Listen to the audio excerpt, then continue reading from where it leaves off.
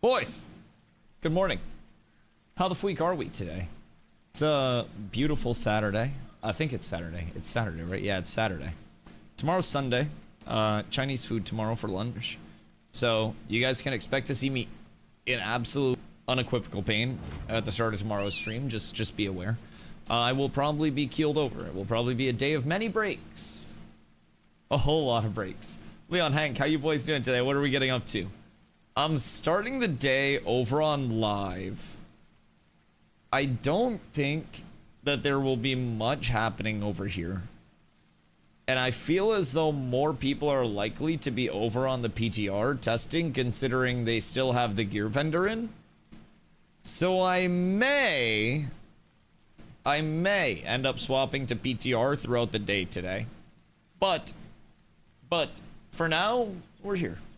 We've arrived. We'll putz around. I may pop out to the Yopics and see if I can find anyone there. Or maybe... I don't think anyone was at Stack Stones this early, but... Going crazy because I don't know what I want to play anymore. Like, archetype-wise, sucks. Hello. Gear drops feel pretty good, but hard to tell without a group. Oh, over on PTR? Intriguing. Because they said that getting completed pieces of gear were going to feel like... you know, very rare and few and far between. Oh ho ho. Now, are you just mob grinding or are you questing? Fuck. Okay. Maybe we do some leveling. I was mob grinding at 25. Oh, really? Oh, Timbits. Good morning, brother.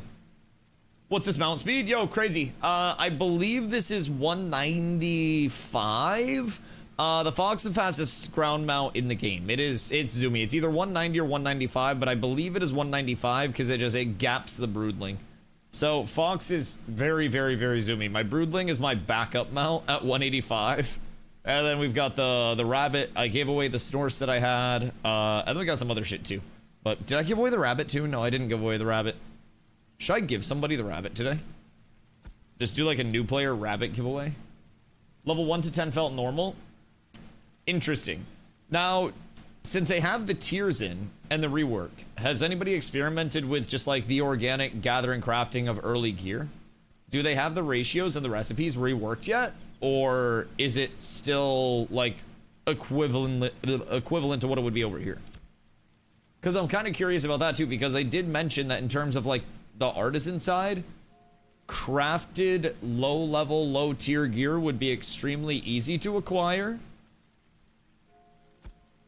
I'm optimistic. Very optimistic. But if gear drops feel normal, like 1 to 10, then it's pretty chill. A ruby is 13 cut gems, 1 copper, 1 sand. Ruby earring? Interesting. Okay. That's a pretty decent investment, depending on how the spawns are. Same as it was. Yeah, but they may also... because they talked about having a tier of materials underneath, like, the base tier, which was introductory. And those introductory materials would spawn with a lot of, like, early... you know, early spawn waiting to make it accessible for people very early on. So those could maybe be included in that. I'm not sure if that's ready yet. Yeah, we could still be seeing so many reworks. We could also just see reworks through P3 as well. Like, we're actually yapping about this a little in the guild Discord. Because Cyborg's had some good points as well with some things that were like, you know, bugged and not quite working as intended. But a lot of the stuff I was like, they could really just like fix that through P3 early on. And so I don't know. I don't necessarily expect P3 launch itself to be this full massive, you know, implementation of everything that everybody saw on the PTR at any point, you know, all assembled into one update. I think we're gonna get a trickle of things. I think we'll still get a large update August 4th, but I think that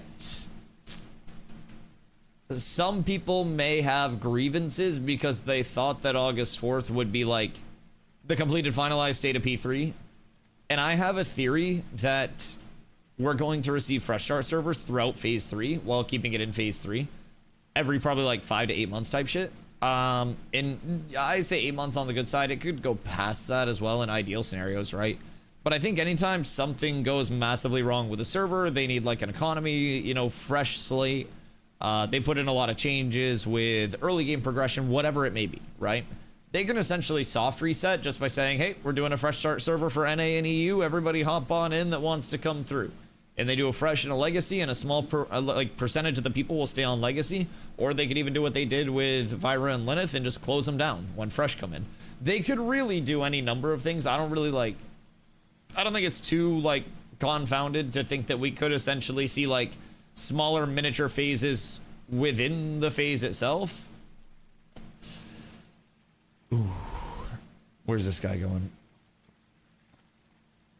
I don't want to. I feel bad hitting people's caravans, man. I don't know. Like, some people be spending their moolah on that. Good day, sir. He said hello too. He's a nice guy. Like, I don't know off the top of my head who that is, so I have no reason to just smack the shit out of them. If it was somebody that I didn't like say that was Planendorf's caravan or something, I would be all up in that shit.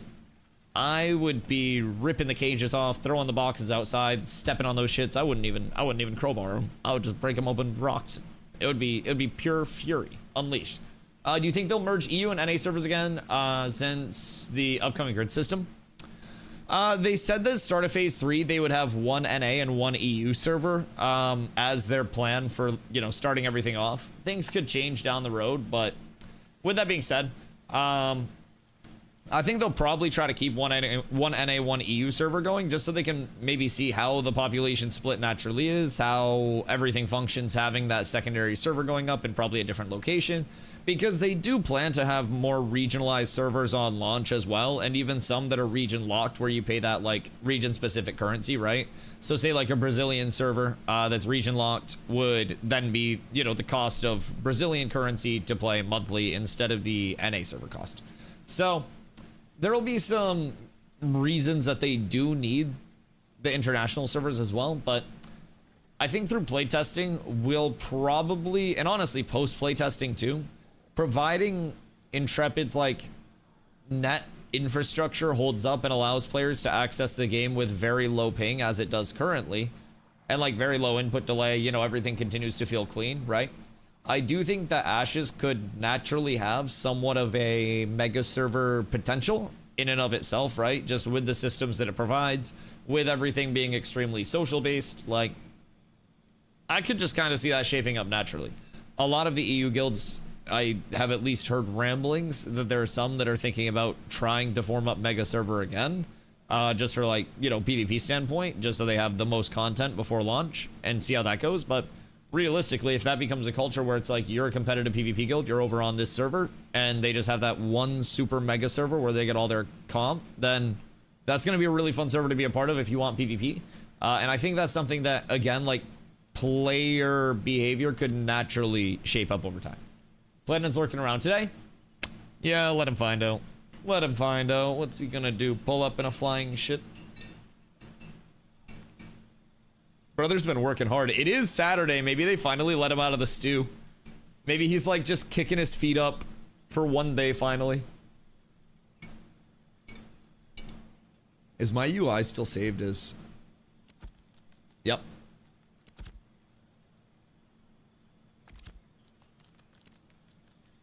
Yep. Like, I'm just throwing it out there. At least we stand on that business, Socks. At least I stay true to my values, true to my virtues. Listen, he thinks he's safe in the anvils. When the anvils opens, there'll be plenty of places to hide with your corruption and farm it off. Whole lot of places. If I catch him slacking, and he ain't got the blicky on his hip, and his block gets spun, that's not my fault, Socks. That's not my fault. If you're moving in these streets, you gotta move correctly. And if he's not moving correctly and the streets see that, then that's not my fault. He's gotta check in. He's gotta go through the zombie verification process. Basically the, you know, the ZSA. It's our version of the TSA over here. And you know, you get the ocular pat down followed by typically a thorough cavity search. I don't really know why that's necessary with everybody, but it's something that Zombie kind of like implemented a while ago. I said it was one of his preferences just for like, you know, being thorough, so to say. We've received mixed feedback on that. A lot of good though, a lot of good. 4.5 stars on Yelp currently. So he's doing well for himself. Better Business Bureau approved. So we're happy to have him. But if he doesn't check in with Zombie, he's not safe. Anybody that comes through Kaltorum, if they don't have the seal of approval, it's not gonna happen. That would actually, unironically, that would be a very cool system where a node could have like an enemy of the state. I mean, I guess you could do a node versus node war, right? But like you could just have one player or like a list of up to so many players where they are supposed to be like exiled from your node, so to say. And then you can just put them on an enemy of the state list, and anytime they come into your node, they're immediately flagged. I feel like that'd kind of be a cool system, but it'd also be very easy to just get kicked out of certain nodes. Yo, Peanut, hope you're having a beautiful day. Hop over to the Ashes website. That is a link that you'll need. I will have you create your account as well. If you haven't created your account yet, you can do !Ashes. That will show them where you came from over at the stream. Show the stream some support as well. That's my referral link. But the drawing will be on the 25th of this month, so like 6 days now. You'll find out in your email if you did end up winning one of the keys. So, hopefully, a lot of people will get some good opportunities. This is PTR. PTR is visually NDA'd. So right now I'm just fucking around on live for a little bit. I would not be able to show like the visuals from the PTR. I will probably play the PTR in a little bit because it looks like live's pretty slow. And I kind of want to go see how the leveling prog feels on PTR, just like organically without giving myself gear. So when I stream PTR, I don't show visuals. It's a visual NDA. We can talk about what we're doing, but we can't show it. And then from there, you guys usually just see an old VOD on the screen with like non-visually NDA'd gameplay, so I don't get Thanos snapped. And then we just kind of like yap about what we're doing over there while we do it. So works out to protect everyone and get all the info out. But hopefully P3, we essentially have a lot of the, you know, a lot of the ready changes over there ready to go. Do you think P3 will be delayed? I don't think so. I'd be willing to wager that P3 will not be delayed, partially because I have a very large hunch that they will be opening fresh start servers throughout phase 3. Like, I think that it'll be not exactly like a, you know, a set cadence, but anytime there are massive updates that do come in that change up the structure of everything, change up progression, change up gathering, crafting, refining, change up core things, you're gonna have a 3rd and 4th starting area, an entirely new continent over there. Like, they're going to need testing and data from over there that's not just like, oh, we'll make another character if you want to. I have a very, very growing suspicion that the no wipes is primarily because they will be doing soft resets. So like not killing the servers and sunsetting the servers, right? On the back end of things, like the older servers, but they'll keep like legacy up to see how the server performs in those instances with like lower pop servers and stuff like that. And then they'll also have fresh start servers where a good portion of your player base will just go to fresh starts in the first place, because that's going to be more content. I don't personally think P3 will be delayed. I also am trying to think of it from a stance as like, and remind people that P3 isn't necessarily everything that is meant to be in P3 all deployed at once. Phase 3 is just the transition to, essentially the biggest thing about P3 is the transition to the new servers and 24/7 uptime.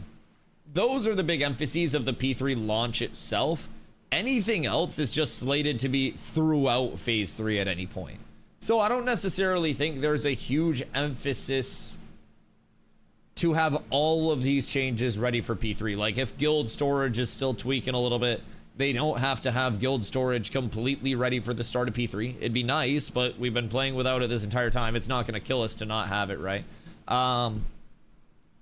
Dynamic gridding, same thing. Unreal Engine 5.6. I'm in the same bucket with those two, where if they're not ready to like deploy over there, I don't think they're going to go to 5.6 anyways, because they said in a previous dev stream that they wouldn't be transitioning servers, not servers, but engines, like prior to a launch or close to a launch because of potential issues. I think dynamic gridding in 5.6 could be later into P3 as well. It'd be nice to have dynamic gridding up for launch. If they had second starting area plus dynamic gridding functional in the autonomous state, like, I think that would be absolutely fucking massive for launch. But I always try to remind myself that development isn't necessarily like, you know, doing a keg stand and getting as much as you can all at once. It's more of a, like, you know, an IV, like a constant drip in terms of being a part of the playtesting side of it. And like live service games, they save up for like this massive patch and then they're like, here, have an expansion. We're getting expansion level patches anytime biomes become slightly more functional and like a new biome opens up, more nodes become available. Like a lot of games would just call that an expansion and try to hype that over like a 6-month plus dev process, right? And we're at the point where we're getting those quite rapidly, in my opinion. So I think that overall we have to remember that we do receive sizable content on the regular, and a lot of people just kind of like lose sight of that. But I think it'll be more of a drip than anything else. Let's see, someone will find a way to dupe with dynamic gridding. They wanted people to dupe over on the PTR. I mean, I don't know if anybody actually like figured out how to or anything, but they were trying to ask people like to dupe and see how they could figure it out. Zine, my goat, welcome back, brother. An absolute fucking pleasure. How you been? I saw the camera post. Does that mean that we have the return? Wait, you fully returned? Is it time? Boys, return of a fucking king. Yo, Zish, hope you're having a beautiful day. Pop over and make your account on the Ashes website. 100 keys being drawn on the 25th. Winners will find out in their email, and Ashes will be posting on all their socials. Make sure you follow them over there as well. It's right through the Gleam page. Free entry. Intrepid themselves is doing that giveaway as well. I'm just kind of like trying to spread the word about it. So still collecting all the Infinity Stones.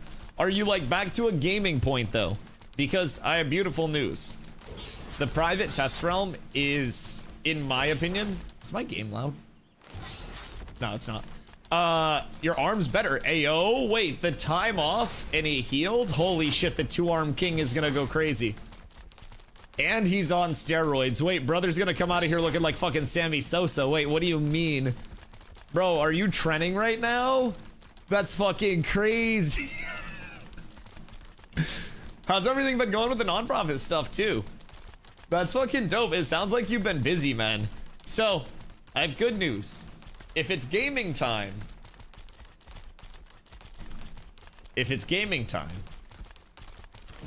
the PTR is open. The private test realm. Puffsy! Brother, thank you for the gifty, my goat. I appreciate you, Hoof Zine. Right back where he left off, Pussy. Thank you, dog. Zine, drop the Dusty W booty. You know you've been wanting to. You know you've been missing it. The bananas have returned.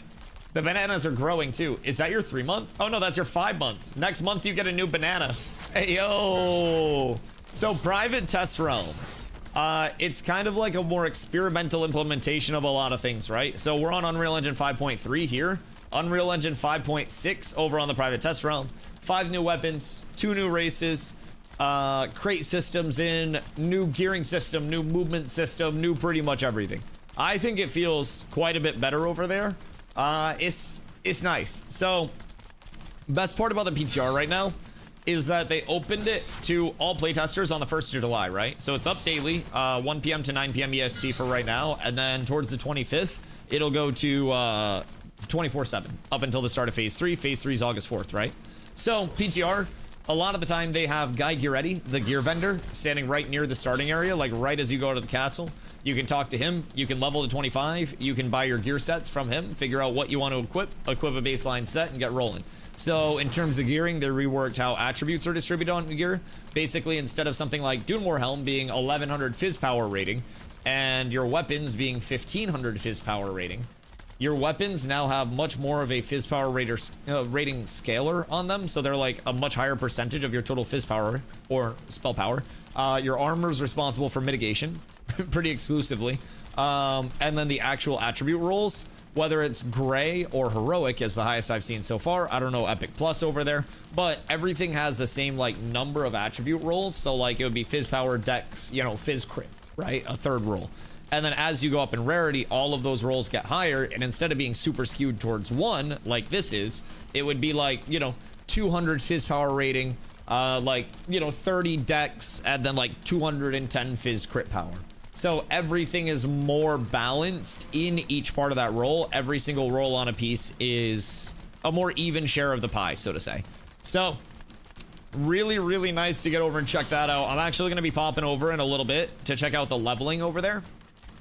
They've recently reworked the set bonuses, how those work. Between like the armor set bonuses, they now have force and fortitude set bonuses. I'm assuming finesse will be the third, just because F word. But basically, force gives you 19%, well, not 19%, gives you a high percentage. Like heroic gave me 23% for reference, strength and int for having 5 pieces of the force stuff. And then basically fortitude gives you con and mentality, and I think finesse will give dex and wisdom. I don't know if it's called finesse or not. I'm just spit roasting based on the fact that they're both F words so far, and finesse would make sense with dex and like cast speed. So that's kind of what I'm thinking. Basically you have the armor weight bonus, you have your force, finesse, fortitude set bonus, and then you also have your potential set bonuses like Rosarium Guard set. So basically you can stack multiple set bonuses through wearing certain numbers of pieces. There are 8 set bonuses that aren't working right now, but those are presumably going to be pretty fucking juicy. They have a lot that they're cooking up, so it's going to be exciting. They focus certain buffs into certain pieces. Yeah, in a sense. So like they're trying to incentivize people to actually use the gear sets themselves instead of like Dunmore Helm, Basilisk Skin Tunic, 1 piece of Rosarium Guard, because the set bonuses on Rosarium Guard don't do much. Heavy armor here, 3 pieces gives 2% mitigation, 5 pieces gives 1% healing received and 1% disable reduction. Over on PTR, having 5 pieces of heavy armor gave me like 13% fizz mit in heroic. Medium will give you fizz and magic mit, which is busted, and then light gives you just magic mit. So essentially, if you have 5 pieces of your armor weight on, you get that armor weight set bonus, 5 pieces of force, fortitude, finesse. I'm gonna keep calling it finesse. You get that bonus, and then you know 5. You have your set bonuses where it goes from 2 to 8, and those are supposedly more incentivized. They look nice over there. Currently, on my build over there, I'm sitting here for reference at 202 fizz power. Now they've reworked a lot of the numbers and shit, but I'm sitting at a lot more fizz power. I'm sitting at 271-ish fizz power.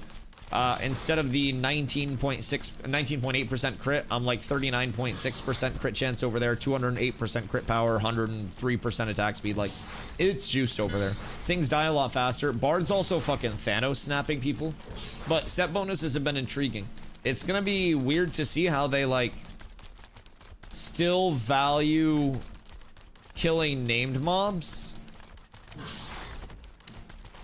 while also incentivizing set bonuses, because if your set bonuses take away from your named mobs at a certain extent, that could alleviate pressure around named mobs entirely. But I also think competing for like big areas where set bonuses can drop is actually more fun than sitting there competing for a named mob that's on a 20-minute spawn. Target farming is always going to be a thing because some specific items will just be Insano style. But I look forward to a day where we don't have to sit on named mobs for a year and a half. Bard buff. Bards are hitting like crazy. So I mean, just frame of reference, I have 7640 HP over here, and I'm not even like full HP stacking. I have about 4600, so 3k less over on the PTR. And because of the fact that I'm in heavy armor, because medium armor for Fizz doesn't have any immediate sets that are good, I have very low magic mint, about like 21% magic mint. So I was dueling certain assholes on a bard yesterday, and if a bard gets a finisher off in a fight, it's disgusting. You just have to be cautious, right? Because you have to use your marionette and your mez dance kind of like separately to try to bait the CC break from somebody on one of them, or you're trying to get a burst off if they don't use their CC break. So like, bards either have one of two experiences, in my opinion.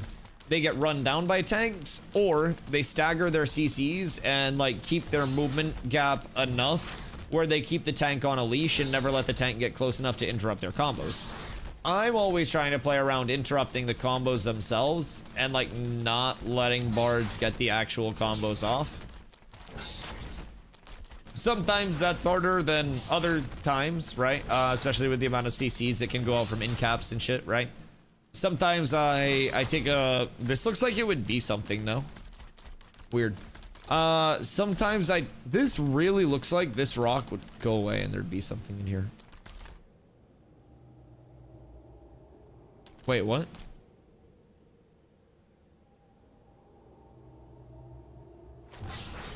Why am I getting scary ambient music here? What the fuck?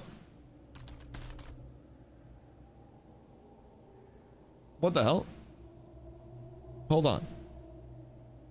What the fuck? Okay, so what's through here? Wait a minute. You let me in real quick.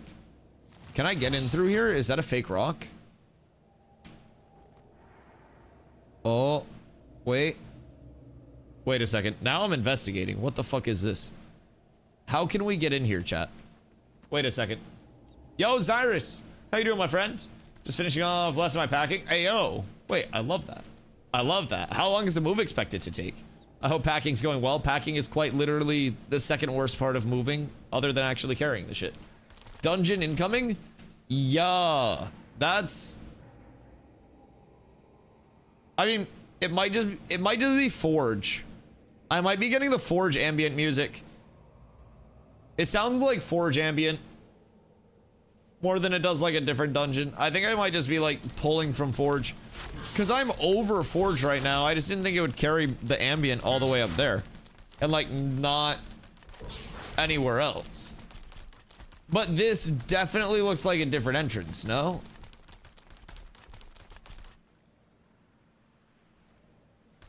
Weird. Like, that definitely stands out. I wonder what is like right here when you're actually down inside of Forge.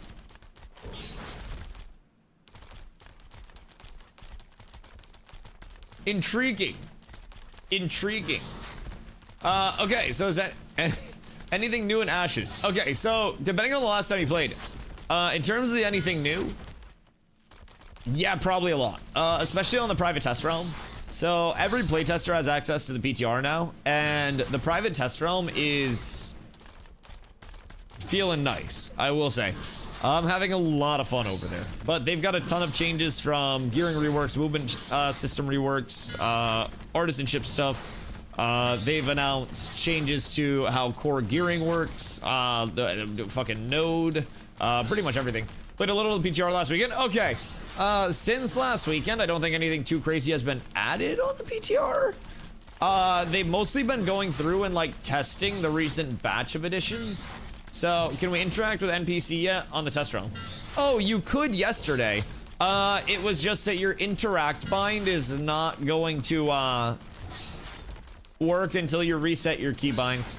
So they posted in the Discord there was like a back-end change that kind of fucked up the keybind system over there. So you have to reset all of your binds to be able to like interact, and then you have to go through all of your binds again. This looks like a butt plug, but yeah, it's a little bit of an inconvenience, because then when you log back into live, you'll have to go down here, right click, or not right click, but like go down, left click, system, keybinds, and reset your binds again here, and then redo them on live too. That's kind of why I'm scared to hop from PTR to live, because if binds are cooked again, slightly unfortunate, but you changed so many? Yeah, if you had a lot changed, then you're kind of cooked. Oh, until they fix that login? I don't necessarily think it's like a temporary bug. I think it was part of the system, like the game version being completely different. Resets every time. Let me check real quick. Cat with abs is absolutely Yo, prisoner, thank you for the follow. I appreciate you. Ragnar, how you doing, my friend? Welcome in. Actually, yeah, known issues. To fix them, go to your game options and click reset all. So it's known issues, but I don't know when they have a targeted fix for it. So hopefully soon. Hopefully soon. Ragnar, thank you for the 15 months, brother. The 15. I appreciate you. I appreciate you. So maybe today is another live day, perchance. Hopefully they do a profile that I can save as a separate file like Star Citizen. See, I actually kind of had that thought while I was like sitting down today. Now they have the gear vendor in, so the gear vendor I would assume is just much easier in terms of like getting people all squared away than having to store all that shit, like upload character profiles and stuff like that. I don't really know. I'm not a game dev, I don't pretend to be. But I was like, I wonder what would it be like if we just kind of like saved our character and then, you know, ported the entire thing over. Yes, like gear, everything. But then I thought like gearing doesn't really translate because everything's different over there. The gear vendor gives us access to more things. Like there wouldn't really be any like bonus, but I would like a settings like backup somewhere. Or wait, who's PvPing over here? Sitting down? You mean we were pooping? No, I was sitting down for stream. I mean, oh, never mind. We're pooping. I didn't know at the time. Yeah, I guess sometimes inspiration just hits when you least expect it. I hear they have some nice lower end gear drops, sub 20 now, and improved quest rewards. Yeah, so phase 2.5 was actually like quite good for questing, but they did do a questing run like recently. They've been emphasizing testing like early game stuff in terms of leveling prog, as well as set bonuses for late game prog. So in terms of leveling, a lot of people have said that questing, at least early, seems to have got cooked a little bit in terms of your like reward output, right? Just what you were getting from that. Now, like items wise, they changed it from surplus tokens to crates where you can select your reward, but like XP reward seemed to be a bit low for them from what I was hearing.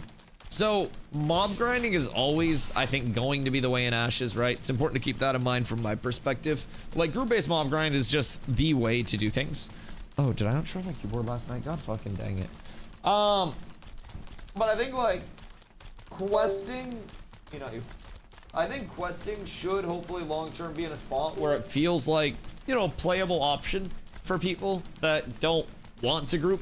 But Ashes does always incentivize grouping in a very, very, very heavy way. And I don't necessarily expect that to like change in the way of incentivizing questing or anything like that in the long term, you know? Didn't play for a long time. Game improved in smooth gameplay and graphics. In terms of smooth gameplay, if you hadn't played for a long time, you were actually probably being impacted by a Windows issue and not an Ashes issue. So there was a memory leak that was hitting players the longer their session went on, right? And like the longer you were playing, the choppier your game was getting, the worse your performance was getting. So that was actually a Windows issue. Where the Windows version that a lot of people had installed was interacting with Unreal Engine 5 games, causing a memory leak, and it wasn't just Ashes that was impacted by it either. So basically, a Windows update went out and fixed that. I play 8 to 12 hour sessions daily, and I don't have to restart my game anymore. It's quite nice. So in terms of like game feeling smooth, game over here on live definitely feels smoother. Game on private test realm feels, in my opinion, even smoother than live, because on private test realm it's Unreal Engine 5.6 instead of 5.3. But yeah, my frames, I run them capped at 144 anyways instead of uncapped, so they only go a little bit above 144, but I hold whatever I want to for pretty much anywhere except for in like massive combat. Tarnius, hello my friend. Is the game released? The game is not released. It is in alpha still. So basically we are in phase 2.5 on August 4th. We head into the final phase of the alpha, which is phase 3. If you don't have your access yet, Intrepid's actually running a giveaway. You can do exclamation giveaway to hop over into that. It's free. I'm just spreading the word about it, so now you're my giveaway. But basically a chance for you to get 1 of 100 keys for free for access to phase 3 and beyond.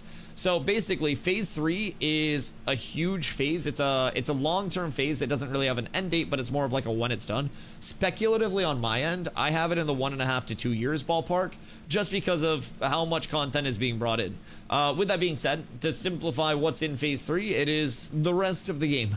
By phase 3's end, Ashes is meant to be feature complete, and the betas will be 2 short betas that are measured in weeks, that basically are closed for playtesters, or if somebody got extra keys from their pack purchase way back when, then great.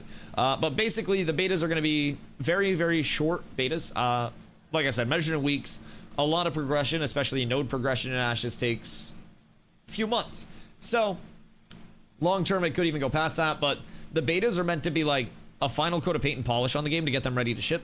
And hopefully, the people that do get in through phase 3 will see a lot of massive, massive content coming in. Is it worth just buying Alpha Pass now? So right now, we are, I believe it's 16 days away from August 4th. So on August 4th, there's going to be a wipe that comes in and basically like just nukes everything prior to August 4th, right? So that'll be the start of new servers for NA and EU with the start of phase 3. That'll be 24/7 uptime, except for updates for the phase 3 server as well. So it just kind of breaks down to like, I actually have a little graphic I made for this.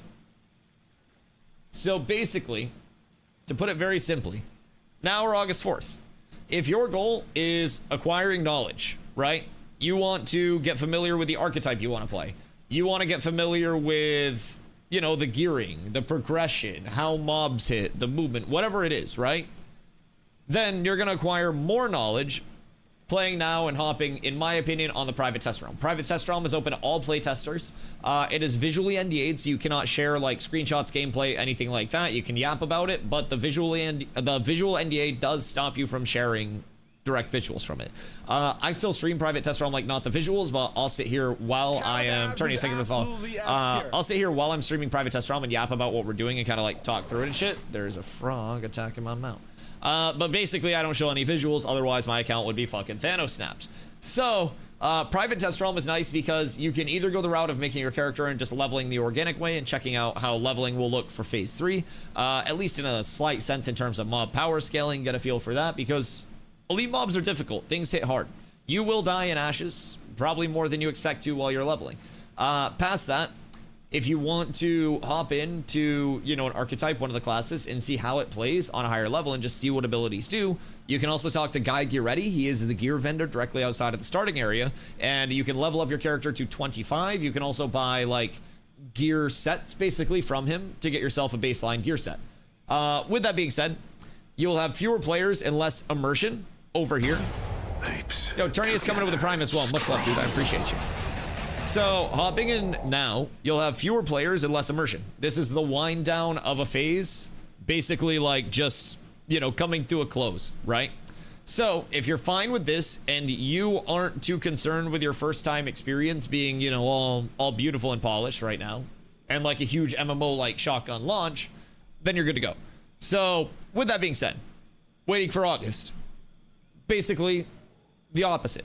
You'll have more players and your first time will be more MMO-like, but keep in mind, this is a false term because nothing is really like MMO-like in Ashes simply because it's playtesting, right? With that being said, you will have a shotgun start. You'll have 2 different starting areas that are in the Anvils and the Riverlands. From there, you kind of have like, you know, a more natural starting experience instead of spoiling stuff, you know, trying to just sweat it out for a couple weeks. So with that being said, if your goal is to be super competitive, you will fall behind this way, but Ashes is a game where there's a lot of waterfalling.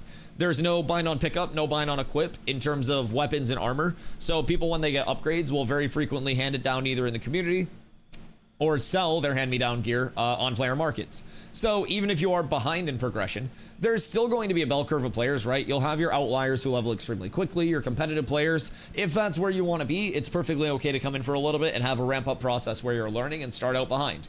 We did that in phase 2 as a community. I made the community that we have over here with about 5 friends that came over and took a shot on Ashes, and we're ramping up for P3 with 3 guilds ready to go, and it looks like numbers are going to be great for all 3 of those, and hopefully we get more throughout that. So it's a constant process of trying to learn, trying to improve, and trying to do more with the community. But again, it's all on that like first time experience and what you want out of it. I think August 4th for a lot of players, if you're trying to come in and just kind of be like, oh cool, Ashes is like Ashes is kind of feeling like an MMO. It's still going to be buggy. Balance is not going to be perfect. Nothing's going to be perfect. I also have a theory that throughout phase 3, which is going to be our long-term server, we're going to get fresh start servers whenever like, massive updates are coming in. So we still have a second continent that needs to work its way in with 2 more starting areas. The Riverlands is just going to fill out this, not the Riverlands, but the Anvils will just fill out like this western continent with the 2 starting areas here. We have the Underworld. We have the second continent with 2 more starting areas. We have a ton of systems coming in, econ changes coming in. So I personally think that there will be fresh start servers throughout phase 3, just to kind of focus testing on like, okay, we've got a new early game experience in, we need testers on that. If you guys do want to hop over to the fresh servers, go for it. So you're up tremendous. If you need to obtain keys, the MMO's already dead. Seth, if $100 is too much for a key and they are also doing a giveaway, if you're super opposed to entering a free giveaway to try to get a key, it is important to realize that this isn't for the MMO itself. This is just for playtesting, more of an opt-in to the playtesting experience. Intrepid does still have the internal QA that gets through everything, but essentially, if you do want to hop in, then it's a way to hop in and have access to the entire development process, entirely optional. If you want to wait until launch, you actually don't have to pay a box cost, DLC cost when DLC does come out in the form of expansions or anything like that. $15 a month sub is all you have to pay. There's also no pay to win, no pay for convenience, or no pay for progression. So it all just kind of breaks down to what you're looking for. The MMO is by no means dead. The MMO hasn't even existed yet. So it's simply a playtesting environment, and if you want to be present in the playtesting environment, you can opt in to do that with either the purchase, or you can go over to ashesofcreation.com and you can enter the giveaway that's under their news section. It's the Alpha 2 Phase 3 Gleam giveaway. So if $100 is too much, then you have a chance to get one of 100 keys for free. And if you have any questions about Ashes, more than happy to answer, brother. But believe me, the MMO is far from dead. The MMO's got plenty of life. And it'll still continue if Sethamphetamine over on YouTube doesn't get a key. Although that is a banger name. That is a pretty cool name. I do like that. Played WoW forever and it's permabugged. Bro, a lot of live services are cooked. Genuinely. A lot of live services just come out in a spot where they're behind and they're in a lot of technical debt. So they essentially have to... They're fucking cooked. Ni hao, ni hao, ni hao, ni hao. Ni hao, Victor. How you doing, my boy? In terms of like technical debt, they force in a change that's not ready to go. Then they have to naturally dedicate time to go back and fix that thing that was forced in the first place. Then they also have to fix all of the ripple effect of things that were impacted by that one, like, broken thing. Believe me, I played New World for 7,000 hours before I came to Ashes. There's a reason why I enjoy being over here so much, and it's because New World was cooked. Hoofsy! Thank you, brother. Thank you, thank you, thank you. Chili, hello, and congrats. Audio is going to be the bane of my defense. Listen, audio can be conquered. It can be. Although audio fucking sucks, I will say. Dual PC audio absolutely may or may not have made me cry. Like, physically got so, like, I'm stupid and can't do it that I was, like, shedding angry tears at myself. Dual PC audio is cooked. But once you get it, it's worth it. It's so worth it. Are you dual PCing or are you just one PCing? Just went from New World to BDO. I wish New World wasn't cooked. Brother, I stopped playing New World as like my, my full-time stream thing, right? In December when I came over to Ashes. I warlogged for a little bit just because I was in a couple of companies that like still needed melee players and shit. But I played 4 digits of wars over there. Well into the thousands. Spent a lot of time trying to like cope for that game and kind of like provide feedback on things. Made bruiser build guides, made war macro guides over on my YouTube that are still there. Manipulated the economy multiple times. There were multiple instances when they would do a balance pass on perks and I would source which gear perks were going to be broken, and people in my chat made millions of gold and cut me in. One person in my chat, because of a healing breeze on ring change, where it was working on like tumbler boots and like shirking heels and shit like that. One of the people in my chat manipulated the economy on multiple servers and made 3.5 million gold and cut me in 10% on whichever server I chose, because I had exclamation servers, I had characters everywhere. So yeah, it was a whole thing, dog. I still have my build guides up there too. Shit, Fresh Start came about, and I was playing a light hatchy GA. I got back to my roots. Played a little light assassin. That shit was fun. That shit had a definite stop time though. Like once people geared up, light hatchy was no longer viable. But yeah, New World was a blast, but I think that it struggled with technical debt very heavily. It also had so many directional changes and like tried to appeal and be so many different things to so many different like groups of players that it couldn't really do much in its own right at all. Hey, yo, Zephyr. I hope the stream was phenomenal today, my friend. Thank you for the raid. I appreciate you coming through. Raiders, welcome. If you guys haven't been here before, I appreciate y'all being here. My name is Dusty. I do stream every single day starting somewhere around 2 p.m. EST. I started an hour late today because I wanted to. I'm a full-time Ashes content creator. I stream between 8 and 12 hours of Ashes daily, 7 days a week. I've streamed over 750 days in a row now. Approaching 2,000 hours in Ashes very quickly. So if you guys have any questions, please feel free to let me know. Right now, we're kicking around over on live. I was seeing if I could find anybody just, you know, lurking in the Yopics. And seeming pretty quiet over here, other than, like, new players. So, I might pop over to the private test realm here in a little bit and do a little bit of the new player experience on the PTR. See how levels are scaling over there, see how drops are scaling. I've got my characters leveled over there and geared, so it's just a matter of finding out some of that early game info, but hope you had a good stream. Brother, what were you getting up to today? 75% download on Ashes so far? It's almost there. Chili, it's almost there. Are you gonna PTR or are you gonna live when you get it downloaded? People say Star Citizen is dead and it has 2 million players, so dead game means nothing new. So, I have a question about that.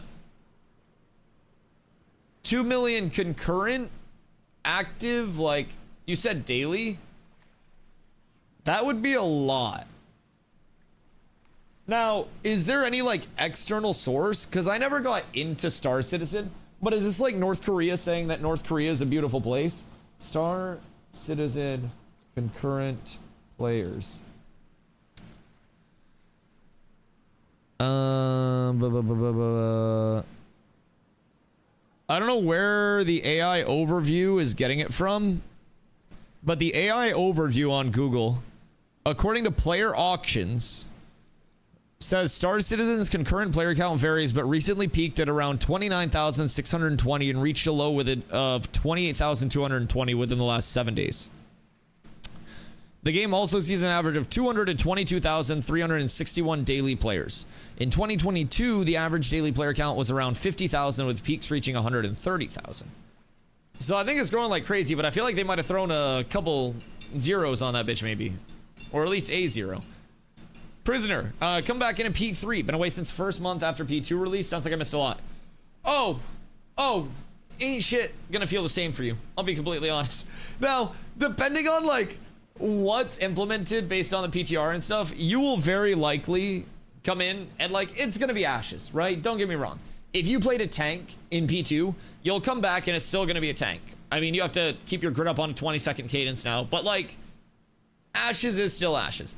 But so many of the systems within Ashes, so many of the things that you're programmed to know, right? If you're programmed muscle memory wise, in a sense, to always jump hop, block, B hop, whatever you can do, right? To expand that movement.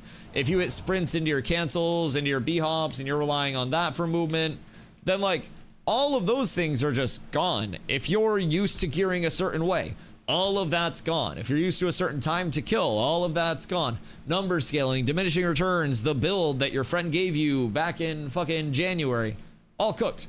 So phase 3 will also be evolving throughout it too, right? It's not like P3 hits and that's just all that there is to P3.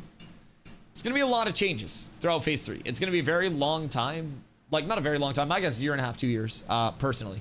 But I think you'll see a lot of good things have changed. A lot of good to the gathering, refining, crafting system. A lot of things that hit the gathering, refining, crafting system harshly as well. But I think overall, with a couple more implementations on things, a lot of pieces will start to like click into the total puzzle, so to say, and then people start to get a little bit of a feel for everything, right? Yo, Meta, wait, the blue banana refresh and then share your sub. You gotta refresh if it doesn't let you like share the message for the noti. Holy cannoli. Wait, the blue banana looks sick with the sparkles. Hoofseek's got one as well. My god, it's a certain club, boys. I just noticed it. Well, does it let you reshare? Congrats on your blue banana. And thank you for your blue banana levels of support. Blotto, good day, my boy. What you up to?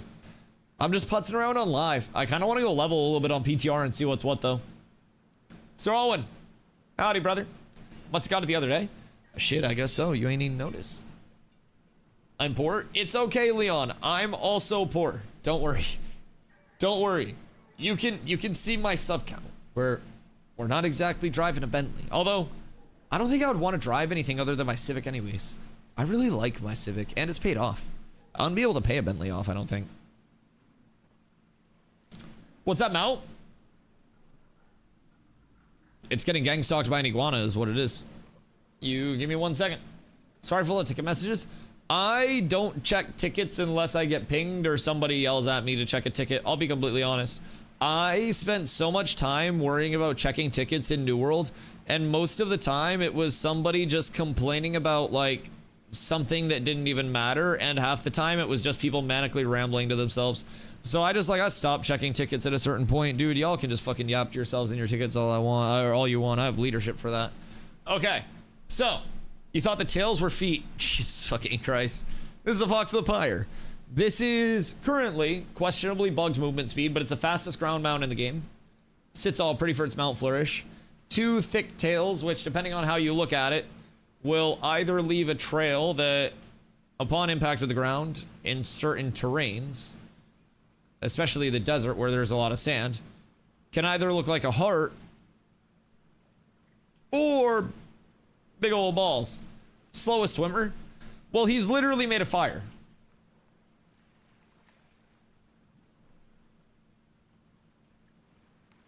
Like, let's temper our expectations a little bit.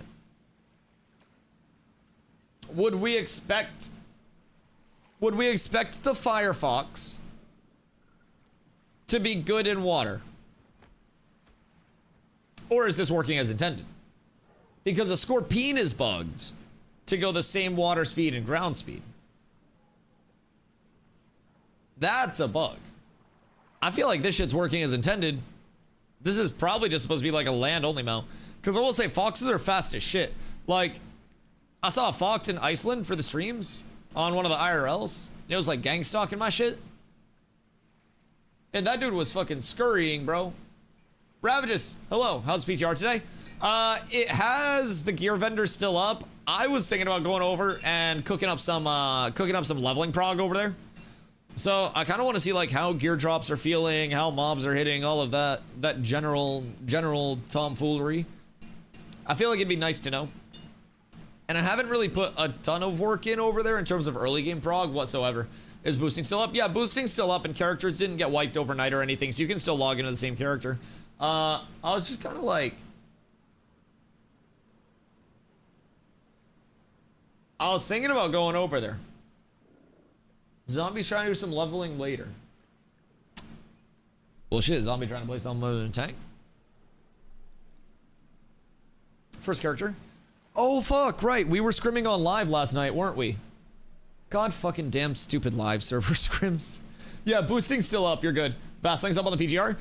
Yes! Vasling has been up for a few days on the PTR. We don't really know the full implications in like how deep the system goes, because I don't think anybody like set the vassals or anything. I don't think any of us really know like if the vassals are predetermined and it's kind of like locked vassals, if you get to kind of like, you know, choose your vassals, really what the case is. But it seems like nodes do have vassals and the longouts are there, but sometimes vassals are like adjacent, sometimes they're very far away. So I'm wondering if like when a node levels, it gets to kind of like claim one of the vassals, like musical chairs type shit. I'm not sure though. It'll be intriguing to see, because I think they just like force leveled the nodes And I don't really think anybody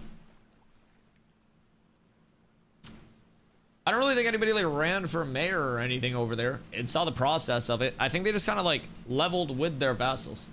So that's kind of like one of the big questions that a lot of us have in terms of node prog, right? But I also think that, say, Miraleth is a vassal of Winstead, so it's lower level. If Miraleth beats Winstead to T3, would Miraleth vassal Winstead instead? Or would it be like a different instance where, you know, there are different varying timelines and it gets all convoluted and twisted? I don't know. I think I would just prefer it with the applicability of like nodes being able to declare their vassals and the vassals being able to like opt in or some shit. Although, I don't know what the definition of a vassal is, but would it be more of like a conscripting or like an opt-in just canonically? Again, do we have like a leveling group that wants to go, and what time are we thinking about that at? Because I think it would be extremely productive. I think that's probably some of the best information that we can get right now out of the testing environment. Because, like, PvP is great, right? But if you out-prog everybody so hard to the point where you're two-shotting them, you don't really need to worry about much else. I thought I remember saying that it's automatically chosen when the node levels, not something anyone chooses. Interesting. Interesting. Because that's going to have a lot of, like, divergent chains, right?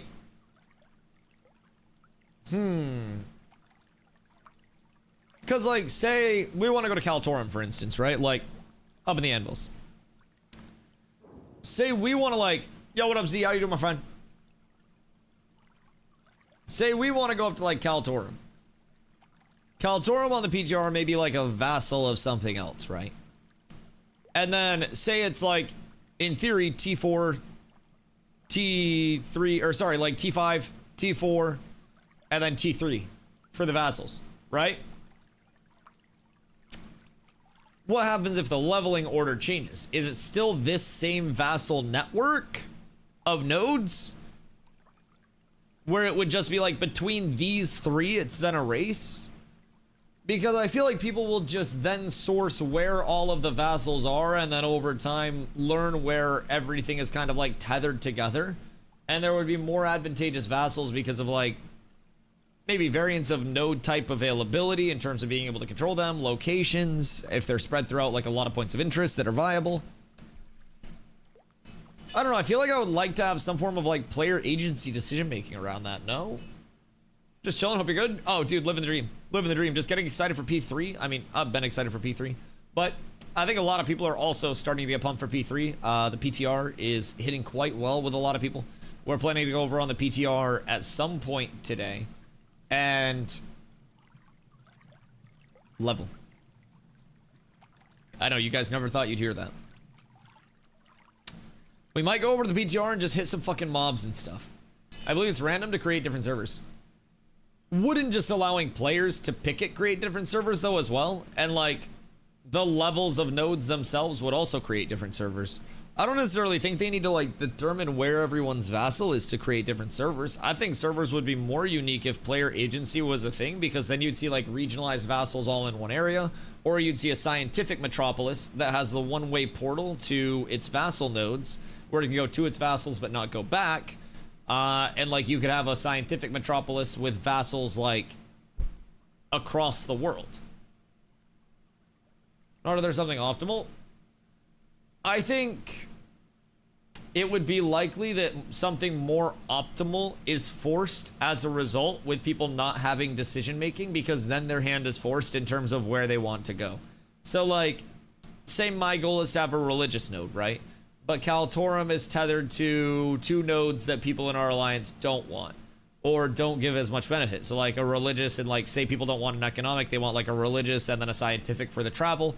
And then they want like their third to be like a military, so they have arenas, right? So that's going to limit their decision making in terms of where they can go for their alliance, for their guild, for their community, to a few very set areas, thus taking away a lot of player decision making and making it less sandboxy. And like the node in it, the world in itself would feel a lot more restrictive in that sense.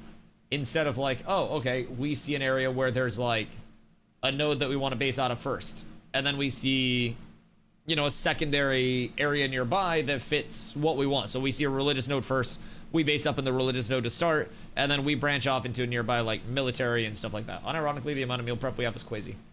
I mean, meal prep's great. Still have. Oh, fuck. That's not good. My hand got tired of right-clicking guild seals in PTR. Oh, no. Oh, no. Oh, wait, so is that why they're giving so much XP, is because they're legendary? Is someone stirring a mug of coffee or something like it? I keep hearing it, or am I going crazy? I have coffee, but I'm not, like, stirring it. It has no ice in it. Like, sometimes I do this, but... that's more like clanging on the jar. Is it the music?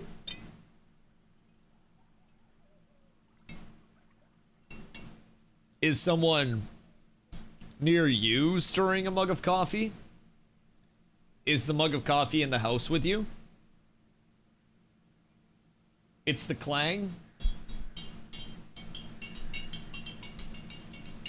Is it that? I hear it too. What if the mason jar is coming for all of you all at once? Clank! Fuck. So, how's the guild leveling to get to max level? Isn't it like level 10 for max level? Okay, so it's a clank. Okay, cool. Can you talk about the movement in phase 3?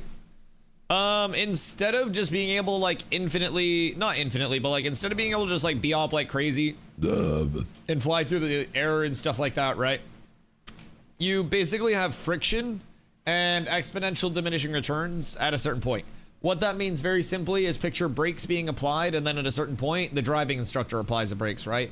So it's like one of those driver's ed cars where you're allowed to drive a little bit, and then once they reach the point where they don't want you driving anymore, they just put the brakes on. So if I go to dodge roll, instead of being like this, it'll be more of like a...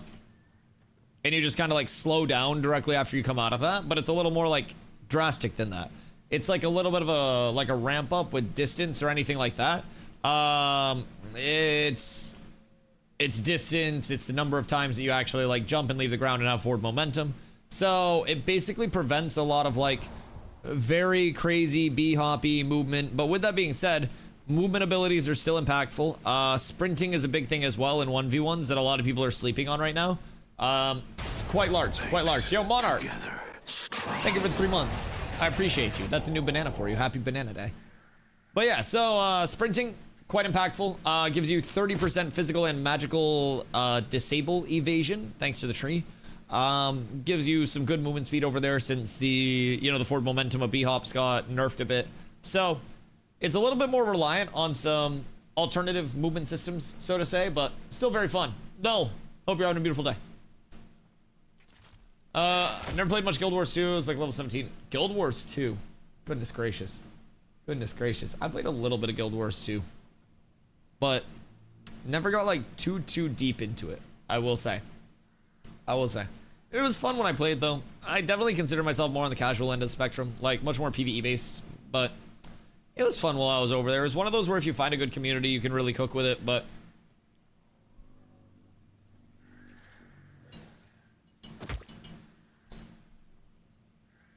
loved my Necro in Guild Wars 2. I played... let's see.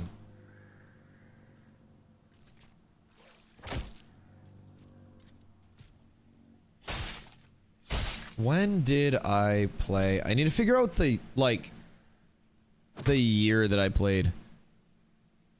I feel like I played like a Fire Whirlwind Berserker, I want to say. That sounds right. That sounds very correct.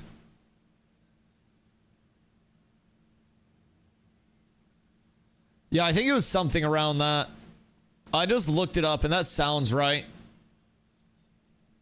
But I like melee. I've only played Elementalist. I just got it honestly. I spent a few hundred hours over there, and a few hundred hours for me is like a fucking couple weeks in terms of gaming. I rack up the hours pretty quick. So it was never anything too crazy. I didn't get too serious into it. I played it like a long time ago as well, so I don't really remember too much from it. I'd essentially be naked going into it, but I don't really have any reason to go over to it.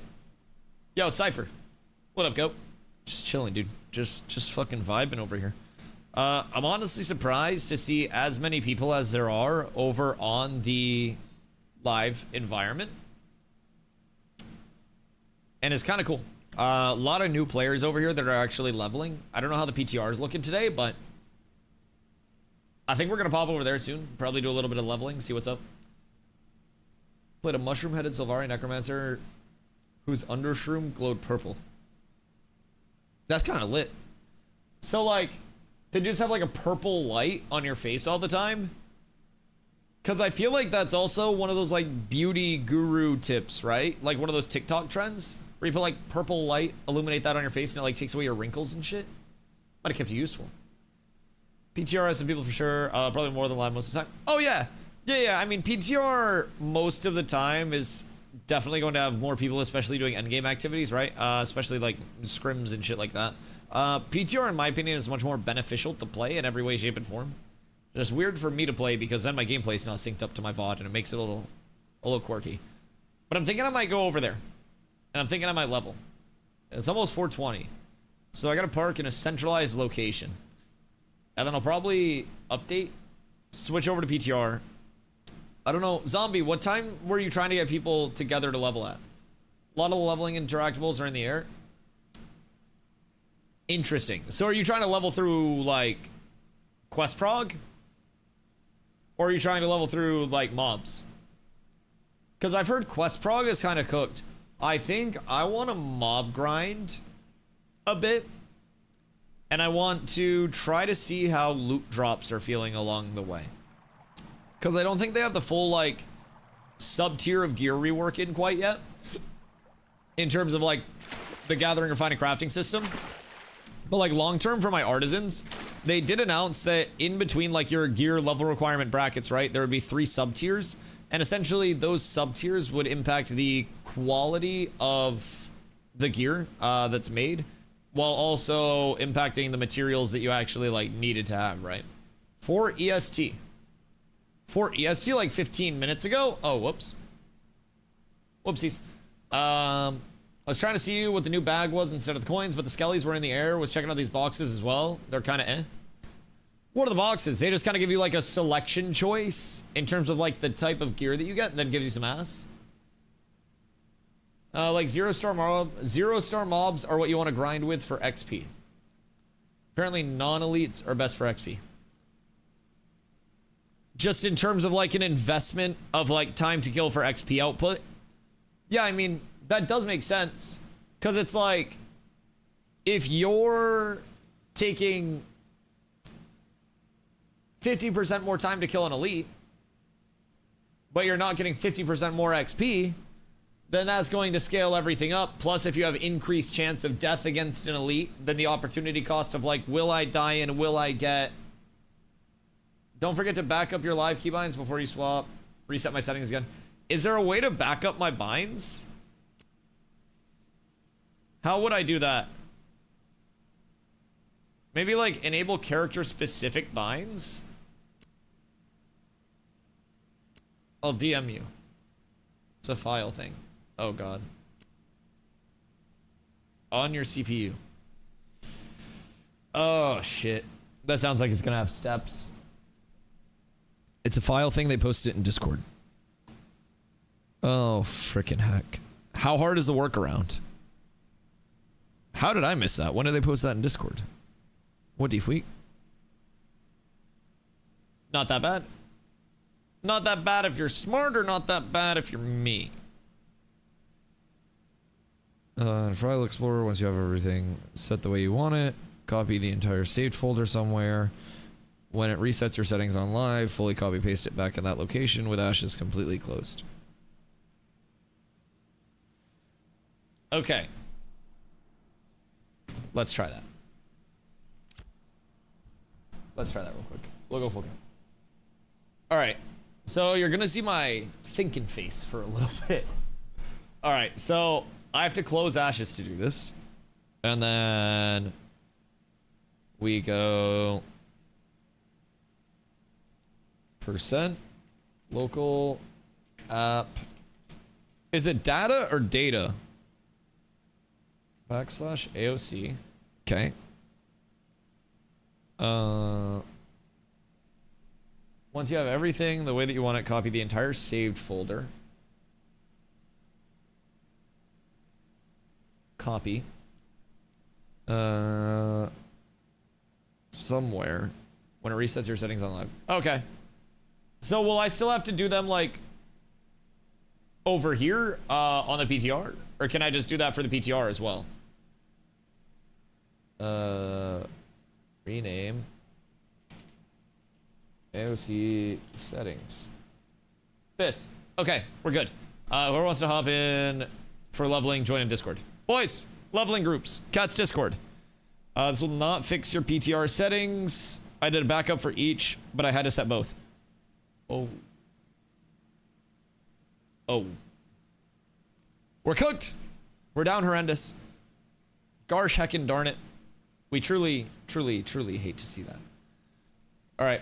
Well, hold on. Let me get, I gotta get everything all Fort Knox real quick before I go the route of potentially getting myself Thanos snapped. Because anytime we stream PTR, you know the rules. We gotta have a VOD going. We gotta have a whole fucking lot of fail-safes. Because if we don't, then we're cooked.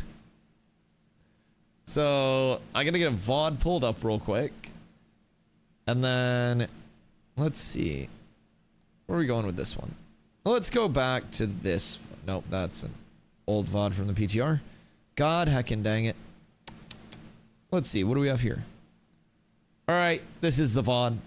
This is the VOD, boys. Boop.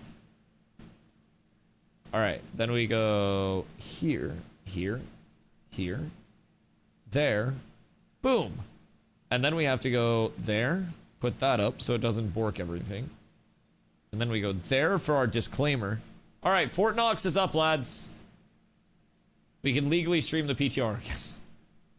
It's safe. It's like a green screen, except that green screen is the only thing keeping me from getting fucking permabanned. So, where's this information on the keybinds in the Discord? I have no idea. I didn't see it, but fortunately, it was easy to do. It was very easy to do. So you go into your app data folder. You can post that in my Discord as well if you want to. But you go into your app data folder and you copy your entire saved folder and then you paste that somewhere else. And then you kind of like just go into the same folder and then you, with Ashes fully closed, re-put in that folder after switching from the PTR to live. You can also do the same thing basically like with your PTR settings. So, wait, so could I just use the same settings folder for the PTR when the PTR is fully closed and be fine? Or do I have to like back up the PTR as like a separate thing? Because I feel like I could just use the same settings on the PTR too, right? The same save folder? Back up the PTR as a separate thing. Fuck! So that means I gotta do my PTR again, huh? Gosh. Hecking. Darn it. Loading in DM zombie for invite. I won't be able to DM you until I reset all my keybinds. I'm also updating right now. But I'll be in a sec. PTR info on loot boxes from a guildie with the data diving skills. There are approximately 20 loot tables relating to loot boxes. Looks like the gathering commission box gives you more raw mats. There are also some loot tables for novice gathering shirts and also one that contains apprentice tool 2 recipes. Doesn't look like anything but the basic box with glint, seals, scrolls is hooked up to anything at the moment. Interesting. So, more reward options long term. And is this from the commission boxes themselves? Yeah, you said the gathering commission boxes? Interesting. Interesting. That's kind of cool though. So, will there be different like gathering commission boxes, kill commission boxes, stuff like that? Because there do be... Oh, this is when Cyborgs and I were arguing. Ha. That was fun. Anyways. This is an old VOD. Jesus Christ, I just pulled one up. Is it me or is TTK bad again on PTR? Did you see how the power curve changed compared to the last? Oh yeah, I played a lot of the PTR. Personally, I think the time to kill in groups is actually quite good. I think that it is maybe a little fast. But I think that The current time to kill is much too slow. I think that if anything, group-based TTK is slightly too fast, but we've scrimmed on it multiple times. And I think part of it is that people are used to just being able to dodge hop out of any single detriment in the game. And once you adjust to not being able to do that, you can actually live through quite a lot of shit. I've got 4,600 HP on my tank build over there. It's not like I'm omega stacked, but even in scrims, like 2 groups versus 2 groups, I was able to like actually front line, hold the line. If someone got pulled into my entire back line, they died, right? If I hit a grapple and I trip you and you get cooked, then you die. Power scaling's higher again? Yeah, and I think that power scaling was too low and max HP was too high this previous phase. I think that time to kill this phase was incredibly slow and boring.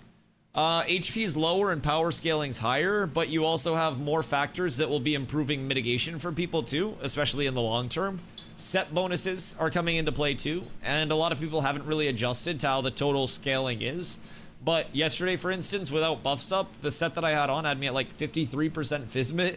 If you have a good magic set, you could easily go 40-40, or a good medium set, sorry. You could easily go 40-40 on your basement. So like, they will surely refine it. I think it's important to remember as well, the TTK in phase 2.5 was not their first or last intended TTK change. There have been many time to kills before, and there will be many time to kills after.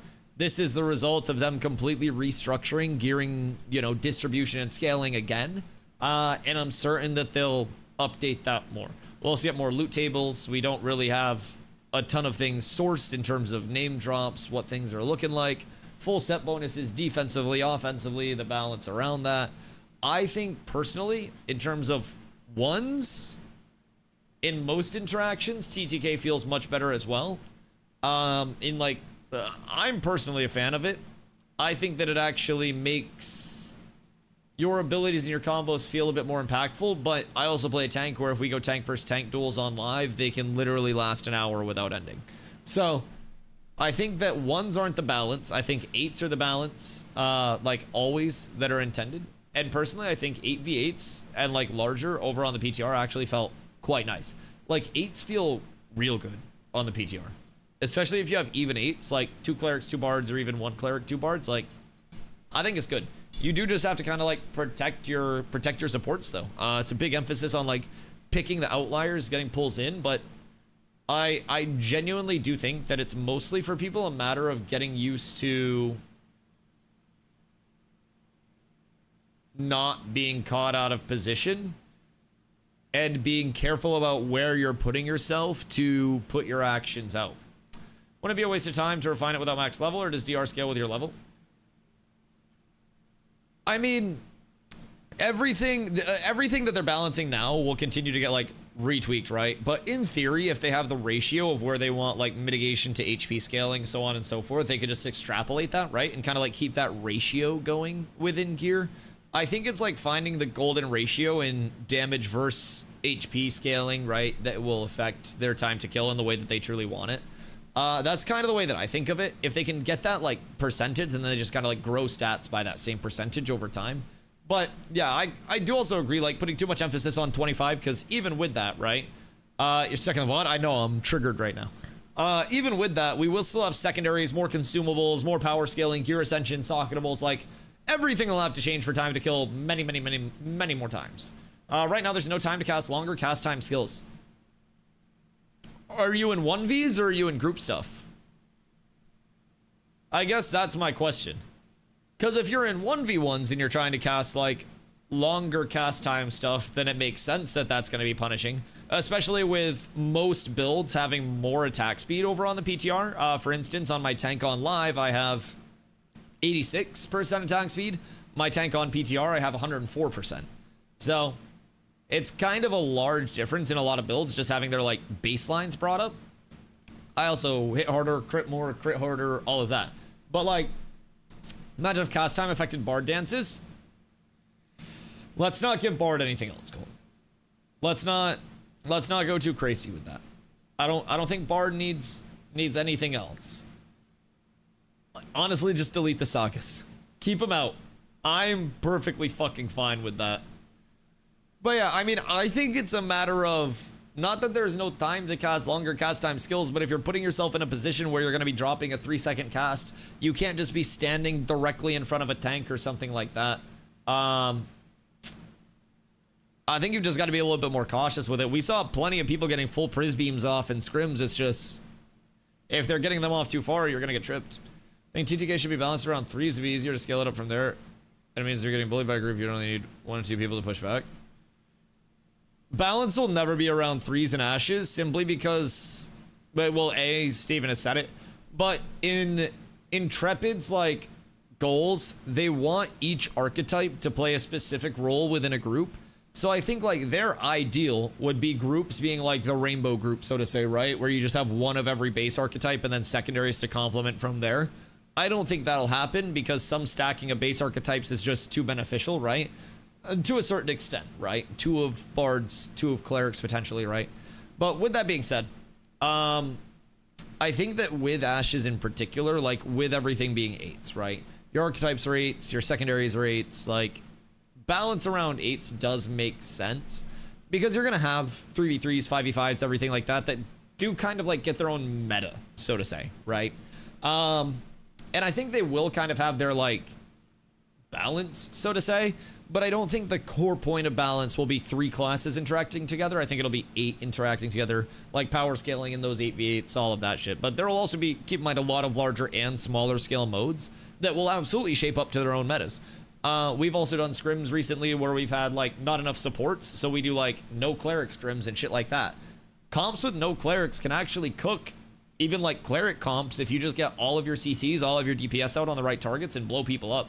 Kind of intriguing to see like how it does shape up. So I think inadvertently, like, they will have a lot more data than just like, oh, this is 8v8 data to go off of. Like if Bard's Thanos snapping people in 1s, then they're going to look at Bard damage as a whole in 1s and facilitate that to maybe give them a little bit more in 8v8s and a little bit less in 1s. So, I don't know. It's going to be so hard to balance with 64 classes. See, I don't necessarily think it's going to be balancing 64 individual classes, so to say, because it's not really a build out of classes from scratch. I think it's more of just like secondary augments will probably be like in terms of, you know, a mage gives a tank versus a fighter versus a mage versus something else, right? Kind of similar benefits. It's just a matter of where those benefits are allocated, like where that kit is allocated. You could very well have a bit of balance, but I don't think it'll be like the same thing as, you know, just going from scratch in terms of like kicking up brand new primary archetypes with all their abilities and everything else. But just imagine 8 cleric summoners. Honestly, just 8 summoners in general might be a lot to deal with. Because you gotta remember, melee cleave and like pulling in a bunch of things all at once isn't really a viable strat. So depending on how much you can micro your like character position comparatively to your summon, you could have summoners that play entirely split. Yo, Ice, thank you for following. Much love.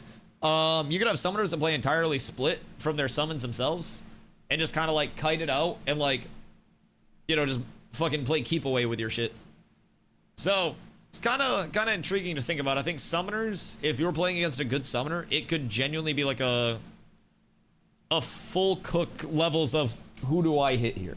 It'll be like fighting a really good hunter in WoW with potentially more control over like where their pet's going and shit. Go with an Akua. Next, tank. DustyWhy. Next, create character. All right, Zom, I'm coming in right now. I am DustyWhy over on the PTR. We'll get some leveling reps in. I'm gonna bring my Ice Cobb Fifi out real quick. Smoke a bowl for good luck for all the RNG drops, and I'll be right there. If keepers can make their summons chain. Yep, yeah, that's, so they talked about originally, I shouldn't stop to yap right now, but they talked about originally how like summoners would primarily play the game through their summons type shit, right? So, kind of food for thought.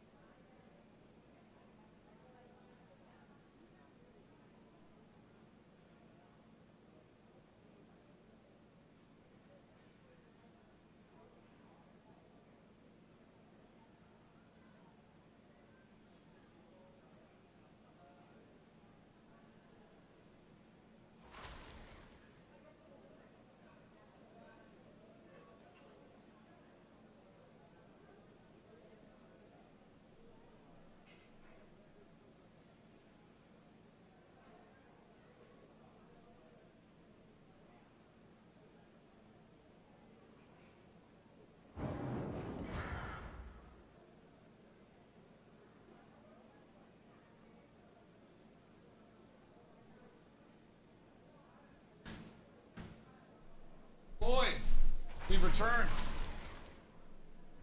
Sorry, I ran out of ground flour, so I had to grind up some more. And then Carla absolutely fucking snapped on the salad that I'm gonna eat. Like, look at this shit, boys. Oh my god. Oh my fucking god, she went crazy. She went absolutely sicko mode on that shit. So, I'm personally quite happy right now. That was me, not you. So, we're gonna get some leveling in as well. Let's see. I mean, wait, my binds are still good on the PTR. Oh, I can't interact with people. Do I really need to interact, though, if I'm being completely honest? Wait, could I copy the settings right now? And then just redo the one keybind after, like, putting them back in? Would that work or no?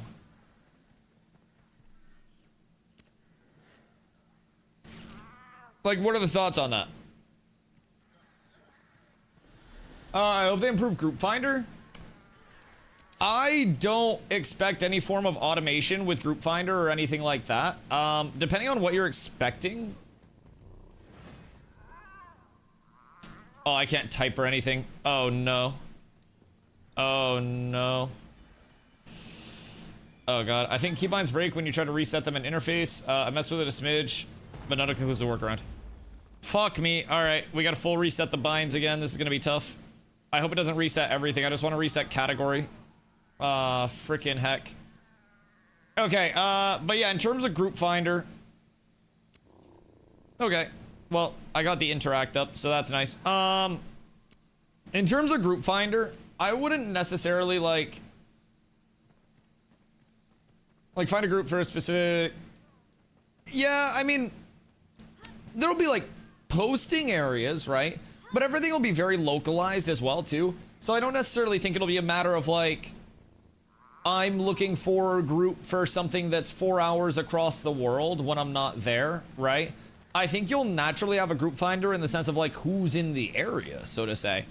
With how large the world is and everything there, I think that there will be a lot of natural grouping, so to say. And also with that, I think that there will be not settings, but like systems between like taverns and shit like that. The inns in towns, basically, where you'll be able to maybe make like postings. But I also think those postings wouldn't exactly be a real time out to everyone. I think like regional chat would probably be best for that, but that's also a big part of like why they embrace the community side of things so much, right? Like Intrepid is very communicative. If you're going about this without a guild, you're going about it solo, like you're going to have the hardest time possible. So I really do think your enhanced group finder is just going to be a community that's always active, you know? That's at least how we try to think of it within Cats, and we're just like, okay, we want the content, we're going to deliver the content as much as we can. Mia Khalifa is following me around right now. Hello, man. The fuck? Which one of you demons is this? Jesus Christ. But yeah, I don't know, like, I kind of like the forced bit of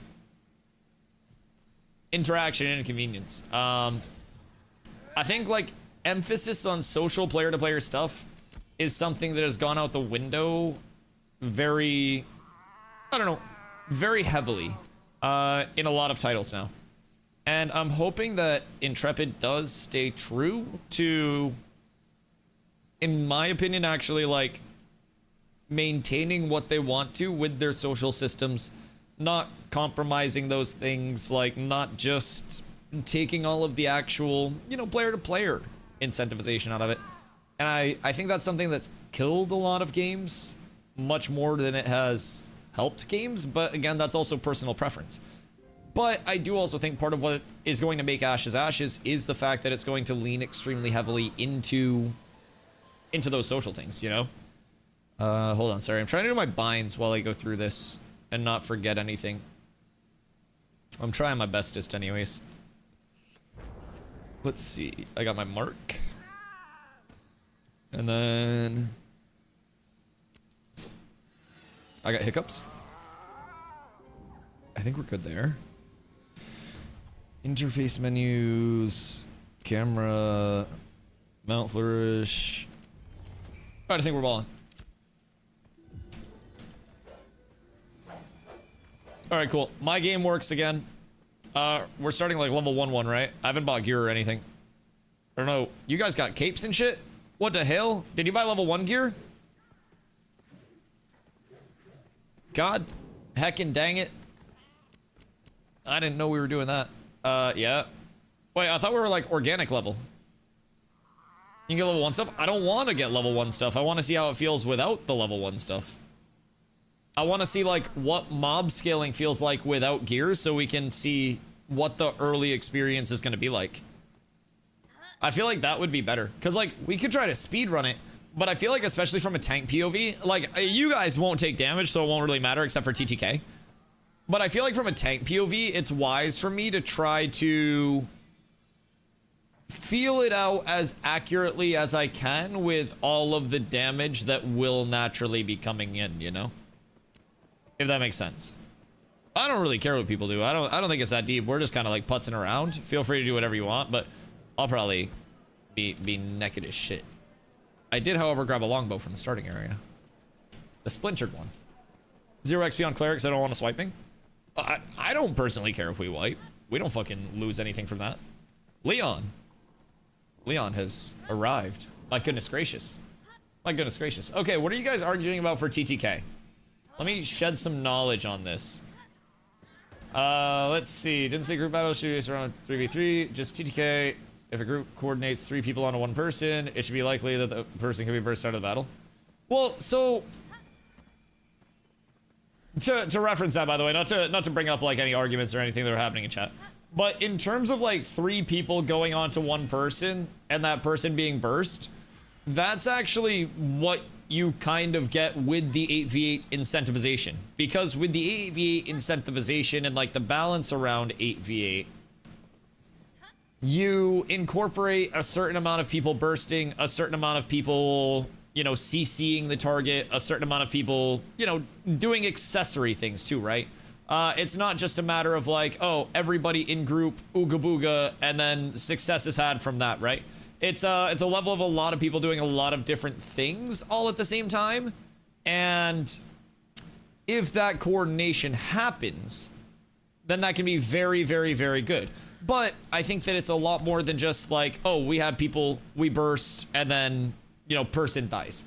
You need CCs on the back line. You need LOSs if you can get them with like graps, walls, whatever it may be. You need really a lot of coordination to make something like that happen just, you know, across an entire group. And with the 8v8 balance, 8v8 incorporates the balance of supports keeping those people alive, the DPS that are bursting those people, the tanks that are peeling those people, and kind of like all of those things, right? I think in a lot of instances, like 3 DPS focusing 1 target, if that target doesn't have supports, is going to be more than enough. But if that target has supports, then it's going to take a bit. So it's just all of that like relativity, right? So what do we want to test early on? Because I've been told, sweaty your brow. Okay, that makes sense. Yeah, that actually checks out a lot. And just Sanctus tokens? Sanctus tokens don't exist, right?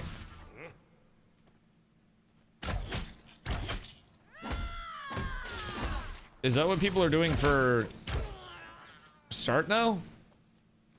Because I feel like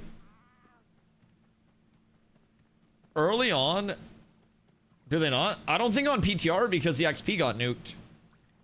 Everyone that I talked to that was on the like the leveling loop, I don't really know, which is why I was asking.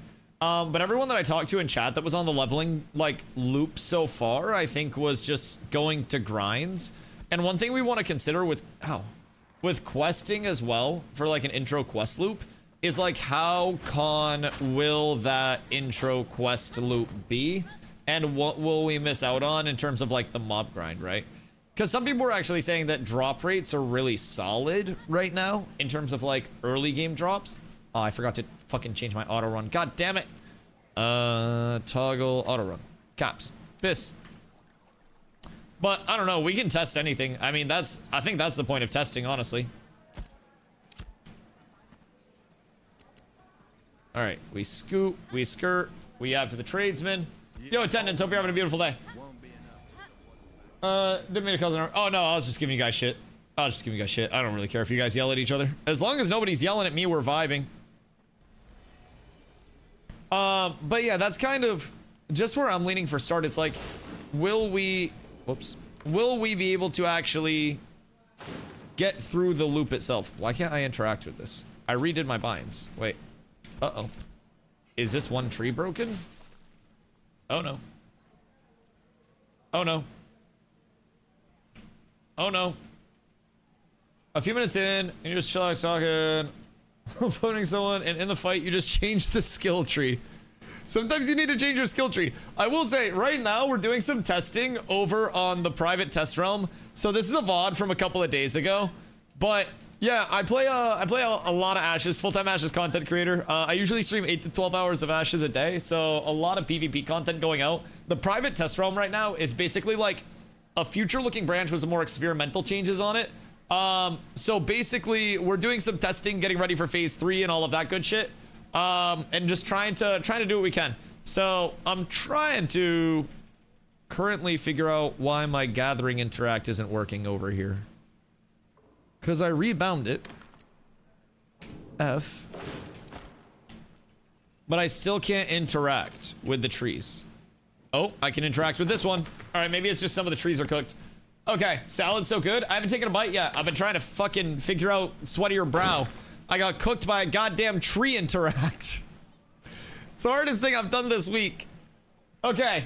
Anyways, we were talking about some time to kill stuff. Someone had made the comment that time to kill on live was in a good spot. I think time to kill on live is like pee pee boo boo butt cheeks. Just in my personal stance, as a tank, it's more likely that flanker is running through the sky.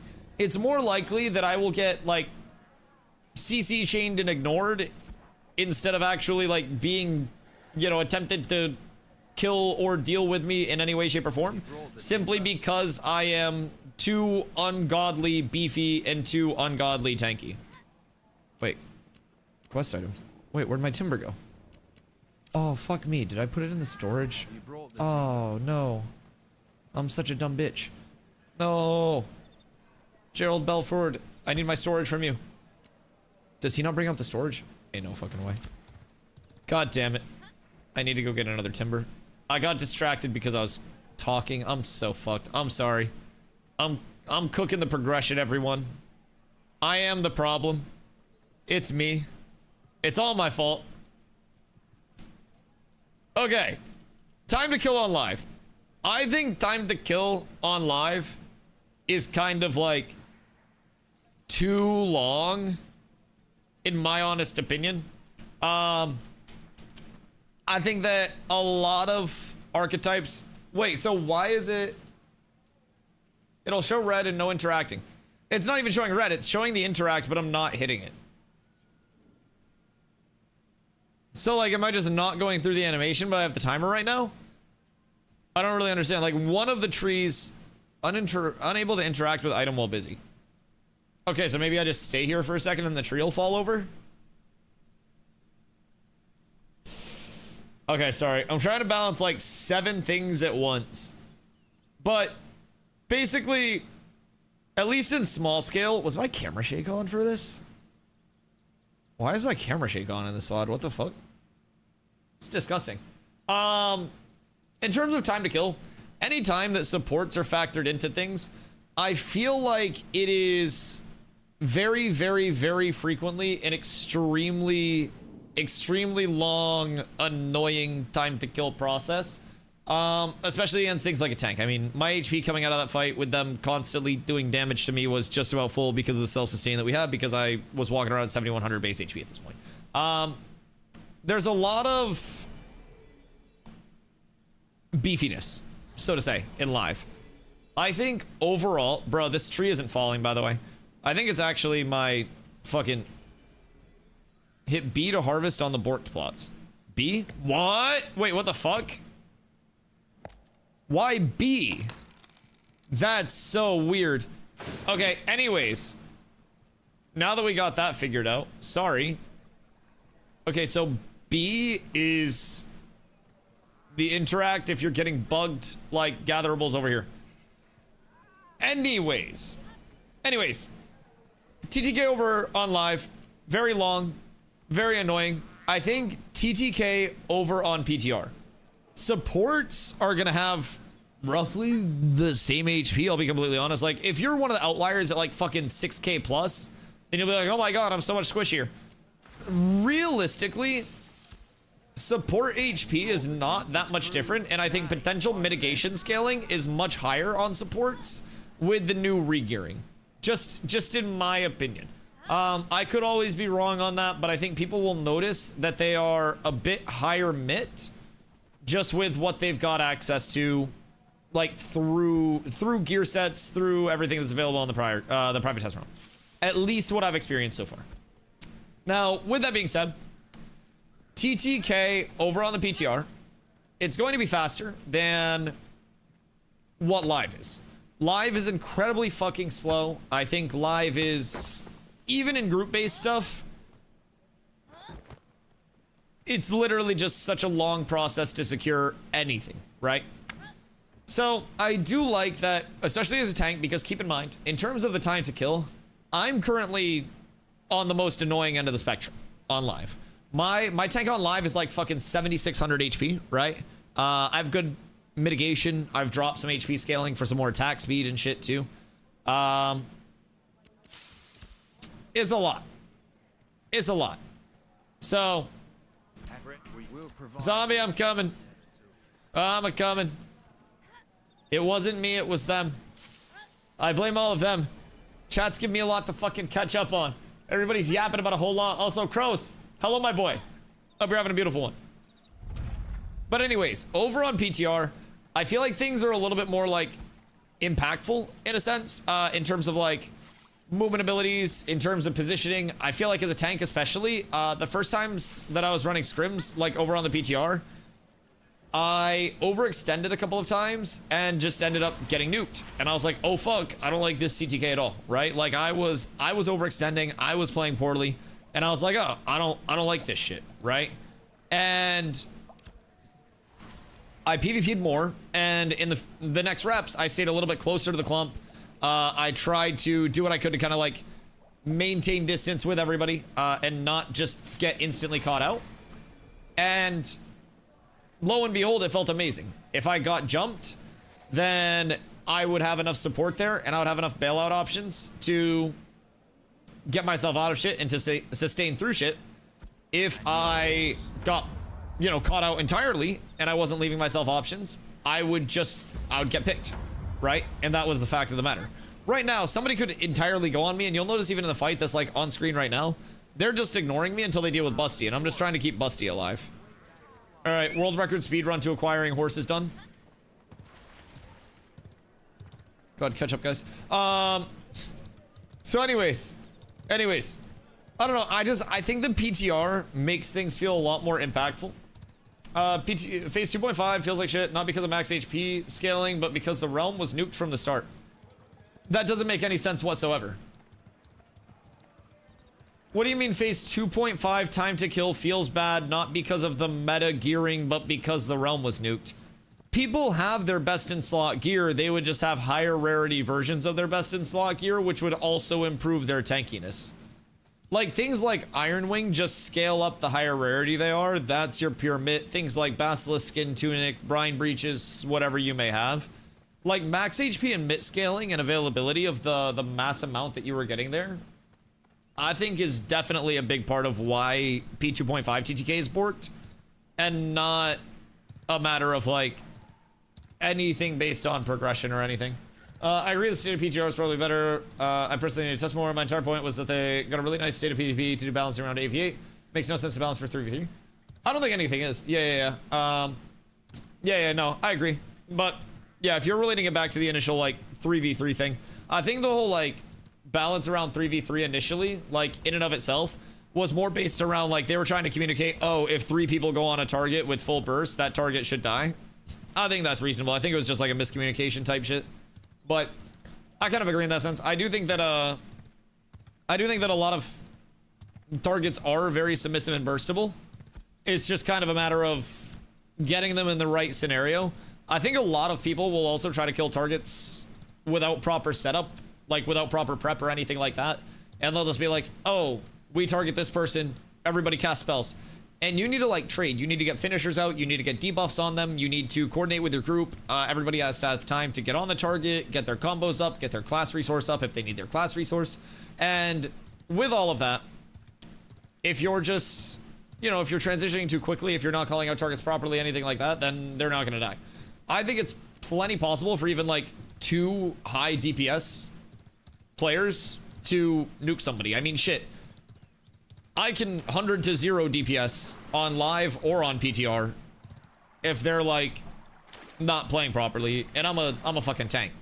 So I think it's all just a matter of keeping in mind that Ashe's balance is also built around support and kind of like the other archetypes providing missing pieces, right? To what like you lack.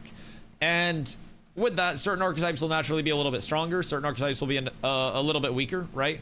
But you'll have this level of complement to everything between like secondaries bringing in a level of complement, between like compositions changing off of secondaries. Everything's gonna cook entirely. Herrick asked earlier, what would you say your counter is right now? Over on live, crowd control effects. Personally, either crowd control effects or rogues that just play mana drain and reset constantly. And that's more of like a sanity drain than anything else. But I would personally say, in terms of like my largest counter, it's just people chain CCing me and killing people around me. In 1v1s on live, there aren't many things that are going to deal with me extremely well. Maybe like a super evasive bard or something would win the sustain fight, but I think I just like have a lot of options and do a lot of damage in the kit that I'm in as a tank for 1v1s. But I always try to play around group-based stuff too. Like, part of the reason why I switched my tree in the earlier fights was because I was on like a group build for my weapon tree where I was putting out buffs on finishers to the group, and I switched it up to give myself a little bit more like sustain in my tree and go for like more of a small scale build. So there are a lot of small factors that can kind of like change up the scenario and change up how things are going. But like, you'll notice in these fights, I'm just trying to like help Busty, but they have 2 bards, and bards each have like multiple incapacitates.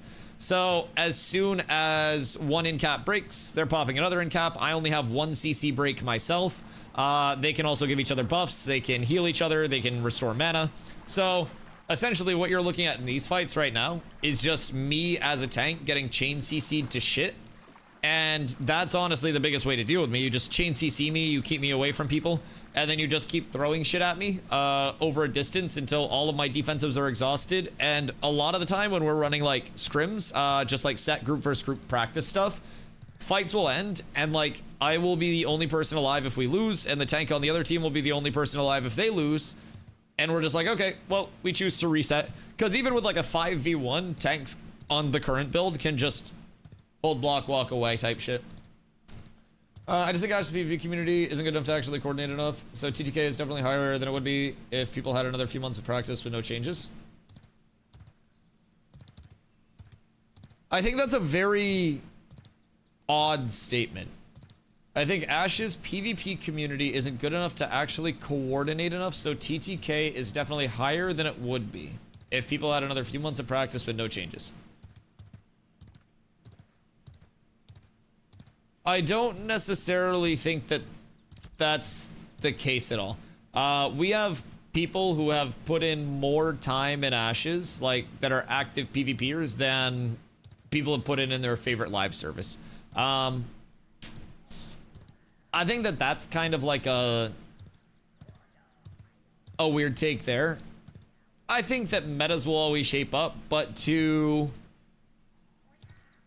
act like even if I as a tank walk into a backline of 8 to 16 people, the most viable option for them is not to turn in DPS me, but to just CC me and ignore me, because A, their backline is so tanky that I can't do anything myself, and B, like, I'm so tanky that they can't do anything to me.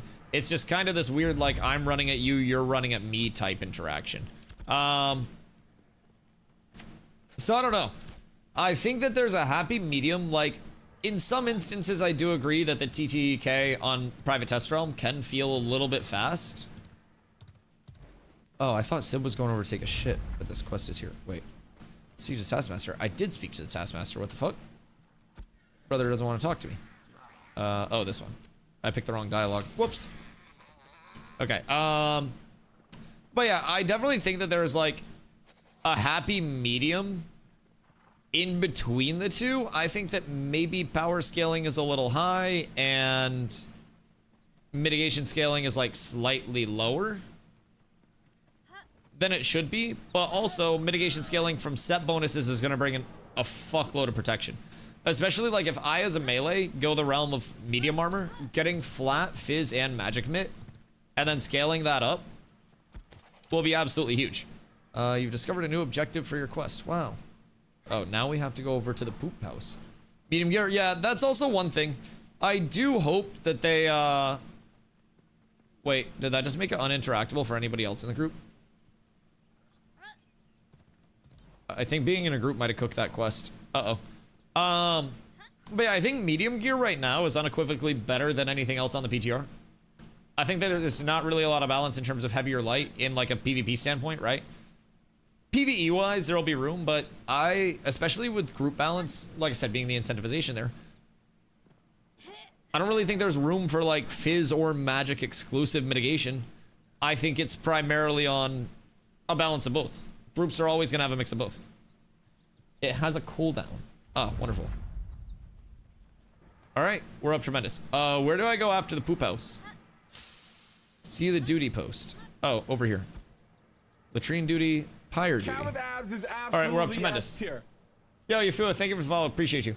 Welcome in. So, I don't know, man. Time to kill is always like relative to metas, like you said. Enchanting, long-term things coming into the power scaling of it all too will impact that. But give me that key. Shit, I can't even hand them out. It's not even my giveaway. Exclamation giveaway, brother. You gotta enter through the Ashes website. They don't discriminate, though. Intrepid is the one running the giveaway. I'm simply a herald, spreading the word about it, letting people know that it is active, because not everybody is in the Ashes Discord. Oh, wait. Should I have grabbed the... Should I have grabbed the latrine again? Or nah? I think I might have fucked up grabbing this one. Because now, reclaim 3 swordsman remains. Now... Are those like over southwest? Are those like the circles over here, or can we just kill these dudes for it? Anyways, exclamation giveaway. It'll take you over to the Ashes website. Intrepid is running the giveaway themselves. On the 25th, they are doing their drawing where 100 keys will be given away all at once. Winners will be notified via email. You'll be able to hop in for P3 and beyond that. So, huge opportunity to save 100 bucks. Keep in mind, even if you do not get that, like, you know, the pack from the giveaway, if you do end up purchasing your access, you get a 90-day period where you can get a full refund on your pack itself. Oh, this is the one where the things are floating. Okay, valid. Now, if no star mobs are going to be the best, do we want to see, like, what our options are for low-level grinding? Because this is level 6. We're 3 off of Sweat of Your Brow. And I feel like if we come over here and we get like early non-elites and we can tank those, if non-elites are really the play, then that could be fat. Just for perspective. They don't really need to get it perfect right now. PvE, sure, this is a bit different, but with the amount of systems we're running on, honestly, TTK is priority. I mean, so I do understand wanting to get like the framework of TTK down, because we were talking about this a little bit earlier too, but with like level 25 to level 50, if they figure out kind of like the golden ratio, so to say, of like power scaling to mitigation scaling that they want to maintain, that will enable the framework for them to just kind of like scale up what they want to have in terms of that similar ratio, right, as it continues. I don't necessarily think that it just puts it in a spot of never needing any more address whatsoever, right? I think that it'll always be like a very ongoing thing, right? Yo, Asvelder, hope you're having a beautiful day, dude. I think time to kill, gearing, all of those changes will be things that require many changes over time. Group up out front and we can start these mobs. Okay, sorry, I'm on my way. I was killing stuff over here. But with that being said, I think that if they could get closer to a point where it's like, okay, we understand like what mitigation percentages should be at correlating to power percentages, and they get that ratio right of like effective HP through like where supports are at, where, you know, everything cumulatively is giving the power, and like your sustainability, your life play, all of those things. They find that ratio and then just kind of like follow that ratio and that progression of numbers up to 50. That could very well provide the framework for them to have like a smoother experience, but I just hope it's not eating too much of their time. I mean, we have to remember also, John G. Good day, brother. I appreciate you coming through. So in terms of like eating too much of their time, we have to remember that Intrepid is constantly hiring more and more and more and more and more people to work on the project. More developers. Like, wait, where are you guys? Are you like out front? Oh, my map fucked up. I'm sorry. But Intrepid is constantly hiring. They are working on simultaneous things like all across the board at all times. Oh, hello. So it's not like it's just this, you know, this linear one objective at a time approach type thing. I do absolutely like see that concern, but we have to remember that they've got a lot of teams in place working on a lot of things all at once, and that's part of why the PTR cadence in its current iteration has been, you know, quick in terms of the content that we're getting out comparatively to live. But I really do think that it'll be taken care of. They have so many teams across the board, like I said, monitoring so many of the systems, working on so many of the systems. I don't really think it's something that's going to be like detrimental to Prague to have them messing with TTK. If anything, I think it allows them better framework and better like number scaling. Kiefer's behind us. Invite the big Kief. But I think it allows them like more capability and better framework to just like base things off in the future with less work, you know, less technical debt, so to say, accumulating and maybe like setting themselves up to be ahead on it in the first place. Take this, I gotta go to dinner. Take what? Wait, Kiefer, did you bring me a mob? Also, why does my audio sound so fucking loud? Is it like very loud for anyone else? Is it the voiceover volumes? I don't know, that shit's yapping though. Can we use WASDA for movement? Yeah, WASDA is the primary movement. It's like you have the strafe or the turn left option if you're a dirty keyboard turner. I would personally recommend keeping it on strafe and just like mouse turning. But WASDA for movement with a camera drag, or you also have, I can't show you right now because I'm on the private test realm, which is visually NDA'd. You guys are seeing gameplay from the alpha environment. But if you press Z by default, that brings you to like the action combat mode, so to say. And that is a toggle that will give you a kind of like a reticle with a soft target lock to it. So that's a little bit more of like a pseudo action combat system. A little bit more flexibility in terms of like how you're targeting, how you're maneuvering.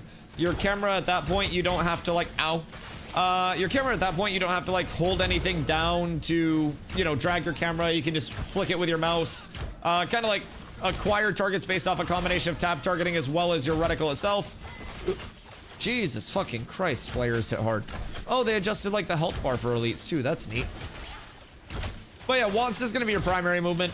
In some instances, like, because of how many binds there are, I mean, I guess you could find yourself moving with like double mouse buttons sometimes if you're taking your fingers off your movement keys to cast things, but you want to avoid that with binds as much as I think humanly possible to make sure that you can always move. But hype for 3.0. I'm incredibly hyped for phase 3.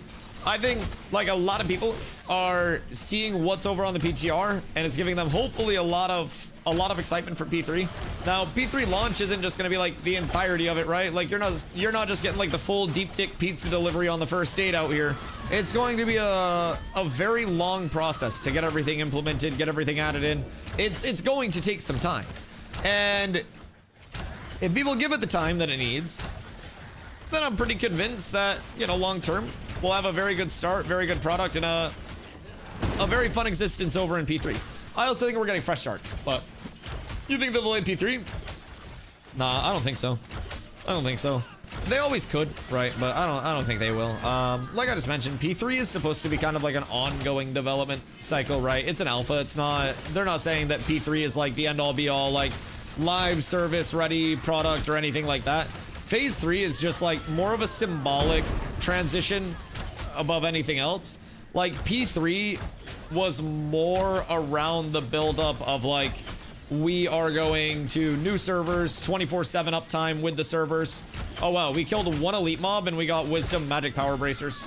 That's kind of crazy. But with that, it was built more around like the 24/7 transition, new servers, all of that shit. A lot less like, oh, 5.6 will be ready, all of this will be ready, this, that, the other. So with that being said, I don't really think they'll delay P3 in any way. I think we'll see fresh starts throughout P3 when like major content implementations come in and shit like that, right? There will always be a lot of things that are being added. And I think as, you know, we get the second continent, we get starting areas 2 through 4. A lot of things are naturally going to change and evolve, right? So fresh starts will kind of be like a soft reset opportunity to get people new content, kind of like usher your playtesting environment into that new content, but it won't technically be a wipe. So you won't just have like forced progression loss and all of that shit. You think again, split servers? Yeah, so they said there will be one NA, one EU on launch. And I think it'll still be kind of like fresh starts for both regions depending on like player base. But they could always go, you know, say EU has 10 people. They may just merge that into NA, right? Not merge it into NA, right? But they would keep it separate, but not merge it. Like say a fresh start rolls around and EU has 10 people. I misspoke. They would maybe consider like an NA fresh start, but not an EU fresh start or something like that. Anything could happen there, but can you see the sandal print on my ass? It looks beautiful, Mia Khalifa. Mia Khalifa's walking around with a sandal print on her ass in honor of our Lord. But so with that, like I could potentially see, you know, we're doing an NA fresh start here, we're doing an EU fresh start here, and kind of like gauging things based on how the population is distributed. But play again on EU. Yeah. You'll have the EU option on August 4th. Personally, I don't know like how your like connection was like ping wise to NA servers, but a lot of people from EU that came over have said that their game really doesn't feel much worse for wear over here comparatively to like, you know, on EU. I'm dead. Nice, big heal, full 5. Yeah, and I wouldn't be surprised if a lot of the like the more competitive communities do kind of want to hold out over here just so they have access to a lot more competitive content in a sense, right? From EU, and it works out well. Yeah, I love that. And I mean, they're like communities that play from a lot further away than, you know, fucking Western EU. So we have a lot of people over here right now that have gone from a lot of areas. Bunny Alpha was harder, slight rubber band at the time. Could also be a server worker. Yeah, I mean, good news is B-hopping's cooked anyways. Because EU players are acclimated to our ping. I mean, even the EU players that were playing EU Phase 2 that came over here for 2.5 though, you gotta remember, like, that was a lot of the community that did come over. Like, a lot of EU players that were in NA stayed in NA. But to a certain extent, like, there were a lot of EU communities that came over that were full EU communities P2 and then came over for 2.5 and adjusted quite well, so. For the alpha, I would say one big server would be the best. Not too different. Just me and you, 24 hours a day. Yeah, I mean, I get that. Like, having a part of the server being dead is also kind of like a cool part of the gameplay loop, though. You know what I mean?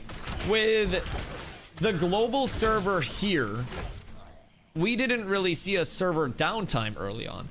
So some people will have a very viable strat of like playing and farming super late at night when nobody else is online, simply so they can avoid all of the other players and have more access to like farmables, like gatherables, whatever you wanna, you know, whatever you wanna have in more of a free reign. And so I almost feel like in an MMO standpoint, that's always kind of been like a cool part of the gameplay loop to a certain extent. Just seeing how people will reallocate their distribution of time around server uptimes and downtimes. And I feel like with the global server for May 1st, you didn't really have those uptimes and downtimes. You just had, like you said, times. It's a fucking 24-hour-a-day server where everybody was doing everything all at once. I couldn't for the life of me play a competitive game like Overwatch or League on NA. I mean, it depends on like server infrastructure, I feel like, right? I feel like, I don't really know what our ping is relative to Ash's, because the in-game ping is, I believe that is your like visual latency to your GPU and not like your actual ping. So like the in-game number that you see under your FPS when you Alt-Shift-F, It shows your FPS, then underneath that it shows a millisecond number. That's your visual latency to to your GPU, and then like your net ping is something entirely different that I don't think is displayed in that sense. So I don't really know like what, you know, even my ping is over to the Ashes servers, but I've played games on very low ping, right? Being like in main, being on fiber, playing on East servers. I've played games that were displaying in game as hard 0, which is physically impossible, but I'll take it. And Ashes feels real smooth between like the lack of input delay on actual like in-game functions and actions paired with the low ping like to the actual servers. It's always felt real nice to me personally. Ooh, we got Glint. Rather good internet speed and latency. Yeah, I don't really know like too much about the routing and how it all functions and all of that shit. I don't pretend to be like super secret like game dev working 7 years at Blizzard type shit. I'm just an idiot who enjoys video games and has a delicious salad sitting in front of me that I haven't been able to eat yet because I've been nonstop yapping for the past like 40 minutes. But I will say, this shit's all voodoo wizardry to me. I'm glad that it all works. Because one thing for me that I feel like is lost in a lot of like modern live services is game feel. And the simple like, does pressing this ability feel good? Does movement feel nice? Does this dodge feel nice? Does the timing on this cooldown feel nice? And it seems like Ashes does have a very good game feel for it being like very early on in development. Zombie! Zombie! No! Zombie, let me die. God fucking damn it. Don't trust Zombie with your life. Zombie is literally an op. He was testing to see how experience debt would be. So, fun fact, I got no experience debt. Oh wait, no, never mind. My experience debt got removed. Oh, cool. There's like a little bit of a UI update where when you clear off your experience debt, it says last X amount of experience debt removed. Huh. That's cool. Random storm crashed my internet again. I feel bad for your level and day, group. Apes together. Yo, Sime. What up, Goat? Thank you for the 5 months. I appreciate you. Much love, much love. We're over on the private test realm right now doing some leveling. Zombies cooking the entire group's progression out of nowhere. It's absolutely ridiculous. We really hate to see it. Zombie, like, why don't you just go stop the storm, dude? What the fuck? I thought you were a man with connections and like resources. Despicable. Despicable. Uh-oh. Yo, active blocking is saving my fucking life. Have you seen the, I literally never mentioned Blizzard Supercut. I saw the, I think it was like a post on livestream fails one day while I was taking a shit. I didn't have time to watch it though.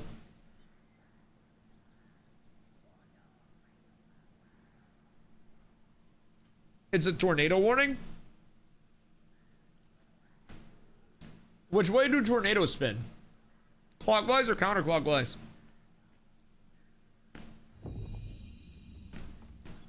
Because one thing I've learned is that if you take the aerodynamics and basically in your house, one end of your house, you open a window and you have a fan pointing inward. And then one end of your house, you have a fan pointing outward. It creates a wind tunnel in sort of a vacuum throughout your house where it pulls the air.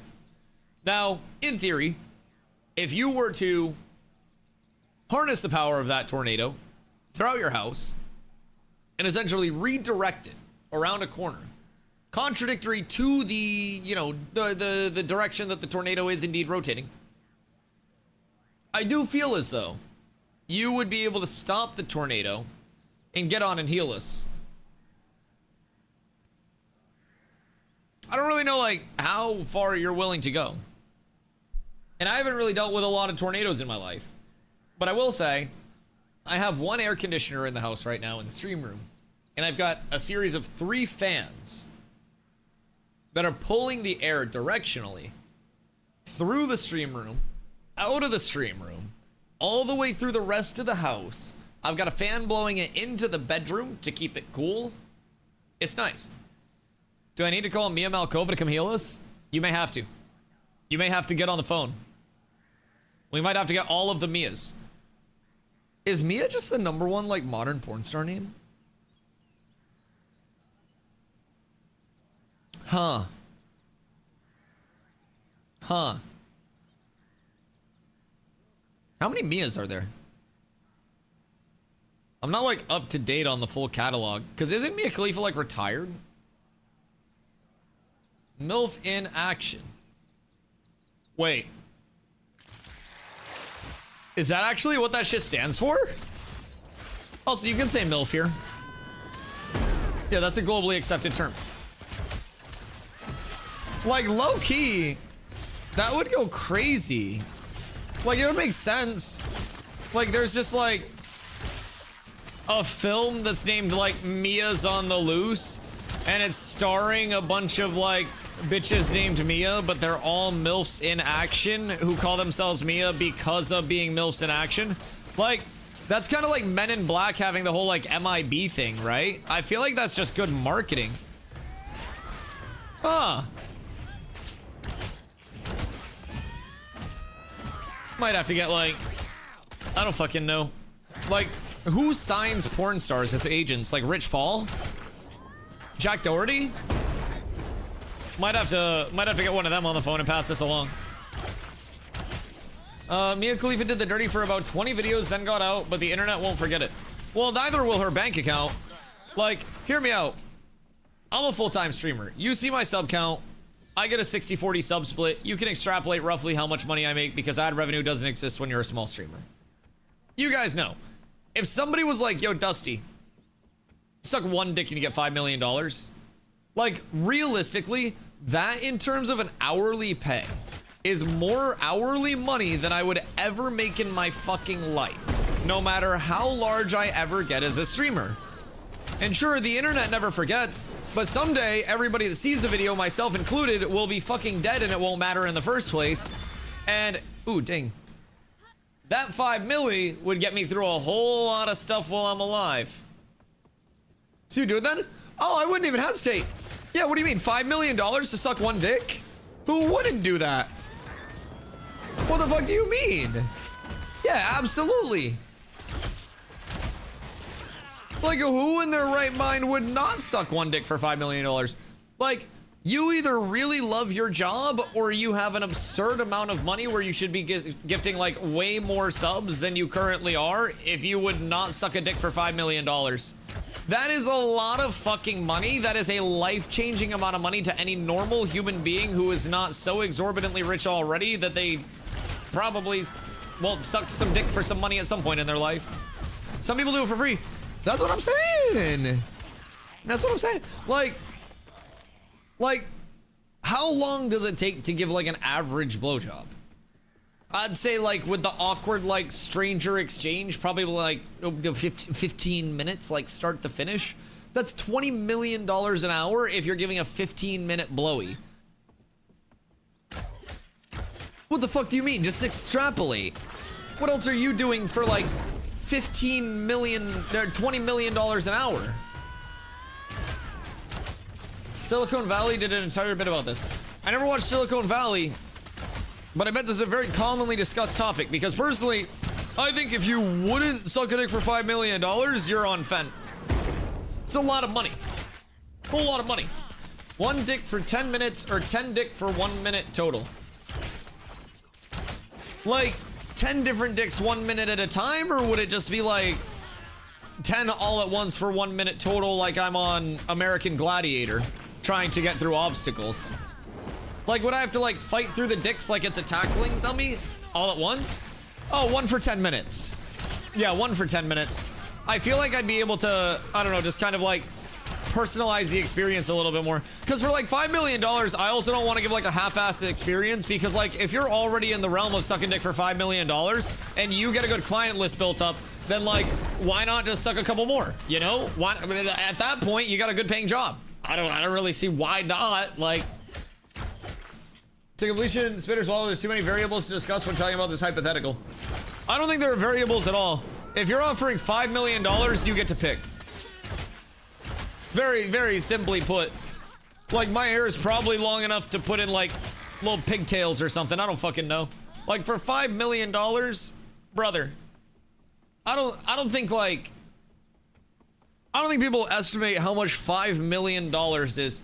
I have, right now on Twitch, 440 subs. For $5 million, I would need roughly, at tier 1, 1.6 million subs? Now extrapolate 440 times the number of months that I would need for 1.6 million subs. And understand that at this rate I will never make that until I die, but I could probably stay full-time streaming until I die. Especially with life expectancy going the way it is and how rumbly my tummy's been lately. Something's amok. Who's submitting taxes on a dick suck? Shit, a lot of corporate people. You need to live long? See, that's what I'm saying. Live long, stream a lot. Or suck one dick for 10 minutes. Very simply put, $5 million. Like, it's interesting to me that only men have these kinds of conversations. I never hear women ask, would you eat pussy for X amount of money? Well, because I feel like most would do it for a night out on the town and a good meal. I don't know. I feel like the age of, ew, that's gross, it's just kind of like gone. Like, if you don't kiss your friends goodnight, are you really kissing your friends goodnight? Shit, what if your friends all die? They'll be like, damn, I should have kissed them goodnight. Put her in the mouth of an angel if someone's shelling out 5 mil. See, that's what I'm saying. That's why I wouldn't do like the 10 dicks all at once over the 1 dick for 10 minutes. Because it was like 10 dicks for 1 minute all at once or 1 dick for 10 minutes. And I feel like for $5 million, like I said, I'd want to put out like a 5-star, you know, experience, right? Like, I wouldn't want it to just be this like this half-ass soulless thing. Like, if someone's giving you $5 million for something, you might as well do it right. Earn the 5 milli, you'll sleep better at night with it. Classic Dusty Yaps. I feel like this is just a classic yap of all time. Like, I feel like Aristotle probably brought this up at one point. Dusty can yap for 18 hours straight. His throat game is on point. Throat endurance go. If I abuse my throat too much, I start sounding like JoJo Siwa. Absolutely S tier. Yo, Heracles, thank you for the follow. Appreciate you. Yeah, I don't know why, but when I start losing my voice lately, I sound exactly like JoJo Siwa when she's, like, speaking normally. It's really like a 1-to-1, very weird comparison, but it is what it is, I guess. It is what it is. So, yeah, August 4th, we're probably gonna get a little bit of that, but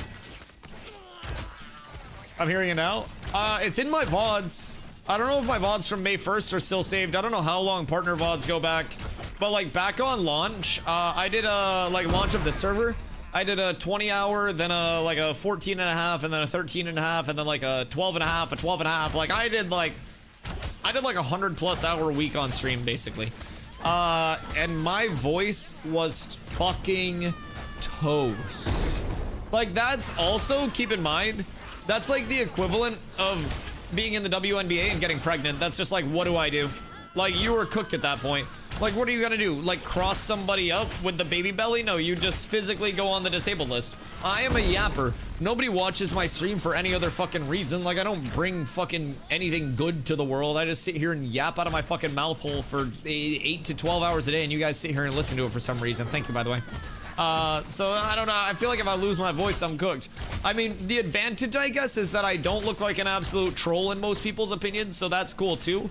Like, some people probably wish I would just shut the fuck up so they could finish. But that's not going to happen anytime soon, at least. Keep dreaming, buddy. Not till UT3, then we'll talk.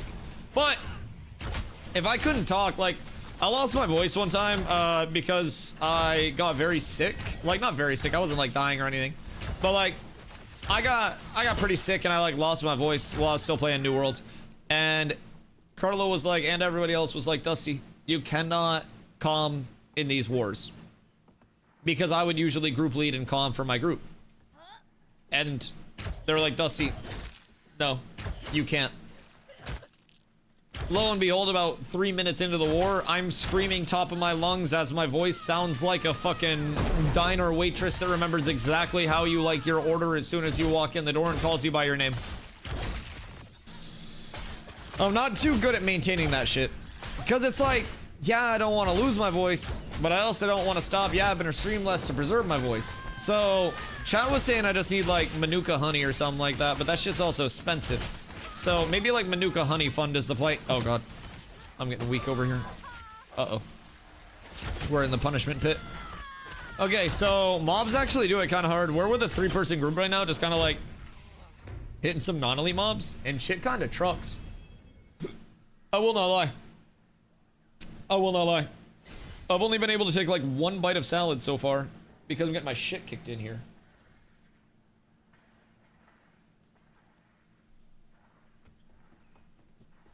Carla made me like a delicious, nutritious, phenomenal salad. And I haven't even been munching. Chat's had me engaged in like the full lock yaps today, chat. Tiny bit Vekish. Yo, chat, what class are you guys planning on making? Or not what class, what race when game's out? Like your launch character, the one you're gonna put thousands of hours into nonstop. Where are you going? And why am I going Renkai? Orc? I like that. Take a wild guess. I feel like you're gonna shock the world and also go Renkai because Renkai's cooler. I'm just saying. Like, from Vithar the Vec to just Vithar Renkai, like all one. That could be an absolute slapper. Right, bro, have you seen the Renkai architecture that's proposed? Shit actually goes stupid. It's so good. Rethar the Renkai, yes sir! I like it already. I like it already. If we get a cool jump, it's fucking over. But like, also Booba Renkai. Like, stop giving all the jumps to like the peen characters. I want Booba character jumps. I understand that they're very like front heavy, but in theory that should help with getting the initial momentum established for the flip itself.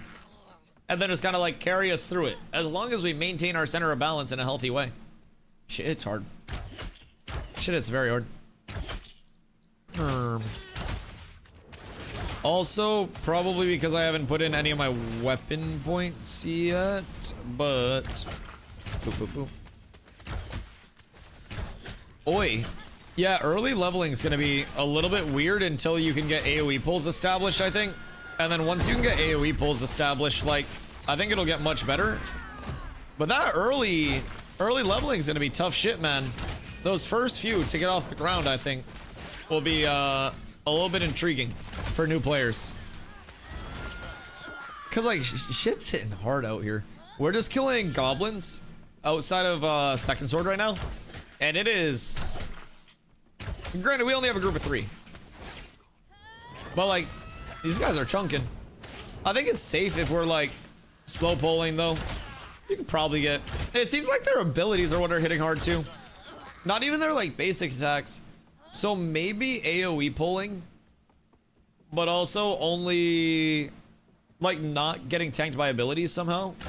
Finding mobs that potentially have... very low ability usage and very high basic attack usage might be good. Mia Khalifa's been switched out. Mia Malkova is on the way. Holy shit, boys. Pyrai should get a speed boost charge. Horns down. What if their racial ends up being like they can farm something with their horns instead of their axe, like a tree, every X amount of time for like increased materials? Like you use the horns for something good. Yo, Yash, how you doing? Hope you're having a beautiful day. The giveaway is over on Ash's website. As you see, you'll have to create your account when you go over there, but Intrepid is running it themselves. So when you do create your account, it'll give you some options in how you can enter the giveaway completely for free. More entries means more chances to win. Drawing is on the 25th, so you'll find out via email if you do end up winning. When you make your account, you can also do exclamation Ashes, show some love for the stream and show them where you came over from. Let them know that, you know, that I sent you that way. But if you have any questions, feel free to let me know. I do stream matches every single day starting around 2 p.m. EST for like 8 to 12 hours a day. So I'm literally always here. More than happy to answer pretty much anything. Hope they get summoned as a polymorph ability like an APOC. Wait, I didn't get to play APOC. Okay, hold on. Did APOC have like a straight polymorph, like a sheep?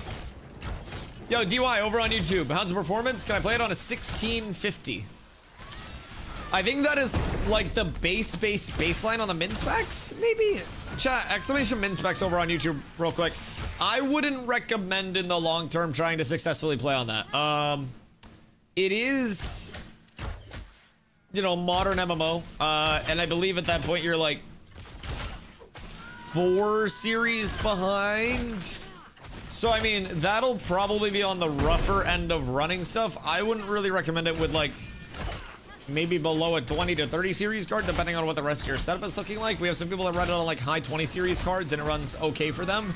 But optimization will continue to improve, but I don't necessarily think that they're like on the level of like full wizardry and voodoo quite yet, which would probably be required for the old 1650 pull.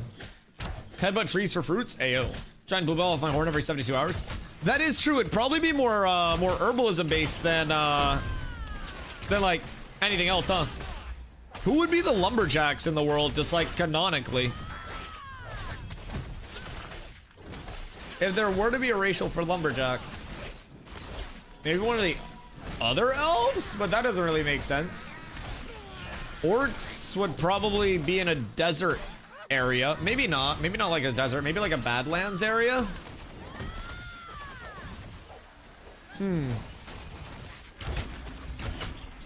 Yeah, I don't know. I don't even know like what their full plan. Nobody really knows what their full plan for anything is in alternate swamp.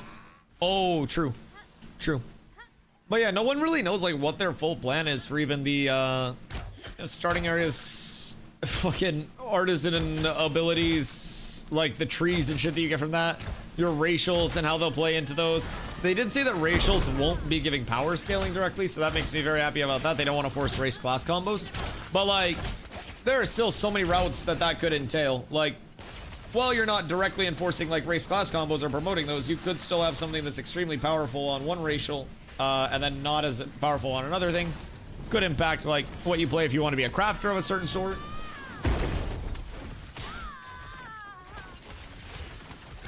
It's gonna be intriguing.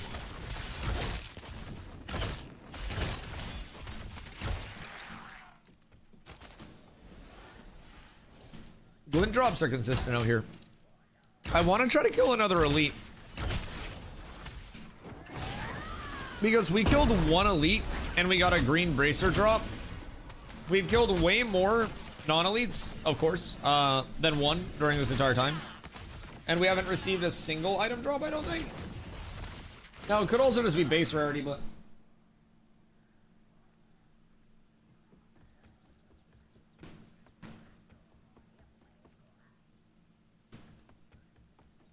It was used to polymorph yourself to blend into your environment. Bruh.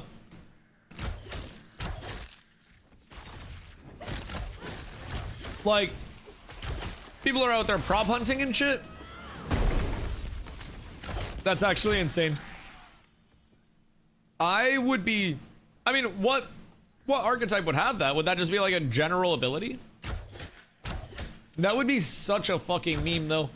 You're just like driving along and there are a bunch of like out of place rocks along the side of the road.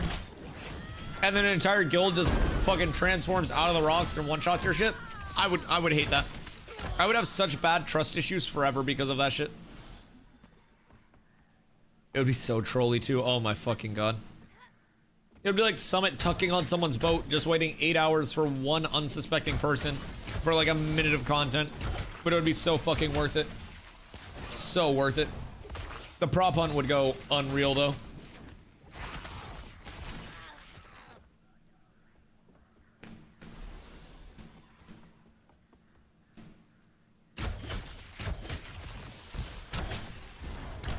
Oh wait, was this Blotto and I in one of our 1 hour 1v1s? I didn't even look at the VOD. How is that different than 12 Rangers camoed in a bush?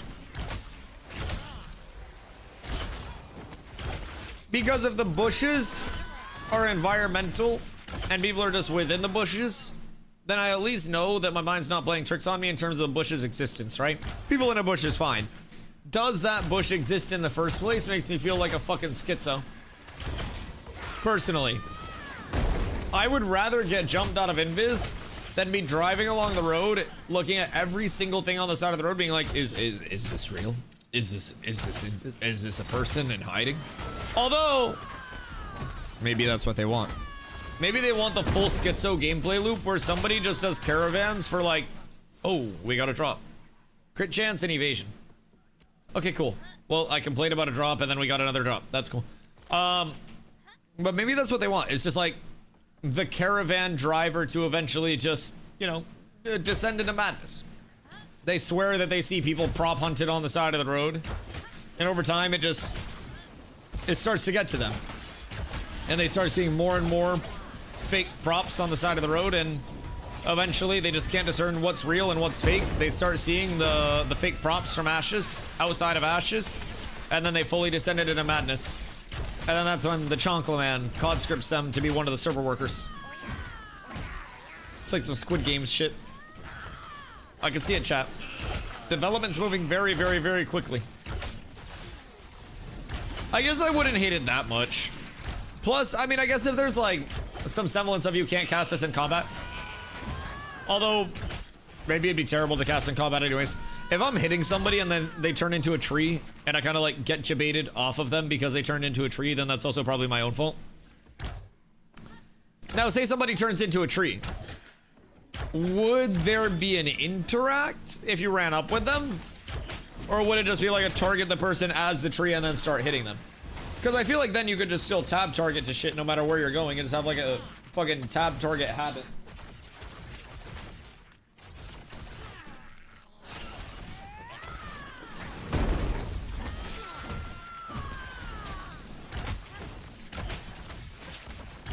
Frog feels slow. I'm not convinced. How much XP did we get from the elites, by the way? Did anybody keep track of that? I want to see if it's up again. Because it was a flare. It should be over this way. 1.2k. I mean, like 10 times the XP for an elite. And that was for a 2-star. That seems kind of valid.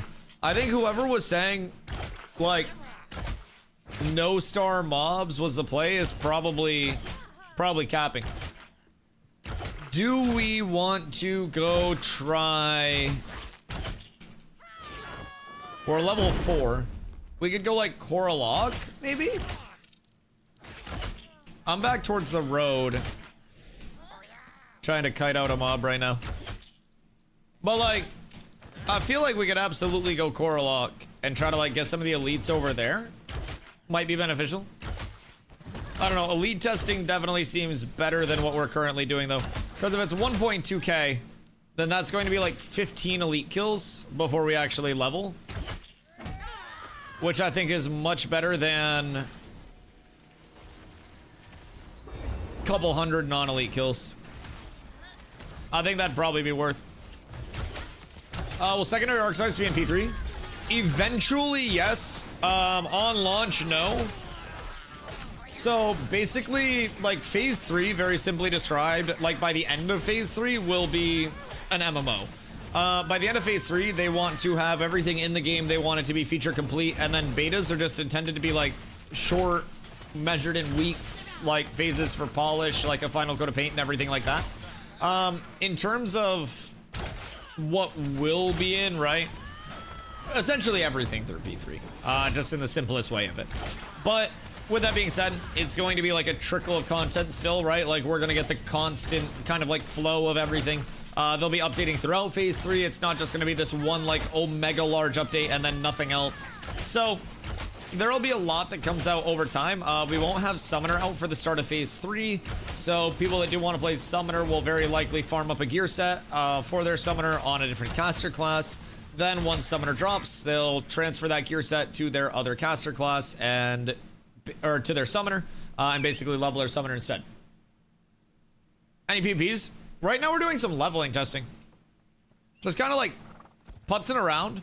We started over at Second Sword because people were theorizing that non-elite mobs were better than elite mobs with the changes.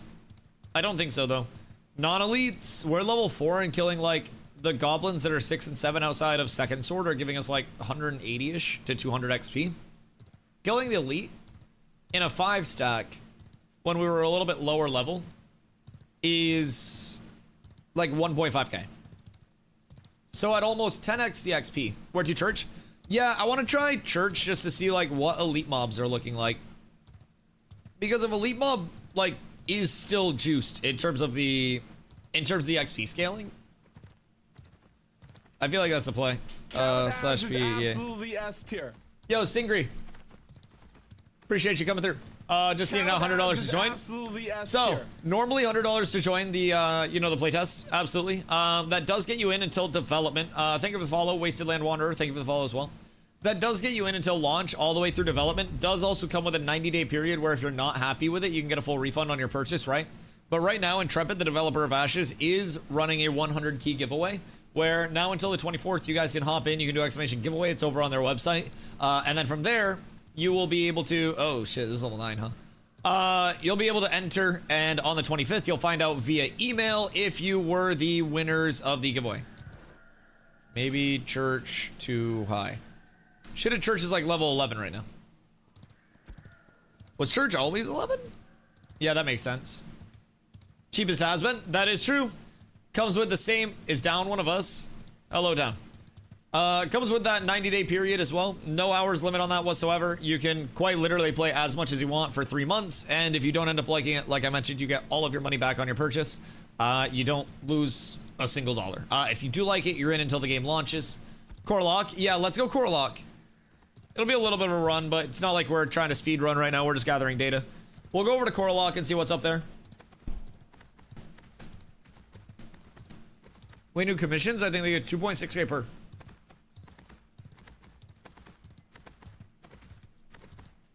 I don't think commissions are going to be available in terms of day one, though. No? You won't have anybody to set the commissions. You won't have a commission board. I don't think comms will be reliable. It's cool to know that they exist, but Lionhold commissions? Ooh. Maybe Lionhold commissions, but are you going to want to stay in the Lionhold vicinity pumping those? I think that's also the question. Talking about those. That makes sense. I guess it depends on, like, where we think congestion will be at. But through that theory, we could also have commissions up in the anvils. Wherever, like, the anvil's divine gate is, so. Paying to be an alpha tester is crazy. I mean, I guess it all just breaks down into, like, how much content people will get out of it, right? And kind of, like, where they're at with their other gaming. So, I was playing New World before this and streaming New World daily as kind of like my full-time stream. I'm a full-time streamer, aka unemployed. So, basically, with New World, it was 3 years post-launch and was still essentially playtesting. They couldn't figure out their gameplay loop. They couldn't figure out their accessory systems. They really couldn't figure out shit. So, after spending a lot of time over on New World, I ended up getting my access to Ashes January 2024 and waited 11 months until I actually, like, hopped in. I started playing late December of last year. With the Phase 2 launch, a few days after the start of that. And, like, I personally waited until I saw what I wanted to with Ashes, like, before I hopped in, right? So, I had my access and I was just kind of, like, chilling on the sidelines, feeling it out. Let's kill this 2-star real quick. Because this could low-key be a sleeper spot. There are a lot of mobs right here. But yeah, so I hopped in after following the game for a couple years total. Having my access for 10 plus months and watching all the development, right? I've got, at this point, since, keep in mind, December, just about 2,000 hours of content out of it. I'm always doing something with the community, whether it's testing for future phases, whether it's PvP reps, whether it is getting all the information. I'm dead. Whoops. Whether it's getting all the information that we can out of all, like, current systems, whatever it is, right? We're just always trying to do more community-based shit and get ready for launch. So it's really incentivizing for us in terms of the $100. cost hourly over the course of, my guess again is late 2027, early 2028 for the launch. You're in that entire time with just $100. If you're playing that whole time as kind of like, you know, your everyday, and not a lot of people are going to be choosing an alpha as their everyday. I just happen to be one of the few that do. The cost per month of that, especially if somebody is going to be switching live service to live service over the course of 2 years, it tends to be a pretty low monthly cost, all like factored out. 90-day period to get a refund on everything also makes it incredibly safe for people.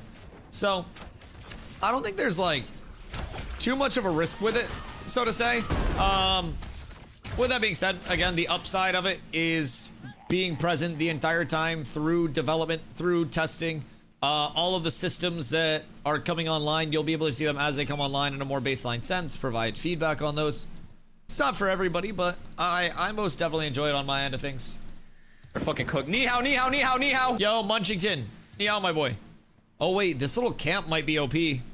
1-star stabbers? Hey, yo, wait. These might be OP, because these only have 900 HP for the 1-stars. If these are like 800 apiece, then this is double the HP for 4x the XP output. Munchington, my boy. What you been up to? Who you been doing? Happy to see you back. I see every community in New World getting excited for Phase 3 has got you also wondering what's up with old Dusto. And I'll have you know we're living large right now.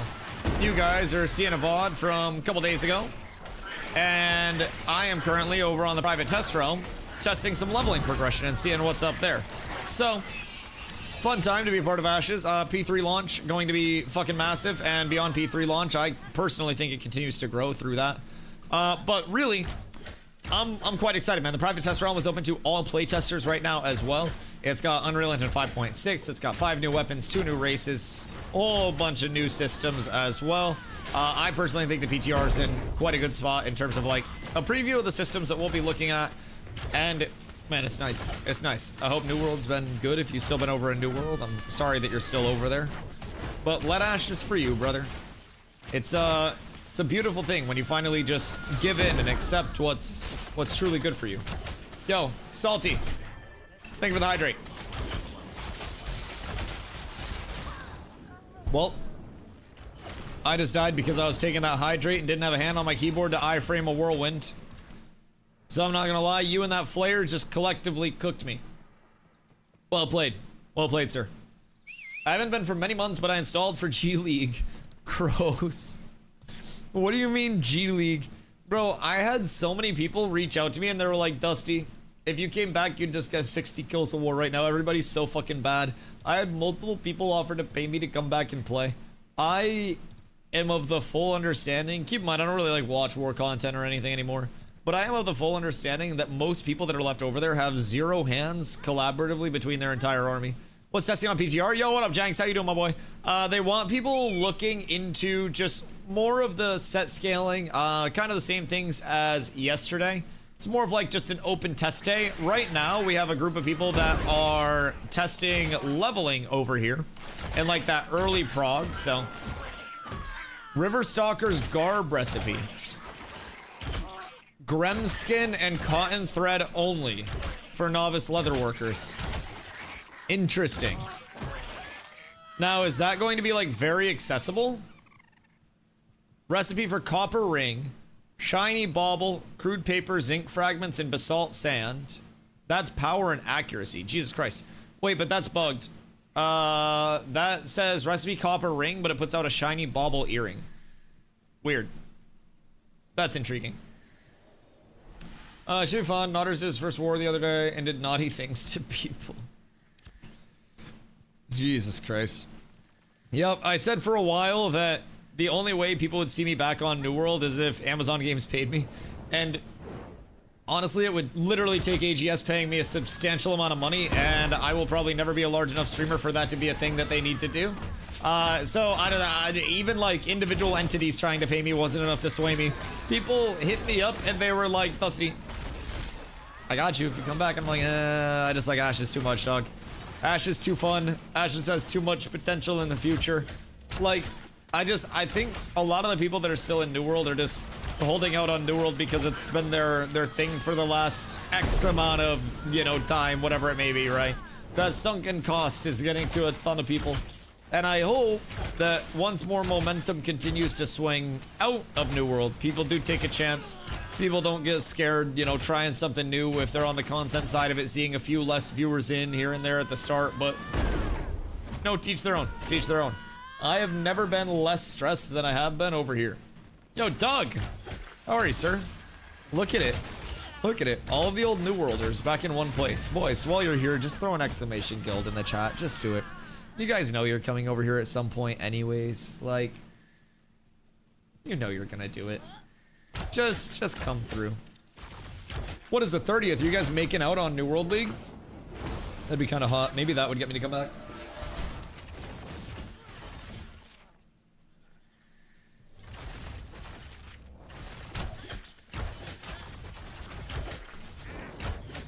You're not touching ashes. I'm not touching you. You stink.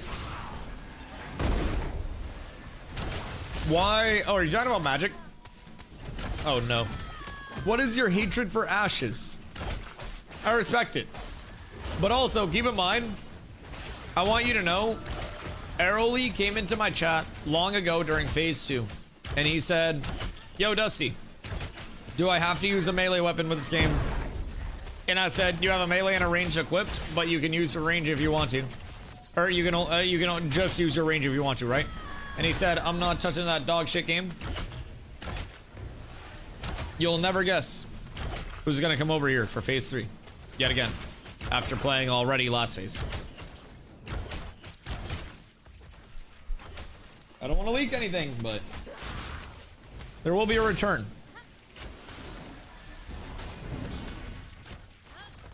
We've made some big pickups in the cats community.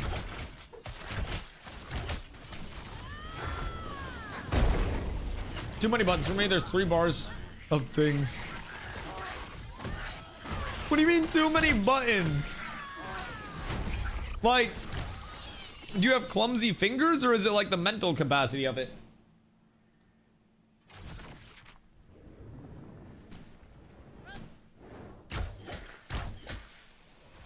Cat's made some big pickups. Yeah, Cat's absorbed everybody. Every single other guild is disbanded now and everybody's just Cats. Yeah, your leadership's gonna tell you later, but everyone just recognized it for what it is. You know, the conglomerate. Mental capacity. No, I love that. I respect it. Not everybody is going to fuck with a lot of like chess match type ability usage and like learning all the class differences and stuff like that. I will say that's like one of the things that New World's combat system did extremely well was like making it very idiot friendly, you know? You put on a weapon, you have a few choices that give you your abilities. You have 3 abilities to choose from. You can augment those if you want to, grab some passives if you don't want to, and bing bang boom, you press a couple buttons. So incredibly simple. So incredibly simple. I like it a lot. But I also think that everything else with New World was just cooked. And honestly, even their combat system, they kind of cooked it. Balance changes. Target lock that took them literally a year to fucking fix.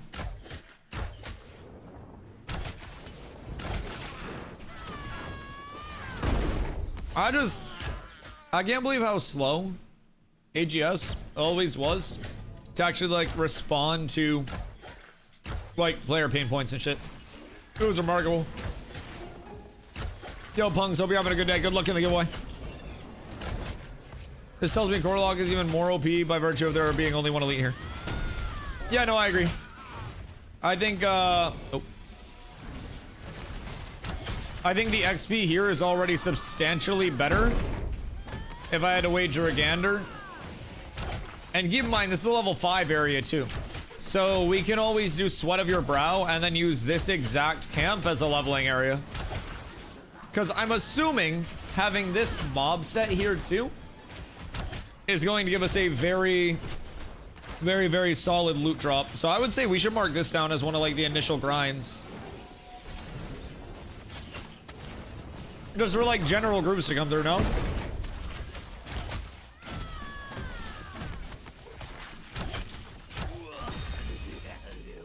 I just leveled again. Like, this is pretty fast. Probably the fastest that we'll have. Cause that's 1250. Only problem is it's still on the line hold server worker. Relative problem if dynamic griddying is in. Because if dynamic griddying is in, this may get pulled onto its own independent server worker as well. Instead of sharing with Lionhold as a result.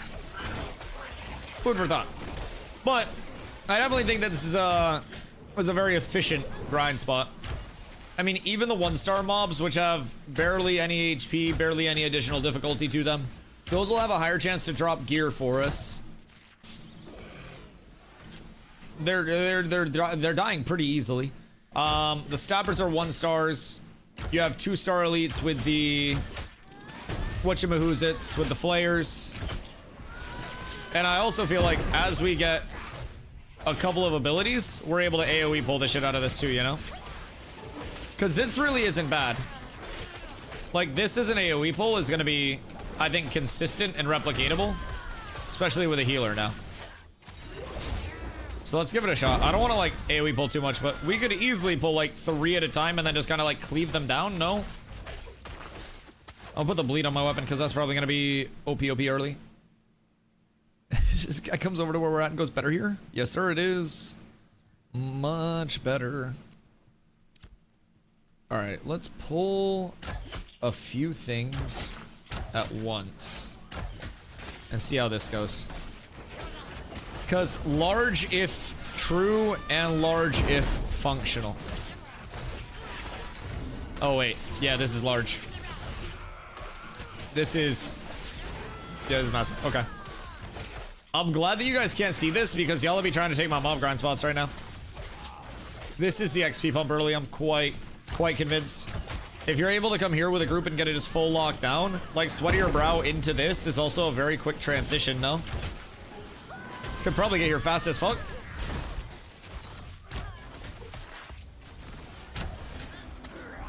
$300 XP for a 1-star. 1K plus for a 2-star. So is there a way to maximize... I mean, not is there a way. There is a way.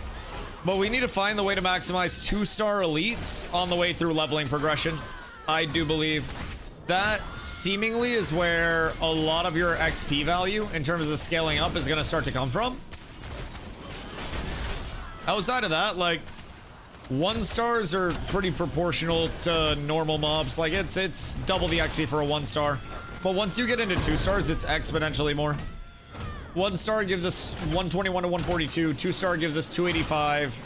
Or sorry, no stars, 121 to 142. 2-star gives... 1-star gives us 285, and then 2-star gives us 1200 there. Now, 2-star is also going to take a little bit more time to kill. I would also assume it's going to have a little bit better of a loot table associated with it.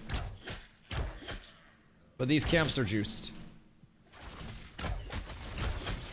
How many 2-stars do we have at Coralock's gonna be cooked? I don't want to go to Coralock.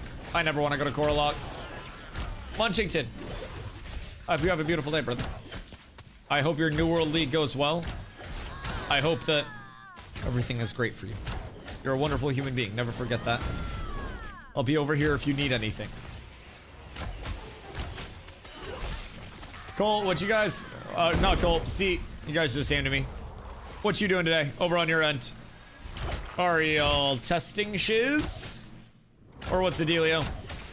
I'm over on the PTR right now, as you can probably guess. We're doing a little bit of a leveling rep. Just kind of like seeing what some early grind spots are looking like, seeing what gear drops are feeling like as well. Spoiler alert, not remarkable for the gear drops. Like, not insane at all. We got a couple pieces. Oh, I just got Riverstalker's gloves, so I mean that's kind of nice. Has anyone else got completed gear pieces? Like, I'm at 27 power. I'm kind of juiced right now. Oh my god, I'm hitting like a truck. Wait, what the fuck? Okay, wait, maybe this is a place. If people are getting greens, or not greens, just completed like gear in general, just like grays and shit. I just got a huge damage buff from those. God damn. And bleeding is OP early for these cleave fights too. That shit going hard. So, if I don't die here to the... Oh. Motherfucker just tried to wombo combo my shit. I wish I could show you guys this spot. But I'm also happy that I can't. Because you guys will absolutely snipe this spot. But this is good. I kind of want to do some PvP pracky. But also kind of want to do it on live. I don't know why. Not being able to show gameplay makes me sad. I feel like going on live and getting some reps in could be extremely fun. But live is also kind of cooked in the sense that TTK over there sucks. Everything over there sucks. Chat, what's everybody doing tonight? My like 6 people that are actually playing Ashes in chat. Because there aren't many of us left, boys. There aren't many of us left. But those that are out there are holding it down right now until the end of the phase. It's a beautiful time. Toasting Tin. How are you, my friend? Just tested 1 to 6 on the PGR. How long did that take you? We are also currently testing 1 to 6. Oh my god, wait. We're kind of getting some banger drops out here. What the fuck? Doing arenas on New World? Would stop it. Just come test, brother. Come test. Wait, 3 hours, 1 to 6? Nah, no shot. What do you mean? What were you doing? We've been at it for like an hour and a half-ish at most, and that was with some interruptions and shit, and we're about to be level 6. And we just got copper hoop earring drops. Oh my god. No, we're actually going crazy right now with the drops. We talked about not getting drops, and drops just started like flowing from the fucking heavens. Kind of insane. State of Decay 2 slaying zombies. Seems reasonable. Seems like a valid thing to do right now. But are you slaying zombies until the start of P3 and then coming back to Ashes? That is the ultimate question. Because once we can set up in this camp too, we just cleave it all down, you know? Like, I feel like that's what makes this so nice. Once we get at least even like a little bit comfy, it's just sit here, shing shing, cleave things, and then we're good.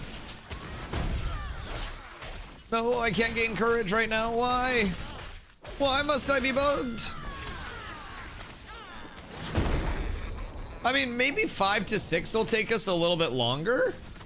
But like, we're already almost halfway through 5. And we haven't been 5 for too long. We're just kind of sitting at what did you do for your leveling, Toast? Cause like, we moved around a couple times too. Are you questing?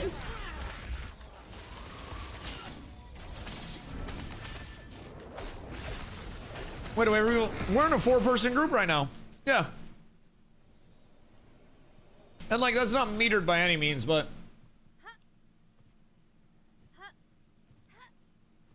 I'm 7 and I streamed for 2 hours, 55 minutes. I wasn't even trying to level quickly at all, and I went solo. Yeah, what were you guys doing to level? Because I feel like whatever you're doing, scrap that from the plans immediately. That is, that's a very slow pace. We're in a 4-person group right now. We've run place to place multiple times to check out like different areas. Zombie had his power go out, so somebody had to make a new healer and come over to us. And we're like approaching 6 pretty rapidly. We just have like a nice little grind spot here. Going solo and halfway to 6. From 5, start at the same time as Dusty. Yeah. Toast, you guys questing or grinding? Oh no. I hope that's not the world first group. Holy shit. Cat with abs is absolutely S tier. Yo, Panda. Thank you for the follow. We weren't testing speed, neither are we.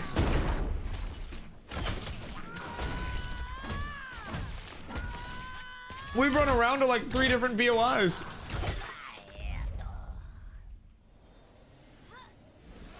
Just doing rando shit around Lionhold. Fair. Yeah, we're literally just at like a goblin area right now. Just hitting some gobs back and forth in these camps. Cause we got to the point, oh, the flare spawn, god damn it.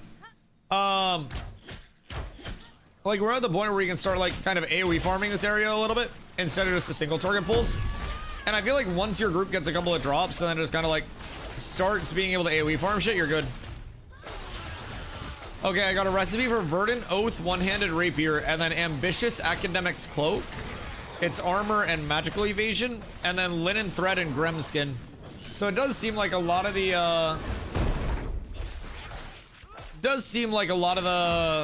competition-y, or not the fuck am I trying to say? Seems like a lot of the early drops, those are gonna have a lot less competition with them due to the mats. Like things that are usually very, very competed for, very hard to craft early on, may have had some adjustments to them. Seems like a lot of the very, very early on, like novice stuff is maybe adjusted. I'm not an expert on what all the recipes were, but I didn't take PTO for P3 launch and I'm already regretting it. What do you mean? You're not one of the people that's like, oh my god, aren't they gonna delay P3? Like, it could happen. I'm sure it could. I don't think it will, personally.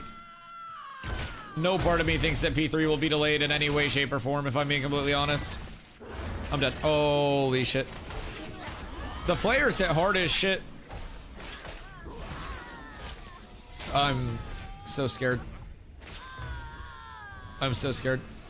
I'm just gonna throw that thing in a circle. And by that thing, I mean the flare. I'm kiting him. Oh! Bruh. They hit so hard. Okay, flares hit hard as shit. I would be careful around flares. If you know what's good for you, just as a, you know, public service announcement type shit. You do not want to tank multiple abilities from them in a row, or you will get close to two-shotted. Thank you for coming to my TED Talk. And also point all of the cleaves directly into your backline. Start with this competition. I think it's more of a joke toast than anything else. I don't really think it's a competition over nothing. I think we were more so just like jesting at the whole of it. I don't really think it's that deep, big dog.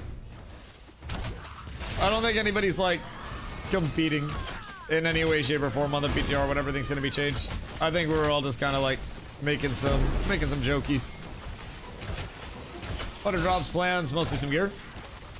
Yeah, I mean, honestly, we've had a good amount of like legit gear drops from this too. Oh no. Oh, excuse me. Double whirlwind, scary.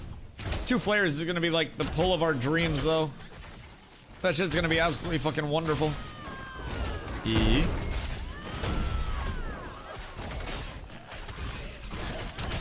At least the glint's good too.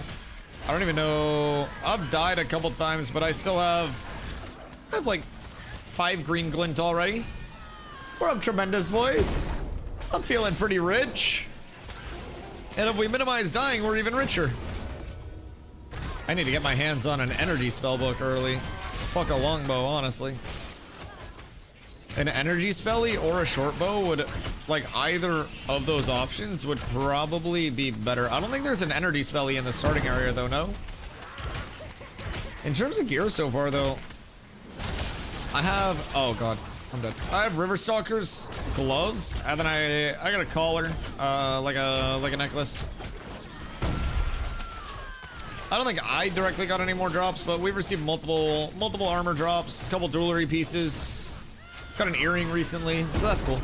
I don't think we've seen a weapon drop though. Weapon drops are gonna be the big impactful thing on the PTR early on. Like, the leveling group that gets lucky with weapon drops will just accelerate so fast. And it may honestly be worth it if you get a good, like, weapon recipe to deviate from what you're doing and try to farm that shit. Or at least have somebody farm it. Wow, we just got green Riverstalker shoulders as I said that. That's not too bad. Okay, we'll take that. So we'll snag those bad boys, and then that's gonna give us attack speed and some con. And we're balling. We love more attack speed, we love more con, we love more everything. This is all good, and the XP is massive here. We're just about 65% of the way through level 5. Just for kind of like a frame of reference on where we're looking at right now. I'm getting my shit cooked currently by the flame speaker mobs. We ball. We absolutely ball. Everything's fine. Oh, the heal came in just in time. We're up so tremendous. Oh, it's double flame speaker. We pulled another one off to the side. My bad. I didn't even know we killed that second, or pulled that second one. This camp is nice. I like this camp a whole hell of a lot. Especially with what we've been getting. Good glint. Good recipes. Has anyone got any more recipes since we've been here either? Because, like, weapon recipes are going to be massive to figure out what we need. Does raise my blood pressure? It's fine. It's fine. Raised blood pressure and heart rate is actually good for you to a certain extent. If I get your heart rate up far enough, it's technically cardio if we can sustain it for that amount of time. I'm doing this for you, not me.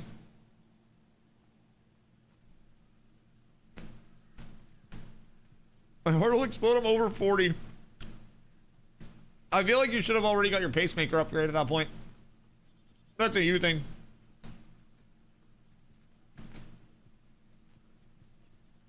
More here? I know, I want to buy the salad.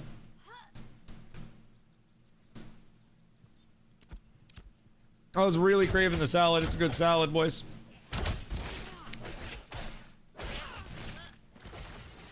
Have your salad. Please don't do anything to my salad. Really fucking prefer it if you didn't. Would greatly prefer it if you didn't fuck my salad. I took PTO for P1, P2, and P2.5, so I decided not to take PTO for P3. So why not just take PTO for P3 and then not take PTO for the betas and then take PTO for launch?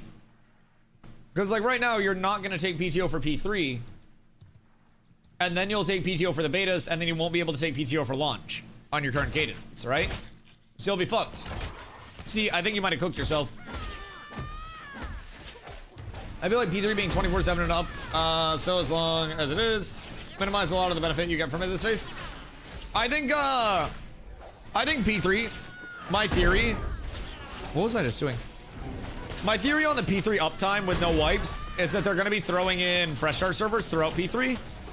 If I had to wager a little bit of a Gandhi, that would be where I leaned. I think that a soft reset is absolutely plausible, right? And also wouldn't be like the most abrasive thing to ever happen, right? I think that if there were fresh start servers that came out, people that wanted to still play on their, like, you know, their characters that they have all the time into, whatever it may be, they'd still be able to do that. But people who wanted to test out, I mean, shit, we have a second continent coming out. Personally, I think we have econ changes, leveling changes, second continent coming out. Like, we've got a whole hell of a lot of changes that are still, like, on the table that will impact most major systems and forms of gameplay that Ashes has.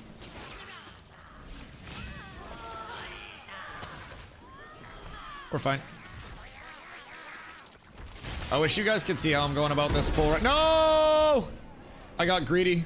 I went back in for the smack.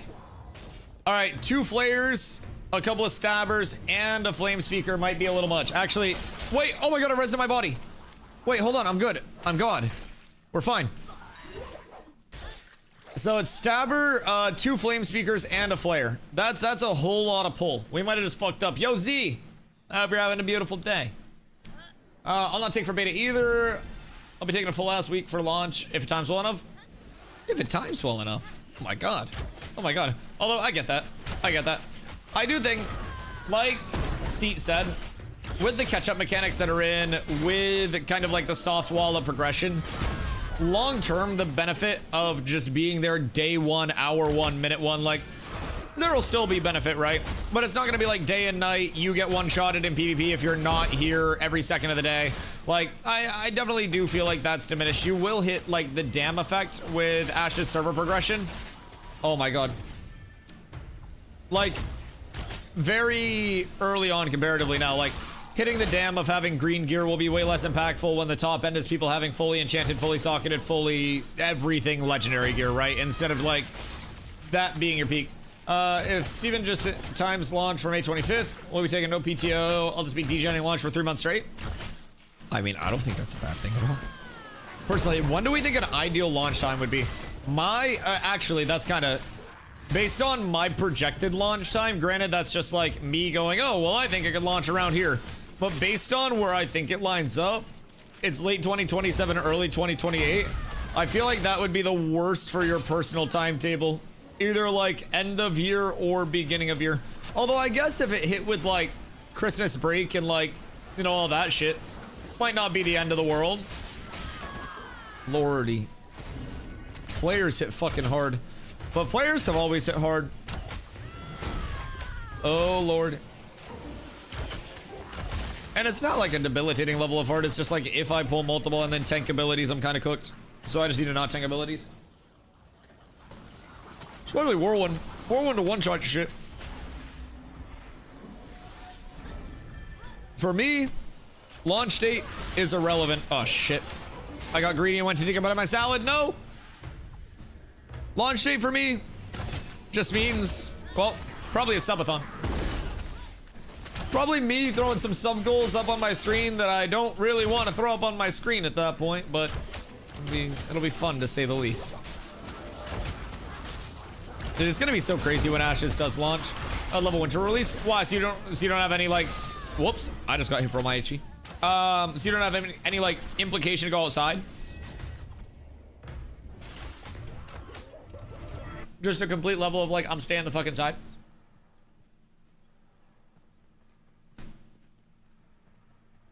Summer's 3 times more busy at work for me.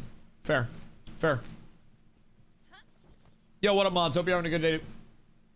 Could definitely see launch being held off until after 2027 Christmas. So employees are back from vacation to fix things. Could be valid as well. Now, again, that's just kind of like my guess on the timetable with how things are lining up. They haven't dropped like a target launch date from from my knowledge or anything like that, or even an indicator of like when things are looking to be finished post phase 3.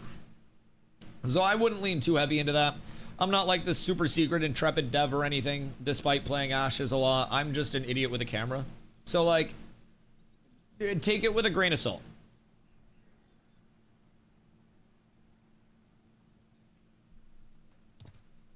Maybe I'm right.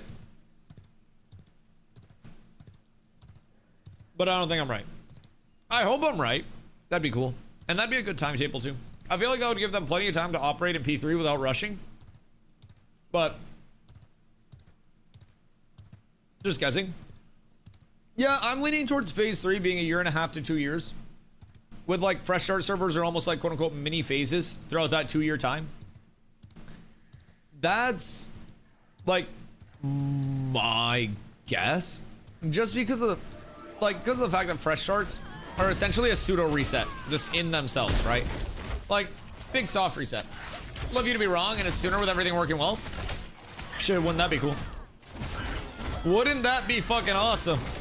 What an ideal set of circumstances, but when does ideal ever happen? Let's be honest. In today's day and age, it's a pipe dream.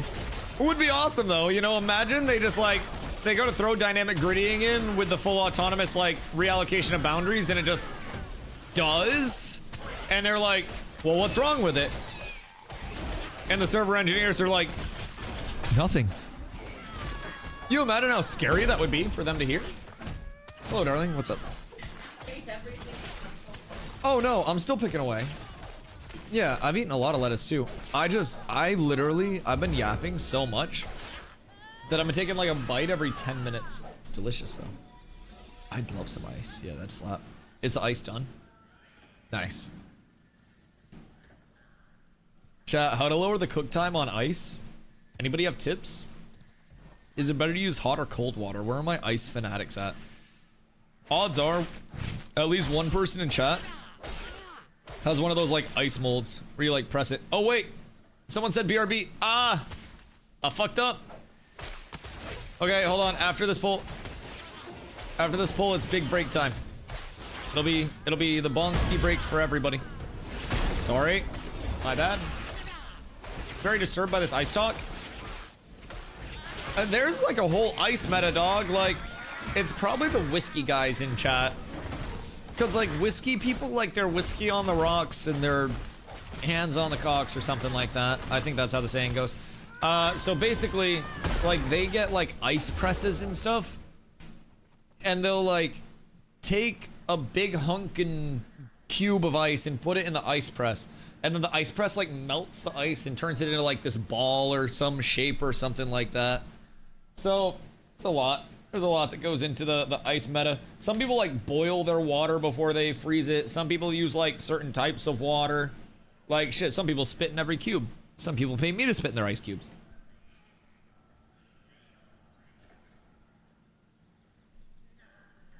You get the whiskey dick. I got a metallic ice block, so you freeze them and can reuse them all the time. Oh! So like, it's got liquid in the middle of it, and you freeze that?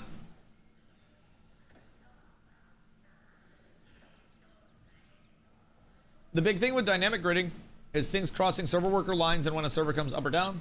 If all of that works, the automation DG is just something to tune. Yeah, because that would be the heat mapping at that point, right? In terms of like when it calls in the new server worker and stuff like that. So basically, what I'm taking in layman's terms is if you can have the server worker, like server worker 1, hand off the load that it needs to without that, like, you know, part of the server crashing during the transition, that's good, right? So once the server worker is redefined in terms of its boundaries, if transition from server worker 1 to server worker 2 goes smooth, that is success, and then it's just automatically redefining heat maps and stuff like that. So, what if I'm not even gonna shitpost. I'm not even gonna shitpost. That shit is voodoo wizardry. I'm not even gonna shitpost about that because that makes no sense to me how it would even work in the first place without things crashing. But it is what it is. Like, I almost feel like it would be calling in another server worker, like, overlaid onto the first one, and then the first one recedes from that area once the other one has taken over, like, the load on it. But I have no fucking idea.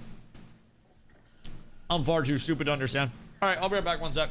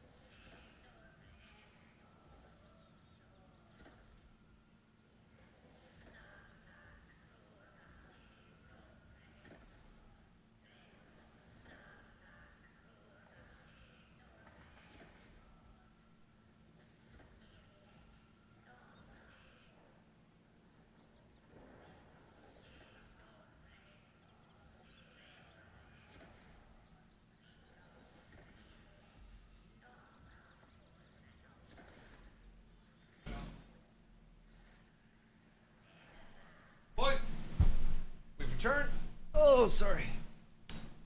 Had to get a nice little break skin. We polished off that salad, so the opposition is no longer with us. I got myself some nice ice water. It's actually cold as fuck in the stream room. At least I feel like it's cold as fuck in the stream room. Maybe it's because but I feel cold as a motherfucker right now. Like, my legs feel like they've just been getting absolutely omega cooked by cold air. But we're back. We're here to finish up this quick level 6 grind. And I definitely feel like we found a really good leveling spot over here for the initial level grind. It seems like this is an area that maybe... like, I don't know if it's off the beaten path enough, actually. That's kind of the question. Oh, thank you, love. So, that's one of the things about, like, launch day leveling too. It does always depend on just kind of, like, where you're at, the mob competition that's associated with what you're doing. If you've got a lot of people that are just contesting you wherever you're grinding, that's going to make it incredibly hard for you to actually get anything worthwhile out of it. I think everything can change, and you have to have something that can accommodate multiple groups, give you an area to fuck off to, while also allowing you to have, if you're uncontested, very, very good XP. And finding something that has all of those things collectively in one is very hard. But if you can do it, then you will get a whole fucking lot of XP uncontested on launch. Where the hell is the rest of my group? I'm like out here soloing that XP. Although, it does feel good. Yo, Bad Dad! How you doing, my boy? What you up to? We're over on the PTR right now. Just doing like a little intro leveling loop, so to say. And not even a leveling loop. We just wanted to see how things were going to be hitting, how drop rates on gear were going to be, all of that shit. So, found a pretty solid starting leveling area over here. And we're in a 4-person group right now. Bard, Tank, Mage, and Cleric. And we're just kind of like putzing around at this one area we found, seeing how the XP was. Because there were some people that were saying non-elite mobs were giving more XP basically per hour than elite mobs. And I guess it depends, like if you're like Omega AoE pulling the non-elites, right? But at least early on, we actually found 2-star elites to be the best validity for like single target pulls, as well as, you know, once you're adding in some non-elites on top of those. Just like a really nice balance of everything, right? So like 2 stars have felt great. But we also found an area that has non-elites, 1 stars, and 2 stars in it. And we've just kind of been chilling over here. It's great XP. We've got quite a few completed item drops as well. A couple recipes too. So including Verdant Oath, which is a 1-hand rapier. Seems like they've changed some of the material input on some of the recipe outputs too. So it's cool, man. We're seeing it come along. The leveling is nice though. I mean, we've been going at it kind of like very slow pace for, I'd say probably at this point, like 2-ish hours. And maybe a little bit more than that with like breaks and all the tomfoolery at the start sorted in. But we're just about to gap up to 6. I think Victor is already 6. Victor hasn't died, fortunately for Victor. But I'm the tank, so I'll always be the lowest level. I am 93% into level 5 now. So, we're getting there. We're getting there. And this spot's actually been, like I said, really, really solid. We got a few good drops over here. I've already got 2 pieces of River Stalker. Yo, wait. Low-key, having 5 pieces early on is going to be so fucking strong. So River Stalker gives medium and force. So medium is going to give mitigation, like physical and magical, early on before you get a lot of mit from your gear. And then the force is going to give 19%, I believe, if it's green. No, it'd be like 17 if it's green, I think. 17% to strengthen in. Low-key, that might go crazy. Have an update? Yeah, I don't think it's a huge update. Take your time. We're just kind of like putzing around here. Zombie's in the middle of a storm, and I think he lost. Wow! I've been saying I want an energy spellbook, and we just got a copper energy spellbook drop. Oh my fucking god. Like, I wish this was actual launch right now because we'd be rolling. We'd be so fucking stacked right now. And if we came here with an 8-person group too, holy shit. That's wild. Okay, well. Copper Energy Spellbook is 219 Fizz Power, 55 Fizz Crit Power, comparatively to my Longbow, which is 127 Fizz Power and 14 Fizz Crit Power. The Copper Energy Spellbook has 19 Strength and 106 Disable Duration on it as well.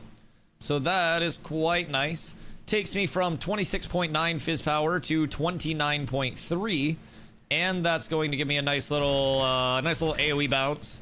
I can either get Volatile once it levels, or I can get Chill.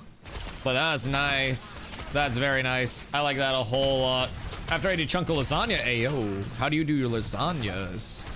I consider myself a large fan of a good lasagna. My mom actually makes quite a delectable lasagna. Oh, it was a wonderful cook. Yo, Fathermucker. Also, hi. Sorry, bad dad distracted me with friendship. I'm so sorry. When does this game actually come out? So in terms of like the full launch, there's no release date. It's never coming out. No, I'm kidding. Late 2027, early 2028 is my guess, but it's more of a like, you know, your mom's cooking dinner and it smells really good. Funny, we're talking about lasagna. Your mom's cooking dinner and it smells really good, and you go out and you're like, Mom, when's dinner done? And she's like, when it fucking finishes, shut the fuck up and go to your room. That's essentially like, you know, our relationship with Steven. So we're like, Steven, we really want the game. When's the game coming? And he's like, it's not a fucking game. Shut up. We're cooking. Go to your room. Play the playtest if you want to. And basically, we're heading into phase 3 on August 4th, which is going to be our longest playtesting phase yet. That'll exist until the game is in a feature complete state.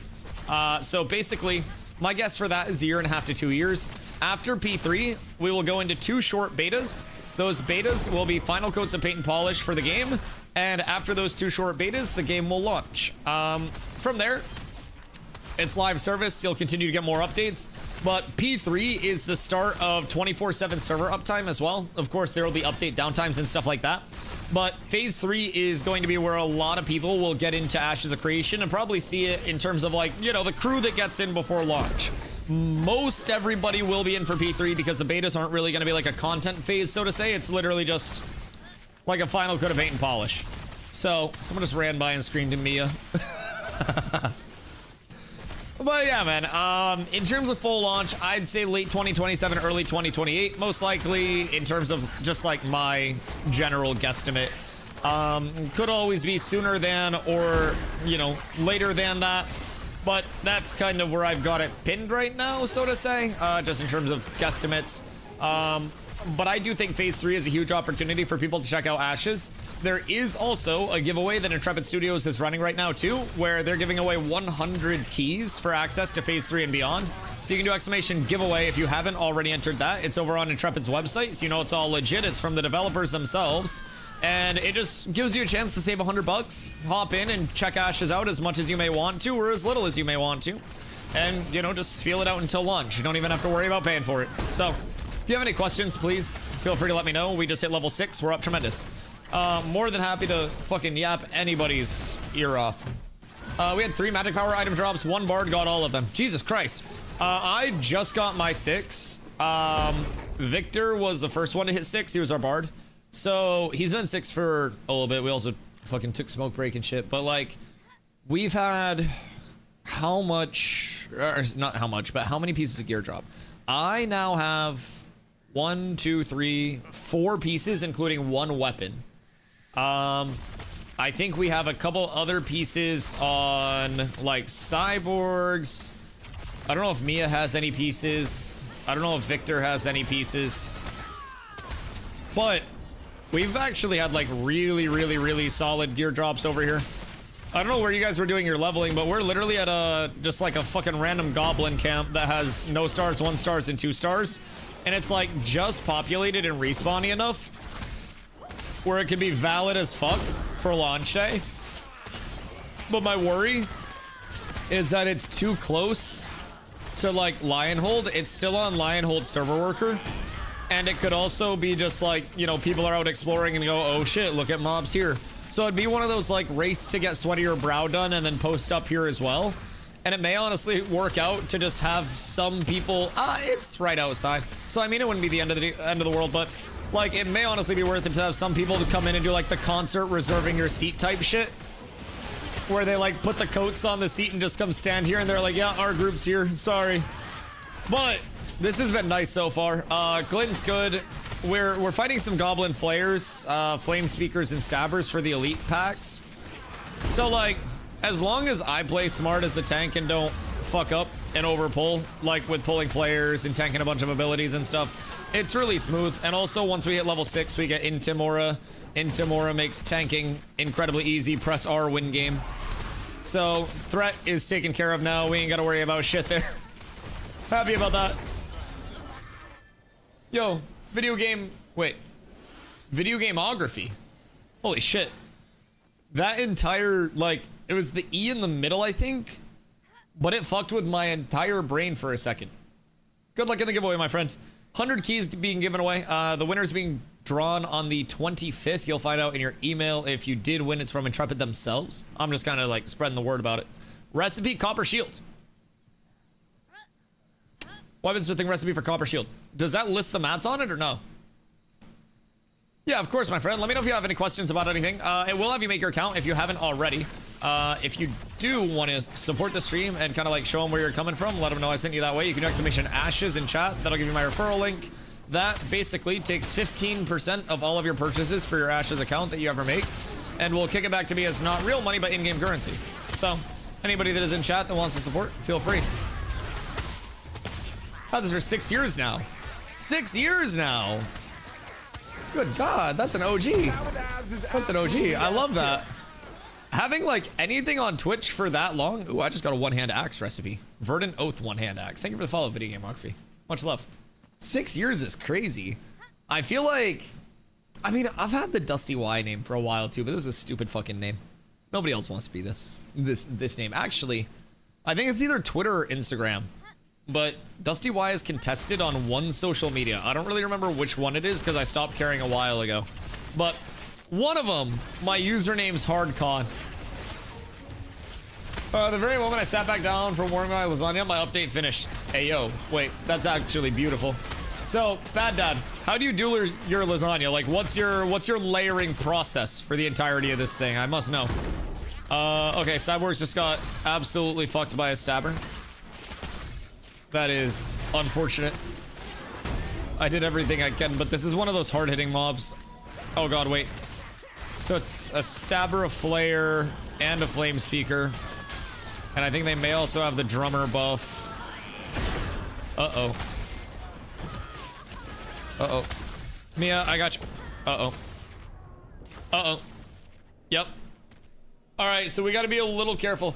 I feel like everything's fine until the flame speakers come in and just start laying dick down. Honestly, those are what are killing us, I feel like.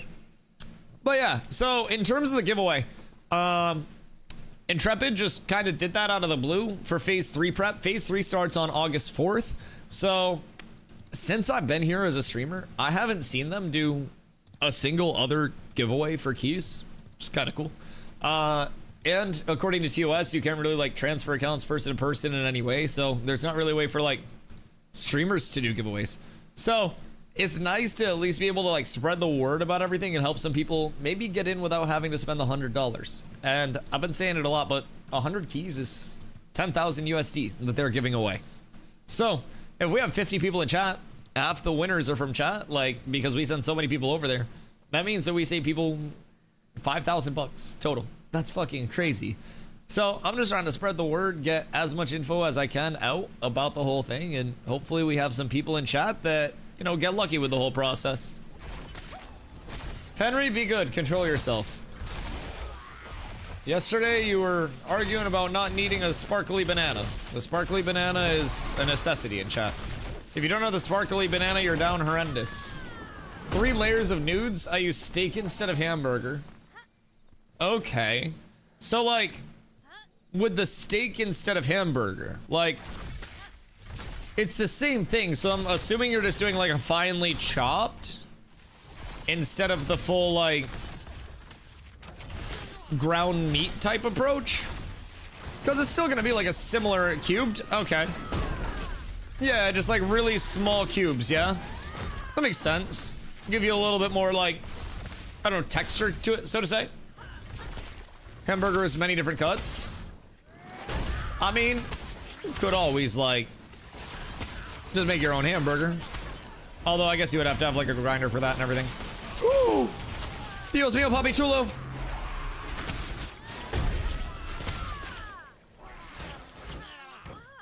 Wowie. Wowie wee wah. Everything sucks. Oh my god. Well, mobs hit hard. That's for sure. Boy, oh boy, do I love tanking. Somehow I didn't die during that. I think Cyborgs has been the sacrifice for the last couple of deaths, which is fine with me. I really think 2 stars are the play in terms of XP per hour, by the way. At least if you can find a consistent trickle of 2 stars. Because, like, AoE pulls just get sloppy a lot. Like, very sloppy early on. Now, like, if you can hold the threat on them, that's fine. I can hold the threat on everything, but we still have a lot of, like, AoE damage going out to the group, so to say. I guess that's also probably primarily because of the flame speakers. But this isn't bad. This isn't bad. I definitely feel like 2 stars are the play, though. So if we can isolate, trying to find... I don't know what the Anvil's, like, mob population is going to be like, either. That's going to be intriguing for us to try to figure out. You'll see a heal. Man, you're pumping heals. I don't know what you mean. Mia Malkova, healer of the year, literally restoring life to the people. Breathing life into the people. I hate golf. Why do you hate golf? Did you start playing golf and you're bad at golf?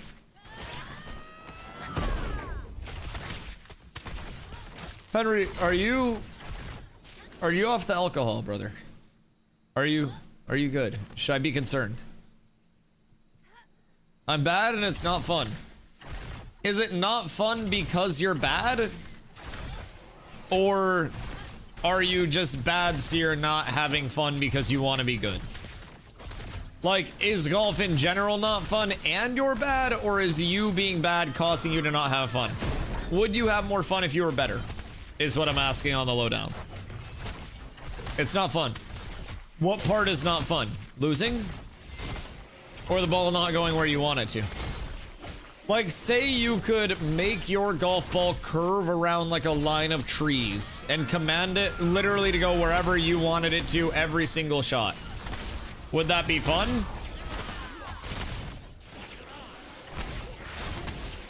It's not fun. Would you have more fun if you were better?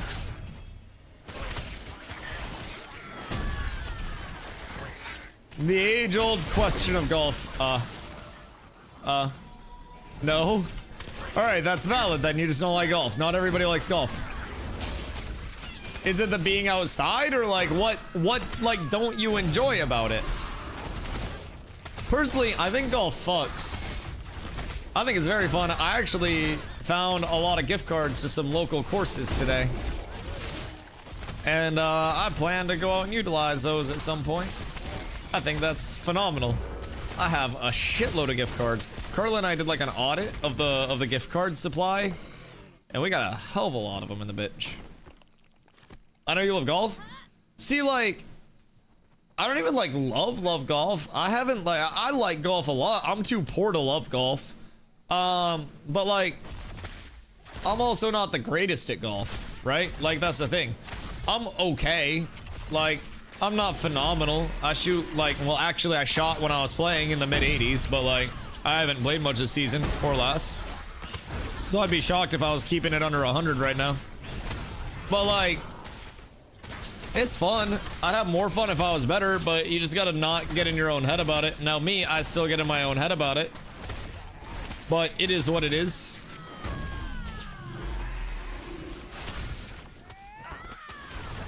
Your IG has you playing golf. A, why do you have my Instagram memorized? B, I post on Instagram like twice a year. I have, in terms of like a quote-unquote online personality, the worst online social media presence in human fucking history. I don't really post on socials. I don't really like social media that much. I think it's pretty lame. I just stream and hang out, man. I just saw it just now. What you doing on my Instagram then? That post is old as shit.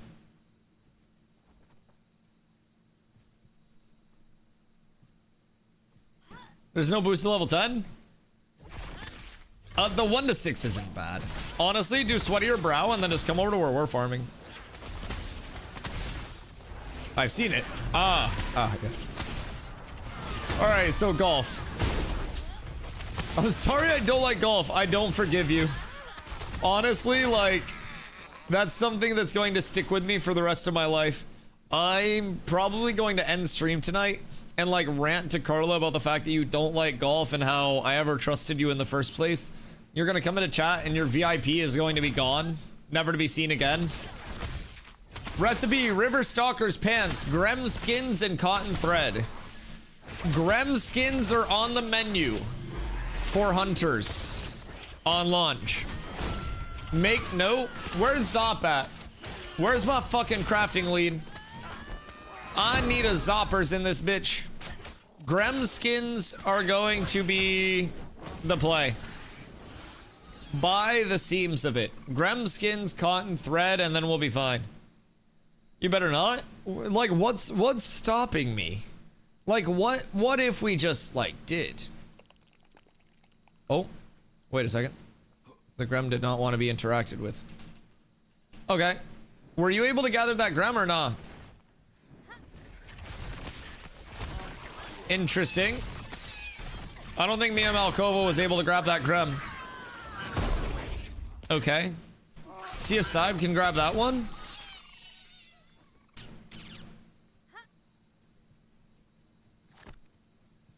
Your love? I've been trying to peddle that to somebody else lately. No, I'm kidding. I'm kidding. That's mean. Oh, I'm sorry. Might be a relog. It may also be... Those are Crown Rock Grems, which I believe are a new Grem variant? Or maybe a rename of it? Could just be a bug report with that NPC in particular. But all of them being ungatherable is intriguing. I'd like to try to maybe find, like, another huntable and see if those are also ungatherable. Also, I can run volatile, actually. If we have this group, I'll just run volley on my finisher and put volatile on everything. And then that should help a lot. Because that'll make you guys hit like fucking trucks. No Grems were working yesterday. Interesting. Okay, so it's a known issue. So a lot of crafting recipes that we're finding are having Grem skins and cotton thread as just like the very baseline, you know, costs, so to say. Uh-oh. Victor, not like this. I got you. The peels are here. I'm so here. Nobody died. Yeah, auto play healer. Mia Malkova, you're locked in now. You're a cleric now, buddy. Change your sign up in the leveling groups. Once you're in, you're not out. You said you were a fighter player. You shouldn't have told us that. There are no fighter players. Only people waiting to figure out what class they're assigned. Just for perspective. You have no choice now. Bitterbeard's gonna be so sad. Bitterbeard will have to get the fuck over it. You're ours now. And more importantly, you're our cleric now. This Grem pull is terrifying. Not bad XP though. And honestly, really easy. I feel like this spot will 0% be uncontested on launch. But like, in an ideal world, this is a really solid spot. Because I feel like we could do this to 7 quite easily, maybe even 8, depending on how XP tapers. Should we get a good hold down for it, right? That's the biggest thing, but I feel like if you're able to hold this area down, it's pretty fucking juicy. And you're able to get to it first. Couple of variables there, but I keep forgetting that I'm actually using Intimora. I haven't used it in so long. It's just so good for, like, leveling an early threat. Fucking massive. Also, finding an energy spellbook is huge. Nearly all medium initiate gear is Grem and Cotton, light is Lenin and Grim, heavy is Zinc, Grem, and Armor Mold.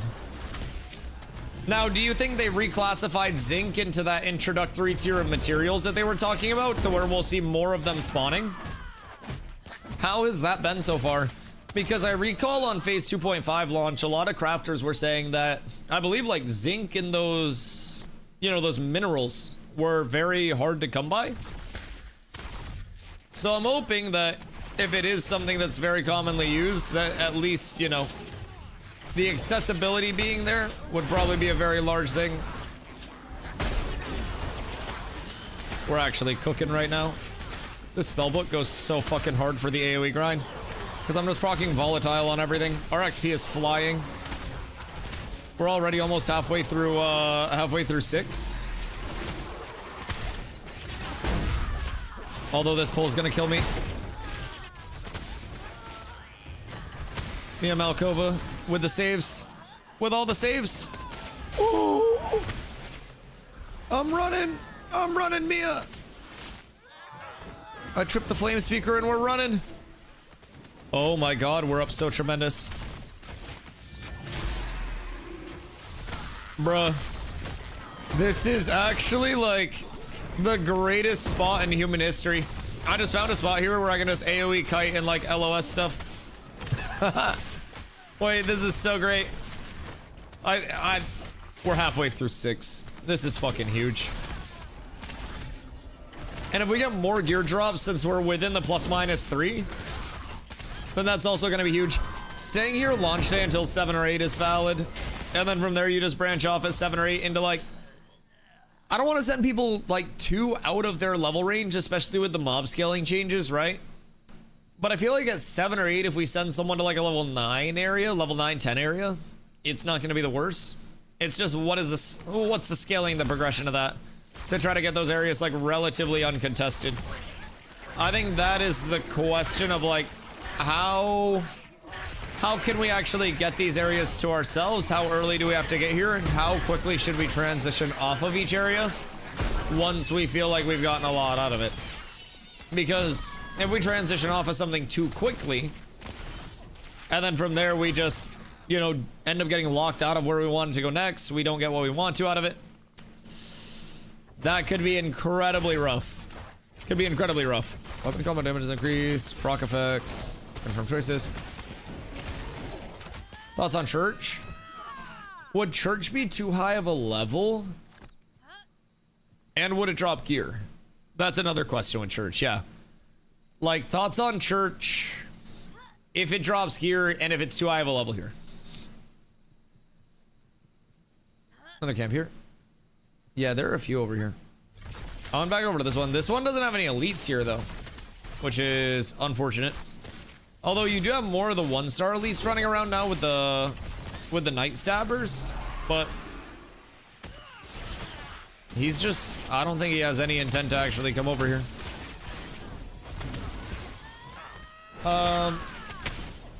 Maybe, has anybody done like gathering routes yet on PTR in chat, just by chance? I don't know if anybody actually has, but curious to pick people's brains about like how they're feeling with accessibility to things. Not even accessibility, so to say, because there won't be a lot of competition, but like the spawn rates themselves, whether they're seeing a lot of spawns of like the actually important things or whether it's just a lot of kind of like basalt granite and nothing that actually matters. I think that'll matter a lot. That'll probably change. Well, everything will change. Yeah, no, I absolutely agree. I'm just kind of intrigued, like, because I don't think that they have... Somebody asked me how many Ashes hours I had streamed. I remember that conversation. Anyways. I'm just kind of intrigued to see, like, if they've seemingly started to implement that new, like, introductory tier of things, or if they're still kind of on that, you know, on the old system.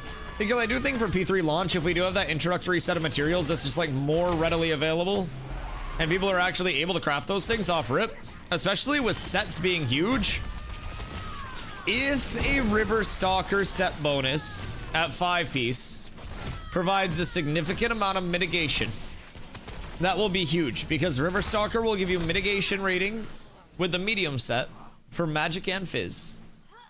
Then it will also give you the force set bonus which will give you plus strength and int, depending on which side you're going. Could go hard. Could go very, very, very hard. And of course, there will also be a ton more sets that are available, right? That's just a medium set. And I think River Stalker is going to be more of a fizz medium as well. But it's going to be real intriguing. I just noticed what's up with the Ashes category on Twitch. Only you and one other live. And there's not a lot of people streaming Ashes right now. Very simply put. A lot of people took their breaks before phase 3, like phase 2.5. A lot of people wanted to, and just, I don't know, take breaks to avoid burnout and stuff like that. It naturally happens. I think a lot of people were also kind of like, dramatic isn't really the right word, but is also the right word. I think a lot of people overreacted to a lot of the changes that came in through phase 2.5 and acted like they were more bad and like detrimental than they actually were in any way, shape, or form. And so I think a lot of it was kind of like this hysteria in a sense. When I went to Vegas, came home for 10 days, and then I went to Iceland for 2 weeks, in that time, I would say probably 80% of Ashes content creators, and I say Ashes content creators because there weren't many of us in the first place, right? Most of them had gone to other things. A lot of them had still been streaming other games, like, to this point. A lot of them will come back, but, like, a lot of people just took a break on Ashes to avoid, like, burning out, putting themselves in, like, a bad spot long term, whatever it may be. Acted like this wasn't an alpha testing. Yeah, no, absolutely. Like, I get it. People don't want to burn out. People don't want to put themselves in spots where they're, like, feeling forced to play and not enjoying it. Like, burning out long term is going to be more detrimental than taking a break is now. But I also feel like a lot of people just kind of went the route of, like, hearing a change coming in and acting like it was the end of the world and that it was like this unrecoverable set of circumstances. That's kind of like what I thought, you know? I feel like a lot of the changes that came in quite literally are not really that bad. Some things were more abrasive upon landing than others, but like overwhelmingly, I think people were very, very, very negatively reactive for no reason. What are some of the big changes? I mean, so a lot of the reason why people quit the game, there was this like, or not quit the game, but like took their breaks, so to say. There was like this huge uproar from the crafting community because gathering, refining, and crafting ratios, they were messing with them at the start of phase 2.5. In addition to that, phase 2.5 was also a 3-month stress test where every player in the world was on one server. So like, gatherables were extremely, extremely competed for. There were not a lot of gatherables available, you know, just outward for especially the very, very sought after things early on, right? More sought after goods means fewer available. But there was competition around the clock, so people were very upset that they couldn't actually like get their hands on the shit that they wanted to. Makes sense. Some accommodations were made there.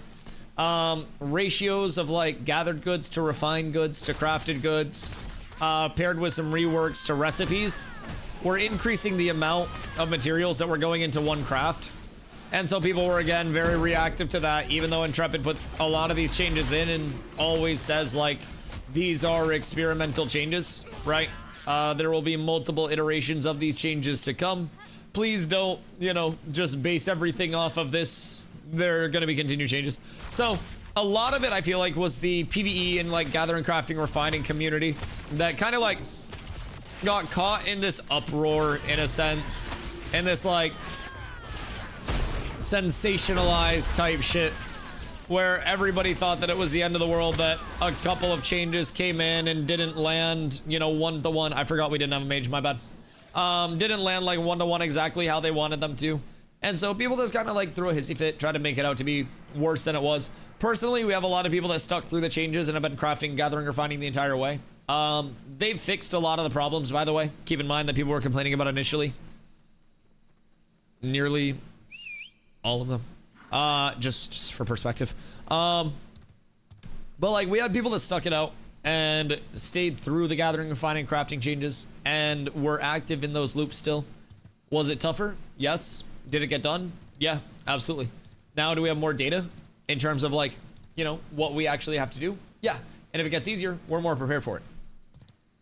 But people just kind of like threw a hissy fit and went home, which is okay. It is what it is. I don't blame them. But people will be back.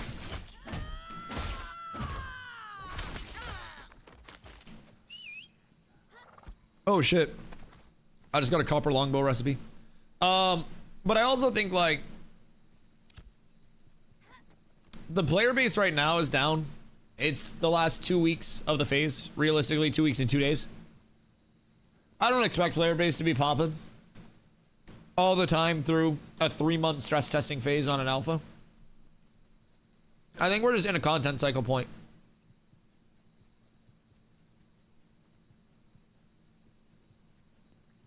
I love peach rings. And with a content cycle, you always have an up and down and ebb and a flow, right? And this server is very conducive to that content cycle kicking in. That up down.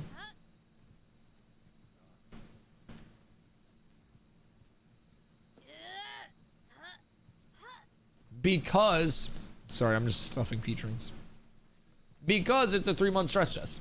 Everybody knows May 1st it starts, August 4th it ends. I can do what I want to. I can leave, I can come back, and I know when the new refresh server is going to be. I know when it's going to be feeling fresh. Very simply put, if you give people a start date and an end date, they'll leave, they'll come back whenever they want to. Makes sense. So, I think people are just blowing it out of proportion. Not everybody is going to want to stay through all of the alpha. I don't think anybody's expected to do that.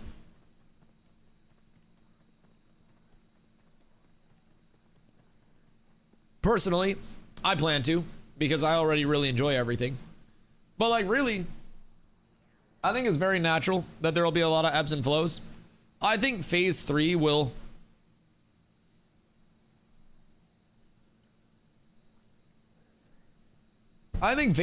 start to minimize the ebbs and flows a little bit.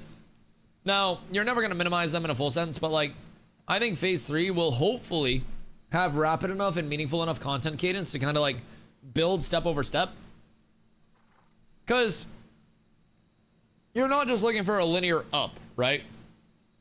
You're kind of looking for like an up with new content, and then a drop, and then a higher up than before, and then a lesser drop than before. And if you do that, you just build and build and build.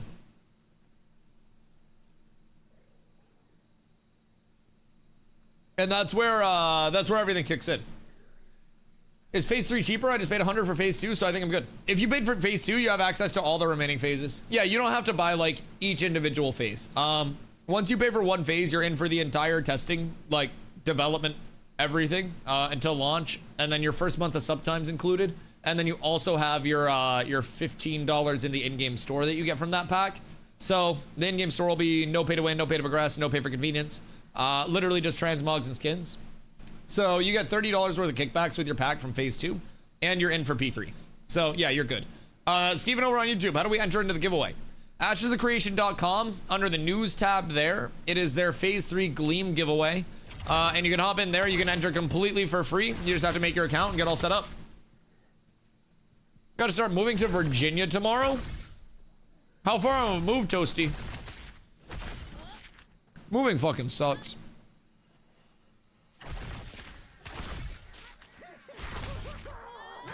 And like, moving just sucks more as you get more shit. Cause like, you wanna make where you live like feel homey and stuff. But the homier you make it feel, the second you have to move, you wanna make the next place less homey. But you still make it homey. You got the game if you paid? Yeah, no, can you imagine if everybody was expected to just fucking fork over full cost every single whatchamahoosa, every single phase? I mean, a lot of people would. A lot of people still, like, bought very expensive packs, right? But counting how many times Dusty says homie? Listen, Homie is one of the most slept on words in the English language. I mean, like, there are a lot of players that would. I don't necessarily think it'd be too confounded. But, yeah, no, if you bought one phase, like, if you were in for P2, you're in for P3, you're in for the betas, you're in until launch, you're all set. You literally have nothing to worry about there. But, yeah, P3 is still $100. It'll remain that as far as we know. Intrepid is running a giveaway right now for 100 keys for access. For those that don't have access already, exclamation giveaway in the Twitch chat. You can get a link to pop over and sign up for that. It is completely free to sign up, so. You sleep on homie? I'll sleep on all the homies. Snuggle up to them. Let them know they're safe. Can't let them get caught slacking.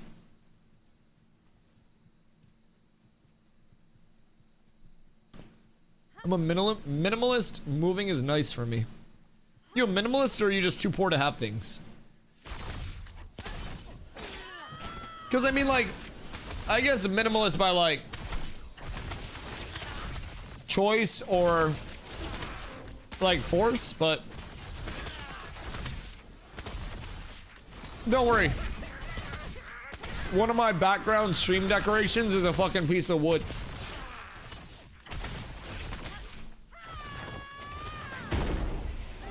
I can't really say too much. I genuinely don't like having a lot of things. How does the wifey feel about that? Is the wifey a big like knick-knack haver? Cause like Carla can be an impulse purchaser and I'm not an impulse purchaser at all. Like she's got really good restraint when she has to, but she really likes the old impulse purchase here and there. Me, I'm like anti-impulse purchase. I have no impulses. I have no urges. I am a stone-faced killer in the aisles of the grocery store. Only items on sale. If it's not on sale, I'm not even fucking looking at it. She's also an impulse buyer. Yep. Yep. No, like, I like getting myself nice things if it's like an important thing, right? Like I sit in a Herman Miller, I have a Shure SM7B, if it's something that I'm gonna use every day, like I like to invest in it, right? But I'm also not buying that shit full price. I didn't pay full price for my Herman Miller. I did pay full price for my SM7B. My camera, I did not pay full price for. I get most of my shit on sale no matter what. Groceries, stream shit. Shit, I'd probably go to like a secondhand toiletry store if I could. Save some bucks on toilet paper. Count me in. Count me in. I believe in quality over quantity. Yeah, I feel that. I also just don't like spending money. Like, if I'm buying clothes, I don't care about like a name brand or anything like that. Just give me something that fits me and looks okay. If it's $5, great.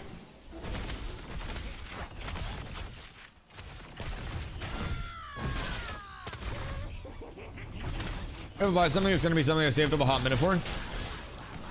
Yeah, I mean, I guess I also kind of hit the point where like I decided I wanted to try to save up for like, I don't know, like real adult purchase for once in my life. Because like I paid off my car, right? A couple months back. Like paid off the civvy. And I was like, what do I do now? And I'm like, what if I just like save up for a house for fun? And I'm like, what if I just see if I could? So, it's kind of the next goal. I'm continuing to not spend any money and seeing how much I can save up. And my next step is like, what if I get myself to that spot? Flare. Oh shit, I'm on my way back.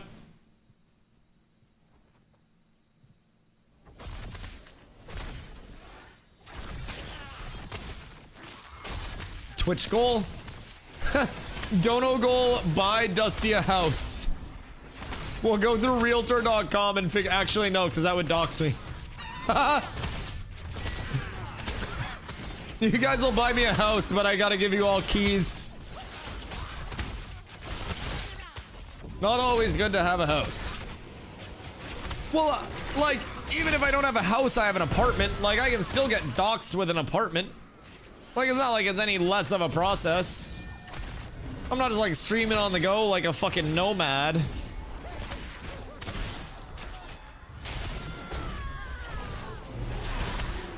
That's why I don't like having physical money. I think of my online bank like IRL points. Bro, Sir Child, I don't want to talk to you right now. You just brought up a bad moment from yesterday. Not even a bad moment. So, Carla goes to the store yesterday while I'm on stream. And it was Friday, right? So all of the, you know, all the sales in our grocery stores app had reset that day. And so she's like, I gotta run over, like, you want anything on sale, blah, blah, blah, blah. And they had a couple sales. I told her what I wanted and shit. And she goes over.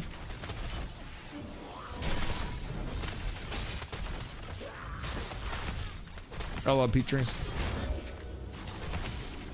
And she comes in a chat.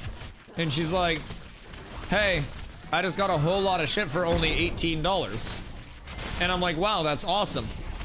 And she's like, and I had a $5 bill, so it was only $13.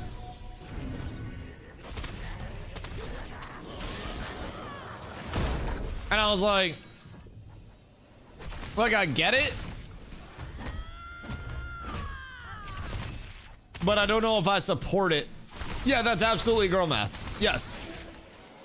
She found a $5, and apparently that $5 just like subtracts from the total cost.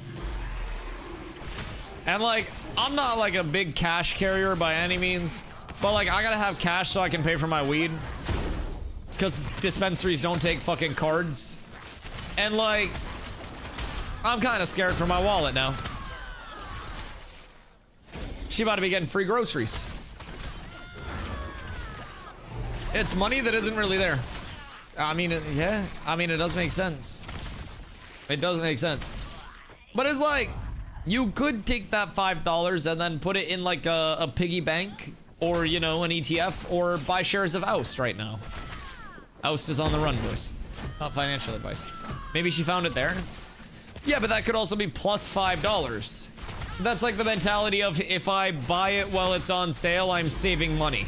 No, you're still spending money, you're just spending less money. Like, you don't need to buy it on sale. You should buy it on sale because you're spending the least money if you're getting the best sale. But you're not saving any money. You'd be saving money if you didn't buy it in the first place. Like, when something is on sale, we're saving money. Yeah, no, exactly. Literally as you said it, Victor. As you fucking said it, yes. You are still spending moolah. You're just spending the least when it's on sale. And that's why, even with groceries and shit, I buy them on sale. Because, like, I gotta spend the money on groceries. But, like, I might as well get the best sale possible. Absolutely. Absolutely. But I don't know if I support that math. I really just... Bro, she hit me with that shit and I was like, yeah, I'm gonna just let it fly. You only spent 18 bucks as a W.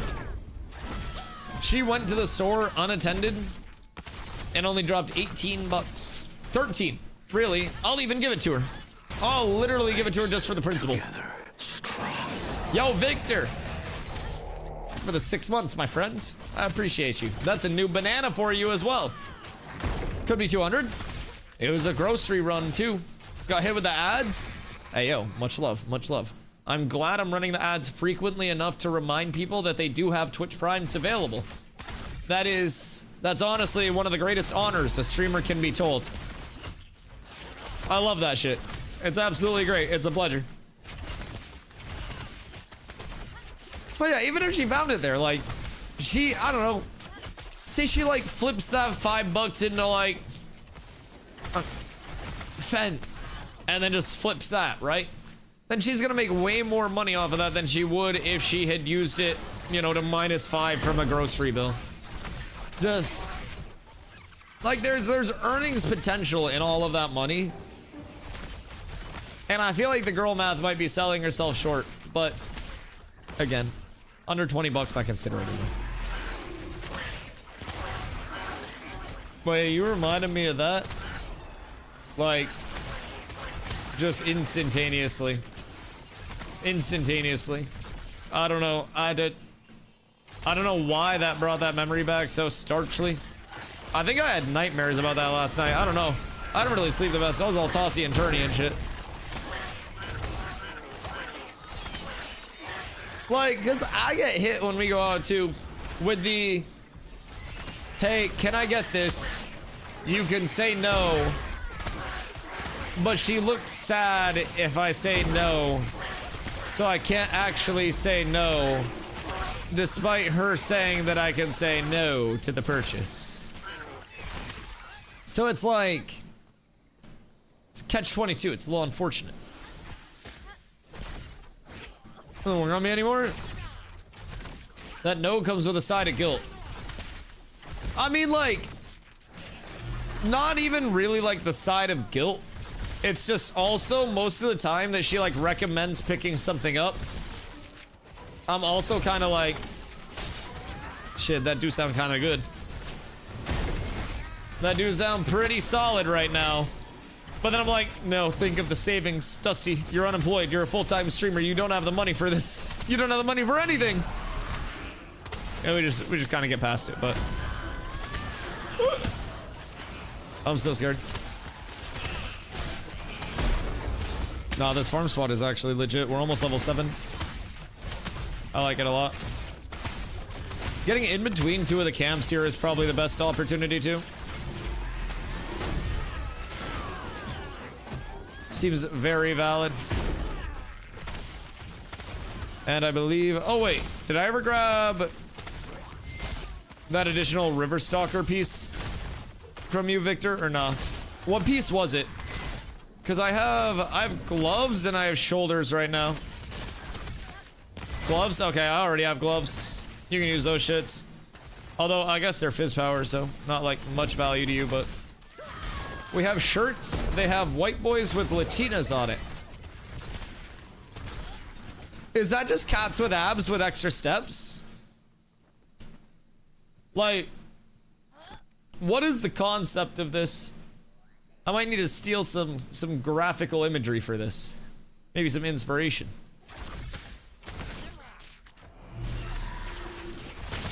So chat, what's everybody doing over on Ashes tonight? Are you guys PTR testing? Are you guys leveling?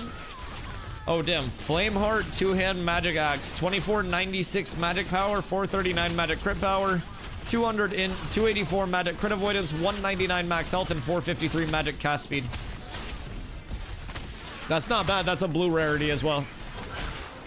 That is Radiant grade. Which I believe the grade just refers to like the tier, I think. Like the grade is the new tier. So instead of being novice, it'll be your initiate. Instead of being apprentice, it'll be your adept, is it? I don't remember what the fuck they called it. I think it's adept, but I don't know. I'm just kind of spitballing here. I could be entirely wrong. All right, level 7 achieved. We're up tremendous. For whatever reason, I still cannot gain courage. So that is slightly unfortunate. I should probably grab Slam and then relog so I can get courage. Because Slam just goes incredibly hard for additional deeps. Level 4, send Dad's a baddie an invite. Message got spells. Or I think Victor's in chat, but we are northwest, sorry, of the Lionhold Ember Spring. Essentially, if you go like around the corner through that mountain, we're at those gobbo camps right there, just cooking. And it's pretty solid so far, I will say. The drops are hot. Recipes are good too. We've got 4 recipes out at the moment. So I'd say everything's going pretty smooth over on this side of things, man. And like, once you get it rolling, it's a super easy farm too. It's just those first couple of levels were rough. But I also think that we won't have to like... I think we're gonna get contested if we go here, I'll be completely honest. Like, I think you'll have so many people trying to like con your farm, especially for the 2 stars, you will not get it smooth. I think you're gonna have to go somewhere way off the beaten path in like the corner of the map, but that's also gonna be a large investment that's gonna put you behind. Healing in the nude, friendly reminder. I mean, is that not the best kind of healing? What do you mean? What kind of healing beats that? If my healer's not naked, I don't want the healer. Just very, very simply put. Let's see. Do I go refreshing follow through this early? Yeah, I guess refreshing follow through just goes hard as fuck, huh? And then we go crit damage. Oh, and then there. Perfect. And then if I go yeet, yeet, yeet. All right, we're up. One more level, and then I get spring step so I can dodge more. But yeah, this spot for being so close to the start, really fucking solid. If you get here quickly, I'm trying to figure out where our reasonable next step would be. Because I feel like by the time we're like level 13 or 14, we want to be in Steel Bloom farming Steel Bloom. Just straight up. I feel like that is our goal. And if we can make that happen, that's big. Minnows, read my fucking mind. Absolutely read my mind. Now, do keep in mind, it's out of the way, but Cockrock Minnows was also a valid start. And it was, I believe, 1 stars. There was nobody really over there, but I would like 2 stars. Like, consistent 1-star minnows might also be good farm. New Ayla's encampment right now. It's level 2. Which I think that would have already leveled it. But... oh, let me relog real quick. I can't get courage. I'll be right back. I'm gonna blow my nose while I relog.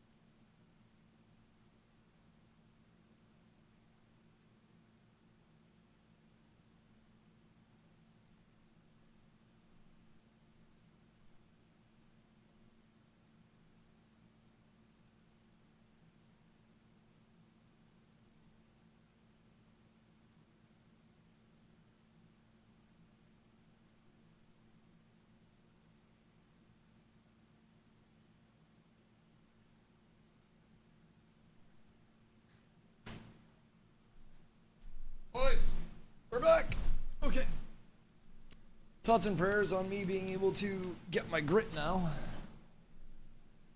I was missing mitigation and I couldn't slam, which is like one of my best offensives, especially for holding early threat, because I just wasn't generating courage on my finishers. Ah, what the fuck? I logged in at a bad time. Why does my game look so much different after I relog? Am I tripping? Maybe I'm tripping.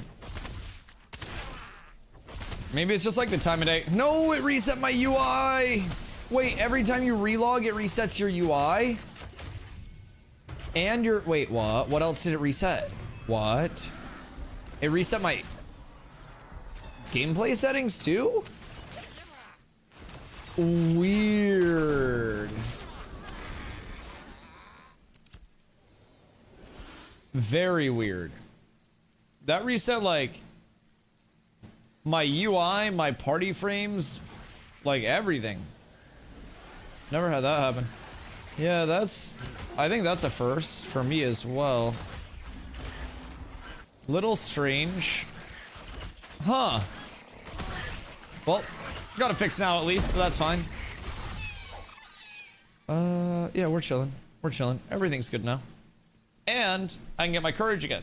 So that's absolutely beautiful. So what level and where do you think we would go minnows? Because I feel like it's essentially the race to Steel Bloom on launch, right? Okay, for a sec, you're good. We shall play safe. Yo, Morpho. Good luck in the giveaway, my friend. Let me know if you have any questions whatsoever. More than happy to answer any questions you might have. Host scrims in PTR, please. What if instead of scrims, we all do like a shotgun leveling start? Ha ha ho ho. Like, what if? Is nobody doing anything? I mean, we only have an hour and a half left until PTR is down tonight. What about like, what about live scrims? Minnow Island 2i? So that's kind of what I'm wondering. Like, are you talking about Cockrock Island? Or are you talking about a different one? Because Cockrock scales up as the node levels. Because we went there early for 2.5 launch. And it was a nice 1-star area. We were able to hold it down. But we also have to consider... Oh, wait. Oh, shit. We don't have our healer. We're so cooked. Yeah. I don't remember what level it was. We left too early. I don't want to talk about it. That's not my fault. It's my fault.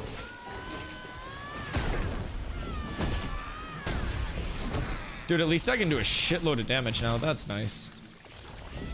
Because I fucking chunk. Oh my god, Mia Malkova came at the right time. Holy shit, boys. My life saved by Mia Malkova yet again. Anybody else in chat ever have their life saved by Mia Malkova when you were in a time of need? So, Victor, do you remember what level the minnows were when we went there? Did we go there like right off rip? Because that's level 11. Okay. So that is much too low for us to go like right off rip. We'd have to be like level 8 to do that. Now I do think if we come here with a full group launch day and we get to level 8 here, then that is entirely possible. That's entirely possible, right? We can hit here and then there. Yeah. I think it's just a matter of getting like getting to this area fast as fuck. Like, we need to be on ASAP and done sweat of your brow before everybody else, or we are going to be cooked. Or try questing. I don't think questing's gonna be the play. I think questing presents too many bottlenecks, like, in too many places throughout the experience for it to be fluid with that many players. Because I think it's gonna be quite a few players. What the fuck is going on up here? What? Yo, are you seeing this? The hell? I think some dude was just like speed hacking or something? Or was bugged out with his movement? Did you guys see that guy? Or am I tripping? Like people in my group. I know chat can't see because of visual NDA. But Someone was just moving like crazy through here. Dude's name was Santa. And he was like in a sitting animation. But was doing some funky shit.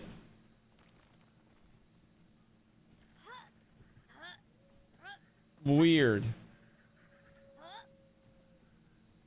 Like, it looked like he was going back and forth in a sitting animation, like a caravan type shit. But he zoomed past on my screen like speed hacky levels of fast. Like it gave me feelings of the old speed hacky times. So I don't really know if he found tech or what. Maybe it was just a visual bug too. Bear shadows. He might have just been with this group and maybe like bugging out visually on my screen.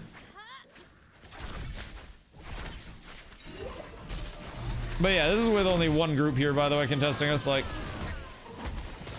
this isn't even launch and we already have a group over here trying to get our flares. And this is gonna be something that we have to deal with a lot on launch. So, we'll feel it out though. Like, I don't really think that it's plausible for us to get this. But I also think that this should just kind of be like the general architecture of what we're looking for in an area, so to say. Instead of just like a hard committal to this area in and of itself, right? Yo, Kilimanjaro, how you doing, my friend? Hope you're having a beautiful night. We are over on the private test realm right now, giving a little bit of a look to some questing, well, not questing loops, but like leveling loops early on. Just kind of trying to figure out some scaling stuff of like, you know, is it worth it? Ooh, I got a copper ring. 51 armor, 26 max health on a copper ring. We'll take that. Just kind of like, is it worth it to go no stars, 1 stars, 2 stars, like find an area that kind of suits that, see how gear drops are feeling. Right now we are at level 7, just over 7, about 12% in. I've got a ring, an amulet, green shoulders, gray gloves, and a green energy spell book that have dropped so far. So it's not too shabby. I've definitely I've seen worse startups. Now we have been killing goblins the entire time, and goblins do tend to have incredible loot tables. So we may always have a different experience, but anvils in. Like, the anvils exist. You can get into them if you break in. You're not supposed to get into them, but you know, you can. Wouldn't recommend it. To each their own though. But like, the anvils exist. It's just red-walled. But not added yet as the starting area. We're doing some Riverland stuff right now. Just kind of like parsing it out pre-anvils, right? Because they are changing how a few things in terms of mob scaling work. Between like mob damage as like elite level scales up. Some XP rewards which aren't added yet. And on top of that, they are also looking at... Sorry. A level discrepancy difference between the mob level and your character level. And through that, if your character is like further away from the level of the mob, then you will say, like, you know, you're level 6, you're hitting a level 7. In theory, I believe through like people's early testing that it was like 15% of a damage difference to the mob itself per level. And basically the mob would hit you harder as well. So you get kind of like punished a little bit for hitting mobs outside of your level range, but there will be a little bit of an XP boost to mobs that are higher level that are outside of your range when you do kill them as well, to kind of like semi-incentivize you to take that additional risk. Cool little concept for a system. Like, much more difficulty to mobs early on if you do choose to go outside of your level range, but if they can incentivize it with like, oh, you do get the bonus XP like this percent to make it worth it if you can pull it off, might be kind of huge for Prague. I will say though, it does feel like we're starting to out level these a little bit, but like, this is also a super safe farm, and I think Bad Dad is still 4. So those level 6s, fucked my level 4 ass up there yesterday. Oh, where are you at right now? Or where were you? Are you at the spot that we're at right now, where it's like northwest of the Lionhold portal? 100% going mage in P3. I mean, we need a lot of mages. We need a whole lot of mages. I think in like large scale and even 8v8 especially, mages play such a pivotal role. Mages also on like PTR build are fucking terrifying to fight against. Not as bad as bards are right now because I'm quite convinced that bards are quite literally bugged. But mages can be some fucking damage cannons right now, man. I'm real excited to see how P3 shapes up because even playing 1v1s over on the PTR feel a lot better. Like I think TTK over here feels better for a lot of archetypes. It needs some tweaking in terms of the power scaling versus TTK itself, right? Like power versus mitigation for the TTK output. But like, I do feel as though it's coming along. Now, quick note, I did get 952 XP from that 2-star there. I don't really know why that dropped, but also Leon, hi. Y'all only 7. I took a break to go to the store. The fuck? What level are you? I mean, I also took a break to go smoke, I will say. I'd like that on record. I got 1250 off the 2-star. Sub 1k on 2 stars from Mia as well. Okay, do you think it's like a group-based difference? We are 2 levels outside of like what the 2 stars are. So it could very well be that kicking in too at this point. Uh-oh. I don't have a taunt. I'm just trying to yoss some autos out at it from afar. Absolutely per character? Okay. I'm still 5, but I feel like I'm gonna be 7 in no time. What are you hitting? Are you just soloing? And do you want to like join the group test, or do you want to keep soloing to comp that side of it? Are you just like no star grinding? It's us out leveling it. So at 2 levels above the mob, you start to out level the XP pretty exponentially. 952. So we lost what, 10% XP roughly? No, I mean, what, closer to 15? We lost like almost 300 XP on a 1250 kill. That's like a substantial amount. So it's much more restrictive in terms of like how long you can stay at an area. Solo questing? Ooh. How are quest XP rewards feeling? And are you doing like any specific quests, or are you just like grabbing them all and seeing what's what? How much faster are you killing the mobs? Oh, I mean, I will say like we're killing the mobs quite quickly at this point, especially like with me having slam now to dump damage out and having a spell book. Like that most definitely helps out. Like slam is hitting for 70 and I'm able to just spam the shit out of it, and mobs have 700 HP.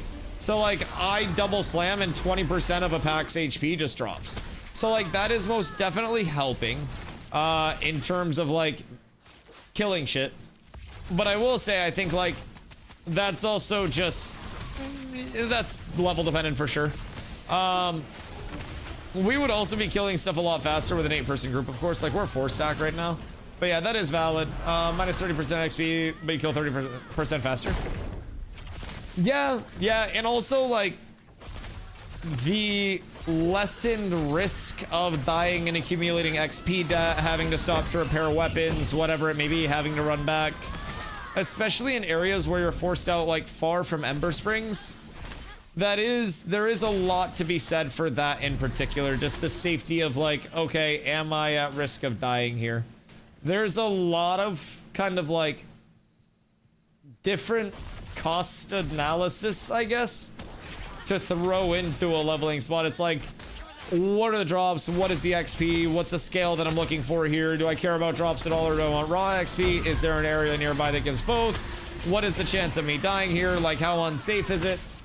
And like early on, the first couple levels, it was definitely much more dangerous than it is now. Like that absolutely checks out. But I don't know. I don't necessarily know if it would be, I think it would be better too if I just picked up a short bow instead of a longbow at the start. I picked up a longbow out of habit, but we didn't have a snare. So I feel like a lot of the damage that I was taking on flares was because I couldn't kite the flares. And like once we got chills and stuff in, it made it super easy. Like now I'm barely taking damage unless we're just like full AoE pulling a camp. So I do feel like small decisions along the way could definitely help. But yeah, we're down from 1250 to 952 XP on the 2-star flares. I'm wondering if they also tightened up like the sweet spot for drops a little bit. So if you're over the level, you get punished. I don't necessarily think they'd go that route, but I know it's supposed to be ±3, so like we're close to that anyways.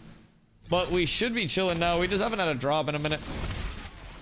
Does anybody have more recipes? Especially recipes that actually like say what their mat requirement is. Because sourcing more of that info will be nice too, knowing what we need to prio early. Because I think right now just getting hunters on as many fucking Grems as we possibly can is the likely thing. Come on with y'all, but I'm on baby duty. Hey yo, you're doing the important work, Kilimanjaro.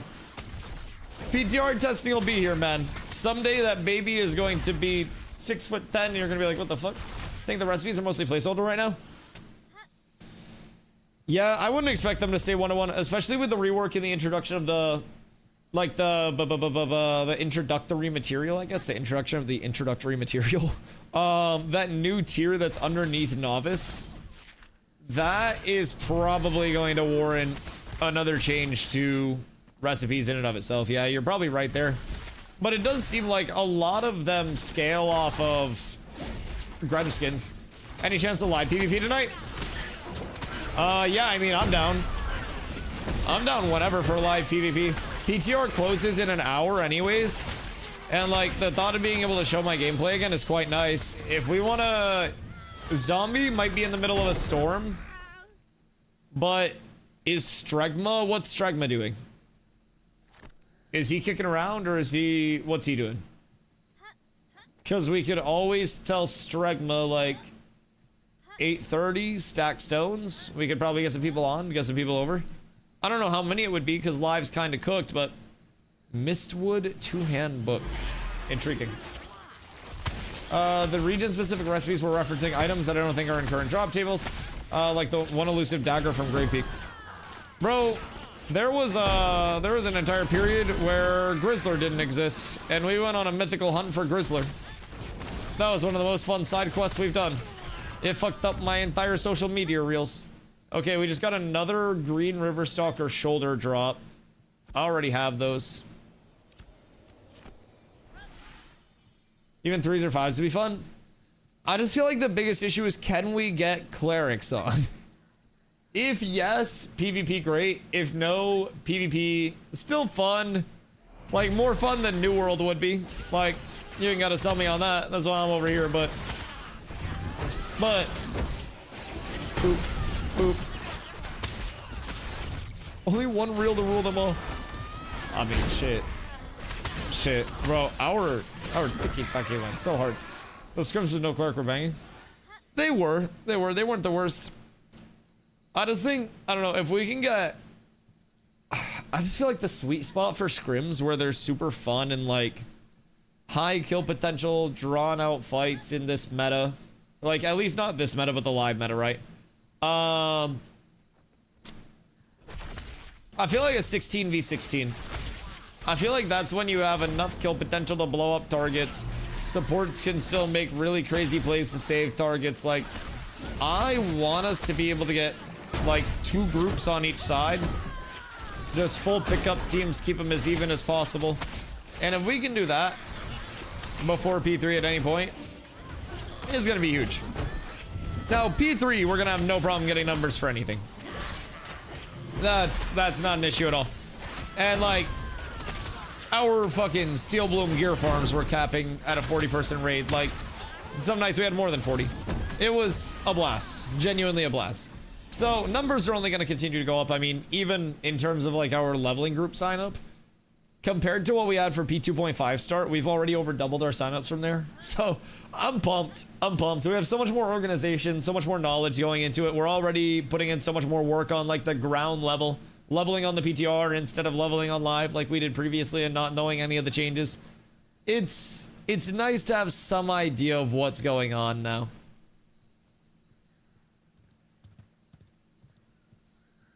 The whole riding off the side of your mount bug is crazy. Oh, maybe it was a visual bug. So how does that even work? Someone just gets like separated from their mount, dragged off their mount, and then it just like drags them further and further and speeds them up over time? Because that's what it seems like. Excuse me.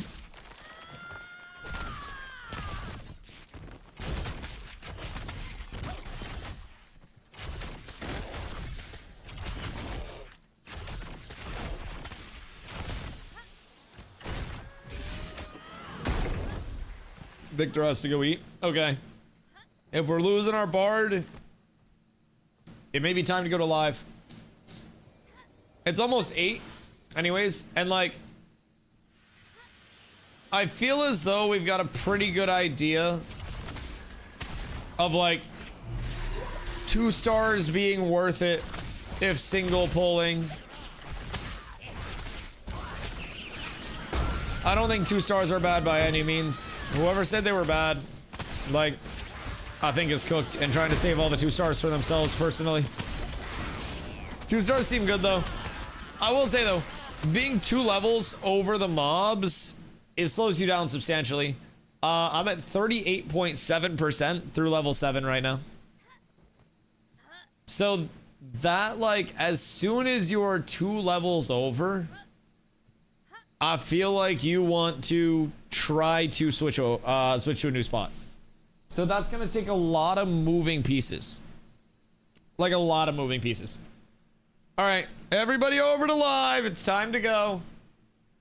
It's time for fun PvP time. Infinite HP tank time. I bet you cannot wait. It's always so scary for me, like getting ready to switch screens. I fear one day that I'm just gonna like get my shit Thanos snapped right before the start of P3. Don't forget to replace your settings folder. Oh, fuck, you're so right. So now we go copy. And then we go percent app data percent backslash AOC. Oh, ashes. Wait. Percent app data. Percent app data. Percent ashes, or is it AOC? Wait, backslash. Why am I not finding it? What? I found it before. No, I'm not seeing it in the search. Oh, it's local ape data. Jesus Christ. Local app data. Okay, yep, that makes sense. My brain like shit itself trying to do anything that required any form of cognizance.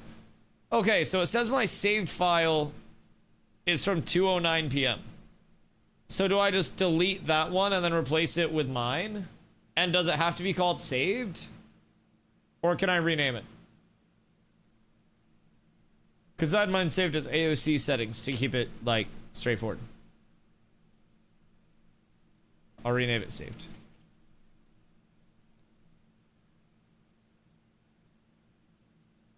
Replace it and same name. Replace these files. All right. Let's see if it worked. Because it's gonna fucking suck if it didn't. Oh, that is always the, it's always the worst fucking part of switching back over, but all right. Thoughts and prayers, laddies. Thoughts and fucking prayers. We gotta, like, take down the Fort Knox now. We gotta get it all squared away. We're up tremendous. I think I'm stable. What's good? Leveling. We got some good data. Going 2 levels outside, like 2 levels above the mobs that you're killing, lowers your XP by about 30%. And I'm assuming it gets more punishing as it continues to go up. So having groups stay very close in level is going to be massive.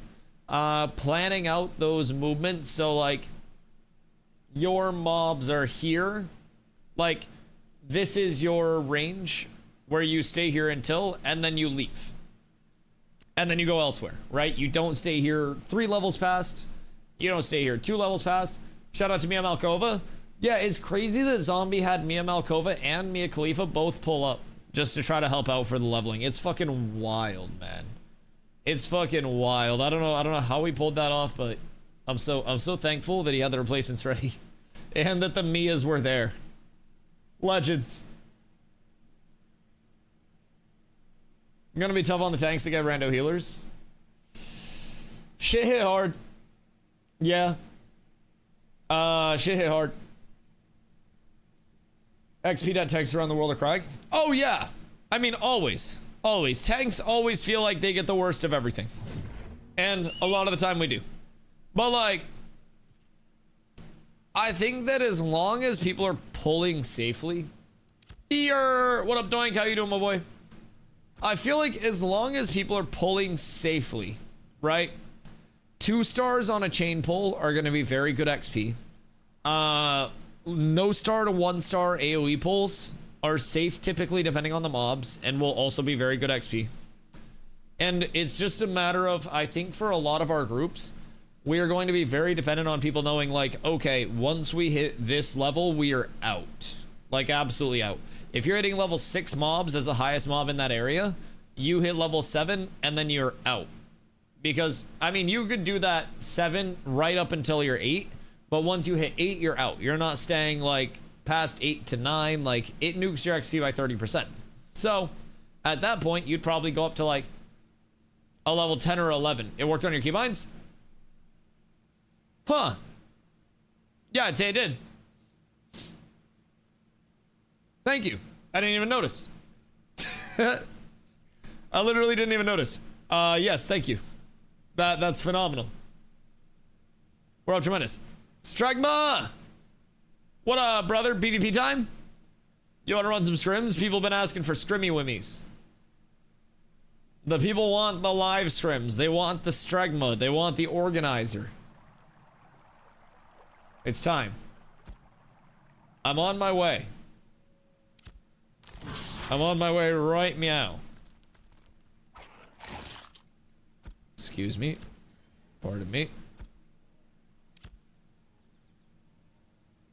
What's up with this firebrand raid? Do we pop over for a firebrand for funsies? Before the PvP? How many people do we have, chat, that would want a PvP, by the way? Because we were running like no cleric shit yesterday and it was kind of fun. So like, what if no clerics? I'm in for scrims? Okay, word. Well, we need more. Oh, hello, Zombler. What'd it do?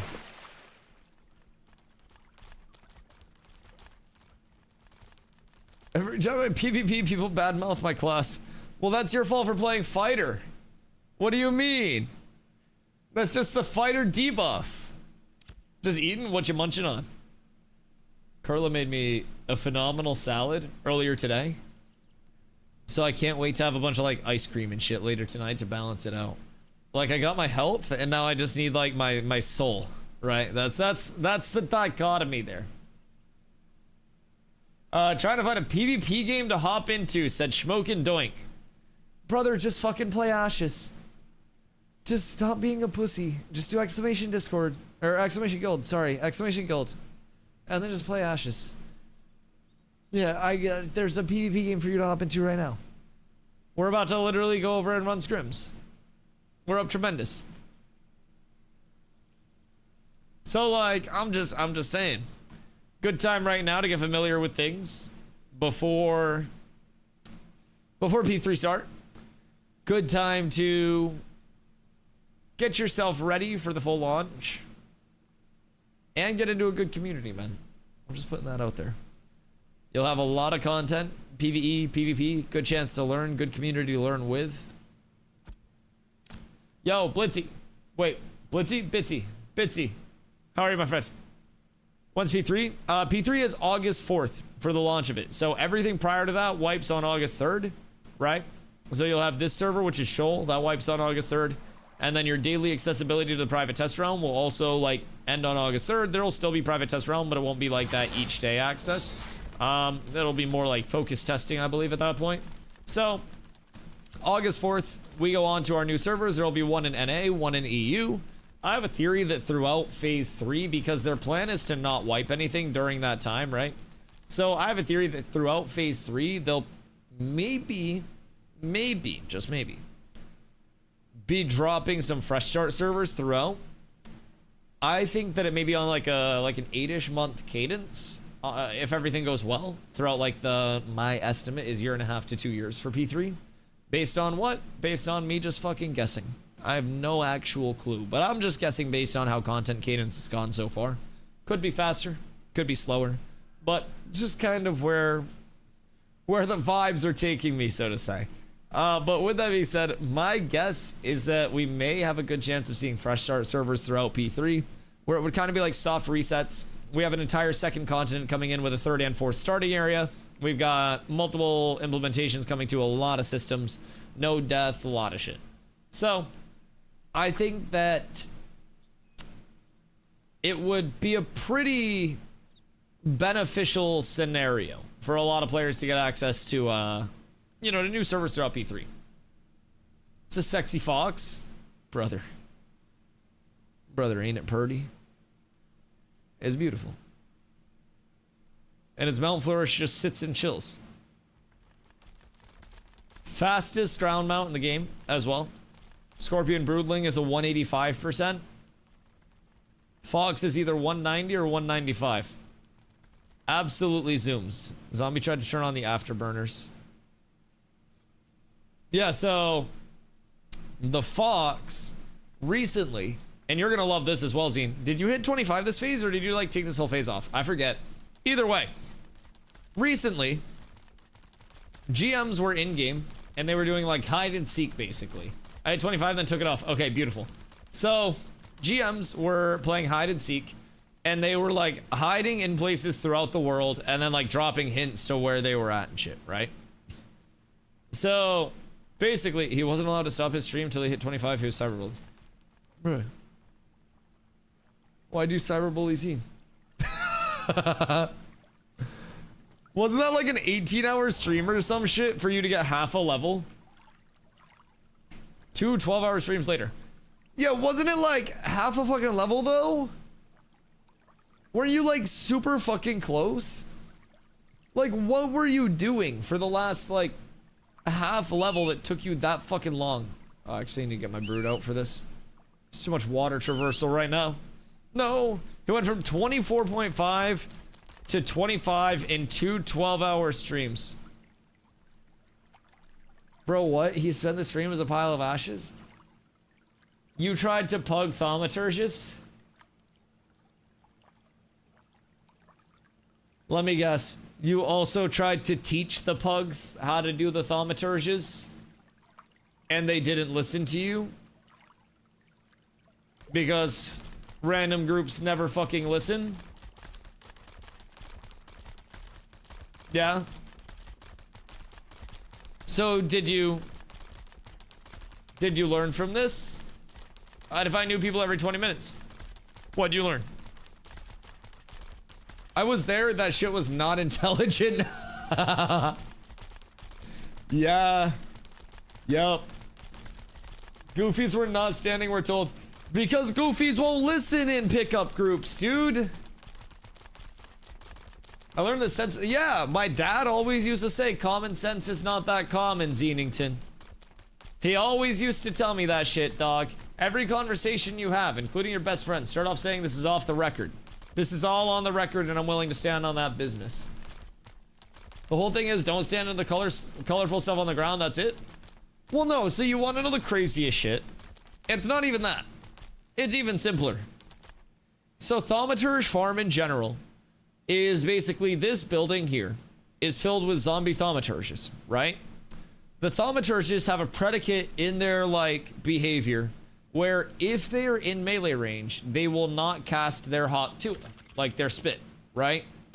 So you pull the thaumaturges from inside of this building, outside, around the corner, and then you back them into the wall, so that way they are not able to back up anymore. You get them into melee range, and then you just sit here, and everybody stacks in melee range and uses abilities and cleaves them down. And so basically, this door is here. There's a little door archway. Tank stands right in this corner. DPS goes and pulls as much as they can. Rest of your DPS is standing like right here, nice and stacked up. DPS goes brrr with all their shit through the walls, hopefully pulls more. Tank grabs aggro. Thaumaturges come around, aggro to the tank, walk into this corner, sit here, and do not cast at all. All people have to do is fucking stand still. And you can literally just AFK level there if you have one person pulling. People don't even have to use abilities if you have it going proper. You can just auto attack. And it's insane XP. And all people have to do is sit the fuck still. And nobody would do it. And dude, it was awful.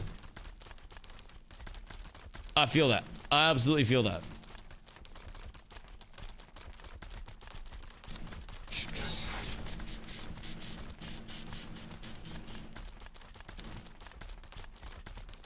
On top of that, the server workers kept crashing. Yeah, server worker crash times were fucking interesting. Back in Steel Bloom, when it was absolutely borked over there, and everybody was just getting like full, just mob standing still, not doing anything levels of server worker behavior. Yeah, that shit was also pretty cooked. I do agree there. All right, Woodington. It's time for your warm-up. Anyone have any food? Like rations? Oh shit, wait. What are you on the van? Are you attack or defense? Oh wait, you're defense, you're van. My bad, I just got here. Hold on, I'm not set up yet. Wait. Wait. I gotta make sure that I'm not in the group stuff. I'm in the group stuff. All right, I'm ready. We're up. You guys can actually see the duels again, boys. I should not have tried to CC break that. I don't know why I played that so goofy. I was playing that out of ego at the start. I literally just, for whatever reason, CC broke the first CC that came my way. I'm playing it like not smart because of this. I have no clue like why I started the way that I started. It's like I'm used to leveling my tank on fresh and not having any actual abilities.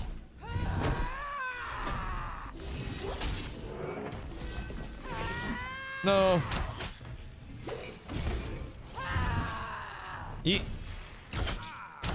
Are you enjoying my pressure? I've got it just for you. Good day, sir. Motherfucker, get back here. Good fight. I like chasing bards. I like chasing bards a lot. Ads for the Stragma? Oh no. Stragma, how's that monkey buck balance looking? Minus 50k now! Vithar's Vera DoorDash will be doing a drive-by with rations. Chat, don't forget to tip your Vithar. Your friendly local Vec. 5 stars on Vec Dash, boys. We're up tremendous. Oh, that had to be bottom frag PvP team. Listen, Zine. Bottom frag PvP team still cooks way too many people. Way too many people, I will say. And we've learned a shitload from that time too. The scrims are completely different now, dog. It's beautiful. It's beautiful. And I'll have you know, everybody's learning a whole goddamn lot. Maybe if you'd get on, you'd learn too. All right, I gotta get Strega's sub. He's caught in the ad chain. Stregma, congrats, brother. Oh, I gotta hit this button. We're up. Wait, yep, we're up. We're up. Tanks is really good in 1v1 and 1v2 to 4, but not good in group or raid. Tank's good everywhere, personally. I think that tank in Strike, thank you for the 50k monkey bucks. Get scammed. Tank is really good in 1v1s, like just because it is. You need to up that price. Chat, do we up the price? Anyways, tank is really good in 1v1s because it's got a kit that just kind of like is slightly complete, right? Not complete in the sense that it lacks nothing, but we have mitigation, self-heal, a CC break, a range that can trip them, a grapple that can pull them in. We have good burst, good CC. We can thread our burst in with our CC and just kind of like do a shitload of damage while they're on the ground. So tank's a little bit just like of a pressure beast in 1v1s, right? In terms of group stuff, we're getting ready to group stuff right now. 8v8s and beyond that, like tank is your front line, and as people get tankier, like as people get better at like getting in and out and stuff, tank really does a great job of controlling kind of like the tempo of everything, right? Like good tanks can be communicating with each other and working to throw grapples in on the same target and like chain those grapples off together and just kind of like, oh, sorry. And basically like use their grapples, use their walls, use all of their positioning and everything that they have to kind of like make it uncomfortable for other people to play, right? Get a lot of kills, get a lot of momentum. We can peel in addition to pressuring very well too. So I think tank is a very like just overall good for a lot of things type archetype. You're not necessarily gonna hate having one. It's not gonna be your best damage. There are things that do more damage than it in like an ideal, you know, you just get to pump your full rotation type thing. But we do a lot of things pretty well. We can support backline, we can pressure frontline, like we can do a lot. And I also think that there are gonna be a shitload of different ways to actually play a tank in the future that will give people many, many, many, many options. I'll make you run back.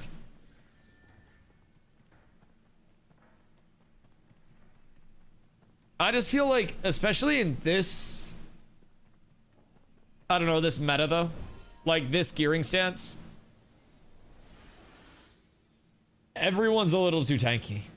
And tanks get even tankier, like with more tank, right? If that makes sense. Like our max HP makes us even tankier because keep in mind, I'm not even spamming my intercept and my absorption field against wood there.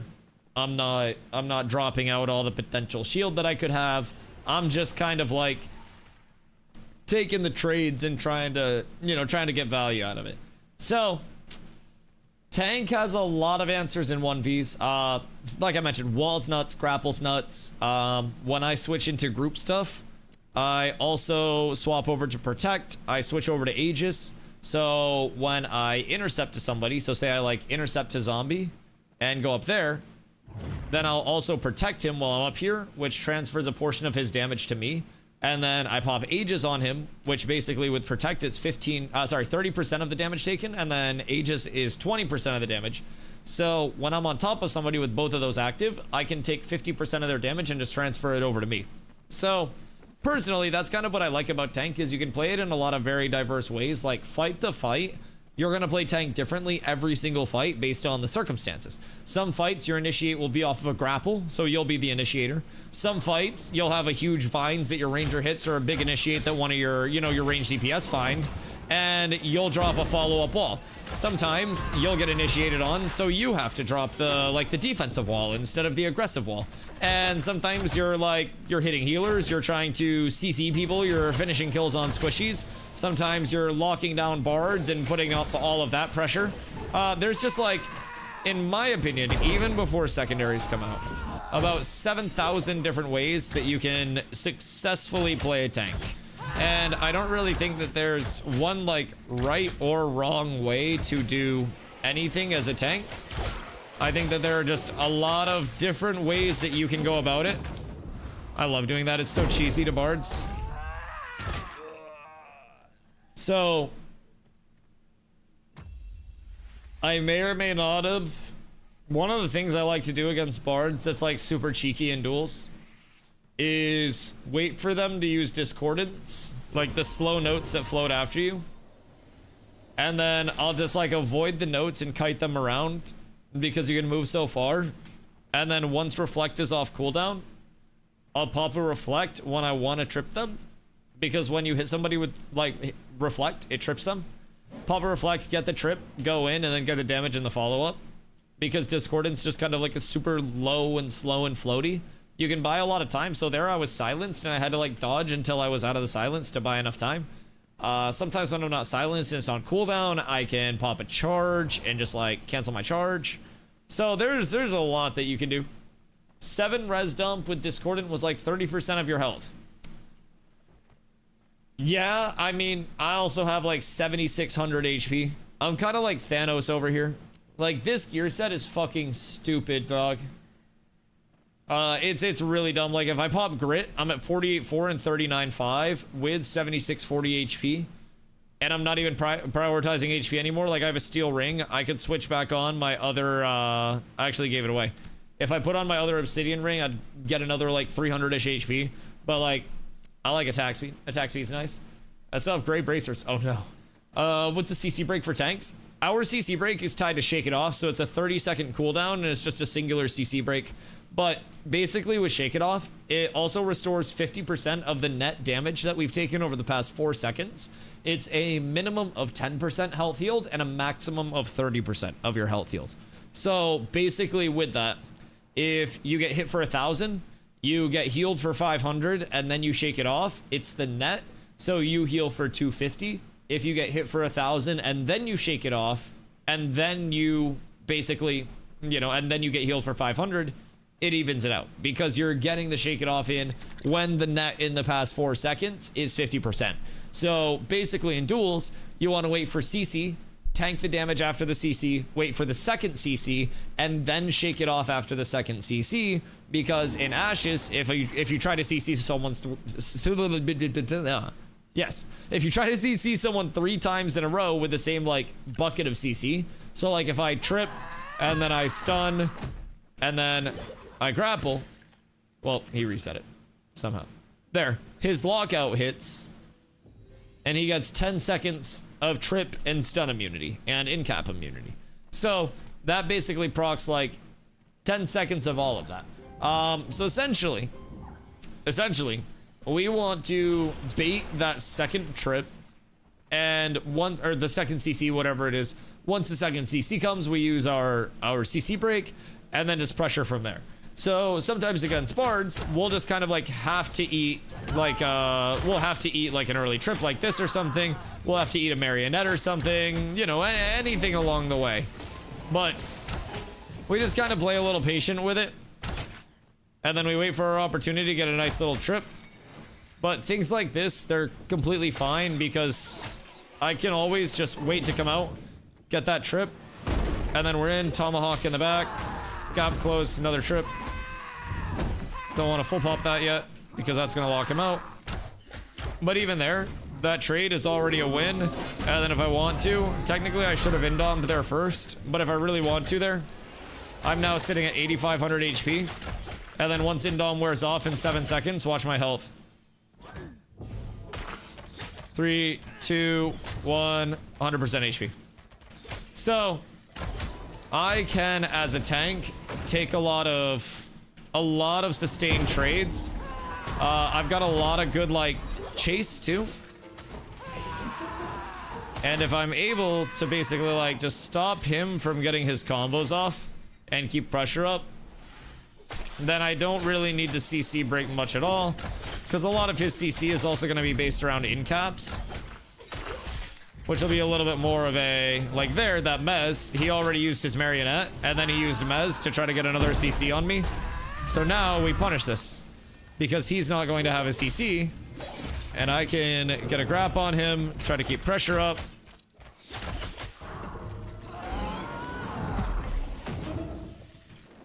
And if I can keep pressure up, then that'll be great. I just need to try to like combo my trips as much as I can. He interrupted that at the best time for himself. But general gist of it is that tank is just fucking absurdly beefcakey. Like, you'll see that even when he drops me down, I heal myself up because of my sustain through Indom, through my shields, through Shake It Off. Like, he put so much damage into me that fight for me to just end it at full HP and never be not in control of my HP.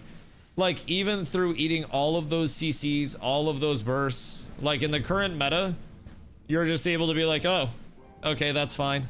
It's just, it's too much tank. Wait, did I miss Uber Eats?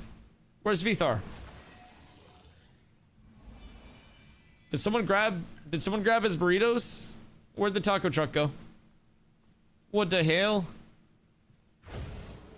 Zombler should post in global. We need people to post in global and say there's like, I don't know, boobas and shit out here. Bro, well, I was in a fight. What do you mean, bro? Don't blow me. I was fighting. I was fighting for your honor. I got told to fuck off, no food after 8. What kind of bullshit policies are these? I'm out here with 8 fucking rations left in my goddamn name. You fuck back on and come PvP. We need more people. Cause like low key, we got 2 bards. We got 2 tanks. We got a ranger. We do bard tank versus bard tank. We could also do bard tank ranger versus bard tank fighter. If we got Vithar out here. I'm throwing that one out there for the people's consideration. Where's everybody else? I mean, PTR is going to close in literally half an hour. So I'm fine with quite literally whatever. Vithar coming on a ranger. Oh, wait, what? Vithar, the multi-class menace? Zine, is this a pull Uppington? Is it time? If I can get out of shader hell? Listen. The shaders are what makes it special. On my way to fuck up the tank ratio. No, you're not on your way to fuck up the tank ratio. You're just like, you're my personal transporter of my PvP bow. It's like, we have the fuck around bow, and then we got like the scrim bow, you know? Fuck, why'd you go that way? Zine, I bet you can't wait to get on and duel against a tank again, huh? I bet this is a nice familiar feeling. Gary Mustang, my boy, you trying to get in on that giveaway? Brother, you must. Wait, I thought you already did. Get back here. Keep in mind, I'm not even running my shields right now. At least I'm in my shield. Raid boss time. You get back here.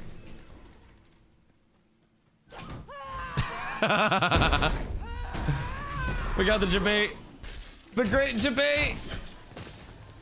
I don't have enough gear. Grinding time for PvP. Everybody's gear sucks anyways. We probably have extras. The whole server's dead. Oh, gladly gets on.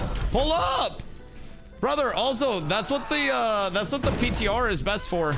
Because PTR, I was saying earlier, but they have Guy Gearetti. He's the gear vendor, like right outside of the starting area. So he just sells like free everything.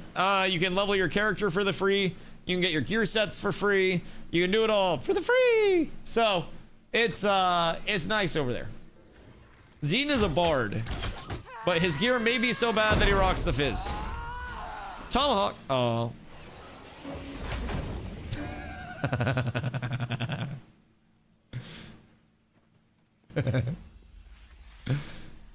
I used to see Seabreak and killed him with his own discordance there. Hopeless but fun. Dude, like, the tank is a mistake. Dusty, scroll down. Hello. Firebrand so we can release the souls. Yeah, let's do it. Let's go all Firebrand, sure. We can go assist. I'm not main tanking it, though. Maybe I'll main tank it. It's fine. It's fucking fine. I'll do it. God damn it. What do I even want to, like, switch out for the main tankery? Golly, gosh, and gadzooks. There we go.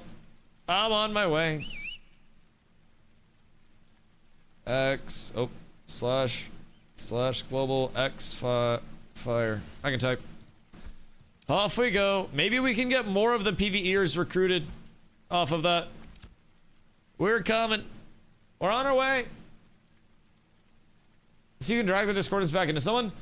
No, so like, I'm not hitting him like with his own discordance, so to say, but like the discordance notes will follow for a long time, right? And you can basically make them follow you. And then with Reflect, Reflect has 2 augments on it. Refreshing Reflect, which restores up to 20% of my total mana, based on damage dealt by the reflected hit.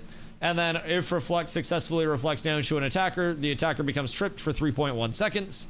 Reflect itself doubles my block mitigation for the next hit, and then reflects it back, dealing 100% fizz damage. So that's going to be a base 202. And then additional damage based on the amount of damage taken by the attack, up to a max of 800% total damage.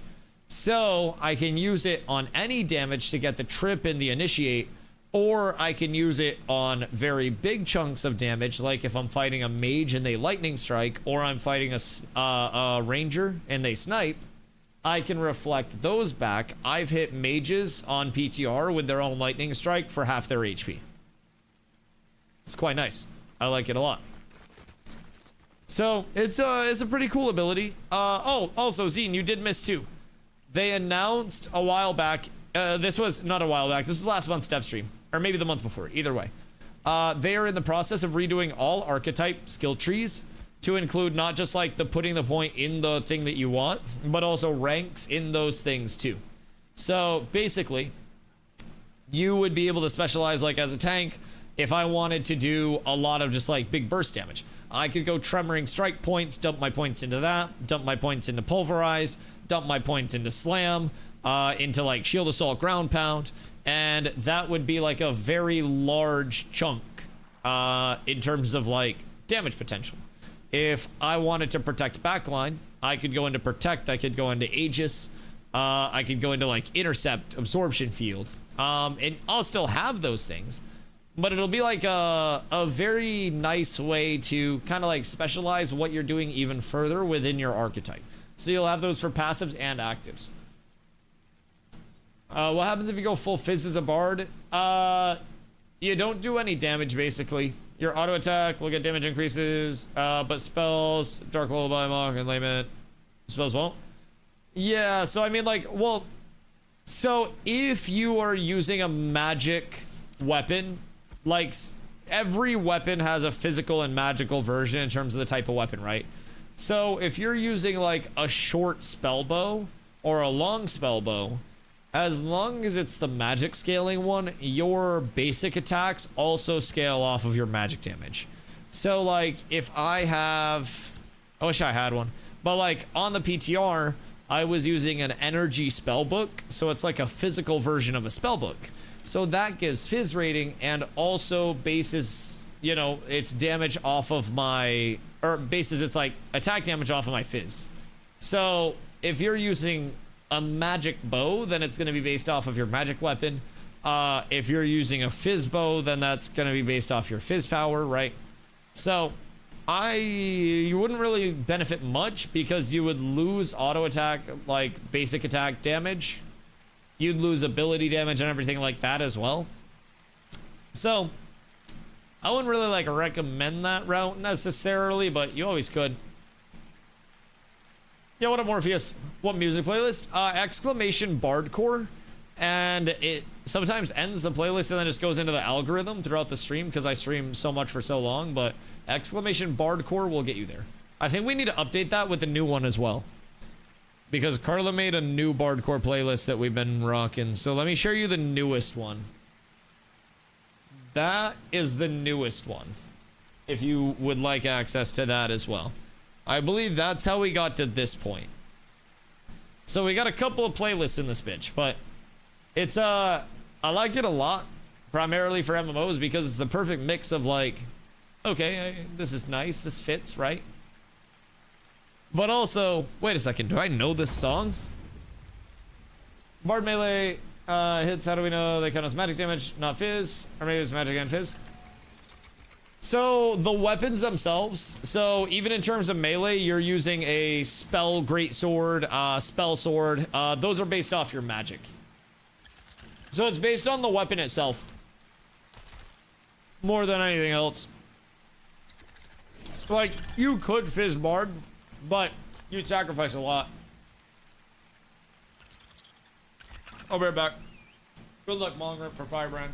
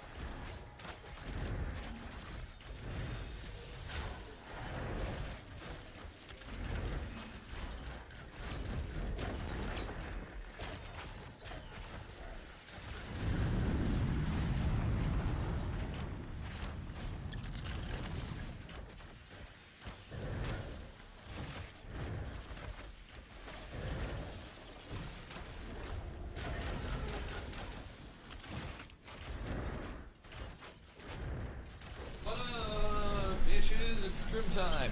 Oh my god, wait, we got... Oh wait, it's not scrim time. Oh, they pulled. Oh, fuck, I forgot they pulled. Oh, I forgot I was even here for this. Oh, I came back so optimistic. I went out and smoked a couple bulls real quick. Just like turbo pounded them. And came back to absolute chaos. That's entirely my bad. Okay, sorry. We've returned. Me and other bards and hard did testing with a fizz versus mag. Skills with magic for magic users. Going fizz bard is dope as a meme, but you sacrifice too much with your spells. Interested in dual classes. I guess a main class will count, so tank plus cleric won't be so good. So, yeah, in terms of like tank, cleric in particular, sorry, just getting back to catch up on these. In terms of tank and cleric, like, or just like maybe just general architecture on the primaries and secondary interactions as a whole. Basically what you'll have is your primary will determine your tree and like what's available to you for abilities. So I am a tank primary. I will always have my tank abilities. My secondary, no matter which one I take, will augment my tank abilities with elements of that secondary archetype. So were I to go the route of being a zombie die, or did I rip threat? Jesus. Were I to go to the route of being a tank cleric. So I currently have Intimidating Aura on my bar. Intimidating Aura is an 8-second uptime ability that once a second will do a pulse out and does magic damage, generates threat, and has a chance to stagger enemies. Now, what if I went tank cleric and that each time it pulsed, each second, gave a little bit of healing in a small area around me as well? Would that be enough validity to maybe drop one of the two clerics from a lot of quote-unquote like meta compositions, so to say, right? So you will get kind of like augments to your abilities based on which secondary you take. I long-term do want to go tank rogue as my combo, just because I love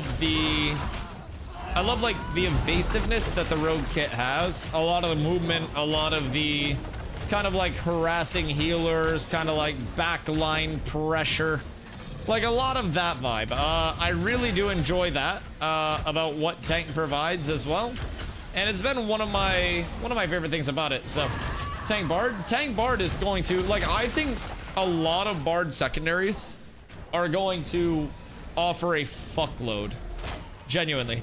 I think that a lot of people are sleeping on just like how good it's going to feel to have whichever buffs you want to, and not whichever buffs in the sense of like you'll be able to have everything right, but like bard secondary is likely going to carry a heavy amount of buffing potential with it. And I think people are underestimating how impactful it will be to just have those pocket buffs available no matter what you're doing all the time, while also not having to sacrifice like much at all. Yo, Jake, coming in with a carry. Much love. Much love. Hopefully, if this does die, we can get people for scrims. Scrims are the goal. Always. We had enough for 3s, but we want more. We're not satisfied with just the 3v3s. Bard will be crazy. Bard is going to be like giving people fucking heroism on a regular. Like, that is going to be the omega buff machine, dog. I will say. Those willing to bard or cleric or like cleric bard cleric, like the support double down.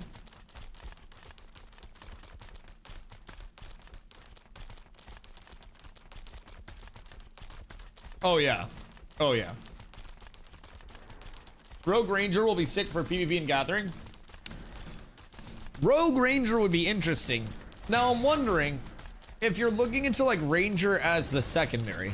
I've been struggling on my own end lately to find a lot of valid things to seem excited about in terms of Ranger and Fighter secondaries. So like, what would you be looking for from those kits, so to say, to like augment your you know, your rogue kit, what would your ideal be if you could just like grab something out of the rogue or the ranger setup? Not the rogue or the ranger, but the ranger setup from a secondary. And for those who are thinking fighter secondary, what are you thinking? Because I've even thought about like how cool tank fighter could be, simply because like it maybe makes abilities hit harder, but like I don't really know what else a fighter would necessarily give other than maybe like short-term stances and stuff. Like I don't quite know. Oh no, he's gonna pounce on me. Ow, fuck me. What the Sam hell was that? That shit hurted. Wasn't very nice at all. Fighter rogue, more movement. Yeah, so like I want to go tank rogue because of the CC, the movement, like the burst that it has. Ah, I'm on fire. Wait, Wood, heal me. I left your van. Oh, I can't abandon your van while we're in combat. Oh no. I fucked it all up, Wood. So yeah. Tank rogue for me, like more CC, more movement. Evasion rating is a very strong thing in Ashes, and I could see myself getting some more evasion rating from it. Like, I think tank rogue could potentially be like one of the worst things ever conceived to fight against in group versus group stuff. Now, 1v1, there's obviously way more. Jesus Christ, Firebrand getting shifty. There's way more cheese that you could have to fight against in like 1v1s. And I don't really play for 1v1s as like my largest, you know, intended gameplay mode. Like, it's not my focus of my builds or anything like that. Tank just happens to be actually Thanos in 1v1s. I'm not even that good at 1v1s if I'm being completely honest. There are way better 1v1 players than me. But Tank is just so ungodly good in 1v1s right now that you can basically do whatever and get away with winning. So, Tank Bard. Tank Bard in group comps is gonna be nice. What would you be looking for buff-wise? Because, like, when I think of Bard, I think of kind of, like, their songs and shit, but I guess I sleep on, like, what's available in the true kit between, like, sagas and everything else. Tank Bard is, like, as, like, a group, I guess, group commodity, so to say. Would your fucking discordance? Jesus Christ. Speaking of tanks and bards, being chased by fucking... I hate this, man.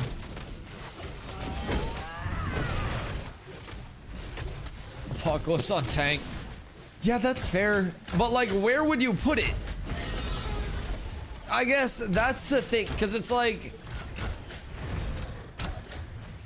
What exactly are we expecting to a certain extent? Like, are we expecting, like, one-to-one abilities being tied in? Because the way that Intrepid has described it so far, or at least the wiki has it so far, is that you don't get skills? Yeah. That's what I was just gonna say. Because, like, it's going to be more of, like, augmenting your abilities from your primary. So I don't necessarily think you'd get, like, one-to-one the similar ability output, but you could also kind of, like, I don't know, have a tinge of the effect, so to say. It's the world's longest Firebrand fight, I will say. Oh, a heal! Why'd that not go through?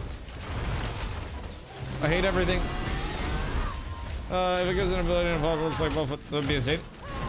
Yeah, that is true. You could always have, like, short-term versions, because, I mean, I've always thought with, like, Bard secondaries, you'd very likely have, you know, just an element of buffing after certain abilities, right?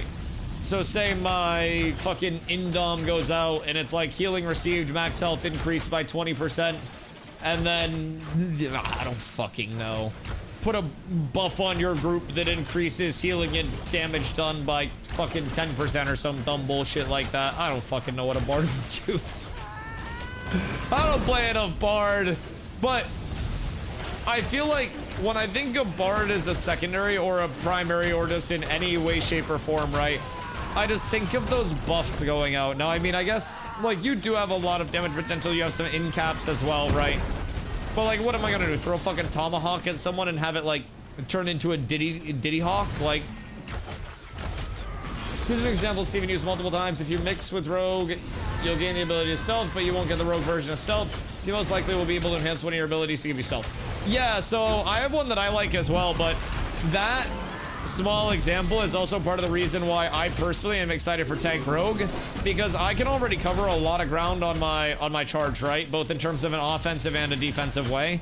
So if I vanish during my charge, even if it's like a lower level stealth, that level of breaking the target when I go into fights could be enough for me to get in kind of like unscathed, right?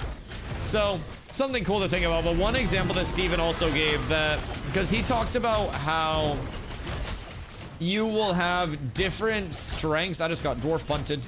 You'll have different strengths of augments that come in as well. So it'll be kind of like on a power scale of 1 to 10. So something that's a lower strength could just be like a tinge of, you know, this has this little, you know, small element of change to it. Like, you know, you're a mage secondary on a fighter. One of your abilities now does a little bit of like frost damage.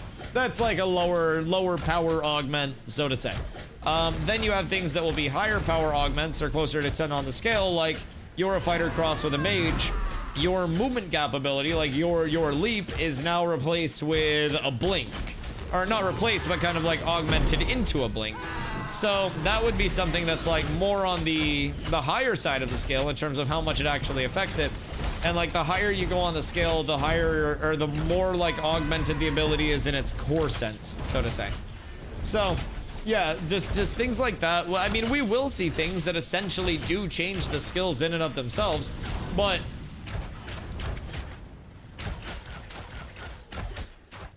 I think it'll be rare to see things that are that powerful, so to say. I think that'll be like a maybe 1 or 2 in an entire archetype type thing. Excuse me, pardon me. God fucking damn it, I walked into it. Rude. I wish I could grab those guys. Will secondary classes come in phase 3? Yes. So phase 3, like saying that something will come in phase 3 is like saying it's gonna, you know, the sun's gonna come out tomorrow. So phase 3 is intended to be present until the game is feature complete. So basically they want to have, by the end of phase 3, when that does happen, all of the features in the game. They want the 2 short betas to be measured in weeks and just be like a final coat of paint and polish. And basically like, you know, just a, you know, prep to ship type thing. So phase 3 is going to be over time, quite literally the rest of the systems, the rest of everything. It won't be everything on release, but phase 3 will be just like all the rest of the phases so far, like an ongoing development. We'll get probably a pretty girthy patch for P3 launch on August 4th. I'd have to say, based on how PTR has been looking, it's gonna be a nice big thickums. But with that being said, we'll also continue to receive content after the fact. I'm sure there are things on the PTR right now that are simply not going to be present, like on the actual phase 3 launch. I needed mana. And that's perfectly fine with me. So yeah, of course. That's why I think phase 3 is such a big opportunity for playtesters to hop in. Like, if people do want to be a part of Ashes before launch, phase 3 is, in my opinion, the best chance to do so, simply because you're going to see from playtesting to, by the end of phase 3, hopefully something that feels pretty goddamn close to an MMO. And I'm really excited for that. Now, phase 3 is meant to be a long time as well, like not 10 years or anything, but my guess is a year and a half. They said 1 year plus. Personally, I think a year and a half to 2 years on my personal projection. Keep in mind, I'm just a man with a camera and a microphone. I'm not from Intrepid or anything like that, so that's entirely just a guess on my end of things. But I have a little conspiracy theory as well, that they'll be doing fresh start servers throughout phase 3. So, you know, say a large implementation does come in between, like, you know, the second continent, between the 3rd and 4th starting areas, between an entirely new first-time user experience, leveling experience, like all of those things that will inevitably come in, right? They will naturally want to usher testers into that environment a little bit more and give them a chance to, like, you know, just not give them a chance, but kind of like show them what to test in a sense and get more focused feedback than they normally would. So they've said that they don't want to wipe at all. Sorry, I had to burp. Through P3. And in my opinion, not wiping anything like live service in terms of an alpha is going to be very tough over the course of, you know, changing so many core systems, finishing so many core systems. Once it's live service, that's great, your systems are in place. But like, we're still in feeling out core functions of systems, things that will change econ, things that will change a lot, right? So I very much wouldn't be surprised if there was either the need for a wipe for better testing, or there was the need for, and not even the need for, but the decision for fresh start servers to be made, simply so they could get people testing the new continent, the new first time user experience, you know, whatever you may have. Economy goes kaput, they have a new economy on a fresh start server, while simultaneously not having to wipe the old servers, so to say. And then they would also be able to gain, like, you know, server health measures about, like, who stays on old legacy servers versus going over to fresh servers, how does the legacy server perform versus fresh server, blah, blah, blah, blah. So there's data in everything that they do, but I have a little theory on my end that the first set of servers we, I rolled into that, by the way. The first set of servers that we see on August 4th, I think will not be the only servers that we see for phase 3. I love iframing. It feels so nice. If this game didn't have iframes, man, genuinely, I do not know. Like, the simple addition of the stamina management system makes me enjoy Ash's combat system so much more. Doesn't have iframes though, just max your dodge. Takes you beyond max. I mean, you are still technically hittable in a sense, but like, it's very much so a pretty reliable form of iframes.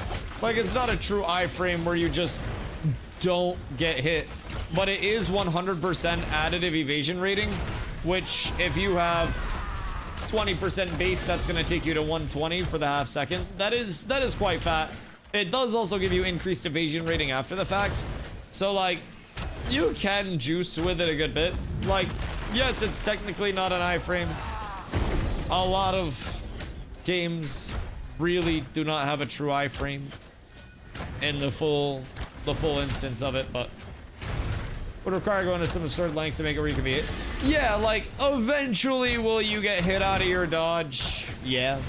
But like, for all means and measures, it's effectively playable as an iframe, you know? Very, very similar things overall. So, Firebrand reset. Yeah, of course, Vince, happy to help, dude. Let me know if you ever have any questions.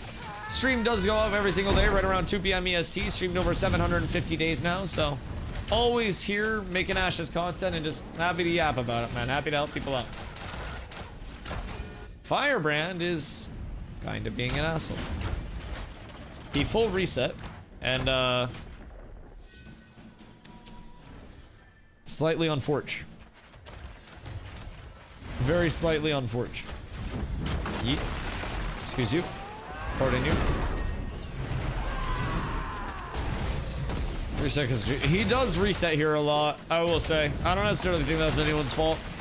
When he spawns at stacked stones, it's usually a pretty smooth kill because there's not as much shit for Firebrand to get stuck on. But, yeah.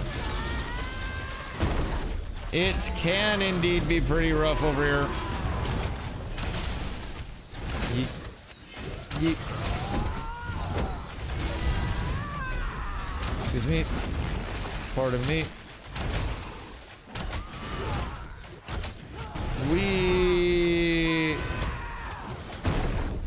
My clerics are far away. Socks is here. I see Socks. Where are the rest of the clerics? Huh. This is it's not going ideal. Yeah, I'm cooked. It's been a pleasure knowing me. Oh, fuck. Let me get that shield. No. No. Can I ration? Oh my god, we're fine. We're fine. We're so unbelievably fine. No!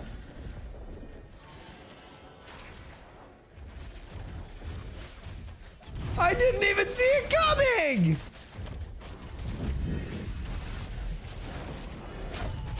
Brother, what do you mean? I was so safe.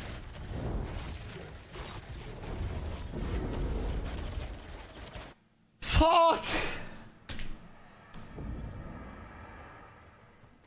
Man, anyone want to start a Clash of the Clans clan until phase 3? You're the fire brother. The dragon wasn't moving. What do you mean you ate the fire breath? The dragon was hitting the fucking mannequin challenge, and I'm supposed to know that the breath is proceeding at me? Like, I looked and I go, oh, maybe. Like, maybe that breath is concerning. But no, he's just not fucking moving. He's just standing there fucking menacingly. God damn. I don't understand what I did to Firebrand, dog. I do not understand what I did to deserve all of that hatred. I should not have put taunt on my bar. It's not meant to be. He knows what you did. I didn't do it. I deny most of the accusations. I did hit Carla with a basement door while she was passed out on the floor, though. She wasn't passed out. She was taking a nap. Why she was taking a nap on the floor, I don't fucking know. She was on the other side of the basement door. I went to like walk past and the basement door was open. And so I went to like close it. And I just like bonk. And I was like, oh shit. Oh shit, there's a body here. She's okay. She lived to tell the story. But yeah. Yeah, the basement door is one of her largest ops. I admit to that. My dog likes to nap near doors. My girlfriend likes to. I don't have a dog. Maybe the same reason. Well, so like, she very clearly got exhausted because I had her on the very hard task of untangling her Ethernet cable for her PC. And like, it was a tough one.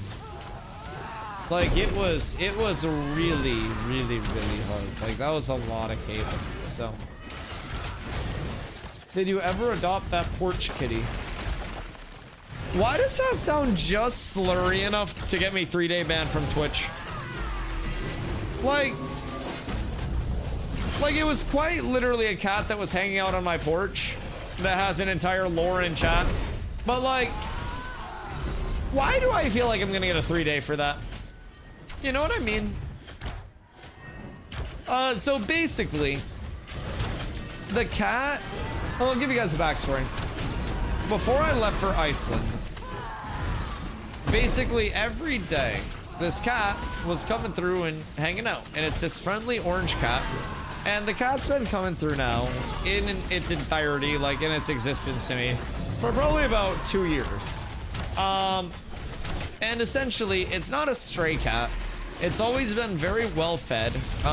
Never has a problem, never dirty or anything like that. Very sociable with humans and everything like that. No, normal cat. It's just an outdoor cat that roams the neighborhood. But I didn't know that when I first met the cat. So I'm somewhat of like an animal empath. So, you know, I basically went to Walmart. Well, actually, before I went to Walmart, the cat came by and I initially thought that it was a stray cat because the cat was napping under my porch. And I opened up a can of tuna and I fed the cat, so that way, you know, the cat had some food. And then the cat came back again, and I ate another can of tuna, and then I was like, damn, tuna's kind of expensive in this economy. And basically, instead of buying more cans of tuna, I bought like a bulk thing of Meow Mix, like the wet stuff. And so, cat comes by, and I just kind of like give it a cup, let it chill out. Cat hangs out for a little bit. You know, I still don't think it's a stray, but this cat's been coming through for a while, just, you know, getting fed. I'm convinced because one day I was on a walk and I was walking about a block from my place and there was like an apartment that has like multiple floors with like an outdoor porch on each floor. And I saw an orange cat on one of the, you know, one of the outdoor porches that was just sitting there staring at me. And it looked a lot like the orange cat that had been coming through. So I have a lot of supporting evidence to indicate that orange cat is indeed well cared for by a family that loves it very much. I cannot steal orange cat. I feel like that would be abduction. But the cat does have an unofficial second home here. It's got a cat box that I put out that I made out of like a fucking laundry basket where it can get comfy and hang out whenever it's out there. It does get food, it gets to hang out. You know, it lives a pretty good life. Now, it was coming by pretty much every single day while I was getting ready to leave for Iceland in early June. And I was kind of like wondering how it would be without me, like, you know, just feeding it constantly. Came back from Iceland and didn't see much for a while.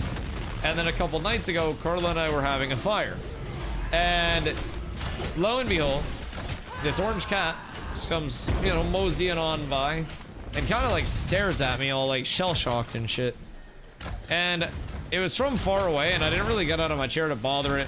And it didn't come close enough for me to tell if it was the same orange cat. But it was another orange cat or the same orange cat, either way. That just kind of was like, oh shit, he's home. So we may have more cat sagas soon, but it's essentially just a cat that comes through and gets probably fed for free and is exploiting me for free yum-yums, which I think is the more likely scenario other than like cat is stray. Although the cat was napping under my porch when I first met it and didn't really like me too much at first and then started liking me a lot more, so you know, time will tell. Time will tell. But I haven't seen it much since I've been home from Iceland. We've been home, God, about a month, but that cat is fat. That cat wasn't even that large. You don't need to shame it. You do not need to shame it. Did the cat have abs? Yes, the cat was very fit and in shape, and Carla keeps calling the cat fat. What is Firebrand doing to that tree? Yo, whoever just cut that tree is a goddamn hero. Yeah, I don't know why Carla's body shaming the goddamn cat so much.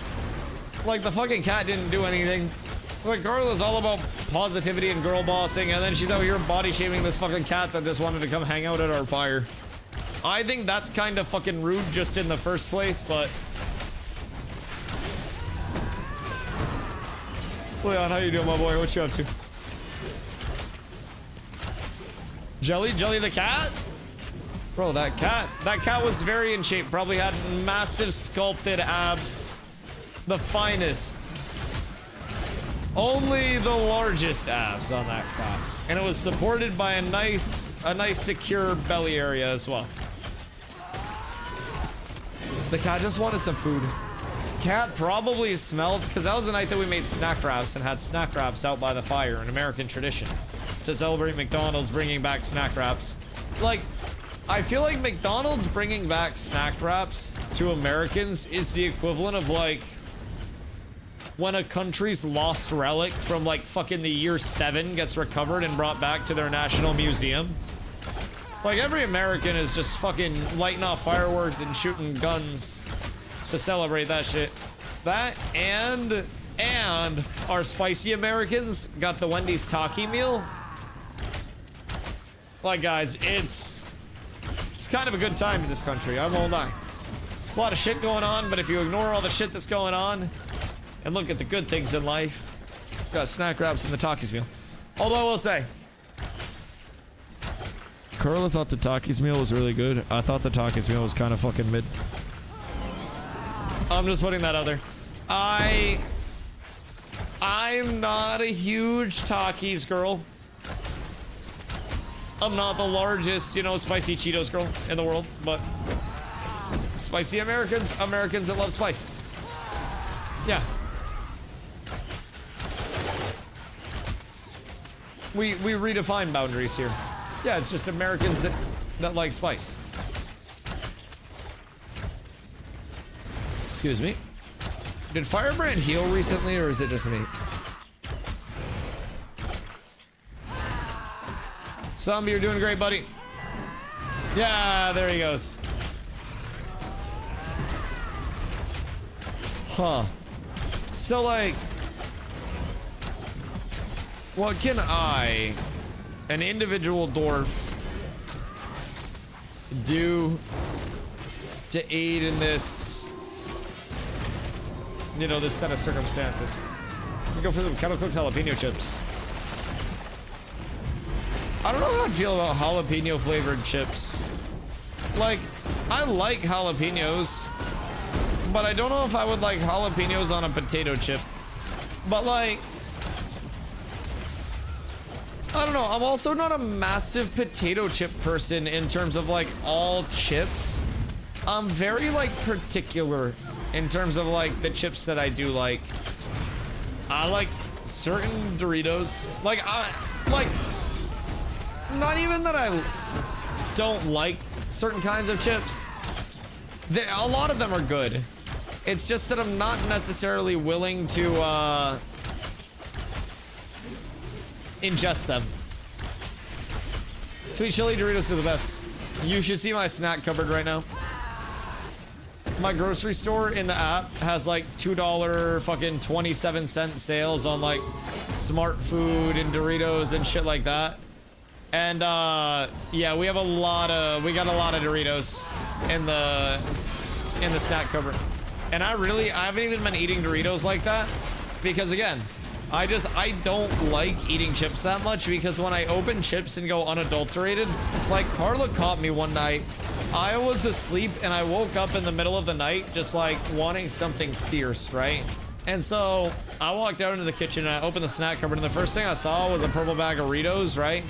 And I cracked that shit open. It was a brand new bag. And like, we apparently on the shelf below had 2 open bags of Doritos. So now we had, you know, Three's Company too. So I'm standing there at the butcher block in nothing but my undies. And I'm just eating Doritos out of the bag like I'm a fucking zombie that broke into the house. And Carla comes creeping out of the bedroom. And she looks at me and she's like, "Are you eating fucking chips?" And I'm like, I look down. I'm like, yeah, I am. And if she didn't interrupt, I would have gone absolutely fucking crazy. Like, me and that chip bag were looking like the astronomer CEO and his side bitch to the Coldplay concert. Like, it was bad when she walked out and saw us like that, but, you know, I played it off pretty well. I had a couple more chips. There was a duel over the ice cream one night, though. She almost didn't make it out alive of that one.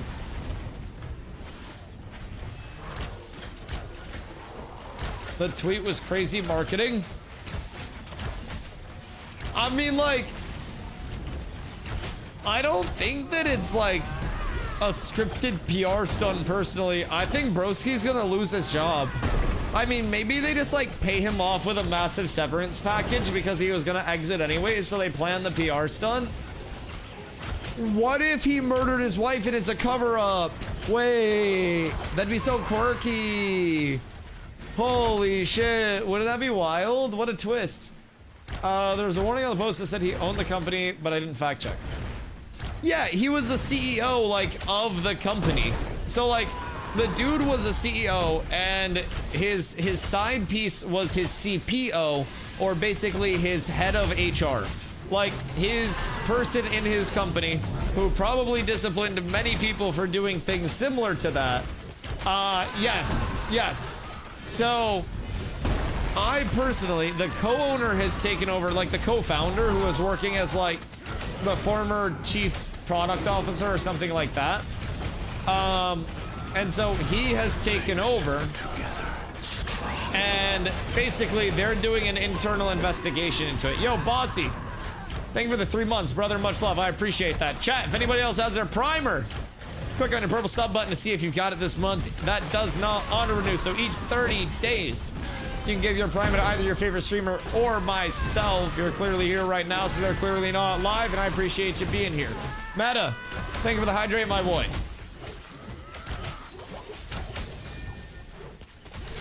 Do you bribe Carla with Cheetos?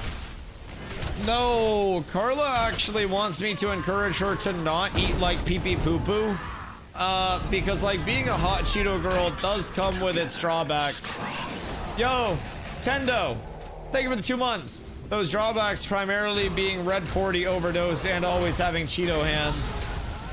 Now apparently her tummy is made of iron as a result, but like, think I put on the Jumbotron?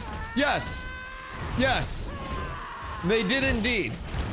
And the lead singer of Coldplay got them out, and they were like, oh, wow, that's very strange of them. They must be either having an affair or they're just really shy, haha. Easy way to prevent Cheeto fingers, chopsticks. She has built-in chopsticks. She has acrylics, like long ones. So she just kind of like, nah. Yeah, she's like a lobster with more appendages. Boys, we're one primer, T1, T2, T3, gifted sub, or 100 biddies away from having a hype train rolling in this bitch. Check your primers, click on the purple sub button, see if you got it available. If you hate ads and you love my content, make sure that you guys do everything you can with the primers. They're free each month. Make sure they're active here or somewhere else. I am a full-time Ashes content creator, so all the support does truly mean everything. She got a weapon on her hands? Yes, absolutely. The game will be pay to play and monthly subscriptions. The game will be only monthly subs in terms of its full launch. The like pay to play aspect right now is for the play testing. So you are getting yourself in now until launch throughout the entire development process that remains with the $100 buy-in. That does also come with a 90-day refund period where you can get all of your money back. So when the game does launch, it will just be the $15 a month subscription. It will be no box cost, no DLC cost. So yeah, with your pack, as Donut said, you also get a month of free game time there too. So your first month is included with that purchase. That's $15. And then you also get $15 in the in-game store where you can get transmogs. No pay to win, no pay to progress, no pay for convenience, anything like that, just skins. So, pretty cool. Intrepid is also doing a giveaway right now. You can do exclamation giveaway. Intrepid is the developer of Ashes of Creation, and they're giving away 100 keys for free. So, chance to get into that in between now and the 24th. It's coming up quick. And then on the 25th, they will be announcing their winners. So, a lot of people from the community have already hopped over there to try to get involved. So, you also can, and hopefully be one of the lucky 100 that get your key for free if you don't already have it. And then, when you win, you can come in and give, I don't know, 100,000 subs instead or something. Kristen, the 300 biddies to get the hype train on the tracks, boys. Choop, choop. Kristen, thank you for the biddies. Tendo, Bossy, coming in with the primers. As Firebrand goes down, boys, we got the hype train 81% of the way through the level. I appreciate you guys. Much love. Boyos, make sure you check those primers, check those Twitch wallets. It is big boy savings time, and we're also trying to still recover from the Iceland travel, where everyone seemingly left Ashes of Creation for not greener pastures. I don't really know what the fuck they left for, but we're on the up and up. We're rebuilding, stronger than we ever were in the first place, boys. And all the support means a ton. I appreciate you all. Firebrand goes down. What dropped for loot?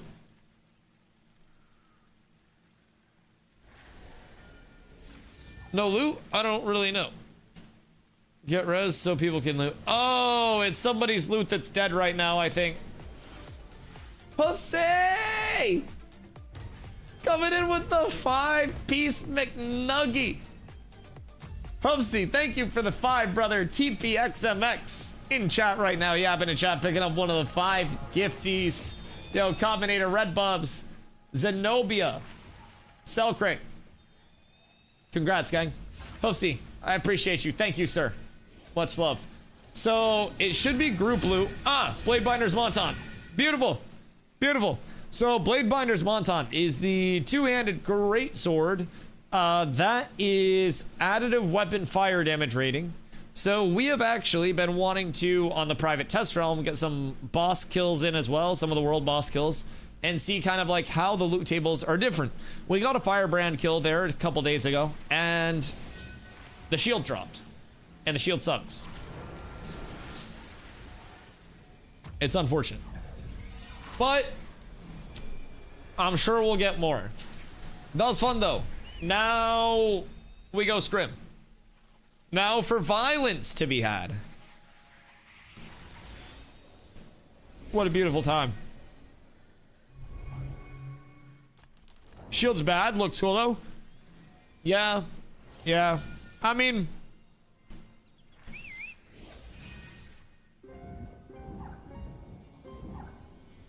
maybe next phase with the shield rework, It's slightly more viable, but it wasn't even that good like last phase either. Or sorry, it wasn't even that good on the PTR like loot table from what we saw. And I think shields are going to be in a very like lowly incentivized spot in phase 3. I think it'll be pretty niche for like when you're tanking in-group content like and need the additional block. But even in terms of 1v1s, 3v3s, smaller stuff over there, I was just using greatsword. They make one hand viable. Yeah, I agree. I mean, shield's just in a tough spot. Because if they make shield as good as it is with steel shield, you have every fizz in the game using Beast Ward and steel shield.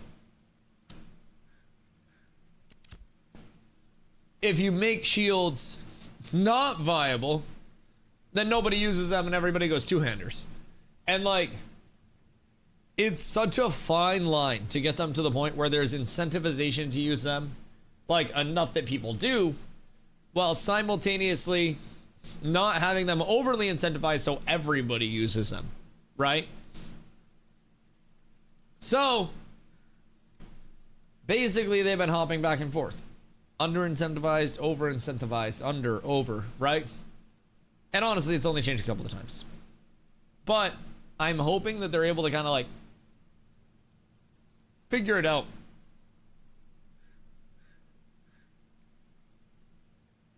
Giveaway in nowhere. Yeah, I was over on YouTube. What's up? Are you looking for the giveaway? Go over to the Ashes website. It's under their news tab.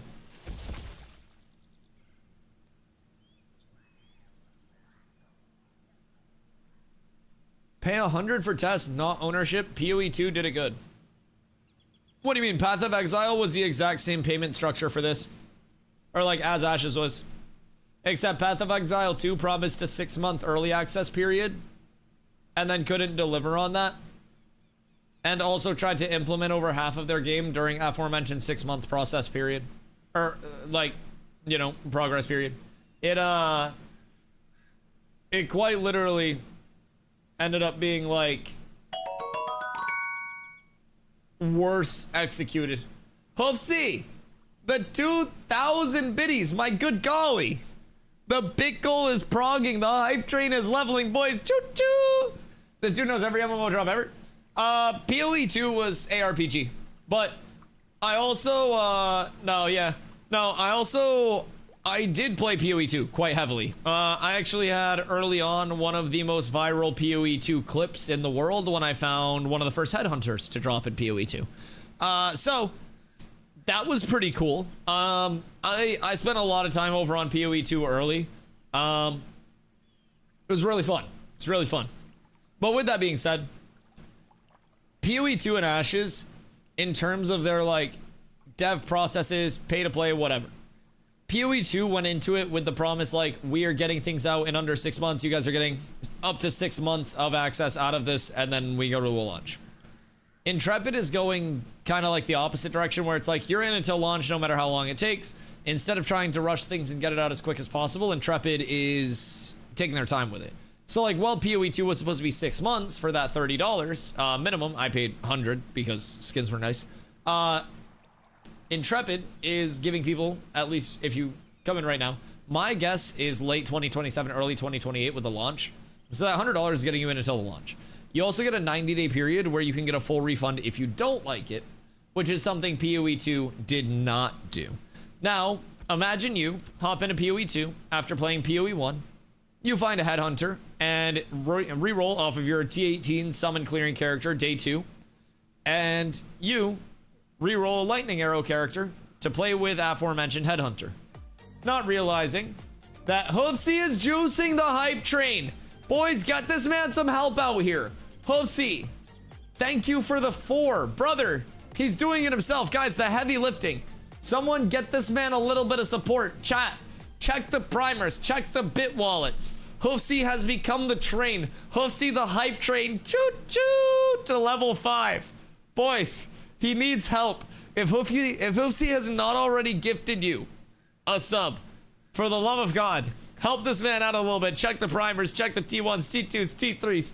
Boys, check the wallets. See if you got the biddies rattling around in there. Throw some change at the hype train today. Josie, thank you, brother. I got a new badge too. Wait, that one's cool. What the fuck? Wait. Oh my God. Wait, that one's really pretty. What the flick? He can Atlas that shit. He's doing it himself. Brother literally said, I will carry this shit.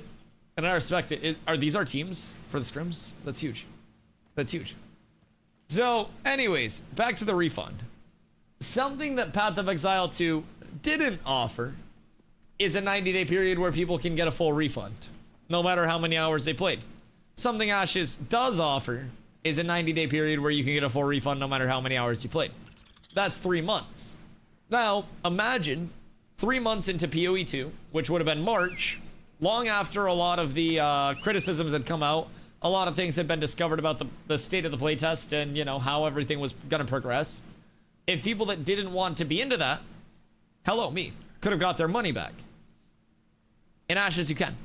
Say you buy your $100 pack or you win it in the giveaway, where Intrepid is giving away 100 keys. You hop in for phase 3, right? And I guess this wouldn't apply in the giveaway, but you buy your pack if you don't win in the giveaway. You come in for phase 3. And on phase 3 launch, 2 months in, you're like, it's fun, but I'll wait. Just get your money back. No questions asked. And then on launch, keep in mind, there is no box cost. And then you also have no DLC costs. $15 a month sub. That's it. Hoofsy with the direct gifty to Envy. Envy's lurking out there somewhere. I'm convinced. I'm convinced. Envy the OG. He's somewhere. Back in the New World days, he never left, and he still keeps tabs sometimes, but he's a family man. And I'm sure he's familying out there somewhere. He'll be around somewhere, though. I'm convinced. I'm convinced. How long is PTR usually down for? Typically right now, it goes down from 9 p.m. to 1 a.m. And, 9 p.m. to 1 p.m. So basically, it'll come up tomorrow at 1 p.m. EST. It's up for 8 hours until 9 p.m. EST. Steven said that closer to the 25th, likely, it'll go to the actual, like, 24/7 uptime that was talked about before. They're working on, I guess, some big, like, back-end things that are causing them to, you know, have to, like, bring it down nightly at this point. So, I don't quite mind. I just play a little bit of live mixed in as well. We run some scrims over here. It's a fun time. We all exist. Stab me in the heart. Yeah, so originally it was supposed to be 24 hours. They had said 24/7 uptime except for updates. And then people were like, well, what about the 24/7 uptime? And Steven was like, well, we're pulling it down at 9 p.m. for updates. So, I get it. I get it. Good day, sir. What'd it do? Why is your cape all bunched up in the front? Are you trying to hide something there? What you got going on under that thing? Uh-huh. Uh-huh. Right. He has a PV bone. The PVB is starting soon, dog. That's like the 1v1 final boss is just fighting zombie with his dick out. He just runs at you screaming with his peen flopping around, and if you can win that fight, you can win any fight. Your composure as a healer is never tested more. Wait. The return of Zine. Holy shit, he exists. Boys, who has extra caster gear for Zine? We have +1 Bard. Brother's not gonna remember his binds in the slightest. Oh no. It's gonna be a big process to shake off all the rust. Toe still on PTR? What the fuck? How? What the goddamn hell? Probably still level 6 too, aren't you? Boys, thank you for the hype train. I appreciate you. Make sure you guys open your hype train chests. Grab your emotes. Choo choo. Oh, let's see, we match. We're twinning. It's lit. The return of the Zine. Is this an upgrade? I don't know if that's an upgrade. Oh my god, wait. The salves. The salves are fucking massive. I haven't had a Zine salve drop off in so long. I've been in mana poverty, dog. Holy shit, it's nice to be back. It's wonderful to be back. Alright, if anybody has extra caster gear, I think Zine will take pretty much all upgrades. I don't know what his power is at, but I'm assuming it's like 10. The Zine bevy drop off is fucking legit. What a goat. What an actual goat. Chat, fun fact. Zine's gonna be staying with me at TwitchCon. So, our Airbnb is going to be absolutely fucking liticus. Like, dude, I cannot wait. Also, Zine, do you guys know they're doing the referral thing this year? I don't know if y'all already got your tickets or not, but make sure you do exclamation TwitchCon. And then once you get your ticket, if you get 3 people to use your code, 5 people or 10 people, it's 25, 50, or 100% off. Are you screaming in-house or versus another guild? Just pickups. Anybody that wants to come out can just come on out. We'll get teams all matched up based on how many people we have. So come out, bring as many people as you want to come out as well. I applied for Artist Alley and made it to final selection, but got denied. Oh, wait. That's kind of sick. Like, at least you made it to final selection. So what were you guys gonna, like, put out there? Art? That's fucking dope, though. That would've been cool as shit. You would have had, like, a booth, or not like a booth. Don't you have to, like, bring your own setup, though? I guess you could always, like, rent a whip and, like, cart it around. We might end up with a car anyways, but depending on what you guys are looking like in terms of, like, your planning, flights to San Diego right now are also OD cheap. I don't know, like, if you guys are driving, flying, or, like, what you're planning. But flights to San Diego, as of a few days ago, Carla and I actually have to book ours soon. But they were at the projected, like, all-time low for, like, the TwitchCon period. So we were probably going to look at ours, like, very soon. We meant to do it a couple days ago, but we forgore. It's tough remembering everything. Alright, who wants smoke? Mars wants to take the Amtrak there in a private room. Oh, that sounds fun. Used to ride it cross country when I was homeless. Like, in the private room, or you would hop in between the cars? Amtrak private room sounds kind of dope. Sleep on the chair? Bro, were you a snorer? You're not a snorer, right? Like, we all got our own room at the Airbnb, so, like, I don't care, but, like, when we were on the Iceland trip, I don't even know if you know about the Iceland trip, but I went to Iceland for 2 weeks, Carla and her friend group. Bro, I swear to God. I don't know if it's because they were, like, primarily gamers or what, but every one of them snored. Like, all of them snored. All of her friends. Like, not Carla. Carla doesn't snore, thankfully, because I'd kill her. But, like, all of her friends. Like, and it wasn't, like, just, like, light, like, you know, breathy snoring. It was, like, full, like, sleep apnea snoring, dog. Like, it was straight, like, they'd be like...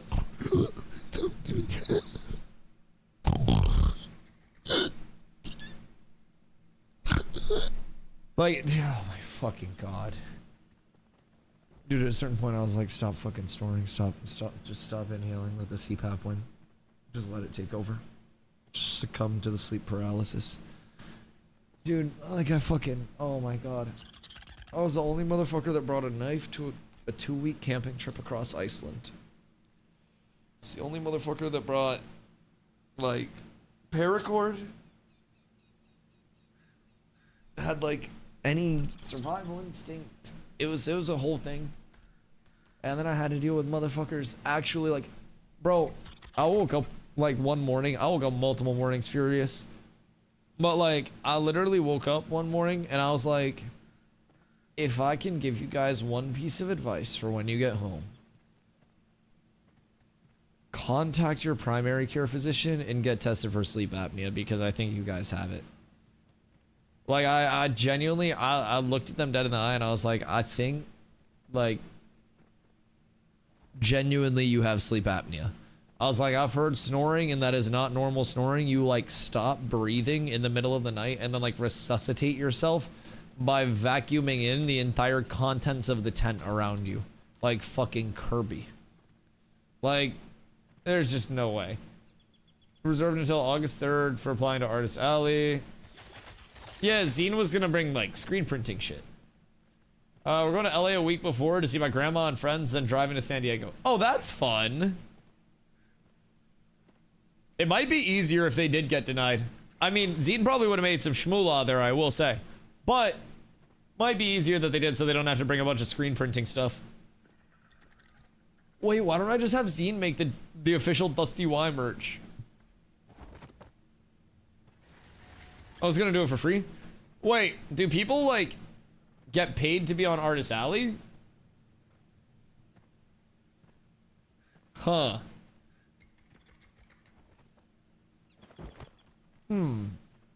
People sell stuff? Oh. Yeah, Artist Alley's dope, though. They have a lot of different, like, different setups there. It's cool. But I will say, going to TwitchCon your first time and not being confined to having to worry about, like, Artist Alley and stuff like that is probably going to be nice. Because then you can just kind of, like, freely roam if you want to go somewhere else. Because we're going to be doing a lot that's, like, not at the venue, right?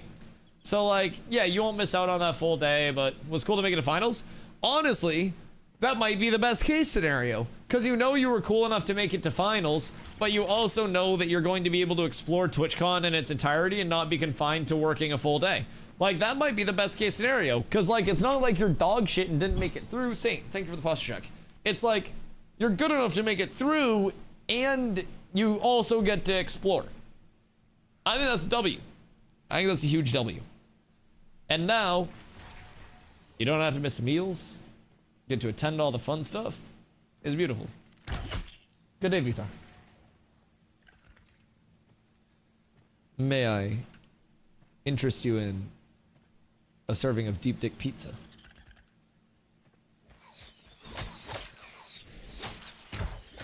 All right, we're up. He just kind of like turbo slides past my shit. Oh, I have the wrong build on. This isn't good. I'm sure we're fine, but I'm missing a couple of core things, which will make this slightly unfortunata.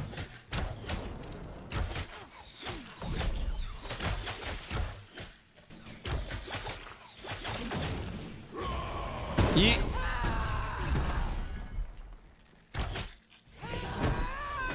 No, rat. No, how did I miss that slam? I was so close but so far away. Hit the sack. Yo, bad dad. Hope you have a beautiful night, brother. Appreciate you hanging out today. Glad to see you getting back into everything. P3 is shaping up to be a very good time indeed, man. I, for one, am fucking pumped. Excuse you. It's so mean. I'm sorry. The trading places is so mean.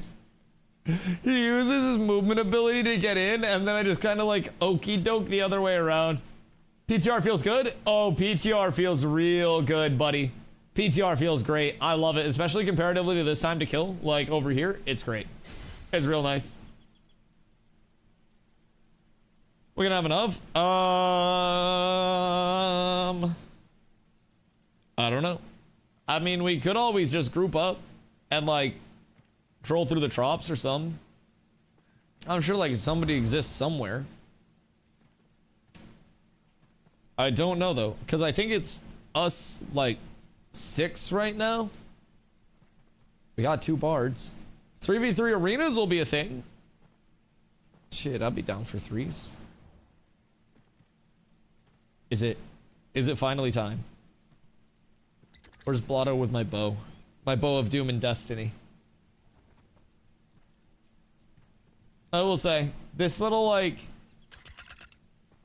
this time of let's all just kill time and exist until P3, like, I can't fucking wait until P3 hits. PTR is awesome. It's great. But like, PTR is the sense of testing, right? And not the dopamine rush of like actually feeling like you're making a little bit of prog on a character, having that new environment to do so. I don't mind wipes on a character that I've been progging on and shit, but like the feeling of actually like racing for progression and stuff like that on any new server launch in an MMO for me is so fucking fun. Every drop is a dopamine hit. Every community night that you run is just a banger. And like, we're trying to continue to incentivize people to play like over in our community throughout this little like downtime period, right? And naturally people come back when uptime is a thing again. But I think the biggest thing is that we keep trying to incentivize what we can for people to get on. Won't always be able to in every way, shape, and form, but hopefully a lot of the people that, you know, aren't currently hopping on daily feel compelled to do so in the near future, shake off some rust, and get ready for P3. I think it's gonna be great. Yo, Swift, how you doing, my boy? I appreciate you coming through. How was your holiday? You've been, dude, it was amazing. We did 2 weeks in Iceland, and that was after doing a weekend in Las Vegas. So first time in Vegas, Carla and I went out for the Kendrick Lamar concert, did a lot of exploring out there too. And then came back here for 10 days, and then after that went out to Iceland for 2 weeks, and it was fucking gorgeous. And just recently, Iceland had 2 volcanic eruptions that I'm upset that we missed. But dude, it was absolutely beautiful. All the VODs are still up as well in the videos tab, but it was gorgeous. Every fucking corner that you turned, it was just unbelievably beautiful, man. I have so many cool like videos, pictures, everything. Like it was just a blast. Can't wait till P3, dude. P3 is gonna be so fun, man. Like PTR is an absolute blast. All the changes that are over there. We're looking at a good movement system in my mind, something that adds to the quality of like how movement abilities feel, how positioning feels. Keep in mind, I love b-hopping as well. I really do. I'm a huge b-hop advocate and like an avid defender of b-hopping. And I defended it very staunchly when people were initially like, Dusty, what are you gonna do when they get rid of that movement system? I was like, I don't think they will. This movement system fucks chicks. I don't think they'll ever get rid of b-hops. And I ate my words. And honestly, I ended up enjoying the movement system on the PTR even more. Much more than I thought I would, because I thought I was gonna hate it. When I first hopped on, I wanted to hate it the first day I played it. I was like, this feels clunky, this feels like dog shit. And then I PvP'd. And I was like, hey yo, maybe this is for the best. In that instantaneous just like click of everything, man, oof. Brother, it was for the best. It was beautiful. But yeah, man, I'm happy that a lot of people were able to take breaks and are kind of like coming back to P3 feeling a little bit more refreshed. Even myself, I got a nice little break in on my end with the Iceland trip, with everything there. Time did a pretty good time too. A lot of people were just hitting a point of burnout at that point. And like, it does suck that so many people kind of like atrophied from Ashes in the few weeks that I was, you know, on the sidelines. But at the end of the day, it is what it is. People will come back for P3 and beyond that, and I'm happy that everyone's trickling back in, man. I think Intrepid's been cooking up a lot that we both can and can't see, and I think that they've got a lot of pieces that are going to be clicking into place that really make a lot of the changes make sense in a way.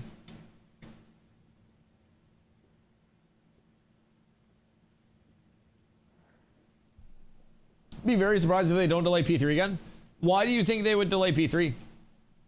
I personally don't think that at this point they really have anything that's pressing for a P3 delay.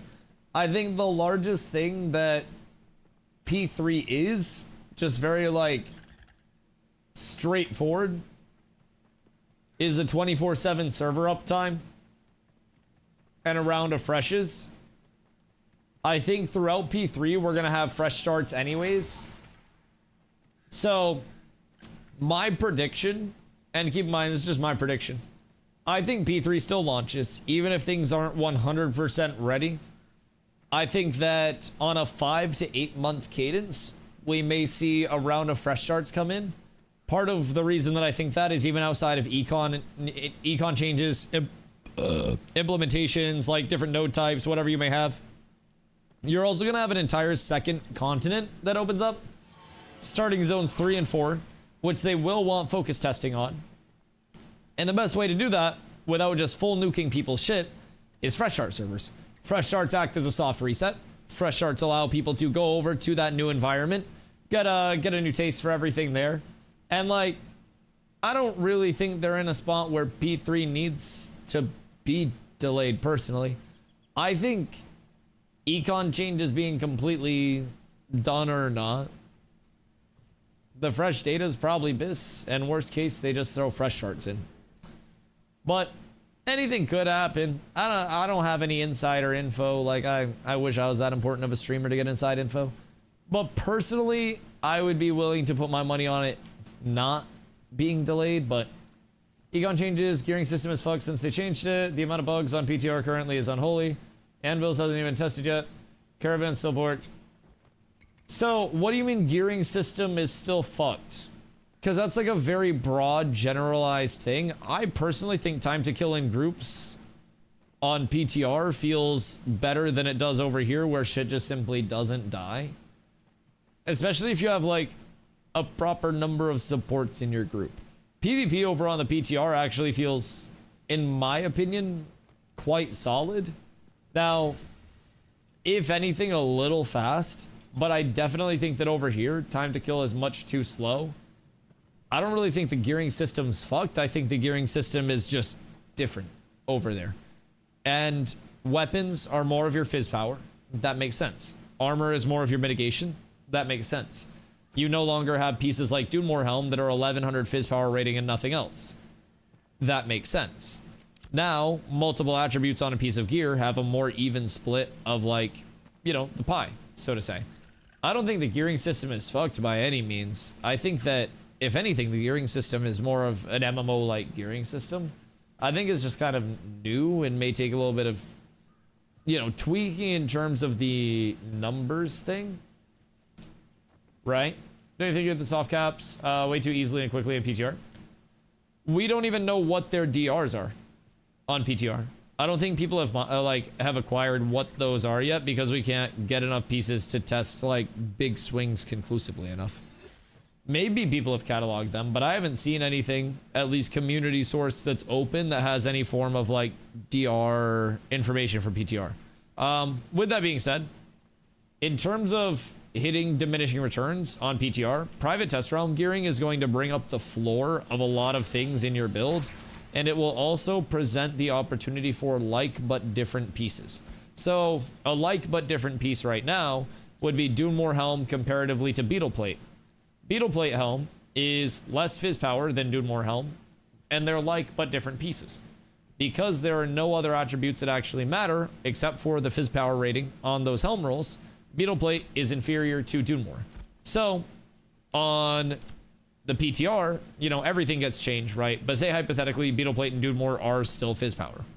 They would very likely be within probably 10 or so fizz power rating of each other. Then they would have a second and third roll that are also equal shares of the pie that would be like but different. So you may have fizz power, crit power, fizz crit avoidance, and fizz power, crit chance, and fizz crit mitigation. So like, similar but different pieces, all allocated relatively similarly. You could even have the same fizz power, crit chance, crit power, but it could be on one of them 210, 200, 230, and on the other one it could be 230, 200, 210. Same rolls, same piece, same everything, but that slight distribution and change could give you a lot of like but different gearing options. So personally, I like it over there. I'll agree to disagree on the TTK. So like, I'm not just trying to shoot you down by any means because I'm man with camera. Like, I'm more just saying kind of like my personal preference on it. It doesn't mean like you're wrong for anything like that. What do you think with the new TTK is rough? And is it like 8v8s that you're feeling that it's rough, or is it in smaller scale? Because like Bard in small scale, like 1v1s is absolutely hitting hard as shit. Like res dumps are going insane. Believe me, I got dealt with by some res dumps. But I do think with proper supports in place, like I've done a few scrim nights over on the PTR already, and even like in the polar scrims and shit like that where people know how to play, like it felt good personally. Large scale, low GTK makes cleric less fun. Large scale is also always going to be kind of clowny though, in a sense. Like how large do you consider like large scale? Because balance is around 8v8s. So with that being said, an HP bar is meant to sustain 8v8, like type of HP. And if it gets outside of that, like HP bars are sustaining more than intended for 8v8s, and they're able to sustain 16v16, then that would mean that their balance is around 16v16 now. And I think as a tank, especially, because keep in mind, I'm the class that's going to be hit hardest by these like HP scaling changes and shit like that. I could scale up to 10k if I wanted to, just straight up. And realistically, I'm sitting at 46 and change over on my PTR tank. People actually target me again. It's fun. I'm killable. But if I'm playing properly and I'm not out of position, I'm not overextending. Like, there are times where I can go in, I can get a big trip, and then we get kills on that trip. But if I overextend, I go in too early, I don't get follow-up, it's fast enough TTK where I'm going to die. It's quick enough to be punishing, but also slow enough to where there have been fights where the entire enemy team is dumping on me. I pop my defensives and I go like this, because I switched to sword and board for scrimsies.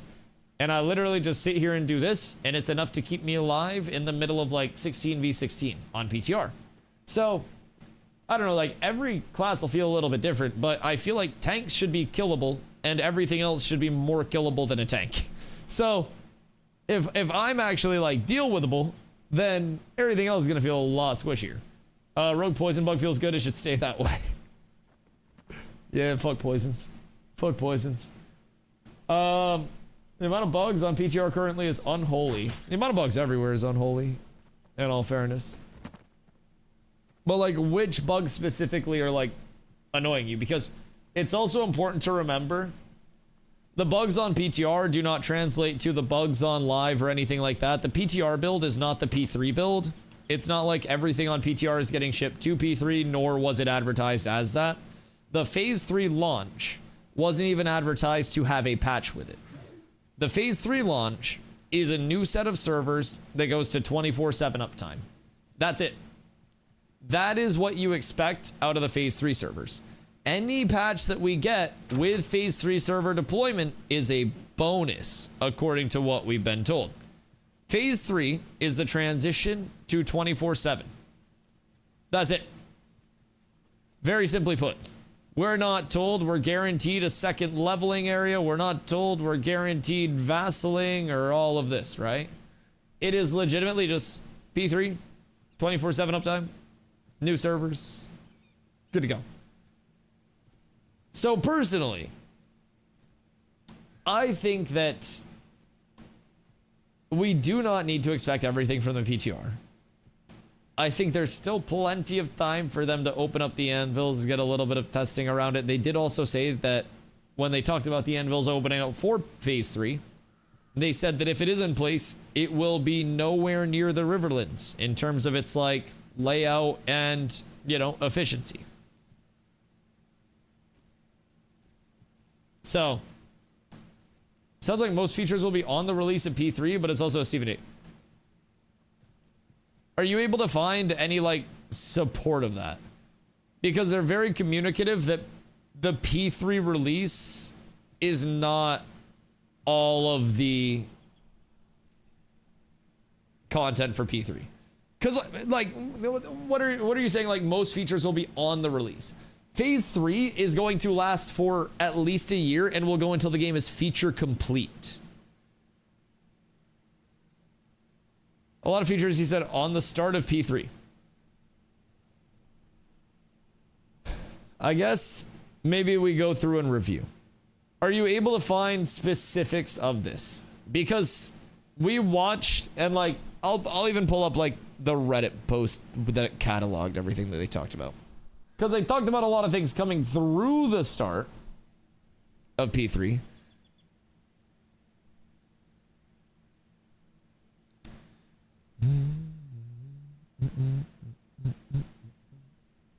Maybe I'm just delusional. I mean, it's all up to interpretation as well. But like, I think he's talking June live stream and not July's. Well, July's hasn't happened yet. This is the June live stream note. So this is 627. So 5.6, that's on the PTR now. They talked about the anvils, talked about the second starting location, the pads. Pyrai and Nakua will be available on August 4th. Those are already over on the PTR. Let's see. They're adding tiers of gear within professions, low, middle, and high tier. Those are not in yet. Dynamic spawning of gatherables. This was actually supposed to be in as a part of a few gathering patches a few months ago. I made a video on these. I was so excited. Gear set bonuses. This is already in on the PTR. They didn't give specific dates for that though. Caravan rework is in on PTR. Crates, they added those on PTR. Solo carryings available. Economic regions will be introduced, but they didn't say that was going to be on the start. They said towns are coming, but they didn't say when towns were coming. Like they didn't say if those would be available directly on launch. They talked about the lawless POIs, but they didn't talk about if those would be directly on launch, as those were still an in-progress thing. Guild tree system will be replaced, so they don't have that on the PTR yet. I wouldn't necessarily expect that for launch. And then during phase 3, weekly guild activities will be introduced. So that's like throughout P3. Summoner Alpha 2 September, October was what they said there. I mean, like, and keep in mind, I'm expecting us, I'm just being like devil's advocate here. I am expecting us to get a girthy Chungus patch for P3 launch, right? I'm expecting us to get a good patch of push through from the PTR, but I also don't think everything on the PTR has to or will make it over. If the guild or the guild storage guy is not fully functional on August 4th, like, I don't think that's gonna prevent the launch. If the node UX isn't working the way they intended, I don't think that's gonna prevent the launch. Things could, but I also think that the option of a fresh start server down the road is always a possibility too, and will always probably happen regardless throughout P3. Also, Chris, hello my friend, welcome in back. Who's most excited for the crate system? What are your thoughts on that? Crate system goes fucking hard.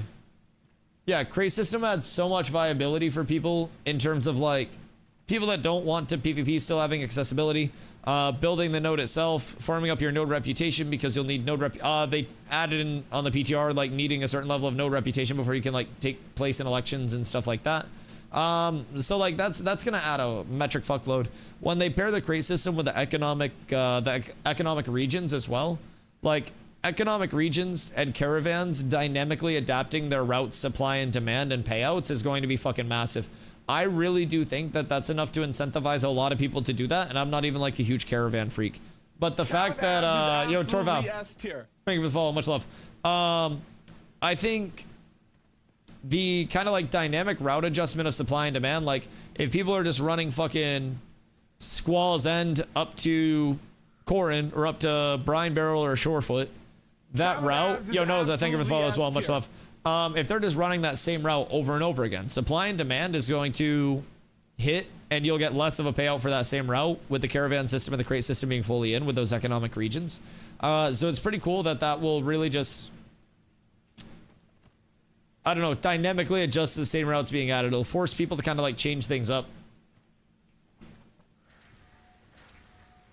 Let's see, let me catch up real quick. Yo, Furballs, hello my friend. You think the econ will be as fucked like phase 2.5 start? I mean, I think the econ will be far from perfect. I think there are a ton of econ changes that are still in progress, and that's part of why I think we will get fresh start servers throughout phase 3 as well, and not just see like phase 3 start and nothing else, right? So I think econ is going to be an ongoing thing, and econ branches into everything from how much money people make to drop reward tables to gathering to literally every aspect of the game to a certain extent, right? Econ is such an overarching term. So will the economic balance of the entire game be perfect for phase 3 launch? Fuck no. Absolutely not. Will the econ probably be better for phase 3 than it was for 2.5 launch? When people had speed hacks, could instantly teleport caravans across the world with request beacons, with commodities on them, by the way. You know, I think that the econ will probably be better in 2.5. I think people also underestimate and like forget how fucked up phase 2 econ was for a little bit with all of the accusations of, you know, glint and gold duping and shit like that over there. P2 also had its own econ concerns, and like the problems of P2 were not the problems of P2.5. The problems of P2.5 will not be the problems of P3. That's not to say that problems won't exist in P3. That's to say hopefully there will be different problems in P3 for them to troubleshoot. In terms of like, will the gold farmers come back? People will always attempt to RMT and, you know, use things in a nefarious manner, right? Just no matter what it is. I think there will absolutely be people who do attempt to come back and sell gold and RMT and, you know, do all of that shit. I think Intrepid has always taken steps to clean those people up. Intrepid bans accounts regularly from the playtesting environment. And Steven talked about that in the last dev stream as well. But basically, there's a certain level of like, they get the report, they investigate the report, they gather the data on what's being facilitated and how it's being facilitated, and then they go about the, you know, the course of action to take care of it, right? And I get that that can take a little bit from an outward perspective. That can be like, okay, when are you going to do something about it? But that does also make the most sense. So that way they're able to kind of like actually figure out what's going on past just like the street level sellers, so to say, get to the head of the snake. But just logged off PTR because I'm so hungry it hurts. PTR is still up. Why is PTR still up? Ayo? Wait, what the hell? PTR is closed for the day at 9:01 according to Vacnor.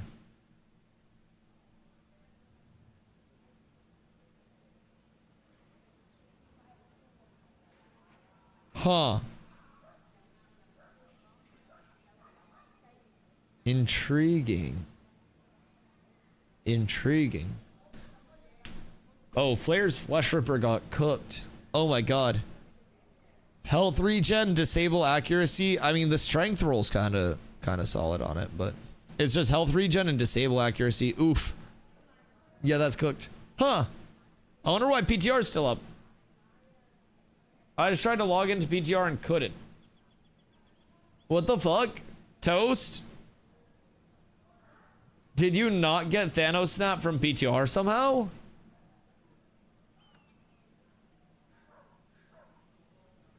Yeah, I mean, he already logged out, but like, what?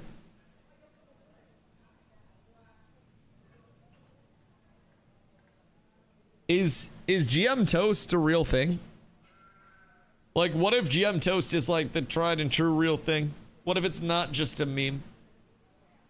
What if it's not all made up, chat? Oh, fuck. GM Toast makes a lot of sense.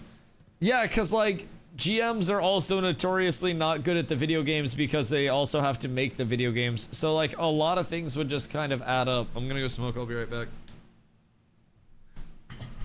I love you, Toast!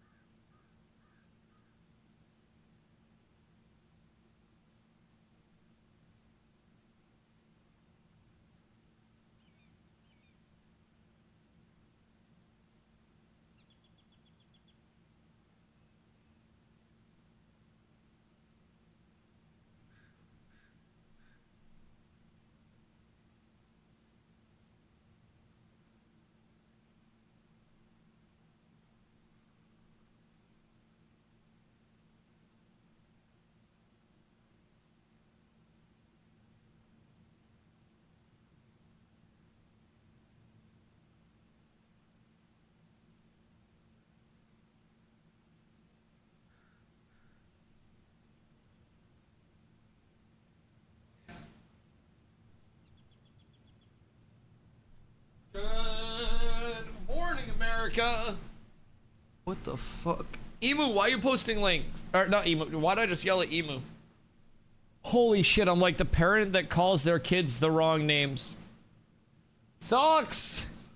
Why are you getting Emu in trouble? God fucking damn. Hi, Raven. It was a face. It was a malicious link. It's malware.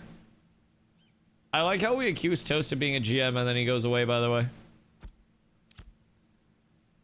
Like, what if this dude was actually supposed to be working this entire time and he's just been, like, fucking around dueling and stuff?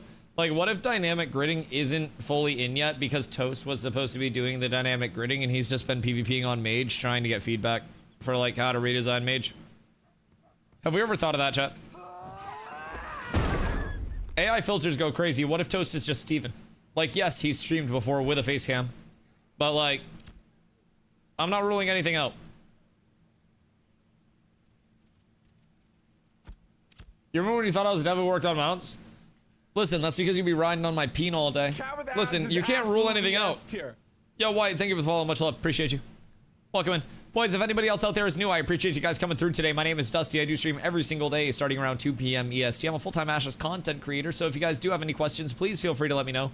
I stream about 8 to 12 hours a day of Ashes daily. I've streamed over 750 days in a row, so if you guys haven't dropped the follow, you're probably missing a lot of Ashes content. So, we got Phase 3 ramping up towards August 4th, and we're getting really hyped up on this end of things. Every playtester does have private test realm access as well, so good chance for people to kind of hop in, get a little bit of an advanced look on what's going on. Listen, man, I always say, I give people a chance in chat to, like, invent themselves in however they want, you know, in whichever way they want. You can come in and you give me a meanie McMrude face, and that's fine. I'm not gonna, like, you know, question that or anything. That's how you want to be on the internet. That's fine. You can be the nicest person IRL. You can be a dick online to, you know, power yourself to be nice IRL. I get that. It is what it is. You could literally be a serial killer IRL, and if you come into chat and you're nice, I won't know any different, right? So if someone comes in and they're just like, yo, Dusty, I'm a fucking NASA scientist who builds fuck machines for astronauts in space. I have no reason to kill your high. Yeah, fuck it. Fuck it. I don't. Whatever. Let you live your fucking best life. I'll let you cap on the internet. I don't mind. Astronauts get those. I have no reason to believe they don't. The fuck do you mean? I'm sure, like, they have the capabilities. The fuck do you mean? They can literally float in space and can catch rockets on chopsticks, but you don't think they have a gravity-proof pocket pussy at this point? Yeah, they absolutely do. That's just probably got, like, pistons and shit. What's going on out here? Oh, Sajura has a rabbit too? Well, we got one more for the scrims. Space XXX is fucking crazy. Yep, I mean, that's space travel. The space race is really just, well, it's just one big orgy up there. When the space station's rocking, don't come knocking. The astronauts that were stuck up there, oh, they were fucking stuck all right. Oh, they were stuck, chat. You don't want to know what it took to get them out. We had to send up some of the finest step bros this planet had to offer. And it took a whole collaborative. It was step bros mashing step bros. Just step bro on step bro on step bro on astronaut. It was unreal, the efforts they went through. Positions that are illegal on Earth are allowed in space. The Kama Sutra is completely disregarded out there. Like, you don't even have to be flexible to whip that shit around, honestly. And I don't want to talk about this anymore. Like, would it realistically be harder to fuck without gravity? Or would it be frictionless? Snuffles over on YouTube came in and asked if this game was good at the start of this conversation. I didn't really expect it to, like, devolve into this. Snuffles, it's a playtest. We're getting ready to have a wipe on August 3rd and go into a 24/7 server on August 4th. That's going to be up for a long time. It's, in my opinion, very, very fun. I play 8 to 12 hours of Ashes daily, every single day, 7 days a week. I've streamed 750 days in a row now. over that. But basically, I have a blast. It's very community based, player to player based. So if you're looking for something that you can just kind of like solo queue up in a dungeon finder and stuff like that, then that doesn't really exist in Ashes. But with that being said, I think that Ashes is a blast. Hear me out. I siege war someone. Who do we have that would like slot in a cool way and get like new players access to shit? Like, who owns like a meme node at this point that we could coordinate with? Because wouldn't it just be the mayor versus the mayor, right? In terms of slotting, unless the mayor elected somebody else. Siege war, I'm a dumb. Node war. Oh, okay. Node war, not node siege. Word. I mean, who do we have? Have I paid my taxes? You let me get down there real quick. I guess I know what I'm doing. Hee hee ho ha. Are we doing anything? Zine, run down to Squall's End. You're gonna become a citizen in Squall's End. That's where Cats owns right now. So I was a mayor in the Yopics for a little bit, and then I traveled and may or may not have forgot to sign up for the mayor race. And then Zombie took over Squall's End when I went on my travel and stuff. If I purchase a game, do I get access to everything until it launches? Yes, you do, including the private test realm. So basically, every citizen, should I citizen squalls? Yes, citizen and squalls. Every citizen will receive access. Every playtester got access to the private test realm starting on July 1st. They expanded that from like certain key holder packs to all key holders. So basically the private test realm is visually NDA'd, but it gives you a chance to see some more experimental changes as they're coming in a little bit earlier. It's not a one-to-one of what will come over. It's just kind of like, you know, we're working on this, we're testing this, we want you to test this. Good opportunity to see some cool things in advance. For example, movement system, gearing system, Unreal Engine 5.6, dynamic gridding testing, bunch of other things over there too. On top of that, you gain access to all of the, we call them like the live environments as well. So right now, Alpha 2 Phase 2.5, what you're watching is a live environment. On August 3rd, we have a wipe, and then we go into Phase 3 on August 4th. August 4th starts 24/7 access to the live server. So right now, this live server is Thursday, Friday, Saturday, Sunday, Monday playable, Tuesday, Wednesday down. But basically, the PTR is up daily until August 3rd. So days that the live server is down, PTR is up, and days that the live server is up, PTR is up, 1 to 9. So basically, on August 4th, we'll all go to the Alpha 2 Phase 3 server, that new server that comes up. There will be an NA server and an EU server. Alpha 2 Phase 3 is going to last a while, minimum 1 year. My guess is 1.5 to 2 years. It goes until Ashes is feature complete. So basically until it's a game and not a playtest.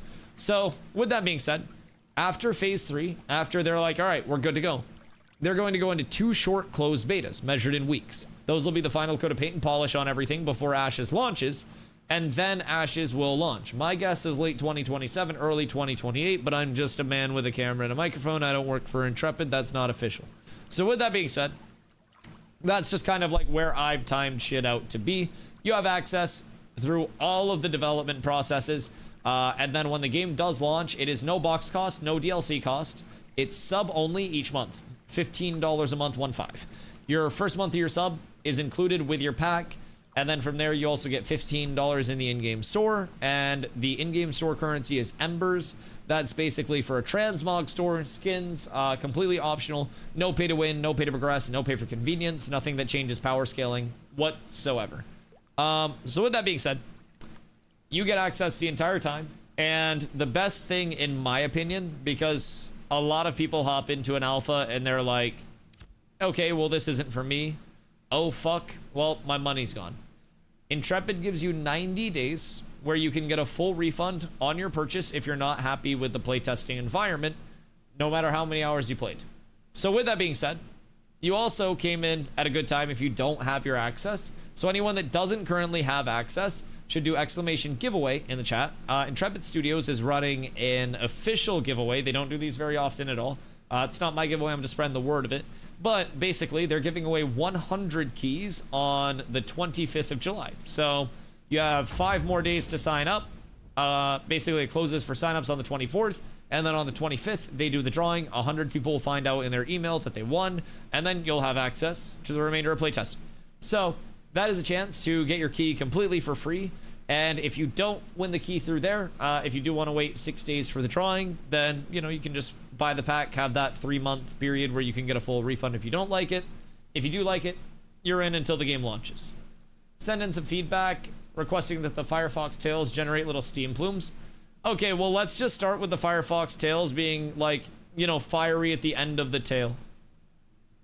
Let's start with that. Steven said in a dev stream a while ago that apparently, like, it's attached to the end of the bone instead of the end of the tail or something like that. I don't know what that means, but I'll take his word for it. He seems like a pretty smart guy. I want to just, dude, when I'm in San Diego for TwitchCon, I want to just, like, pull up to the stew and, like, see what they do on a day-to-day. I bet it's, like, way less action-packed than I think it is.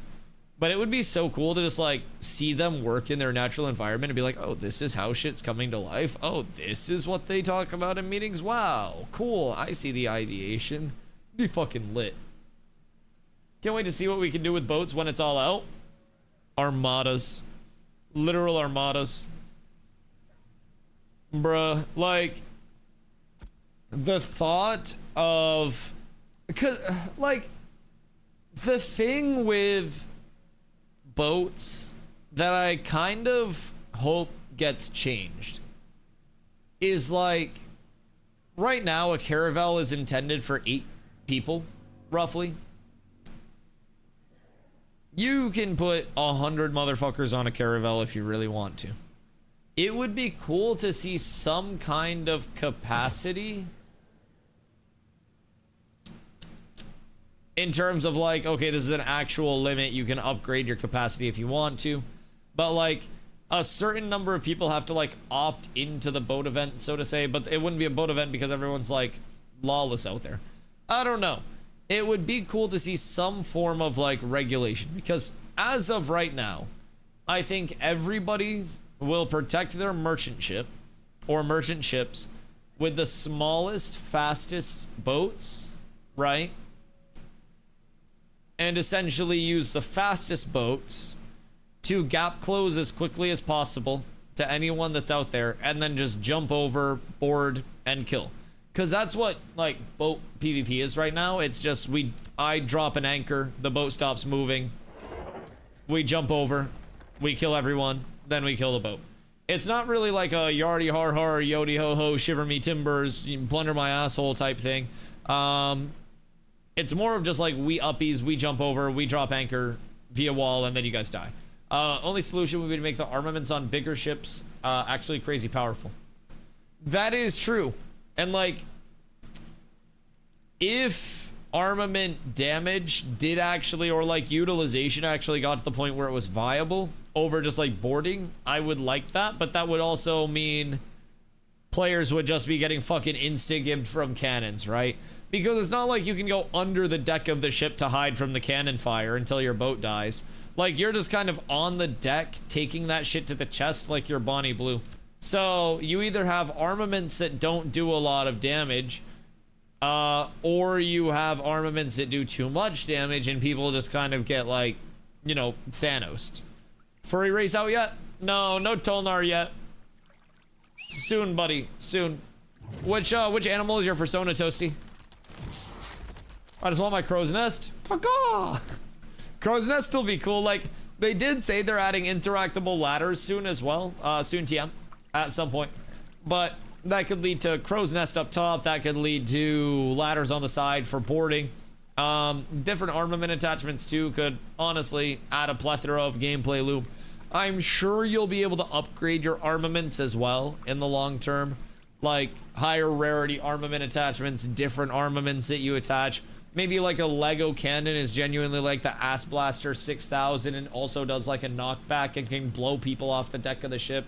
And then you have like maybe an armament attachment that actually plays off of tab target and is like a fucking sniper type armament attachment where you knock somebody off the deck of the ship into the water, call them out, tab target them, charge up the big, like, I don't know, fucking photon cannon type launcher, and then just one shot somebody because they can't get out of it, right?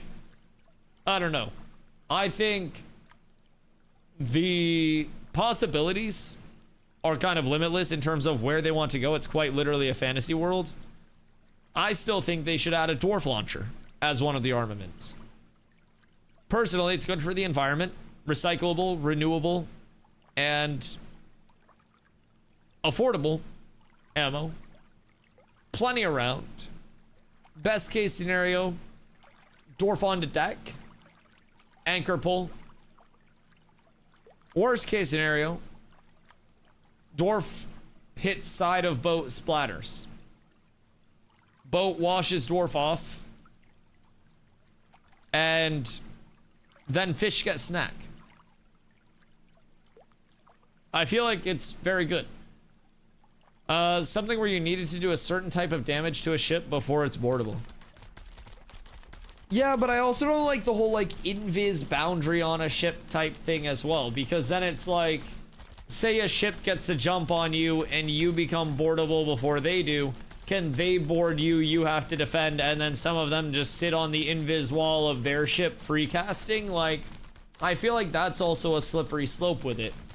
I think, personally, the thing that I've considered is, and this will play into my want for higher tier cannons to also have a knockback effect. When you are on like a friendly boat, so to say, there is a damage reduction in player to player of X% from other players, but not from armaments. So basically, if you get hit by me on the deck of a ship, you take X% less damage. Like, my thought was 50%. Basically, double the TTK, make it super slow. Armaments are not affected by this because they're not players. Same thing for mobs. Mobs would also not, like, be minus damaged. You would get full damage from mobs. But player to player specifically, while on the deck of ships, substantial damage reduction.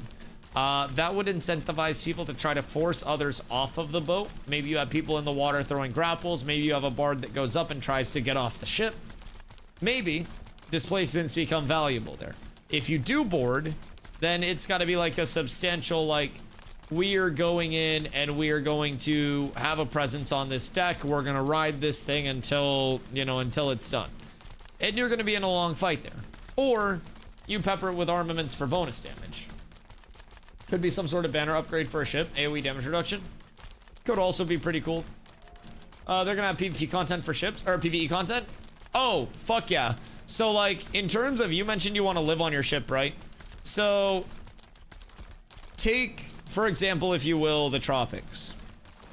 Right on the water, bunch of freeholds that are right along this beach. With the estate system, if you have a freehold in a node, you'll be able to place that freehold wherever. For my new players, a freehold is a non-instance unit of player housing, aka a house. Only one player can have a house at a time. This is one of them. So there's an owner to this freehold that is only that person's freehold, nobody else's.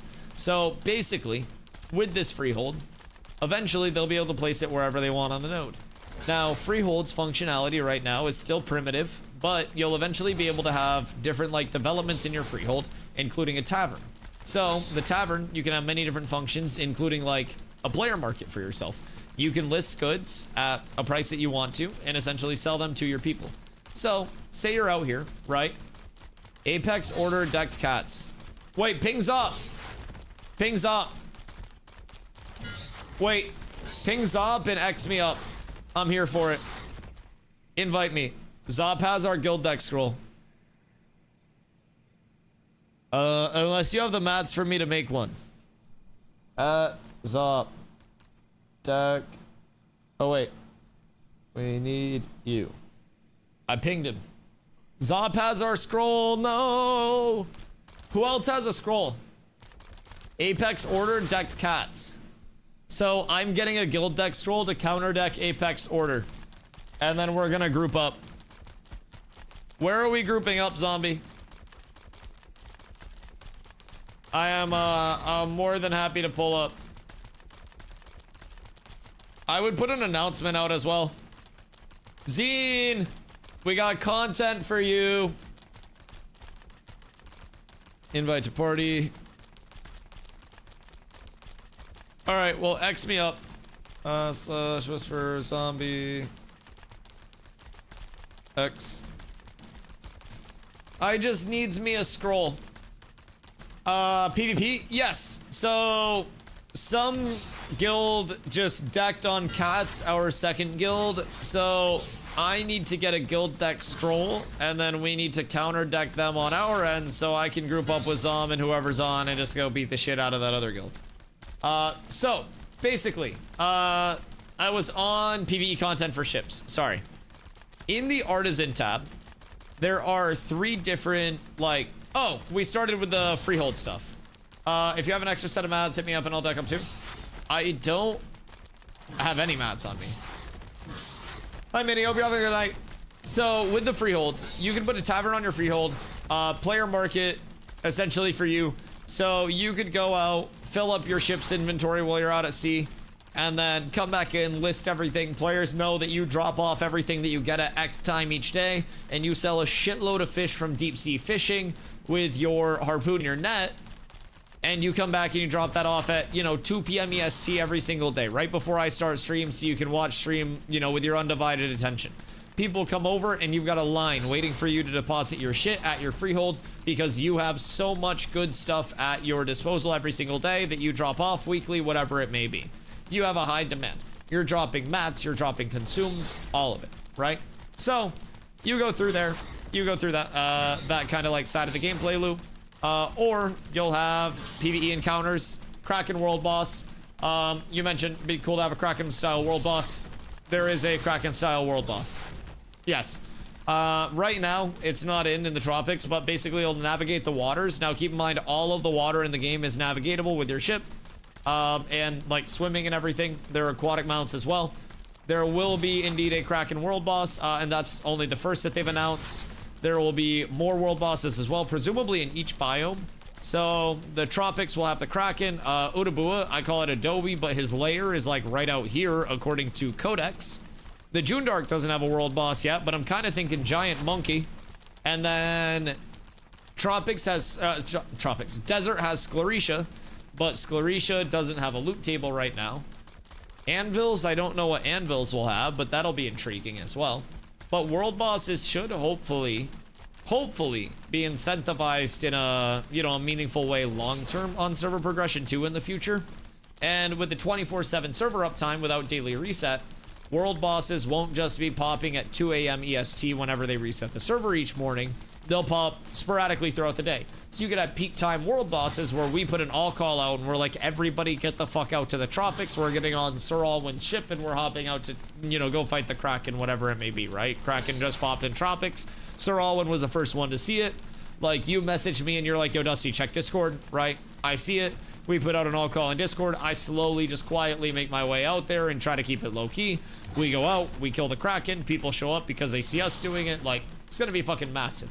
So, yes, there will be a lot of PvE content for ships. Ships will be a massive part of economy because ships also have an inventory with them. And basically between the special harbor crates, the harbor commodities that they're adding in, those will be specifically purchased at harbors. You bring them place to place and those will give you unique crafting mats. Then on top of those, you'll have larger cargo options, so you can put more shit on them. You'll have relics that are found out at sea and are basically like escorted back via ships. We need to make a scroll.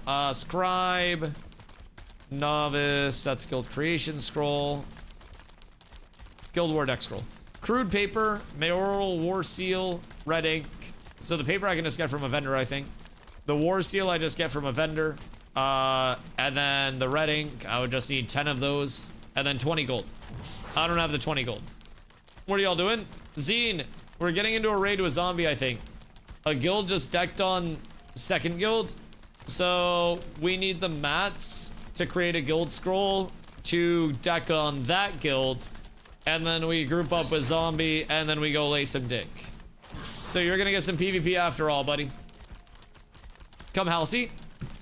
Wait, do you have all the mats, Streg? Because I can just promote you. I can literally, if you have everything, I can just promote you so you can deck it. I don't know where they're at. Are we meeting in Halcyon? I don't know the map's ready. Okay. It's 10 ink, 20 gold, and then the paper and the guild seal. Should I go get my Squall's End citizenship, or should I just come Halcyon? I can just death warp. My home is in, it's Steel Bloom. So I'll just get my citizenship back up over here, and then I'll death warp it. The sit doesn't matter. You'll have 20 minutes. Kiefer, do you have 10 red ink ready? It's a guild war. Okay.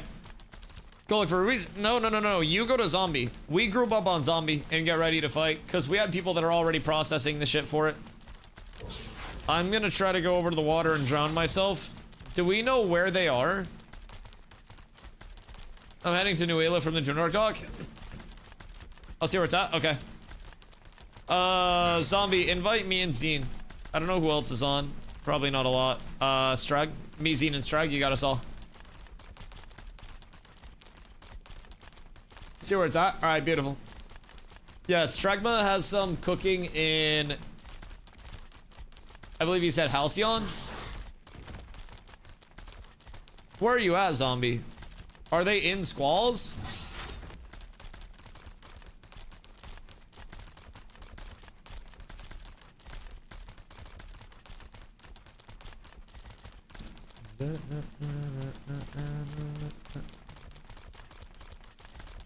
Also, how many is it? Because it looked like zombie was surviving for a second. So we're probably fine. Where is the big zombler? Zine. Big Mill. Zombie. Halcyon. Are they up in Halcyon? Okay, I'm just death warping then. Chat. I need 20 gold in Halcyon ASAP. Thug, where are you at?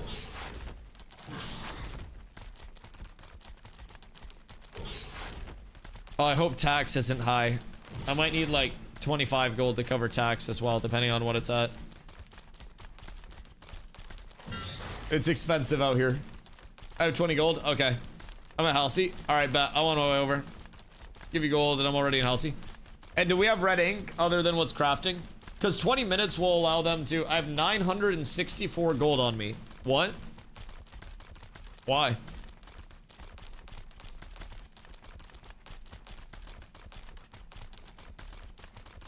The fuck do you mean? Also, join cats? Why not? I mean, I get it, but like, I mean more how than why. Split the rubies between people and Sablecraft. Oh, that's also very true. That's also very true. Yeah, I'll just hit the, I'll hit the quick death skippington, and then we go cook. Do we know how many are up there just like griefing Zom right now? Can grab Redding from Jova. Okay, I can meet up with everybody because I have the Fox.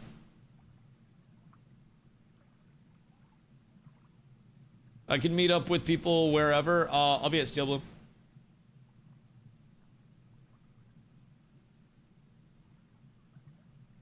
It's like 5 level 25s and 2 level 16s. It's not a grief. Oh, okay. Did you ask them to deck? Oh, I thought they were griefing you. I was like, Avengers, assemble. Who you warring on? Is Secret. Alright. Deassemble? Well, no, we're still PvPing. Like, we're still warring it. We're getting the shit together for it. Can't join cats on cooldown? No! Well... honestly, just after your coolie. It's fine. P3. P3 and beyond. We're up tremendous. There's so much room. We just updated tickets as well. It's a good chance to get your ticket all created. You know, get directly in touch with the leadership of your choice, not me, because I don't do anything. But, you know, it's a good chance. Good chance to feel it out. Alright, so... I can run to...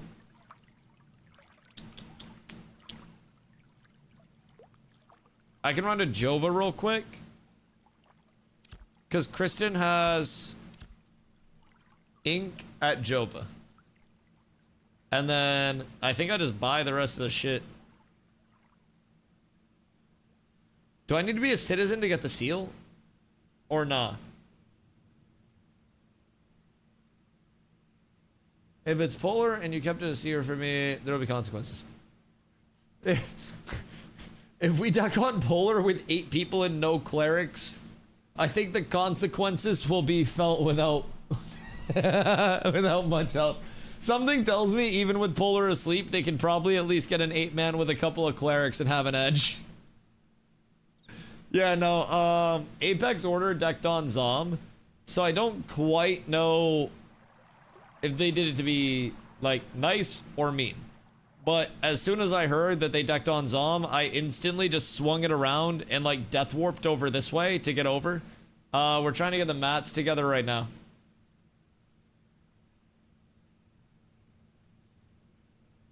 Whisper Strike. Halcyon is where everyone's at.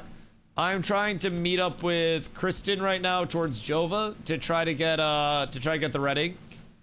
I need 10 of the red ink. And then if we can get that out, then we can get the scroll made and we're up tremendous.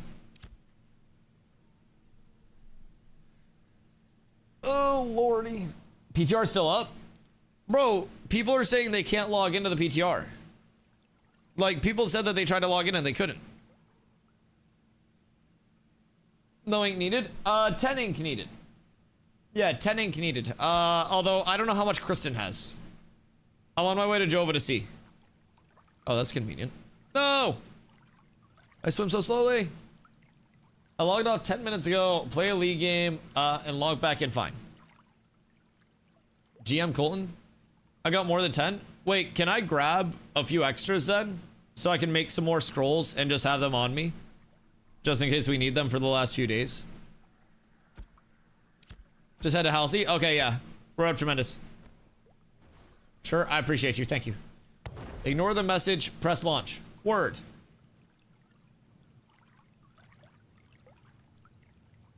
We just need to hurry. Yeah.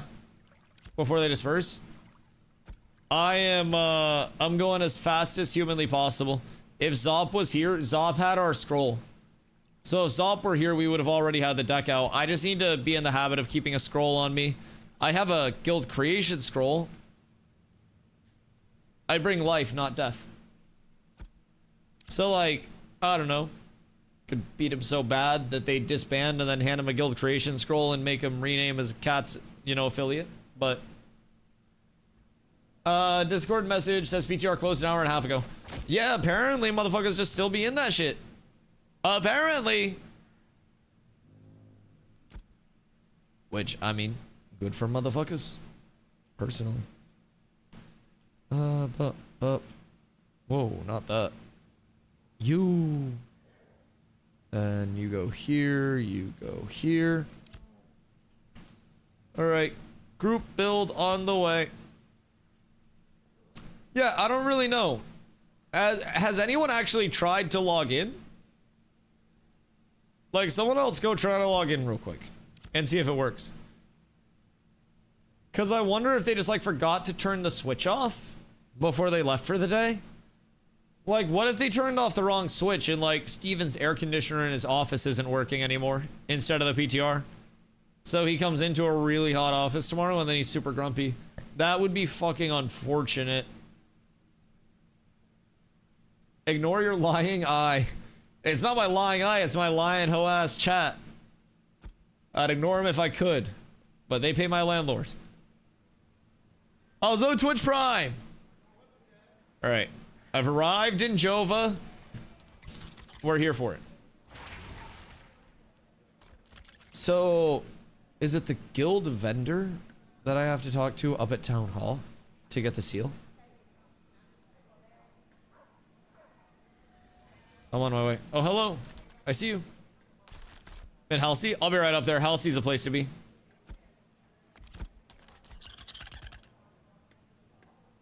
Oh, thank you. Oh, thank you. I appreciate you.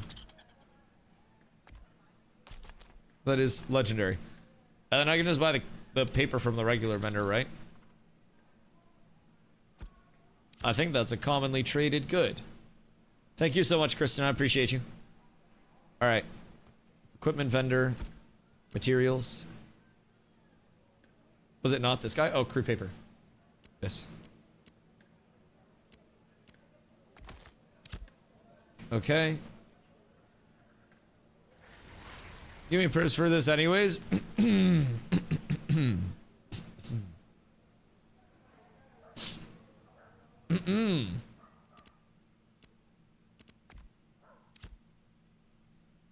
Short on silver for the cost of the seal. Oh no!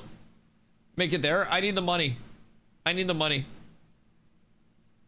Wood logging in. Message Strag for invites.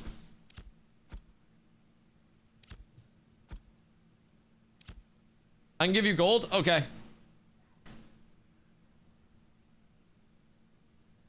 If I can grab gold, then we're good. I think I have everything with the paper now.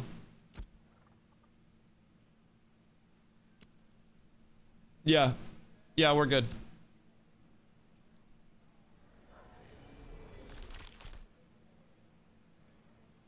Thank you, thank you. Poor Zom's getting farmed out there. I might need some for tax too. I don't know how bad tax is here, but we're about to see. We're in Cat's Discord as well. Oh, we got him Jim out here too. Oh, it's over. We got the cleric. Thank you so much, Kristen. I appreciate you. All right. Ooh, I'm on my way. I must scribe. If I were scribing, you'd think I would have the novice locations down by now. Here? No, surely it's inside, right? Chat, where to scribe at? Upstairs, middle? Bet. Oh, scribing. This. Let's see. Siege declaration? Oh, wait. Guild War deck scroll. Add. We're up. Okay. And plus scribe XP. And it's Apex order.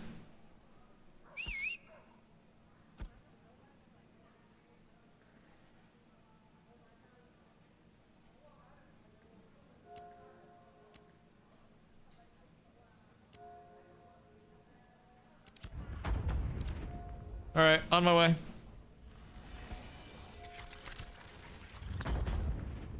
Let's get to it, boys. Mage is more powerful here in PTR land. Mage is real good on PTR land. But have you dueled against a Bard as a mage? Because Bard is real powerful in PTR land. All right, boys, we got the guild deck out. We got that late night content coming in. Oh, I can't fucking wait to lay some pipe out here. Oh, it's gonna be a beautiful, beautiful, beautiful, glorious time, my lads. I'm popping some boosts for this as well. Oh, I'm excited. I didn't know if we'd get any more of these bad boys before servers went down. Is Hard gonna deck as well? Yeah, I believe Hard is gonna deck as well. Oh, I guess I should pop some Milky too, huh? That might be nice. Dusty the Plumber laying pipe? Yes, sirski! As always. As always. Alright. The deck is up. We're coming in from the flank. I believe they're outside of Halcyon trying to kill Zombler right now.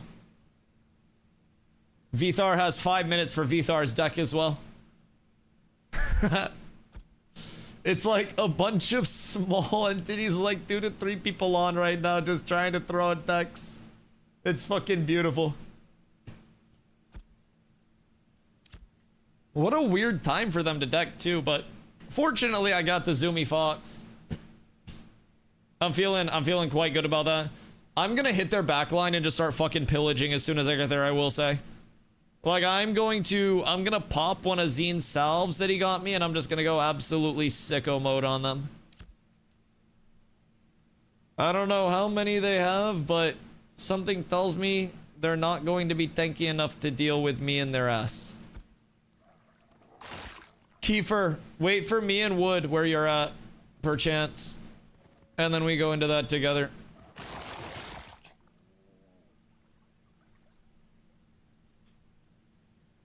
Because I'm coming up from Jova right now. I'm in Halsey. And I'm ready. I'm very ready. Because these bad boys are going to last, too. Meet up inside, get in Discord.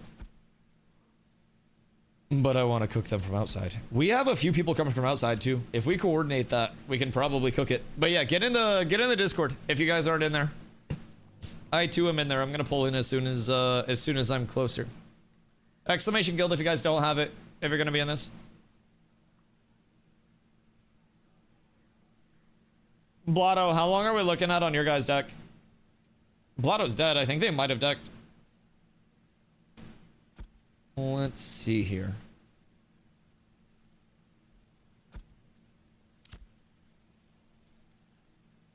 Good day. Blotto's flagged. I'm pulling up in like 30 seconds-ish. Go through the left entrance. Don't go straight in.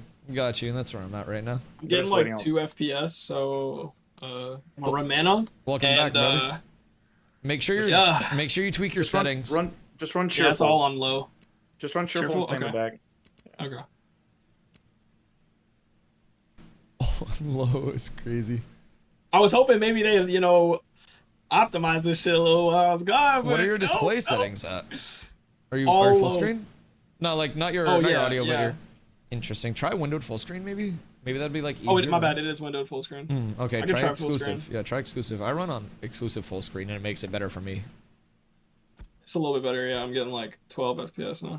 Oh, that's like plus 10. Everybody else? Invite Bungus. Yeah, Strike's got him. Beautiful. That's I'm coming to town right now. Bungus and Wood are southwest of the node right now. Yeah. So.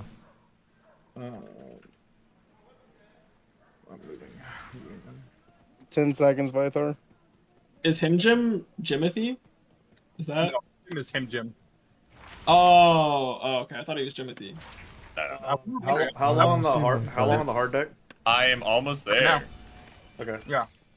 Wait. As soon as I get there, I'll pop deck. As soon as I get there. Should I take a group around with me to hit their back line? No. I just We cracked. can run through in the front. We can run through them in the front. We just need to group up. Okay. They have I got a level green 16s, cross on there. Dusty. We're just gonna face roll. Honestly, if you could pop it now, that way they can all run with us. They have 2 clerics. Fuck, I just had the click on. They're all dog shit. Right now, though, the only one these guys are not good. They're terrible. I've already killed 3 of them. Is their Moon cleric, and green cross so should be cleric. I can go in on their cleric. You know, I'm just gonna go ahead and pop this now. Just pop it now, and then we're about Apex. to run on them. It's Apex order, right? Yeah. Not Yeah, one. correctly. Not Not two. two. All right, is everybody here? That's here. What- All right. All right. We'll Have go fun, in Blah. from the back. Go.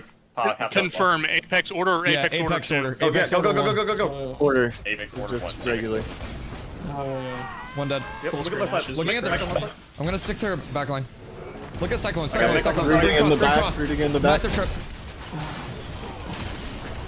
Rommel in the front. I got a banner on this wall. I'm bannering into this. Look at Ladina. Moon. Double banner. I got a trip on They're hitting Ladina. Blah. They're hitting Blood, Blah I'm strike. with They're you. hitting Blah strike. I'm with you. Cyclonus is a healer in the back line, in our back line. Yeah, he heals them all. Oh, he's beaten down. Yeah, Rommel's a fucking Rommel. squish. He's like They're terrible. dead. Dutch it. Everyone here is dead. I'm here. Yeah. Look at the tank. Yeah. Get the tank. Right now. Alright, I'm here. We're taking over comps. Yep, let's All go. right. Yep. Fighter in the front. Fighters in front. Everyone get the fighter in Fucking front. someone else are just flagged out here. Yeah, they're dead. Yeah, I know. It's fucked up. Leave me alone. Stop killing me, Jim. God damn it. Get in the Himjim's on call. Blah, Himjim's on call with us. We need him in. Oh. Hey, they're coming back out. Get them now. Oh, they have PvP protection. He's not even in hard either, so I don't know. Oh, yeah. Look at the cleric that's just like Make sure you guys get rations. Yep. Yeah, Stay on him. Yeah, follow the cleric. He's got 15 attack this seconds. kid. He's got PvP protection. Oh. 8 seconds. 8 seconds of PvP protection. Holy shit. I'm just enjoying Four, this. Everybody wall. 3, 2, 1. Get him. Dump him now. Yeah, he fucking Good fight. Alright. All right. Now, do you want, Surely- who else a citizen of Squalls here? I want to be, but I had to come back. Yeah, I was going to be, and then they were like, "Go to Halcyon." Yo, Low Prio, how you doing, my friend? Have you played PTR? I played a lot of PTR. Yo, they're going out back left. They're going out left side, left side, left side, left side. Yeah. Him, Jim, your PvP flank, you got. Come left, come left. Cyclones is a mayor. Cyclones is a mayor. How's Flare? It's fine. Don't worry about him. He's terrible. Yeah. Go across the water. Just Go across the water. don't attack. I'm Don't baiting attack them when in. you- Yeah, I'm baiting them in Don't against the attack guards. him Yeah. Don't attack it. No, just go across. Go across. Yeah, the they're bridge. getting Go baited by across the guards. They're hitting fine, me that's near the fine. guards. Yeah, don't hit them. Just let the guards kill them. There's enough of them there. Just come. Bring them Yeah, the across, guards are bring gonna them kill all of them. across. Well, they won't kill all of them, but they'll kill. Like we gotta get hits on them. Don't shoot while the guards are here. Do not shoot. Yeah, don't hit while the The guards guards are won't here. hit you. Just let the guards kill them. No, I'm pulling Cyclone. Kill Cyclone. He's out. He's out. He's out. He's Wall him. silenced. Yeah, wall him. Get him. Get the kill on him before the guards do. Dead. Yep. Now back up. Back up so the guards can't go. kill us. I was just letting them hit me, and they were getting cooked by guards. Oh, they're across the water. They're across the water again. On the other side Someone, now. someone watch the main entrance. Is that what you're talking about? The main Got entrance? it. They're out there. Yeah, they're outside. going across from me. Ow. Yep. Guards are cooking my shit. Yep. Go across. Go across. They're staged at main entrance. They're still getting targeted Guards by are guards fucking too. them up though. Yep. Yep. Look at this mage. Look at this mage. Look at this mage. Focus. I just walled myself. I'm an idiot. Logging back in. I got one of the rangers out here, outside of guard range. Yep. There's literally a mage that's on Bungus. Huge. Good shit. Oh, shit. Slamming the dunk. So, what did they, like, why'd they deck on you? So I came in here and I said, "Hey, who's in charge of Apex Order? Can I node This war is you guys? Would you guys be absolutely interested in a S-tier. node war?" Yo, and they Big said, Worm. "Why are you threatening Much love. us, Thank you bro?" for the follow. And I said, "I'm not. You can't fucking read They or got something." really upset. They got really upset because I asked them if they wanted a fucking node war, and So- I said, "No." I said, Okay, so we got a war out of it "Do you anyways. want a node war?" Correct. They're coming No, south. you might think he's We have exaggerating. two He's to our not. east. We have two of them to our east. Yeah, there's Bung. Bung is on the tank, but it's a tank. Can On Mr. the Buddha Scorpions? get a raid invite? Shall. Oh Come on, shit! bro. I'm right now. Whisper Strag if you're looking for an invite. We need to get all the hard guys into one. Yeah, all the hard guys into one group. Yeah, we are. Never mind. Why I is this wasn't- guy ST? I Shouldn't got be you. looking I at. heard you. Yeah. Thank you. I wasn't looking. Yo, they're all sitting here in front of me, bro. I'm in their back Turn line. back, Don't turn chase, back, don't turn chase, back. don't chase. Yeah, don't chase that far. They're stupid. I don't really know what those guys are doing. Shit, scenes We in get their this guy? back line. They're cooked. Oh, this Bravo guy. Corruption baiting them. Yeah. Yeah. What's your opinion on some of the gear changes? Didn't get to see much, but was playing cleric and feel like damage is quite big and healing seems pretty nerfed.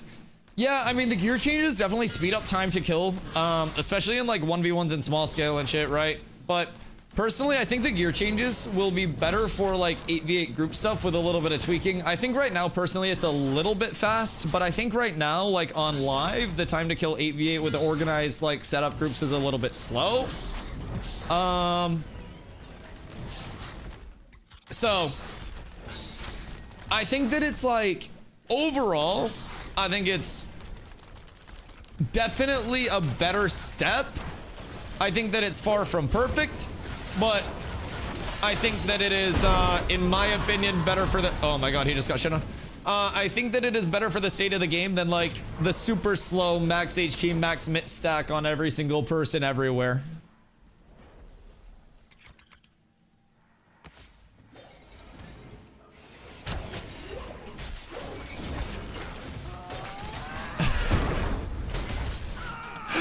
Yeah, the triple grab out of nowhere is crazy. The entire cutoff system is wild. Holy shit. So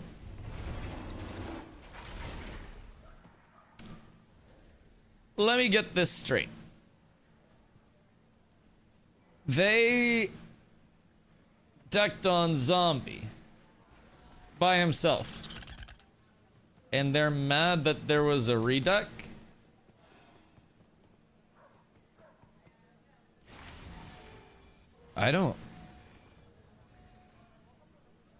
I don't understand. I don't quite see the problem there.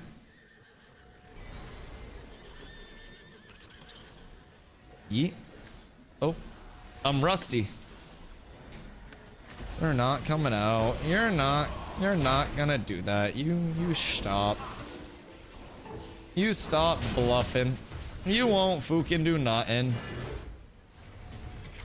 Aw.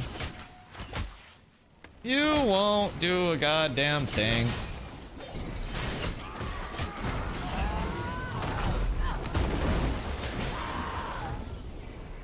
Maybe they will. Maybe the guards don't care. You want to just run into them and slaughter them? Because there's only like one guard right at the entrance. We can just Zerg and kill them where they're at. Why can't I use Gambit on you zombies? Hey, Jim. There's Oh, two there soldiers we right go. there, but if we just walk in and then wait Yeah, for them to walk- get us walk and then in attack, and- we'll be fine. Yeah, true. Just walk at them. Yeah, just don't run even into hit them, them yet. run. Don't even hit them yet. I'll just wall Oh, behind them and Buddha, we'll just kill them. Buddha is just Buddha's fucking down. PvP fight. Yep. Is If it you're playing PvP, Teleported. That's simple. Kill Biowar, kill Biowar, kill Biowar, Biowar, Who's going in? Biowar, Wall Biowar, behind them. Kill him. Oh my god. Yep. Kill him. Just kill him in here. Don't let him out. Push into him, kill him. Yep. If the guard kills, it doesn't matter. Kill them. Tripped him. Fuck Dead. them. Oh, I just get so Fuck them up. many. My confirmed kill. I want the bonus points for that. Yep. There's a cleric back here. I see Bromil. Tank. Damn. Tripping out of this. Yeah. Tank. Yeah. Kill fish on Oh, yeah, tank. kill Tank. back. Good. Get him, Vithar! Okay, you can run out. Run outside. Cleric Run outside. All right. Everyone run out. Everyone run out. Get away from the guards. Excuse me. Pardon me. These guards are acting like they saw something. You didn't see shit.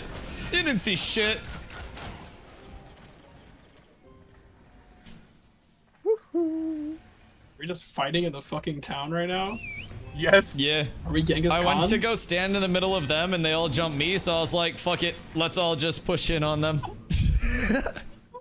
So now we can just run in the middle of Pop a ration. like Pop a ration. Him. we can also just uppies onto the rooftop Oh so the my guards can't gosh. get us. Yep. Yo. So like realistically, if they just sit in town, we just uppies to roof.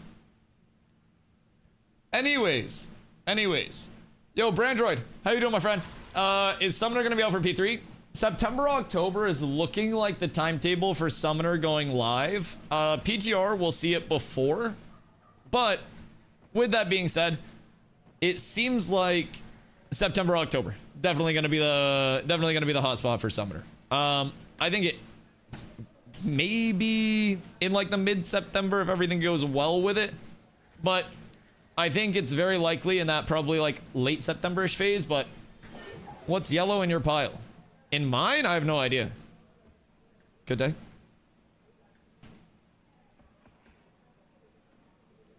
Why can't I hit him? Wonderful view up here. Like, I'm supposed to hit him, I feel like. Like, I feel as though I'm obligated. I don't think I have anything yellow in my... Oh, fuck. It's my ink. Someone grab my ink. Yeet. Gosh dang it. Hold on. I gotta hit the storage. 1 sec. 4 guilds on one, they say. Brother, 2 of the guilds have 2 people. 1 of them has 3 people. We have 12 people active right now in this. Don't be goofy, goober. You don't have to do that.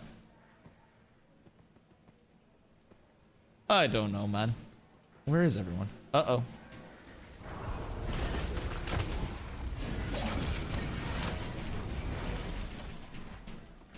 Brother's got that urban warfare going on in here. But I grew up in these streets. Is there someone up here too, bitch? Who's up here? Oh. Yo, don't fight too close to the market, because then you'll get the Phoenix Sentinels, and they don't fuck around. They are not playing. They are here to lay Yeah, some what- dick. One hit me for 22,000 earlier. I faced off with their mages. Jesus Christ.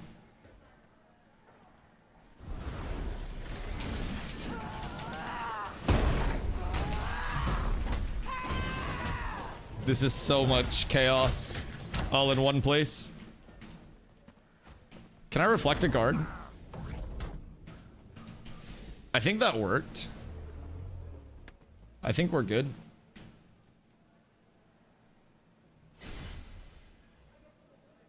if they jump me, I can probably just nuke the 16 before I even die. Especially if they let me get this off real quick.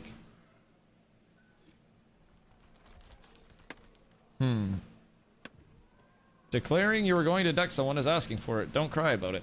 Aren't they crying that they got decked? We just got people. Like, we're laughing and having fun. I think they're the ones that are, like, upset. Personally, I'm an unbiased source. I showed up for the PvP. I'm not really into the drama side of it.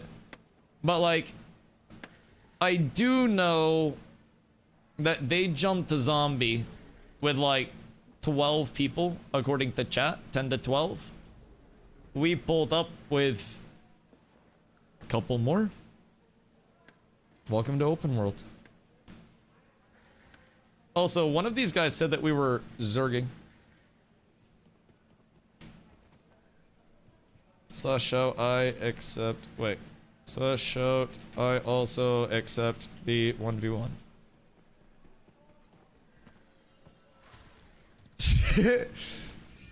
Shit. Blotto, give me the bow. Give me the bow. It's time. We don't break it out unless it's absolutely warranted. I need to borrow something. Wait. This guy just said 1v1 me, bitch. We said we would 1v1 him, and then he goes, fucking tanks, all happy to 1v1 a fighter. Didn't you just ask for a 1v1? Slash shout. Didn't you just ask for a 1v1? I'm very confused.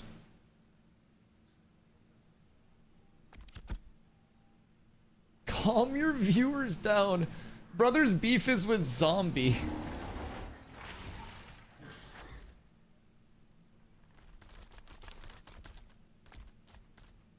No, it was a statement.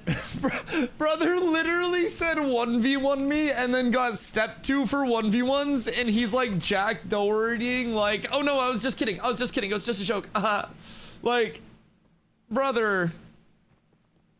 My brother in Christ. There's no way that's the angle. What do you mean?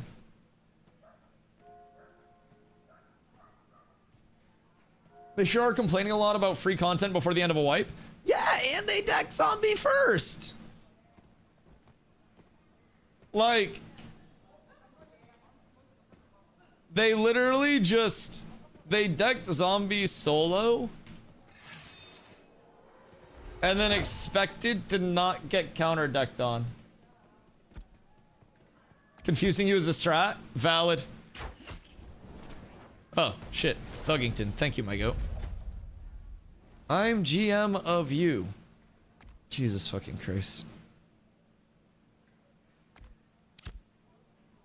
Are they, like, not entirely there? Like, all put together and stuff? I'm slightly confused about that.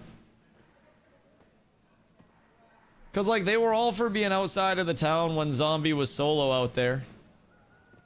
But, like, we come and wipe them once, and then trigger fingers turn into Twitter fingers.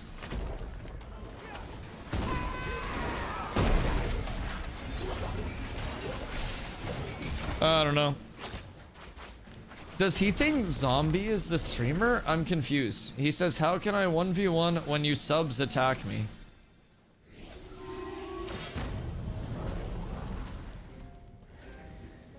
Does he think Zombie is me or something? Like that we're the same entity? I'm confused. So does he want 1v1s or does he not want 1v1s? Cause like I will gladly 1v1 this man. Like honestly, I'd be happy to. What if they nominate a champion? What the fuck is he hitting me for? What the fuck? I wasn't even hitting him.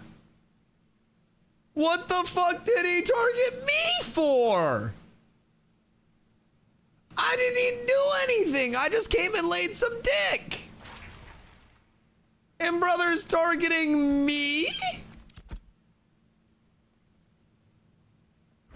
Sacre bleu! The fuck is this?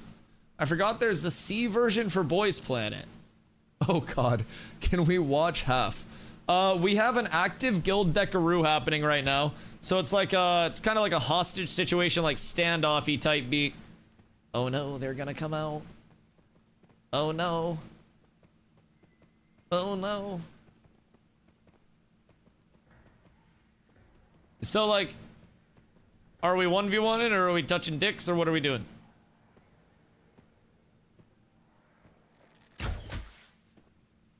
One v one? Do you have an energy wand on?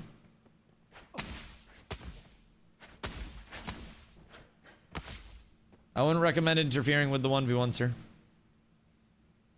Personally. Brother's popping the consumes. I was just wondering if you would be okay with watching F? Yeah. I mean, I can't promise that I won't fall slightly asleep, but...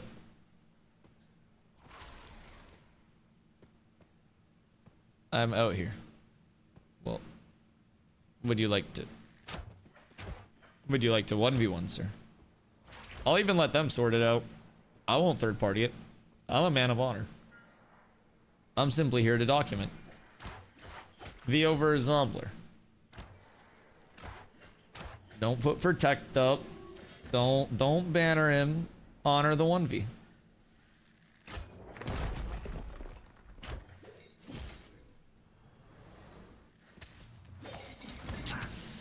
I wouldn't recommend doing that, my lads.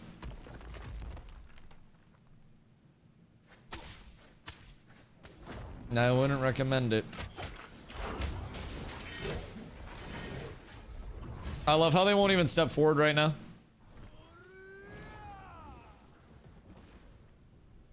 Yep.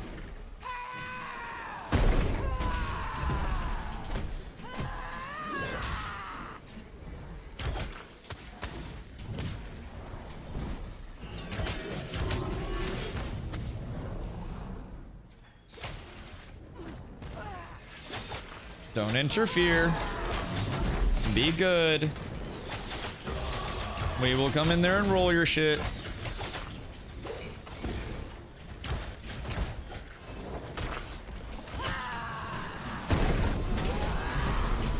You're dead. Should have listened.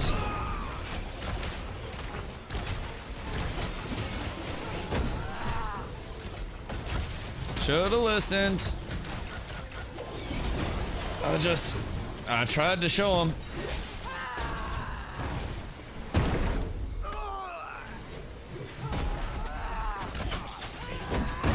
Good day.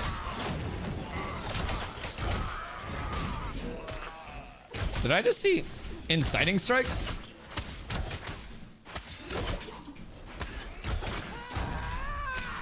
Yeet. Yeet.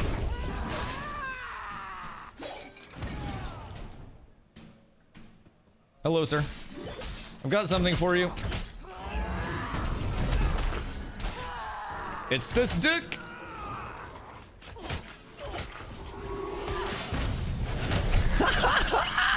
Ah, we're getting away with it too. Oh no. Oh, these poor lads. So, how do they feel about their entire guild just getting dicked down in town by me and 2 other people? Like, I don't know. I don't know. Ah, it's Thug! The special guest referee with the steel chair out of nowhere!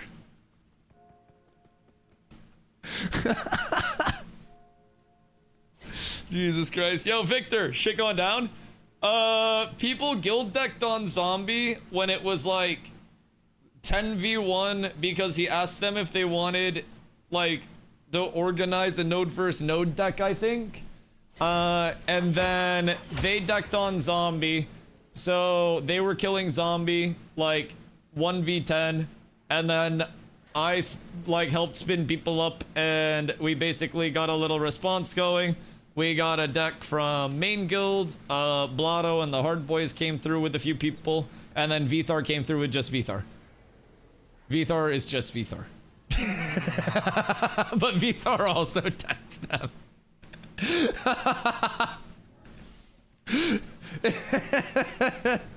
Vithar just kind of showed up with a deck.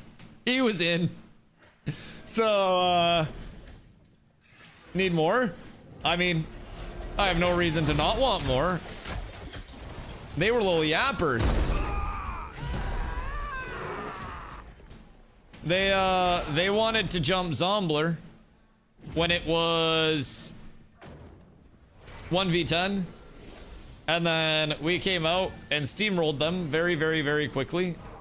And then it very, very quickly went to /yell chat. And none of them will 1v1 me. Their guild lead, I believe, like in global, quite literally, or not in global, but in /yell said 1v1 me pussy. Me and Zombie both were like, either of us will 1v1 you. And then he coped about how it wasn't a question asking for a 1v1, it was a statement. So, I don't know. I don't know. There's been a good bit of /yell chat out here, I will say. I think it's more like /yell than it is like actual PvP at this point, but is what it is. Is what it is. I don't make the rules, I just show up to enforce them.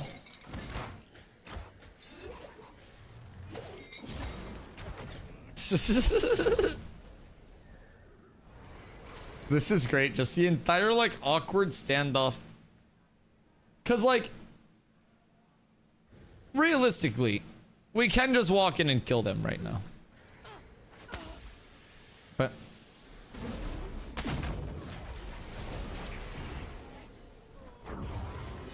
the fuck they hit me for? Yep. I think they fucked up. Yep.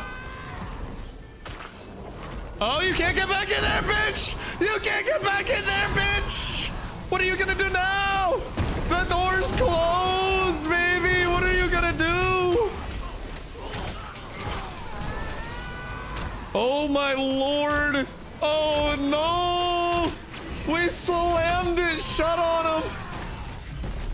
Oh, these poor kindred spirits! Wandering lost throughout the night, being shown the light by DustyWhy. Oh, goodness gracious. Hey, man.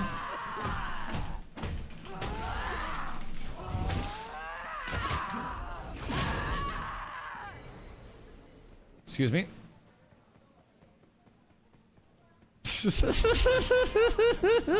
Ow! He's gonna die for that 1,000 times.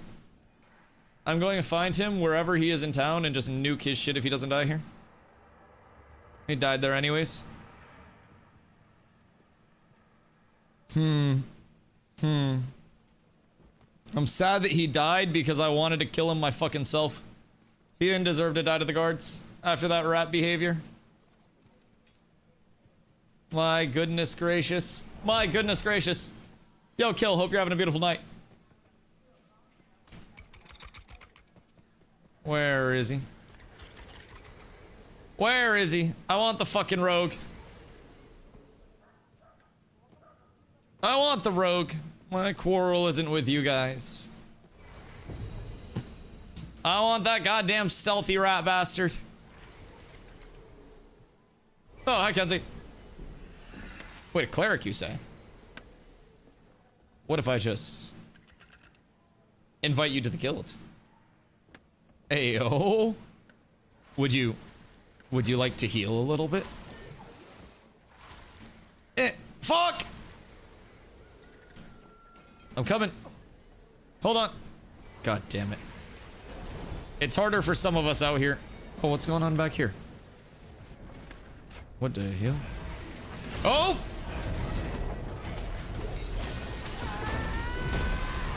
Oh no, I just Thanos snapped him.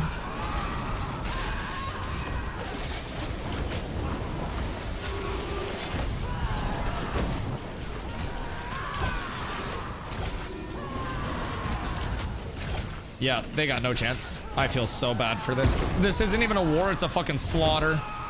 CNN would broadcast this as like a fucking atrocity. Jesus Christ. What I just did to them violated 17 parts of the Geneva Convention and 18 of the 10 Commandments. Holy shit. Oh, that was not good. I just walked free through them and just slaughtered so many of them after that wall. Holy shit. That's a fucking yikes. Gotta rename their entire guild to Kyle the way they just hit that fucking wall, chat. Good fucking gravy. Why is he arguing with Zombie about Twitch stuff? That's what I'm confused about. I don't even know, like, which person he thinks he's arguing with.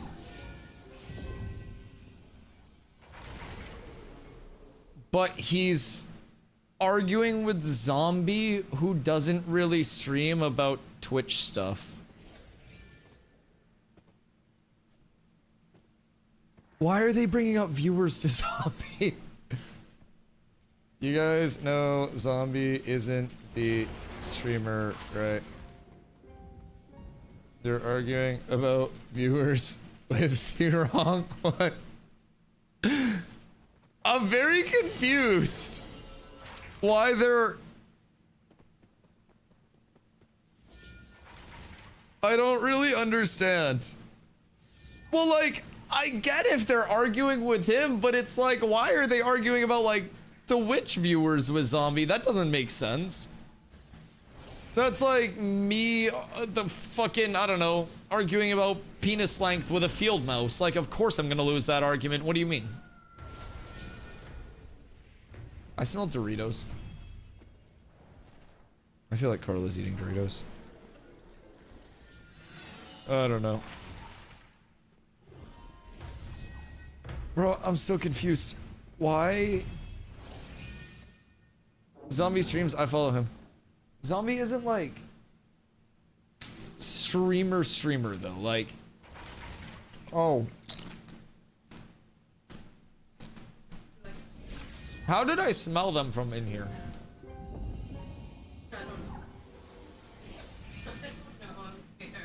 What the fuck? Yeah, there were actually Doritos, by the way. These are the green ones, the salsa verde. They're pretty good. Where's the giveaway? Giveaway is over on Ash's Creation website under the news tab. Are you pregnant?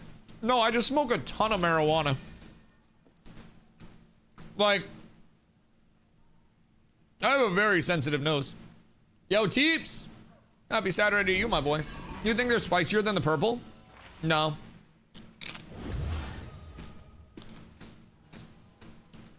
They're kind of bland. If I'm being completely honest, I don't really like them that much. Like, I'd rather have, I think, most other kinds of Doritos.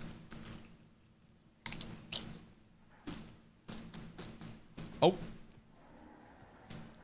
Hold on, it's dickin' time.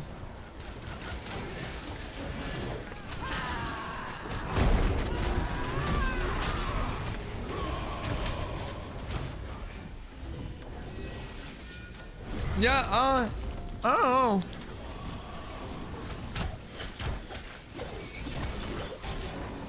They're just like, Bungus and I kicked the shit out of him by the toilet. Get swirlied, nerd.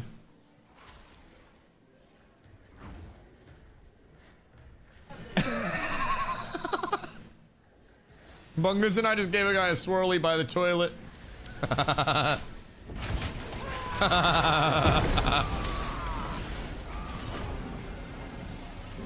Okay, sorry, what were you saying, Carla? What's this? Smart food? Oh, this is the Dorito one?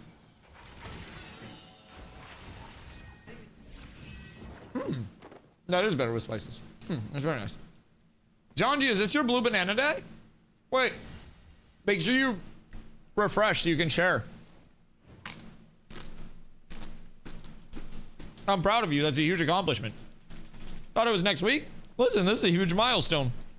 A lot of the Ashes.com will be getting their blue nanners this week. Or not this week, but this month.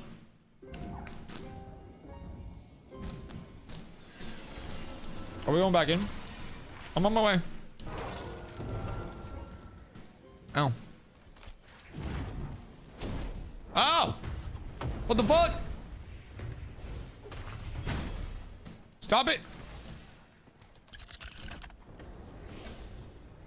Dude, I don't really like these. Like, not that I dislike these, but I don't think these are that crazy for Doritos. I would way rather have the purple bag than these. If I'm being honest. Have you ever had the Flamin' Hot Cheddar and Sour Cream Ruffles? Wait, those sound delicious, Teeps. What the fuck?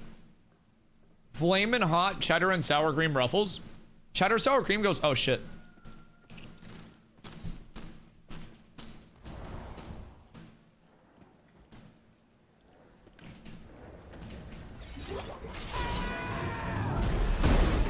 Poor guy.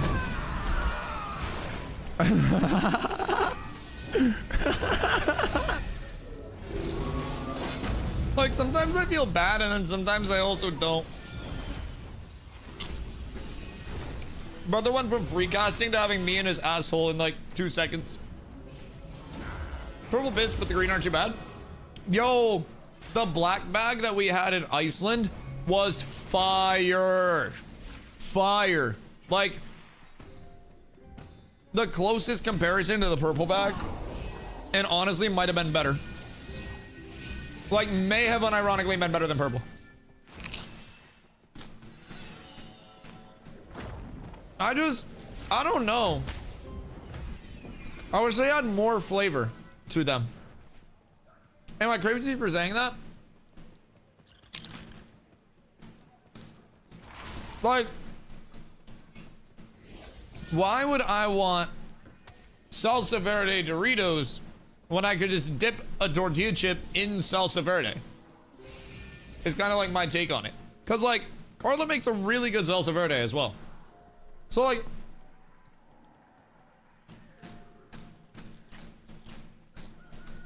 I'm kind of like lost on it. I'm still eating them because they're Doritos and they sprinkle little tidbits of crack on the outside of them. But like, they just don't really taste like much. It's for when you crave salsa verde but don't have any around. Oh, we keep that shit on tap in this house. Although we don't have any right now. So I mean, I guess. But like, I feel like these don't really taste like anything.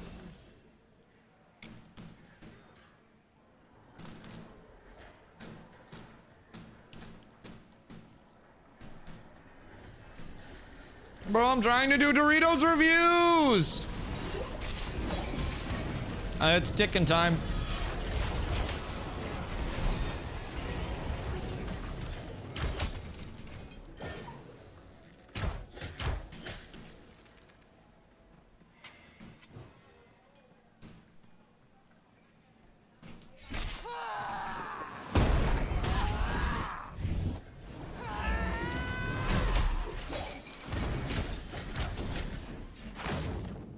Is there a guard wizard up there, or is that an actual player?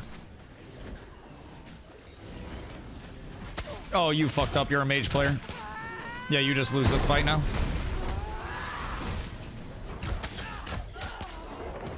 Oh, the guard wizards are strong! They're so strong!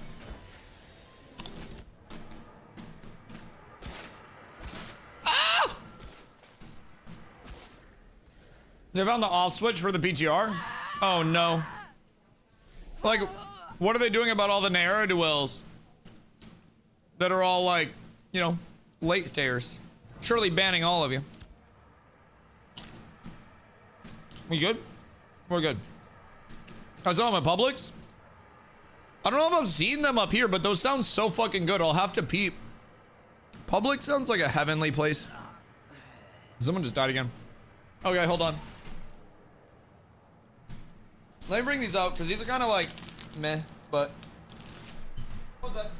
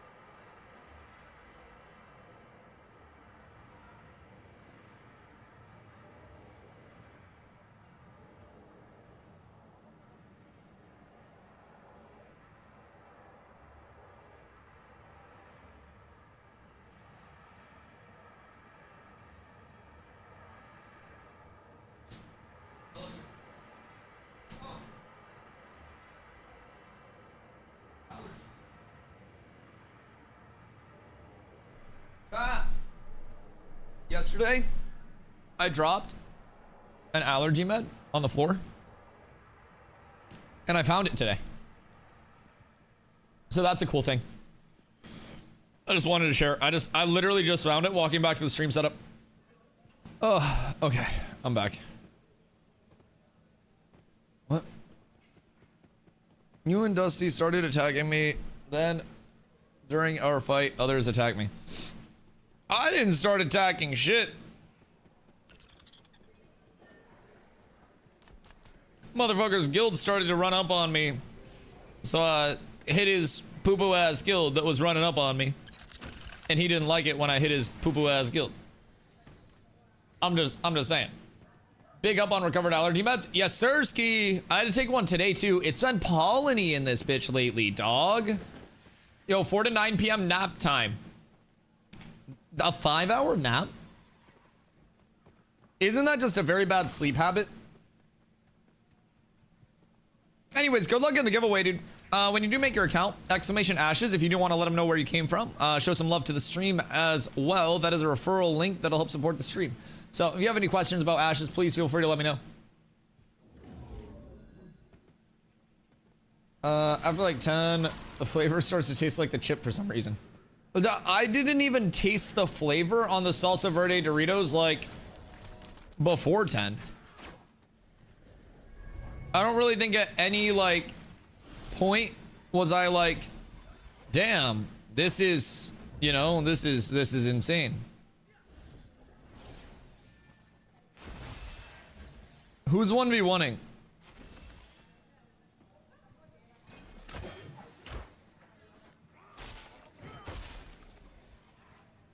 Who's 1v1ing? Is it me? Or is it Vithar?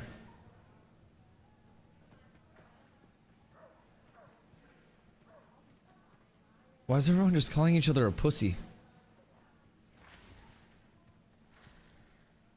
Oh wait, they're all getting the beefsteaks popped, boys.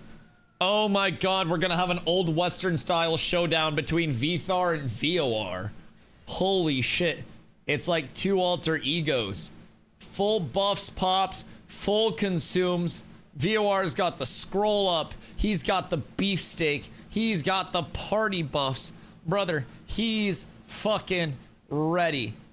Vthar's got a slight hunch. He's a Vec. He's got the beefsteak up, and he's ready to drop it.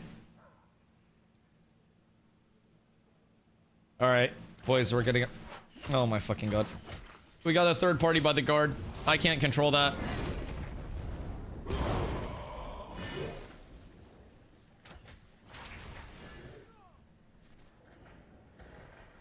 The guard is not helping.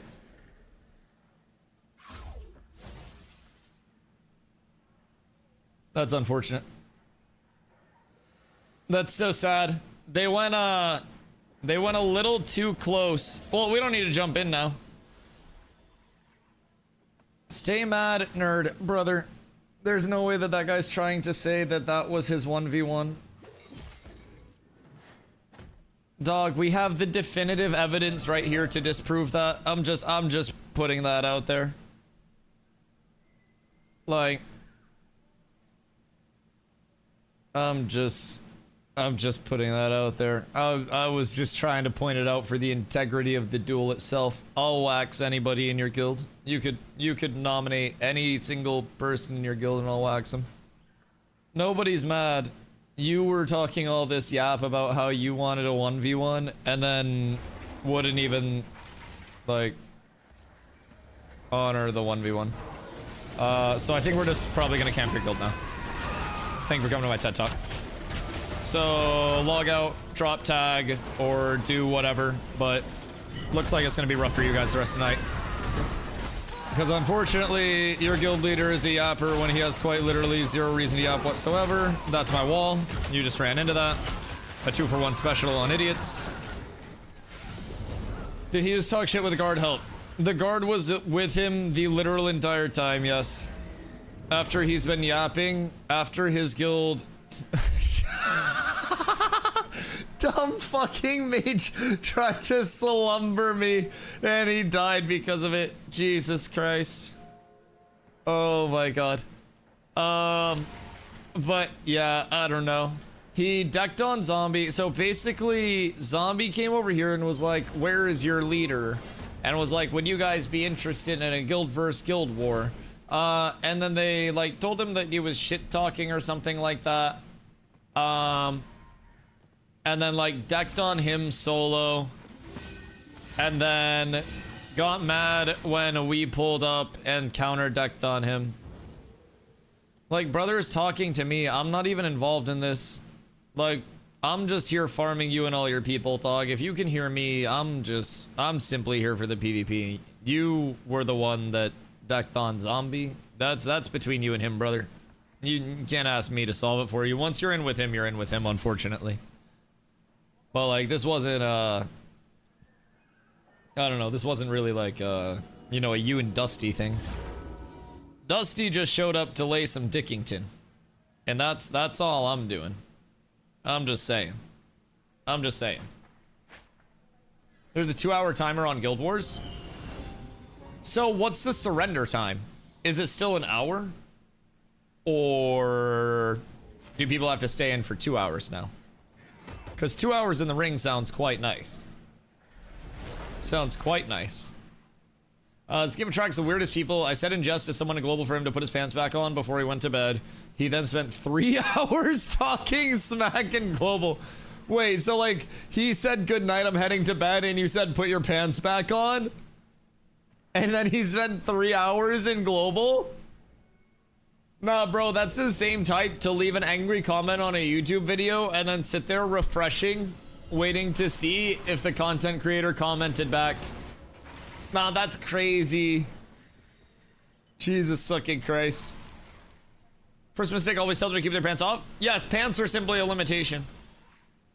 Also, I don't know why motherfuckers keep bringing viewers and Twitch and fucking Dusty into it. I didn't say shit during this yap other than I'm here to lay some Dickington. And believe me, you can watch my VOD. I've been laying some absolute pipe. I got a whole goddamn montage out of this shit. But with that being said, I ain't involved in the drama and the yapping. That's you and Zombie. They gotta feel that one out together. I'm just here to lay some Dickington. I like that they're just sitting scared in town. And they're trying to yap. Can you clip me getting away from you? Wait, are you the rogue? Dude, fuck. God damn it. Wait, did you get out? There was a mage on the roof and a guard fucking sniper somewhere. God fucking damn it, you got out of that? Ah, fuck, you rat. Oh, I thought I had you. Dude, I all in for that shit. I fucking sent it. God damn it. Aw, dude, I really fucking thought I had you there. Have you played on the PTR at all with the new movement system? It changes up a lot, but like you can still be very schmoovy if you got it down. I'm a big fan of the PTR shit with like the kind of like the changes, the friction, so to say. I kind of like it, especially as a tank, but also, this is like the balance that I love, by the way. This is why we brought Zombie in. Cause like, Zombie's the yapper. He'll sit and like slash shout and do all of this stuff to keep the content flowing. And I don't really have to get involved. I just show up in PvP and hang out with people. Like the people in the guild that is like talking shit to Zombie and he's talking shit to them are now in chat just like, yo man, this shit's fun. The two different POVs, dog. I swear to God. Like, Zombie and the slash shout yappers, and then everybody else in the background that's just like, yeah, somebody run the fuck out. Like, God fucking damn it. I love this game way too much. Oh, dude, it's so fucking good. You take a bunch of gamers, you put them in like a very confined room where they can't get away from each other. And it's bound to boil over at some point, dude. Oh, it's so fucking glorious. It's like the Big Brother house, except people can legally kill each other. It's so good. He loves it when people talk to him. That sounds so mean. Wait. I don't know why, but he loves it when people talk to him. Makes it sound like he never gets talked to. No. I know you mean like talk shit to him, but like he loves it when people talk to him is such like a sad thing. Hi, Zombie. Look at screenshots in guild chat. Am I moderating now? Hold on. Wait, can I show some of my like fights from this? Cause dude, one of the fights where we came into the town, I was like thooming their backline. I was thooming their backline. All right. So much Apex order. Where are we going, team? We merkin Apex? We decking Apex? Not really. Spent all the gold in squalls. Valid.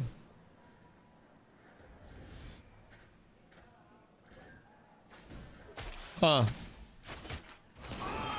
I will say, on this topic, Vio did also say 1v1 me bitch or pussy or something like that. I think he said 1v1 me pussy.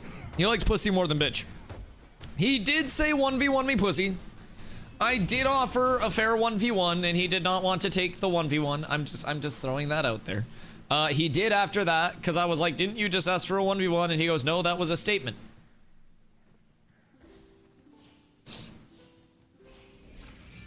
And I was like, what in tarnation?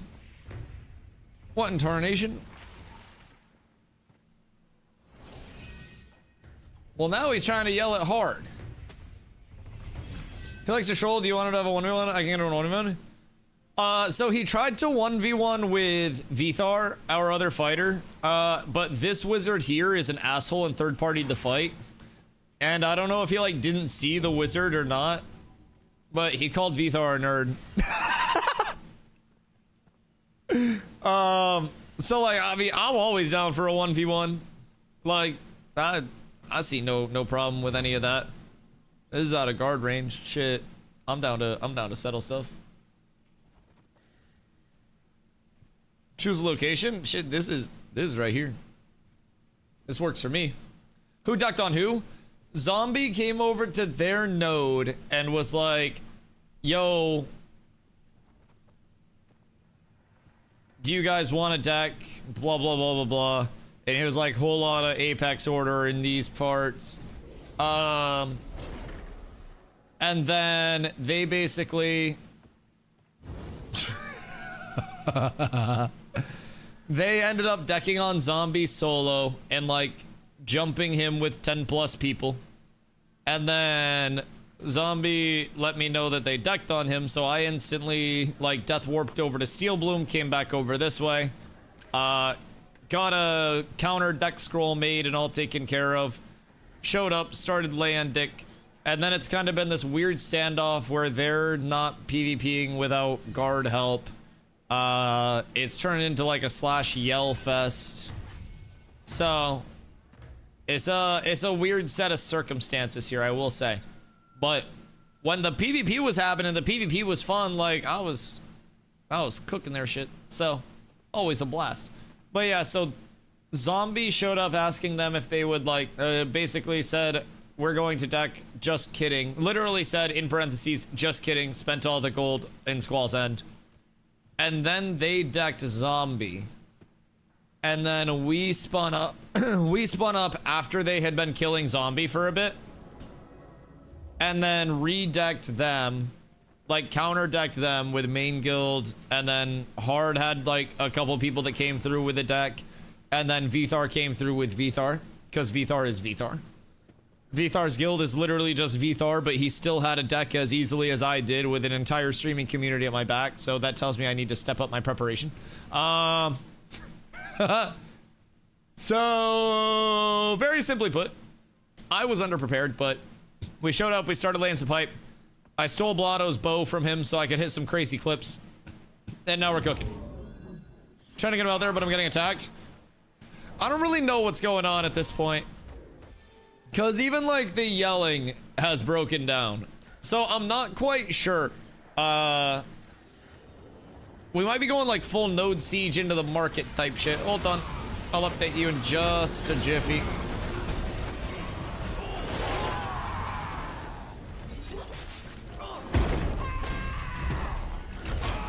Oh. I got their guild lead. Plus 1 point. Now for their tank. Oh, brother. You backed into the wrong neighborhood. Oh, you have 30 seconds of respawn protection. Pack it up! No, that's crazy. That is crazy. Oh, fuck. Apes together. Stop. Ah! Jolly! I'm feeling 22k. Ah! Guards OP. Guards OP. Jolly! Even the 22 months, my boy. When is it time for the arrival of Mr. Jolly Jenkins into the Ashes world, brother? If you don't have your pack yet, exclamation giveaway. If you do have your pack, brother, it's time. It's fun. P3. About 2 weeks from now. I can't wait. You think I could convince him to follow me into a secluded part of town with no guards?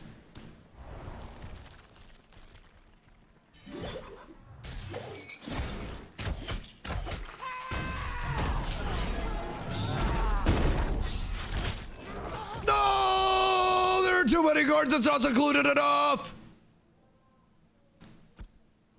God damn it. I was hoping it was secluded enough.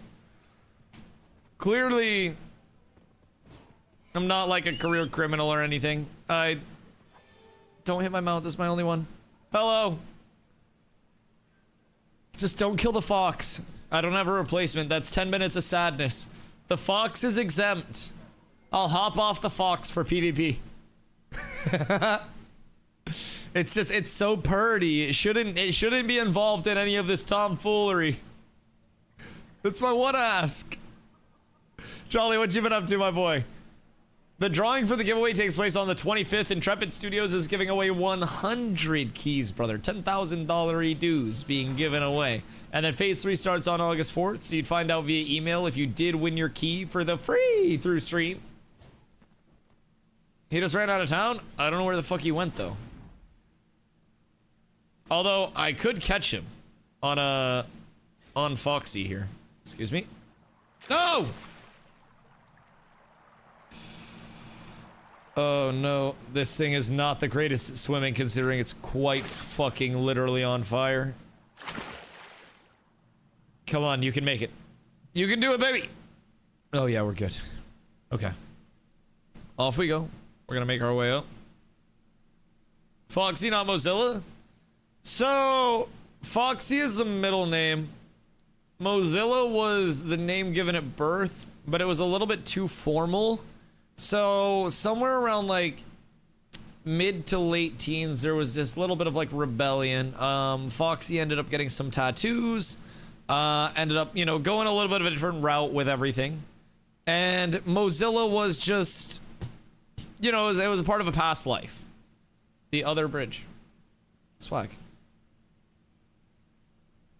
Been chilling gaming in New World League since season 3, so once that's over, gross. Gross. I'm so sorry. Is there really nothing else to do other than New World? I mean, maybe people are enjoying it. I don't know, like, I hit a point where I was just like, there's no future for this game. And it just killed it for me. Like, realizing that no matter what they did, New World would never actually be New World ever again. Like, it was a bit of a little, like, ego death type thing, in a sense. Where I was always like, you know, New World just needs to do this, this, this, and this. And those things never actually ended up happening, and they did the exact opposite of that and ended up annoying a lot more of the community than anything else. So with that being said, like, I don't know. Like, New World is just on a constant downtick. I think Ashes continues to go up, up, up, up, up, up, up, up, up. And, of course, there will be ebbs and flows with Ashes, of course. You know, phase 3 launch, I was averaging 200 viewers in here. It's much less than that now. It'll be much more than that in a couple of weeks. It's gonna tick up very quickly. It'll happen again. Believe you me, it will. So, like, personally, content cycles happen. But New World's content cycle is a dead cat bounce every once in a while. Ash's content cycle is constant improvement until P3 and beyond that. So, Ashes or something, Deadlock might be fun for quick gaming. What if I told you even Deadlock's kind of cooked right now? Ido's coming over to play Ashes too. With the cats. Who is your favorite character in Harry Potter? My favorite... my favorite everything. I mean, I don't think Deadlock's cooked, by the way. Ido says Deadlock's very fun. And Deadlock does also have Ice Frog and Valve, like, at the backing of it. So, like, that's going to be a massive title for years to come. Like, I think Deadlock will be just fine. But Ashes is genuinely, in my opinion, the social systems that pretty much everybody that plays MMOs for social systems is looking for. A combat system that takes a lot of familiarity with tab target for people and then adds in actions of, like, or elements of action combat to keep it fresh, keep it something that, like, not everybody's just done to shit. It's really nice, man. And I think as development continues, more and more people will finally be able to, especially with 24/7 servers coming on August 4th, more people will finally be able to kind of like see Ashes as what it actually is with the availability and accessibility of shit and not just like what YouTube is portraying it as, because YouTube can be very clickbaity. Where is everyone? Did they wait for me to run away and then jump the gang? Because if they're jumping the gang, they're gonna have to be taking my goddamn pipe in a second. I will run through these hoes. Honest to goodness. I regret stepping away. They were waiting in town, not doing anything, and then, unfortunately, I don't quite know what's gone on here.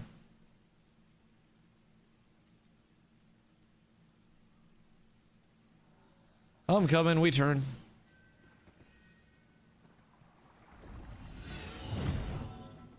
Oh, were you guys dying to the guards to kill them? Oh, that makes sense. That makes a lot of sense.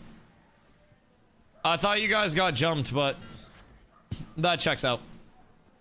Guard's actually hardest comp in game right now, I will say. What if guards just like looked the other way for guild decks? Just genuinely.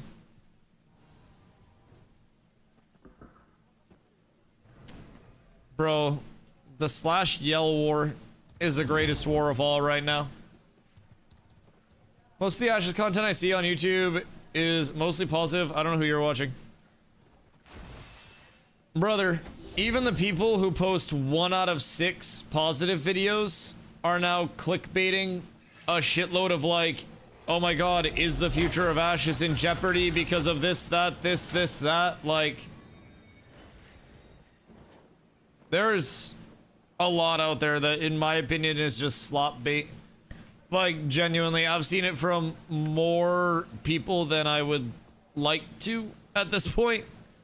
But even the people who post an occasional, like, happy video, go back through their video history, and it's like, even from the standpoint of just a clickbaity title insinuating that things are bad over here, I guarantee even the people you think are posting awesome positive videos are also posting clickbaity, not so positive vibe videos.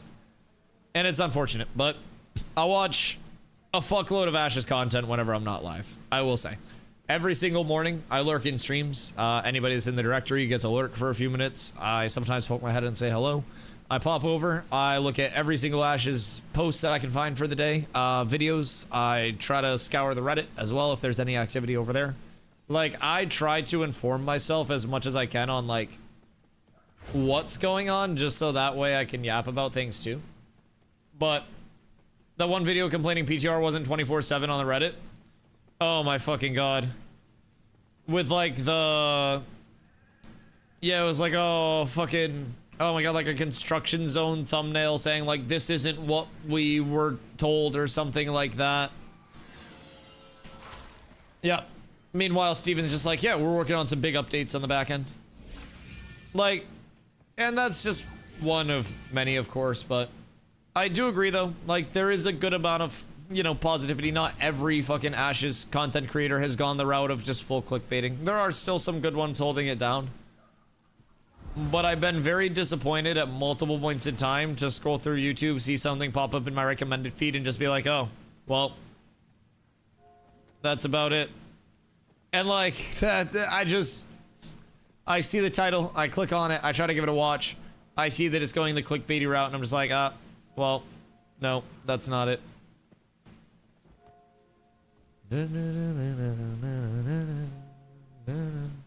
People were acting like the PTR was going to be the next big server, wipes almost daily.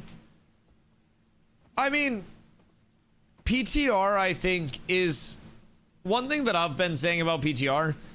I have never really thought that PTR was going to be like the transcendent server or anything like that.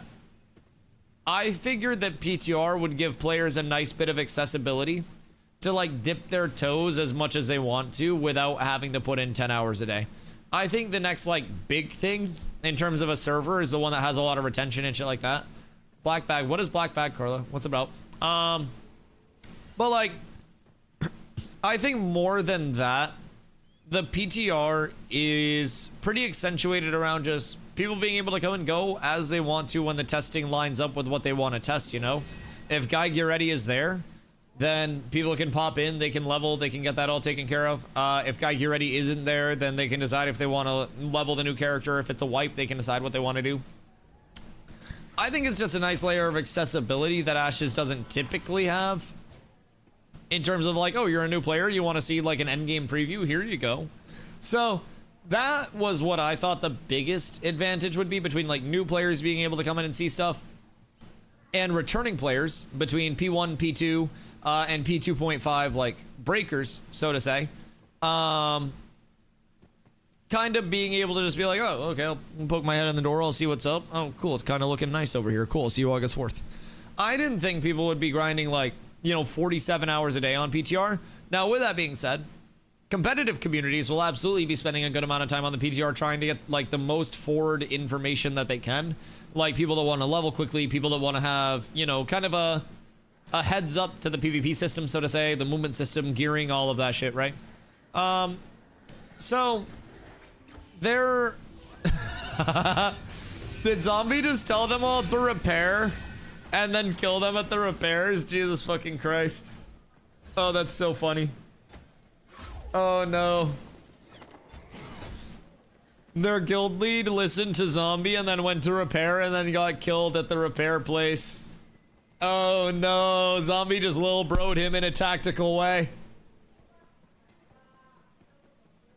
Brother said yes sir to Zombie. Went to repair when Zombie told him to and then got killed. Oh no. Oh no. Poor guy. Kin, hail Thogly. How's a high fade? How are you, brother? We're killing Apex Order right now. So, Zombie and them are having some beef, and I'm just here laying some pipe as I do. Unbiased plumber here, just laying a whole lot of pipe. So I've been doing amazing. I've got some good guild PvP stuff going. I got some amazing clips, some great fight footage. It's been wonderful. Now, with that being said, Zombie came over, asking them, I believe that they'd like to do like a node versus node war or something, and they decked him, just him, and like sat on top of him with 10 people, just killing him. And so we counter-decked and spun up a little, you know, a zombie-oriented defensive. So basically, we've been over here just kicking the poop out of Apex Order whenever they do want to run outside. But it's devolved from like an actual guild war itself to, I think, them sitting on the Ember Spring in town, refusing to leave, and saying that the Sentinels can help him.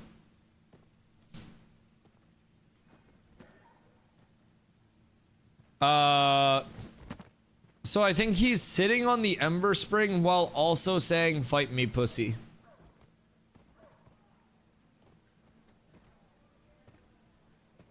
I don't really know what's going on at this point in his mental. But I don't understand that progression. Like,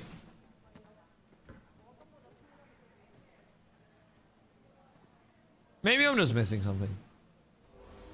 Maybe I'm just a little like out of the loop, so to say. Oh wait. Good day. Bizbiz. My flourish doesn't work sometimes. Mine won't sit. Mine isn't listening. No treats tonight. He's just saying I don't consent.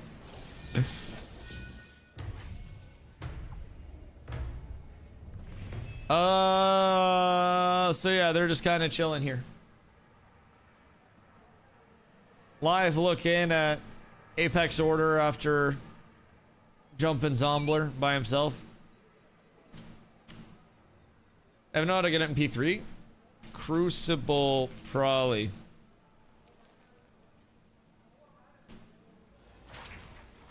Northwest of town for duels. Where is the leader? You weren't yapping. I have no reason to want to duel a rogue. This was your yapper.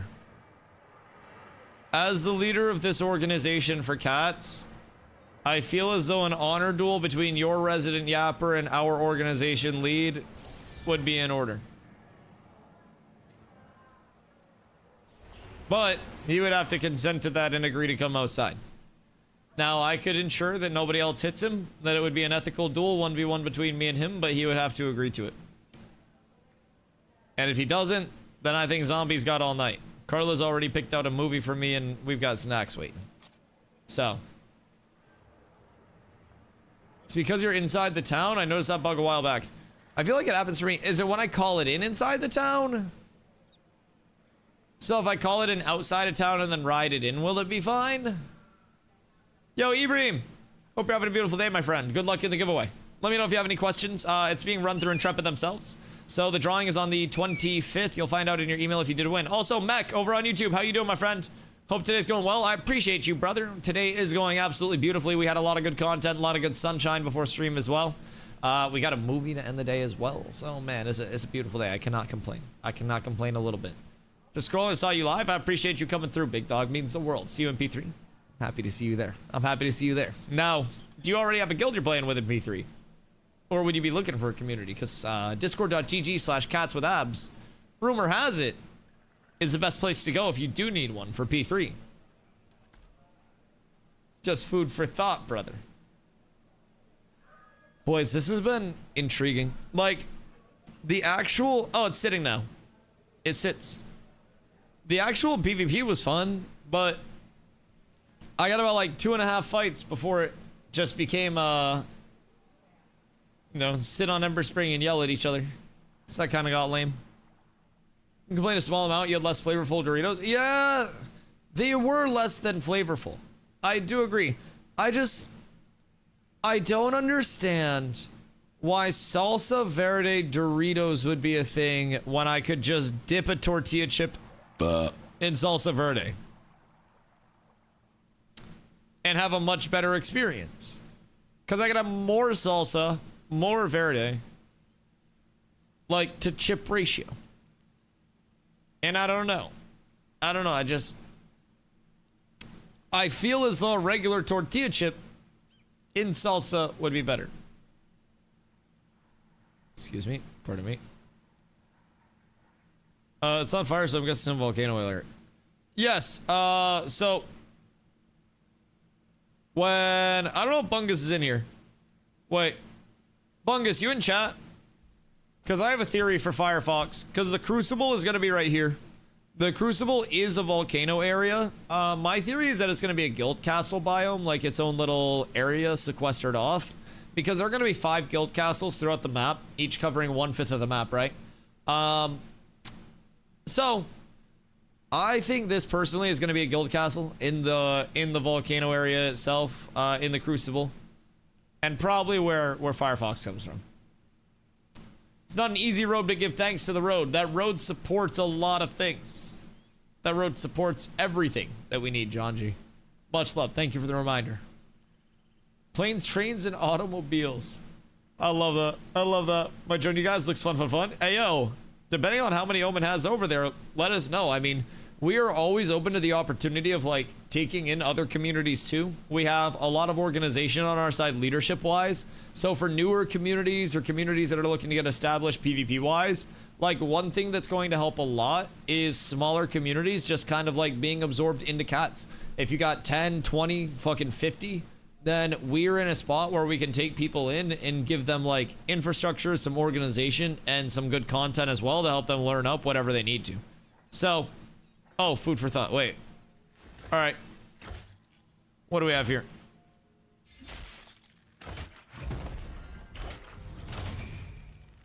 Hold on, let him heal. Let him heal. Are we actually 1v1ing? Wait. Heal. We 1v1.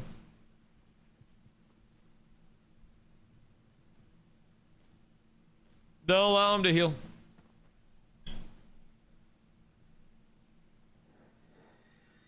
If he's conquered Zine on Zine's first day of return, that's fine. Heal and then fight.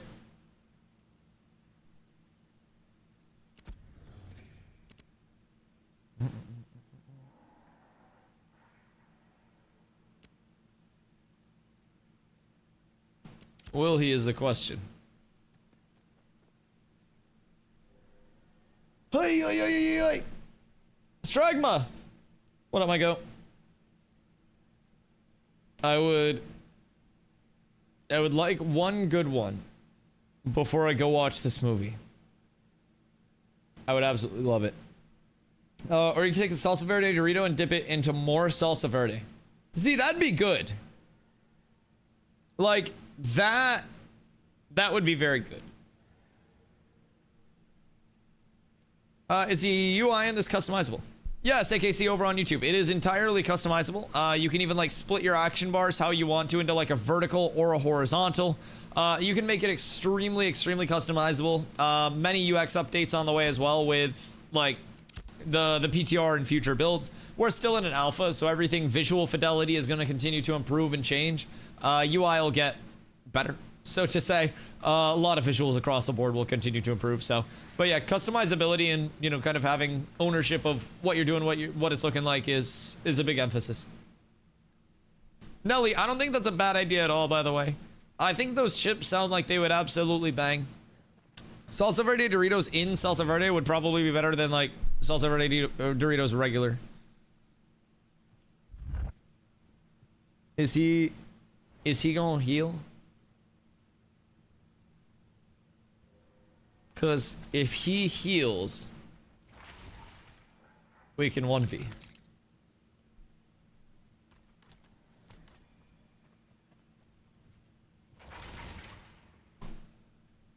One v one honor duel.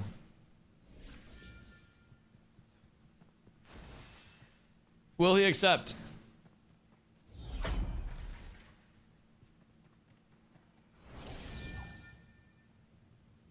I don't think he will.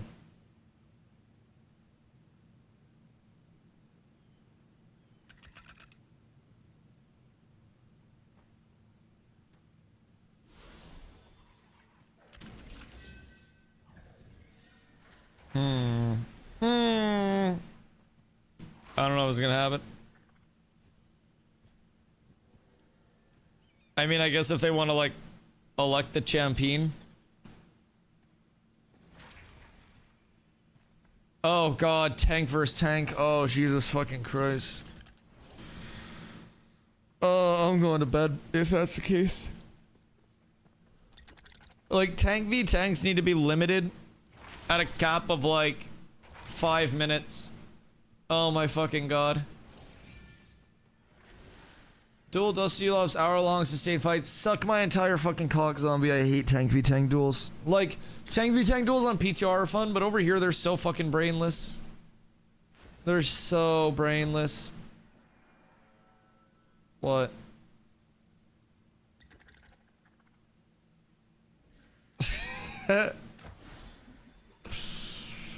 Tank v tank duels on PTR good, on here bad. 3-minute limit. If nobody dies in 3 mins is draw. All right. What makes PTR Brimful of tank v tank? New time to kill and gearing. Makes things entirely different in my opinion.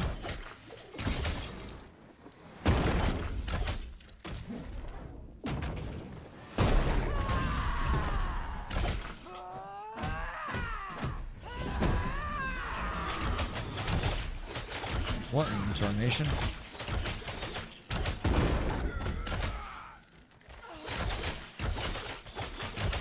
I wonder if I can actually get debuffs out on him. Might be able to.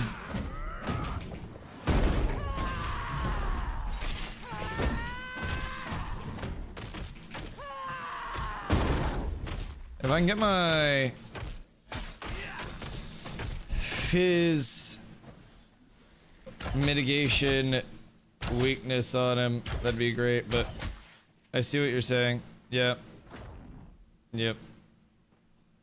Yeah, I haven't even used a defensive CD yet. This meta sucks.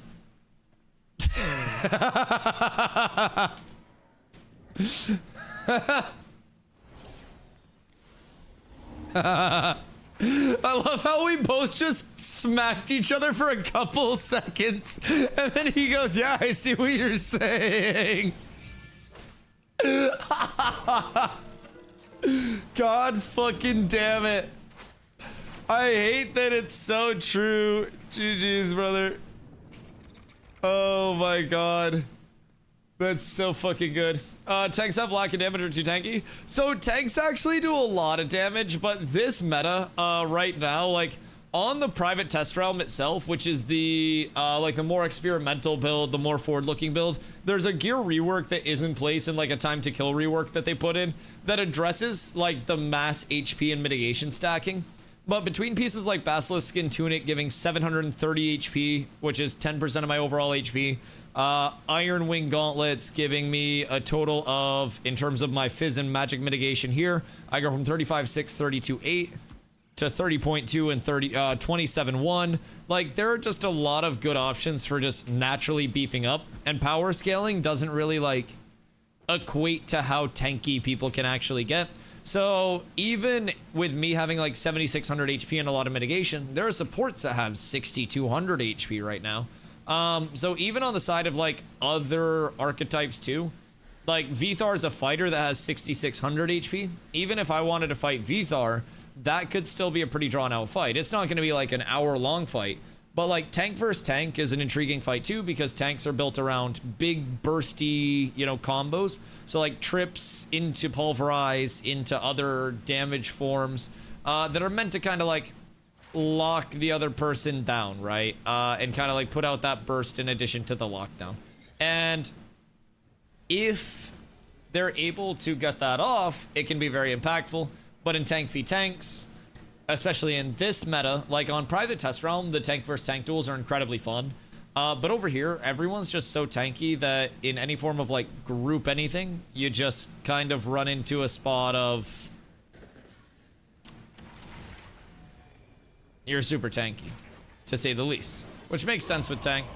Cat with abs is Yo, absolutely Strudel. S tier. Thank you for the follow, much love. TTK is nice on PTR. I almost killed Dusty in a 1v1. Bro, TTK is nice on the PTR. Like, I personally like the fact that it's, like, that you have a chance to actually die if you misplay. Right now, it just feels like even if you misplay in a duel, it's not very impactful because you have 3 more rotas of cooldowns. The only thing that kind of kills me is if I wanted to play against, like, if I fought against this rogue right now and they used Mana Burn Poison and only played around their Mana Burn Poison and, like, Mana Burn's up, they go in, Mana Burn's down, they don't go in. Anytime they're down, they, you know, go out, ration up, all of that shit. It's a lot of that, but that's like the one thing that can deal with me pretty well is just draining my mana, but I can do it without mana. Oh no, you can do it with mana if you want. I don't mind. It's something that I need to learn to play around. It's just a fucking game mechanic. I don't mind. It's just like the one thing that makes tank a little weak, because if I exhaust all of my mana and don't really like maintain it well in the fight, then that can really fuck me over and can limit what's available in my kit substantially. But I've just got to kind of try to make sure that I'm getting the most out of a lot of my coolies and see what I can do there. Right. I got a really good counter off that. Jesus Christ.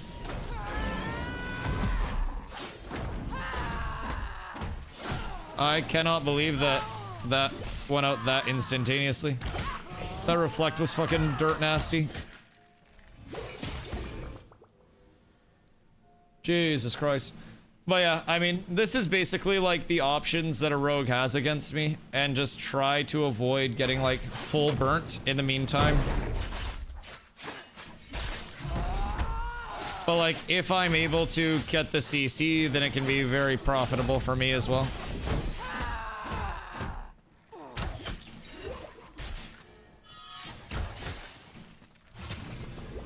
But Diddy Dart, also extremely impactful. 13-second in cap. Not too much that I can do with an in cap. Kinda doesn't leave me a ton of options as a tank. Really.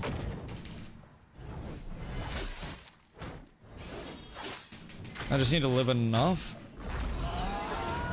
There we go.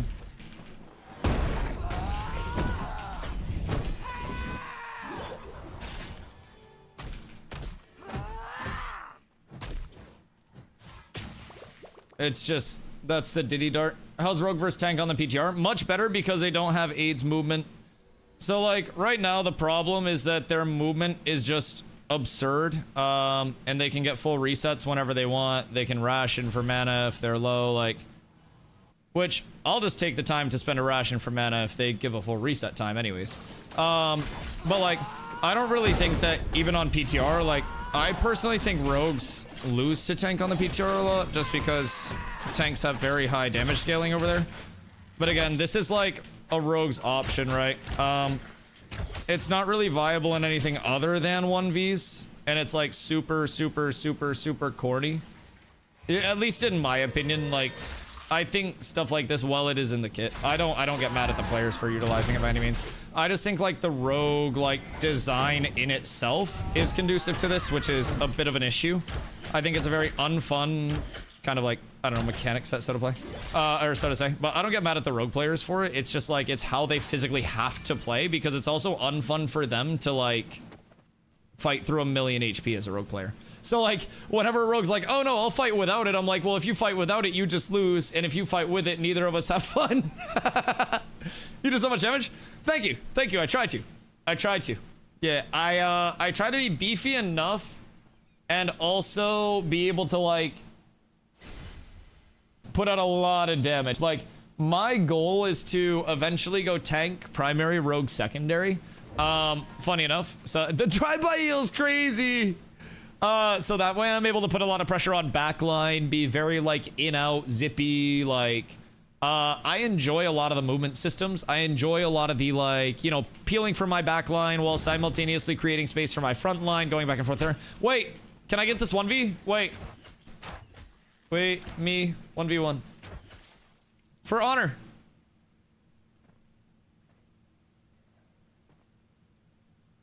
For honor. Or no? Dusty. What? For honor. Is it time? Excuse me. I have time for one more, and then I have to go get ready for bed. Apparently it's dry as hell. Oh my god. It's pretty fun, but if you aren't geared, it sucks.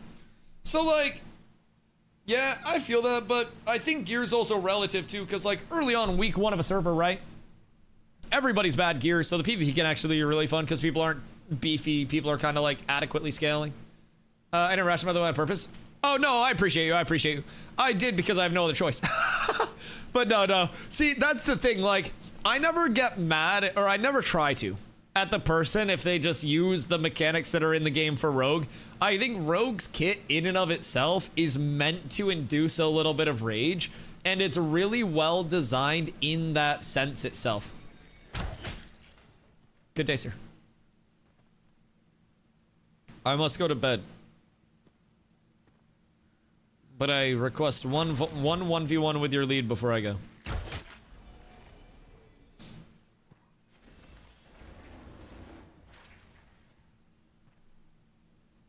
If it is possible. All right. Boys, it's happening. Steer clear of the arena, please.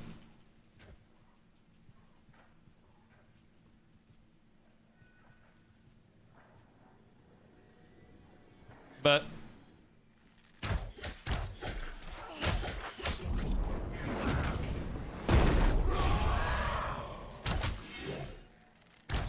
almost.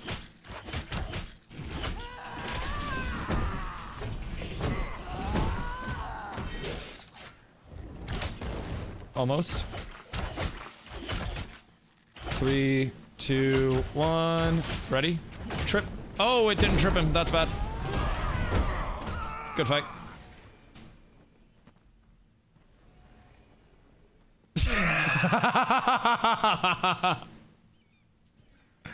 Alrighty. Oh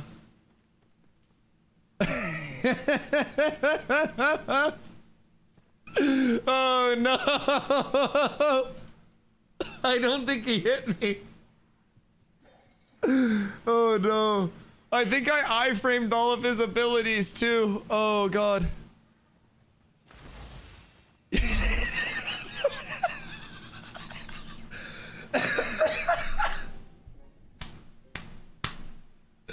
Oh no. Your reflexes are really good. I appreciate you, dog. Thank you. Yeah, I kinda... I might have iframed every single thing that he threw out. Oh no. Oh, trust, I got that recorded. Oh no. I think that's quite literally the definition of danced on. Oh no. Like, fighters don't win that anyways, but like, the fact that it was legitimately 100-0 was is never a good thing. Oh god. Yeah, fighters don't beat many people, but I think it's more the concept of the full yap up to the 1v1 me pussy when they were sitting inside of the town, up to the 1v1 guild lead to guild lead finally happening and it being like a 10-second 100-0. Oh my god. Oh, that was so satisfying for the end of stream. Holy shit, what a good stopping point.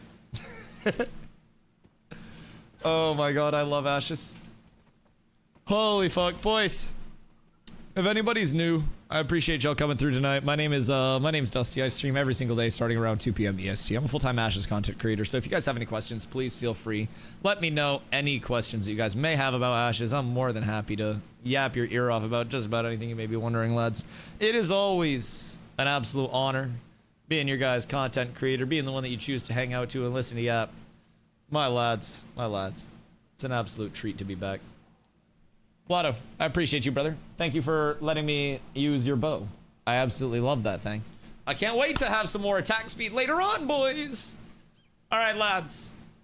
It's time to call it a night for tonight, but I will be back tomorrow with day 753 in a row. If it's your first day here, I hope you guys are here for many more. My YouTube gang, MechTech, AKC, my goats, I appreciate you. Keep in mind, I do multi-stream over on Twitch daily as well. So pop over either one where it's convenient for you. VODs are saved on both ends as well. So, boys, means the world that you guys choose to hang out, show up, show the love. I will be back tomorrow, 2 p.m. EST stream start. I'll be right around. We'll be kicking it over here. Zine, I can't fight you. We're in the same guild. I'll fight you tomorrow. I'll fight you tomorrow. It'll happen. Boys, we're gonna go fucking send some love over to fucking Scrappy. Dumbass motherfucker. Boys, I love y'all. I appreciate y'all. I'll catch you guys tomorrow, another banger stream. Peace.